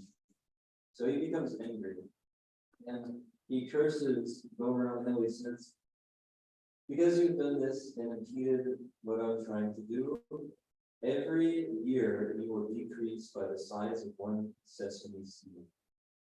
And so this is what's happening to Govardhan Hill. But now he's there, and he's ready for Krishna to come perform his pastimes on him. So Sudanda describes that story to the power people, and they all think that they say, yeah, let's go there. That place sounds great. In Vrindavan, let's head that way. So they pack everything up, and they've got the cows are in the front, and there's nice caravans, and everyone's wearing their best clothes, and the women and the children are in some sort of protected position, and there's cowherd men on the sides with sticks and all sorts of oxen and everything. And they go on this nice caravan, and when they get to these places, it seems like everything will be safe. No more demons. They've relocated, but still, Kamsa is relentless, and so many demons want to kill the baby Krishna. So one day, when the cowherd boys are out playing in Mahavan, or in Vrindavan, in the fields, and they're playing all sorts of games. They're little children and they have a lot of fun. So they make funny noises. They imitate the sounds of the animals. One game they do, they like to look down in the well, shout bad names into the well, and hear the names come back and then laugh. And they're doing all sorts of games and eating all sorts of nice foods. And it's all centered around Krishna's enjoyment. They do all these activities just for bringing pleasure to Krishna. And Krishna likewise wants to serve his unalloyed devotees. So they're having all this fun, and they see a huge, what looks like a big mountain and what seems like a huge cave. and what seems like just some nasty smell coming out of the cave. But this huge mountain is a 2-mile big snake. And he's 2 miles when he's coiled up, 2 miles big. And so all the cowherd boys are saying, this is crazy. There's this huge 2-mile snake and he looks horrible and angry. But anyways, Krishna's our friend. He's killed all these other demons. No problem. We can walk. Let's just go in there. Let's see what's going on. Because they're children, they like to explore and do all sorts of things. So they're saying, all right, another adventure. And they walk in the mouth of this giant 2-mile big snake. So Krishna, he's got to save them. So he walks in after them. And this big, ugly snake demon, 2 miles big when he's coiled up, 8 miles when he's not coiled, he closes his mouth. And all the demigods in the sky go, alas, alas, what has happened? They get a little concerned. And they're always watching Krishna's pastimes. It's like the supreme movie it's the supreme play for the living entities who get to see it like that. And they're worried, but Krishna, again, he kills this demon. He expands his universal form within the throat of the snake. And in this way, the snake isn't able to breathe. And very soon, from the top of the snake's skull, this bright light pops out. That's his soul. We're all like that. This bright, little, tiny, part and parcel, eternal servant of Krishna in the body. That's why the body's moving around, because we're in it. So he pops out of the top of his snake body and merges into the body of Krishna. And he also was cursed to have a snake body. There's a whole backstory. But after him, there's one more demon, and then the demons lay off for a moment. There's one more demon. He's a calf. He's disguised as a little baby cow. And while Krishna and his friends are out playing in the field, Krishna could detect that there's actually a demon disguised as one of these calves. And so he takes the calf demon by his hind legs, he whirls him around, smashes him on the ground, and throws him, and he's dead. That calf demon, though, his name is Vatsasura. And previously, he was a demon still. And he met this great Muni, whose name is Vashishta Muni. And Vashishta Muni, he has a really amazing thing. It's called a Kamadhenu cow. So this Kamadhenu cow, it's a wish-fulfilling cow. Whatever you want, it can bring and give you anything. So this demon, Vatsasura, he approached Vashishta Muni, who's incredibly powerful. He's defeated many people. And he disguised himself as a Brahmana and said, I would like your cow. Please give me this cow. And Vashishta Muni tells him, actually, he doesn't say anything because he sees that he's just the demon and he's not fooled by the disguise. So he just looks at him and it doesn't say anything. But the cow, she speaks to him and tells him that actually we're inseparable. You can't take me with you. We know you're a demon. So she curses him. Actually, now you become a calf. But after begging for their forgiveness, he's given the benediction that once you, in a few thousand years, find another herd of calves, you'll actually be liberated. And so Krishna liberates him. So these are many stories of the demons coming after Krishna. It's 9:30 now, so we can do whatever is next. Unless anybody has some points or some realization or question or something they want to share about Krishna's pastimes. Okay. Thank you all for listening. So we'll continue with the next part of the program. Janmashtami Mahamahotsava ki jai. Srila Prabhupada ki jai. His Holiness Dhanavir Goswami ki jai. Many of those I was saying, many of them are from Krishna book, but also a lot of those details were from Garga Samhita, which you can pick up in the gift shop in the back. It's many, many volumes. If you look at it, it looks like a whole Srimad Bhagavatam. It's about this big, and it's spoken by Gargamuni, the family priest of Lord Krishna, the one who gave him his name, and he appears so many times in Krishna's pastimes. So Gargamuni, he speaks all these activities of Krishna in the Garga Samhita, and it's all there, and it's incredible. So feel free to take a set of it home with you. Okay, thank you. Hare Krishna.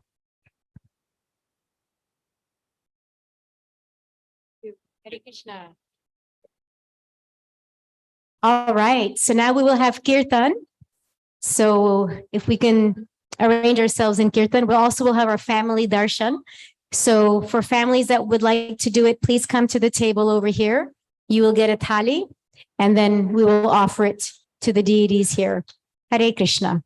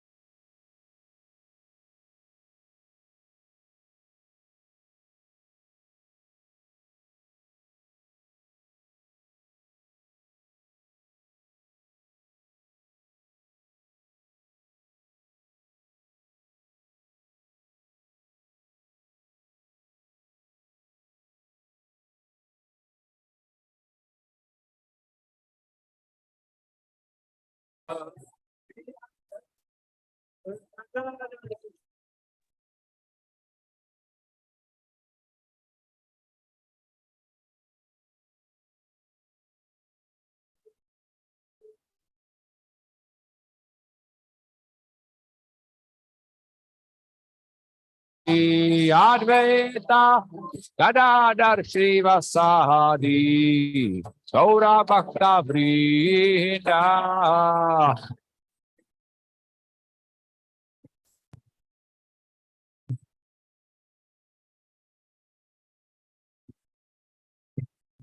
Shri Advaita Gaura Bhakta Vrinda. Hare Krishna, Hare Krishna, Krishna Krishna, Hare Hare, Hare Rama, Hare Rama, Rama Rama, Hare Hare, Hare Krishna, Hare Krishna, Krishna Krishna, Hare Hare.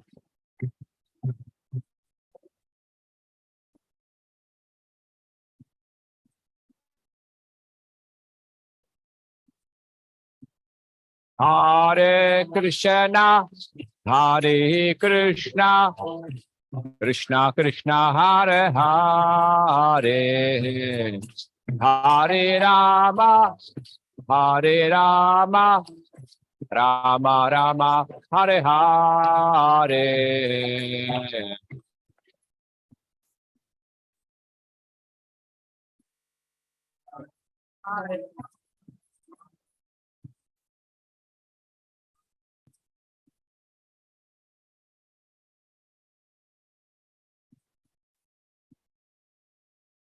Hare Krishna, Hare Krishna, Krishna Krishna, Hare Hare, Hare Rama, Hare Rama, Rama Rama, Hare Hare.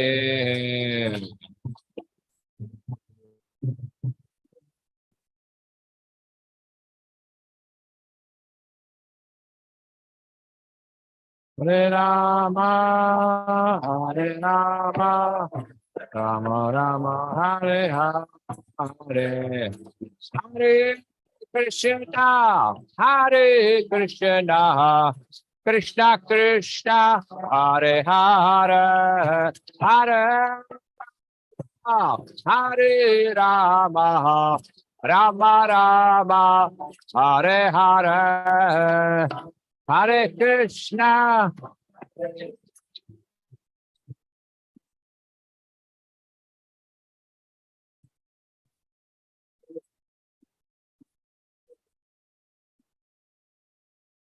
Rama, Hare Hare, Hare Krishna, Hare Krishna, Krishna Krishna, Hare Hare, Hare Rama, Hare Rama, Rama Rama, Hare Hare. Vivo.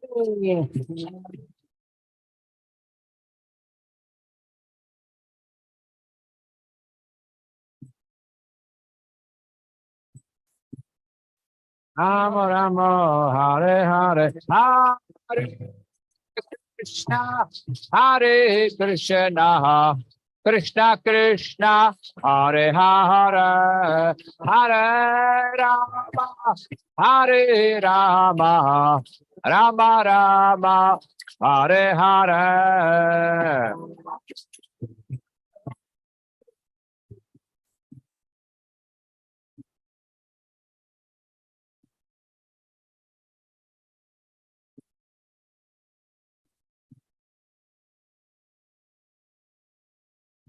Hare Krishna, Hare Krishna, Krishna Krishna, Hare Hare, Hare Rama, Hare Rama, Rama Rama, Hare Hare.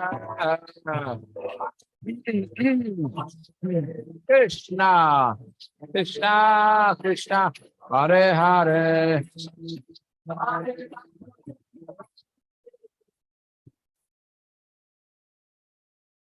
Hare Hare, Hare Krishna, Hare Krishna, Krishna Krishna, Hare Hare, Hare Hare Rama, Rama Rama, Hare Hare.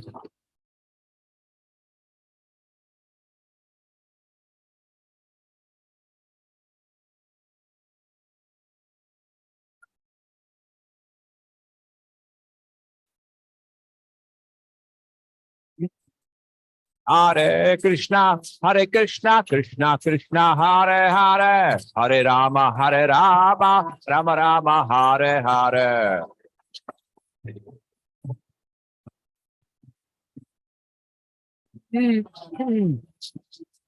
Hare Krishna, Krishna Krishna, Hare Hare, Hare Rama, Rama Rama, Hare Hare.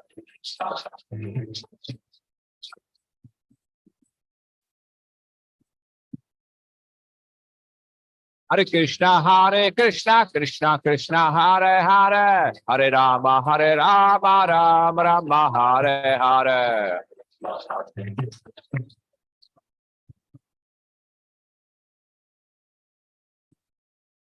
Hare Krishna, Krishna Krishna, Hare Hare, Hare Ram, Rama Rama, Hare Hare.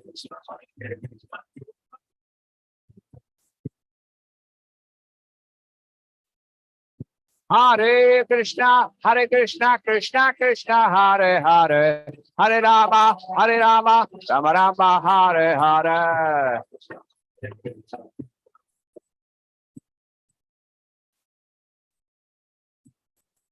Hare Krishna, Krishna Krishna, Hare Hare, Hare Ram, Rama Rama, Hare Hare.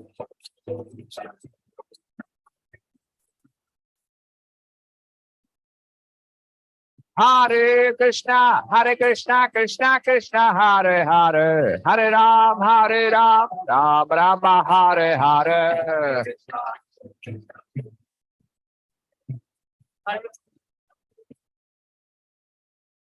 Hare Krishna, Krishna Krishna, Hare Hare, Hare Ram, Rama Rama, Hare Hare.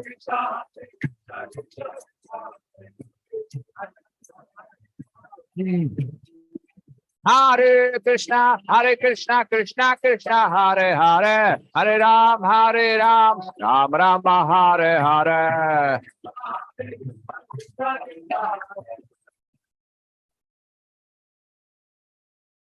Hare Krishna, Krishna Krishna, Hare Hare, Hare Ram, Rama Rama, Hare Hare.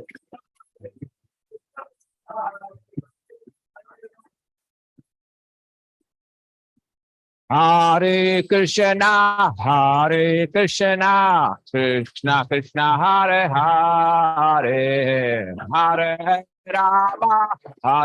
Rama, Rama Rama, Hare Hare. Krishna, Krishna, Hare Hare, Hare Rama, Hare Krishna, Krishna Krishna, Hare Hare, Hare Rama, Rama Rama, Hare Hare.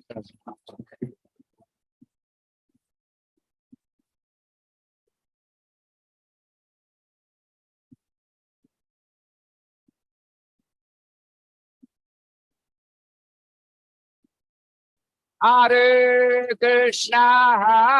Krishna, Krishna Krishna, Hare Hare, Hare Rama, Rama Rama, Hare Hare.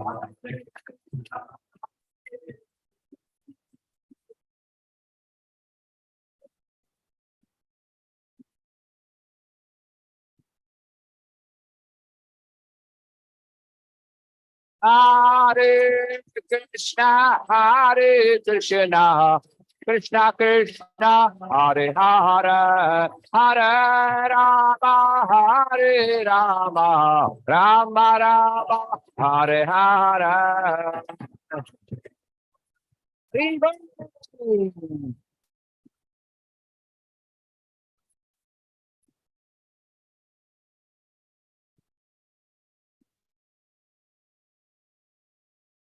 Hare Krishna, Hare Krishna, Krishna Krishna, Hare Hare, Hare Rama, Hare Rama, Rama Rama, Hare Hare.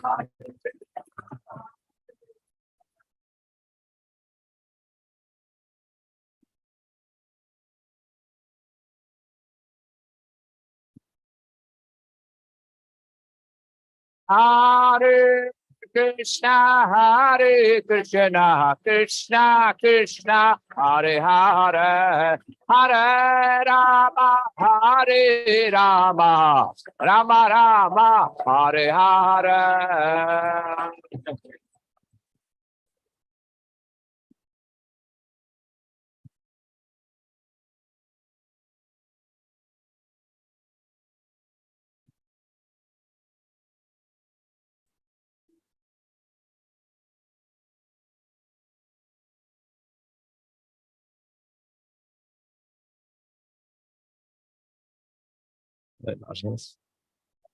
Hare Krishna, Hare Krishna, Krishna Krishna, Hare Hare, Hare Rama, Hare Rama, Rama Rama, Hare Hare.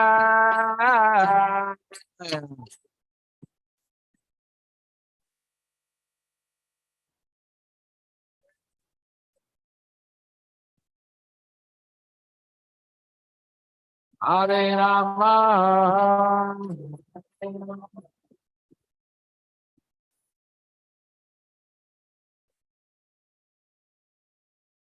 Hare Krishna, Hare Krishna, Krishna Krishna, Hare Hare,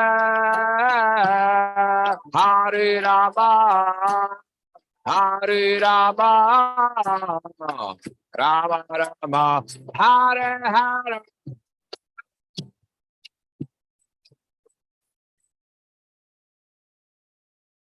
Vivo.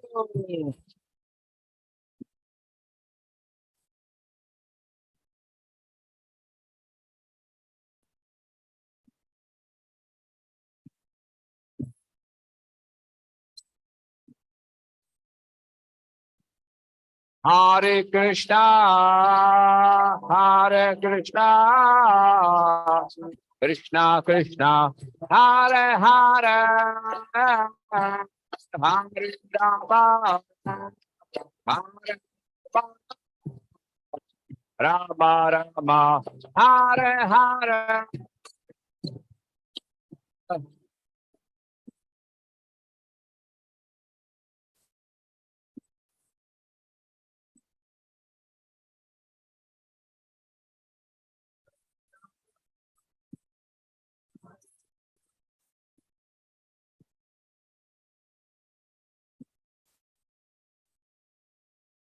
Hare Krishna, Hare Krishna, Krishna Krishna, Hare Hare, Hare Rama, Hare Rama, Rama Rama, Hare Hare.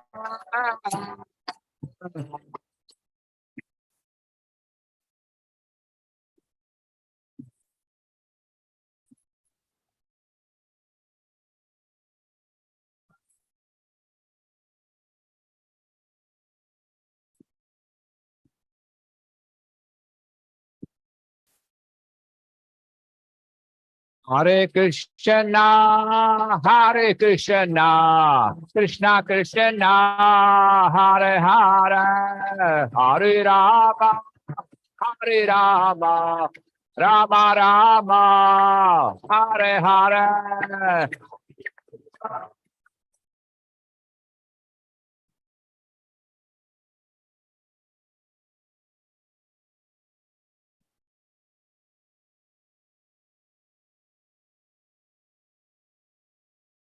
Hare Krishna, Hare Krishna, Krishna Krishna, Hare Hare, Hare Rama, Hare Rama, Rama Rama, Hare Hare, Hare Krishna.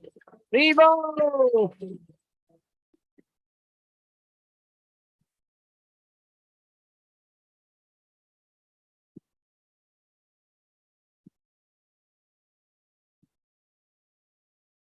Hare Krishna, Hare Krishna, Krishna Krishna, Hare Hare, Hare Rama, Hare Rama, Rama Rama, Hare Hare.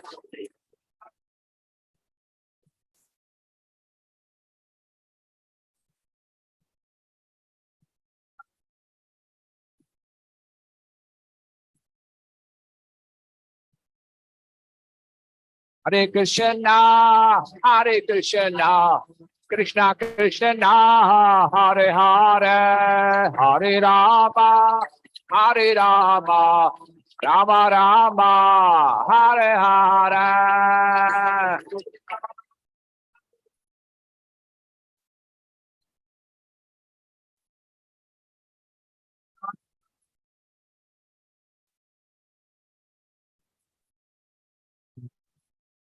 Hare Krishna, Hare Krishna, Krishna Krishna, Hare Hare, Hare Rama, Hare Rama, Rama Rama, Hare Hare.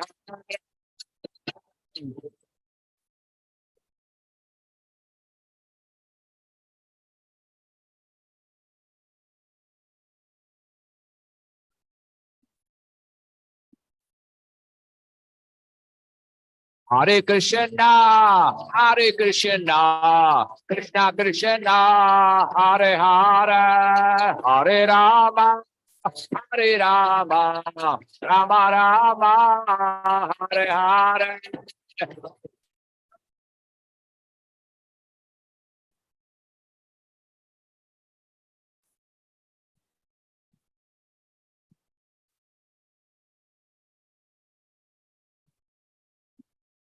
Hare Krishna, Hare Krishna, Krishna Krishna, Hare Hare, Hare Rama, Hare Rama, Rama Rama, Hare Hare.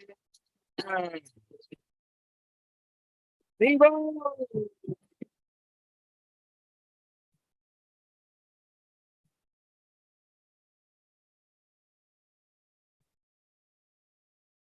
Hare Krishna, Hare Krishna, Krishna Krishna, Hare Hare, Hare Rama, Hare Rama, Rama Rama, Hare Hare.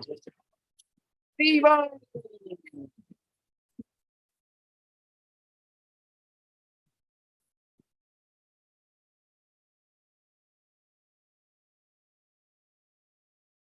Hare Krishna, Hare Krishna, Krishna Krishna, Hare Hare, Hare Rama, Hare Rama, Rama Rama, Hare Hare.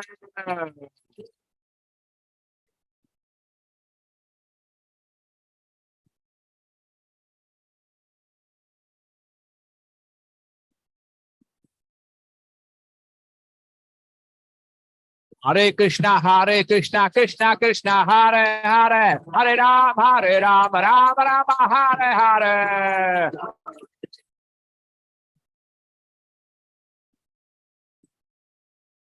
Hare Krishna, Krishna Krishna, Hare Hare, Hare Ram, Ram Rama, Hare Hare.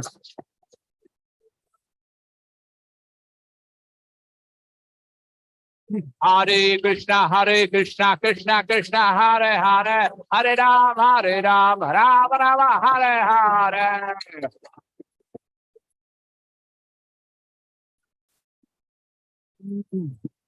Hare Krishna, Krishna Krishna, Hare Hare, Hare Ram, Ram Ram, Hare Hare.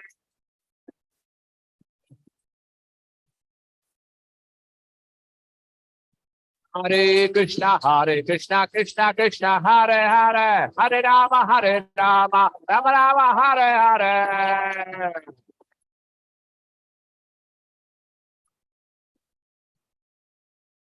Hare Krishna, Krishna Krishna, Hare Hare, Hare Rama, Rama, Hare Hare.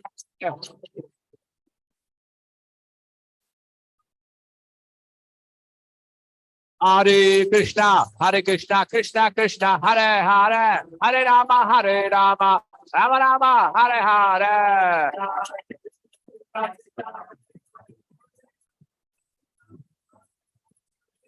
Hare Krishna, Krishna Krishna, Hare Hare, Hare Rama, Rama Rama.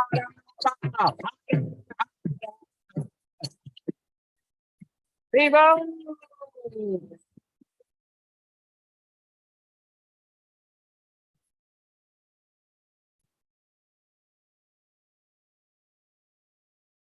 Hare Krishna,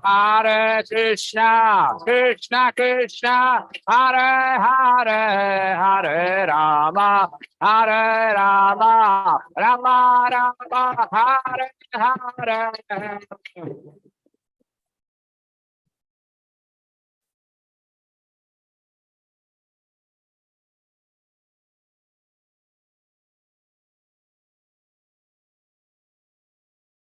Hare Krishna,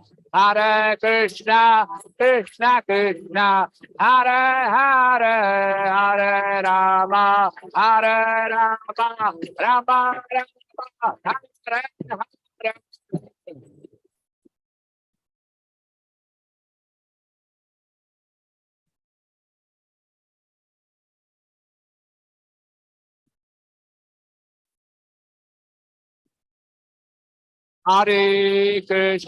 Hare Krishna, Krishna Krishna, Hare Hare, Hare Rama,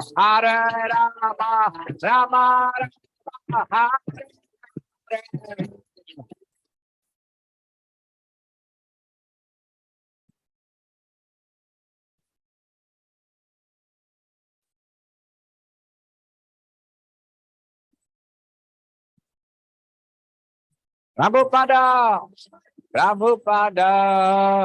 Prabhupada, Srila Prabhupada.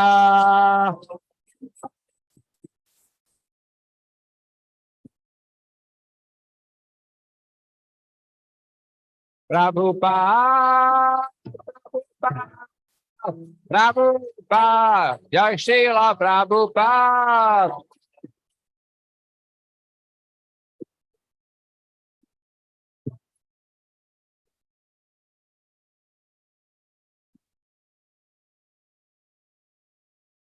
Shri Krishna Janmashtami Mahotsav ki. Shri Krishna Janmashtami Mahotsav ki. Shri Krishna Janmashtami Utsav ki. Nitai Gaur Premanande.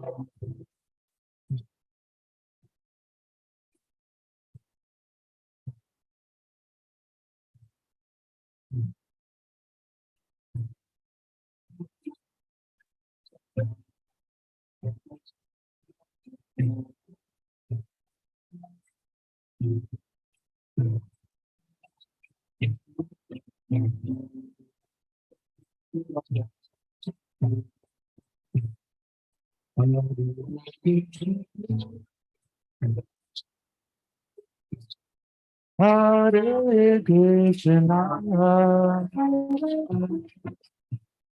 Krishna Krishna, Hare Krishna, Hare Krishna, Krishna Krishna, Hare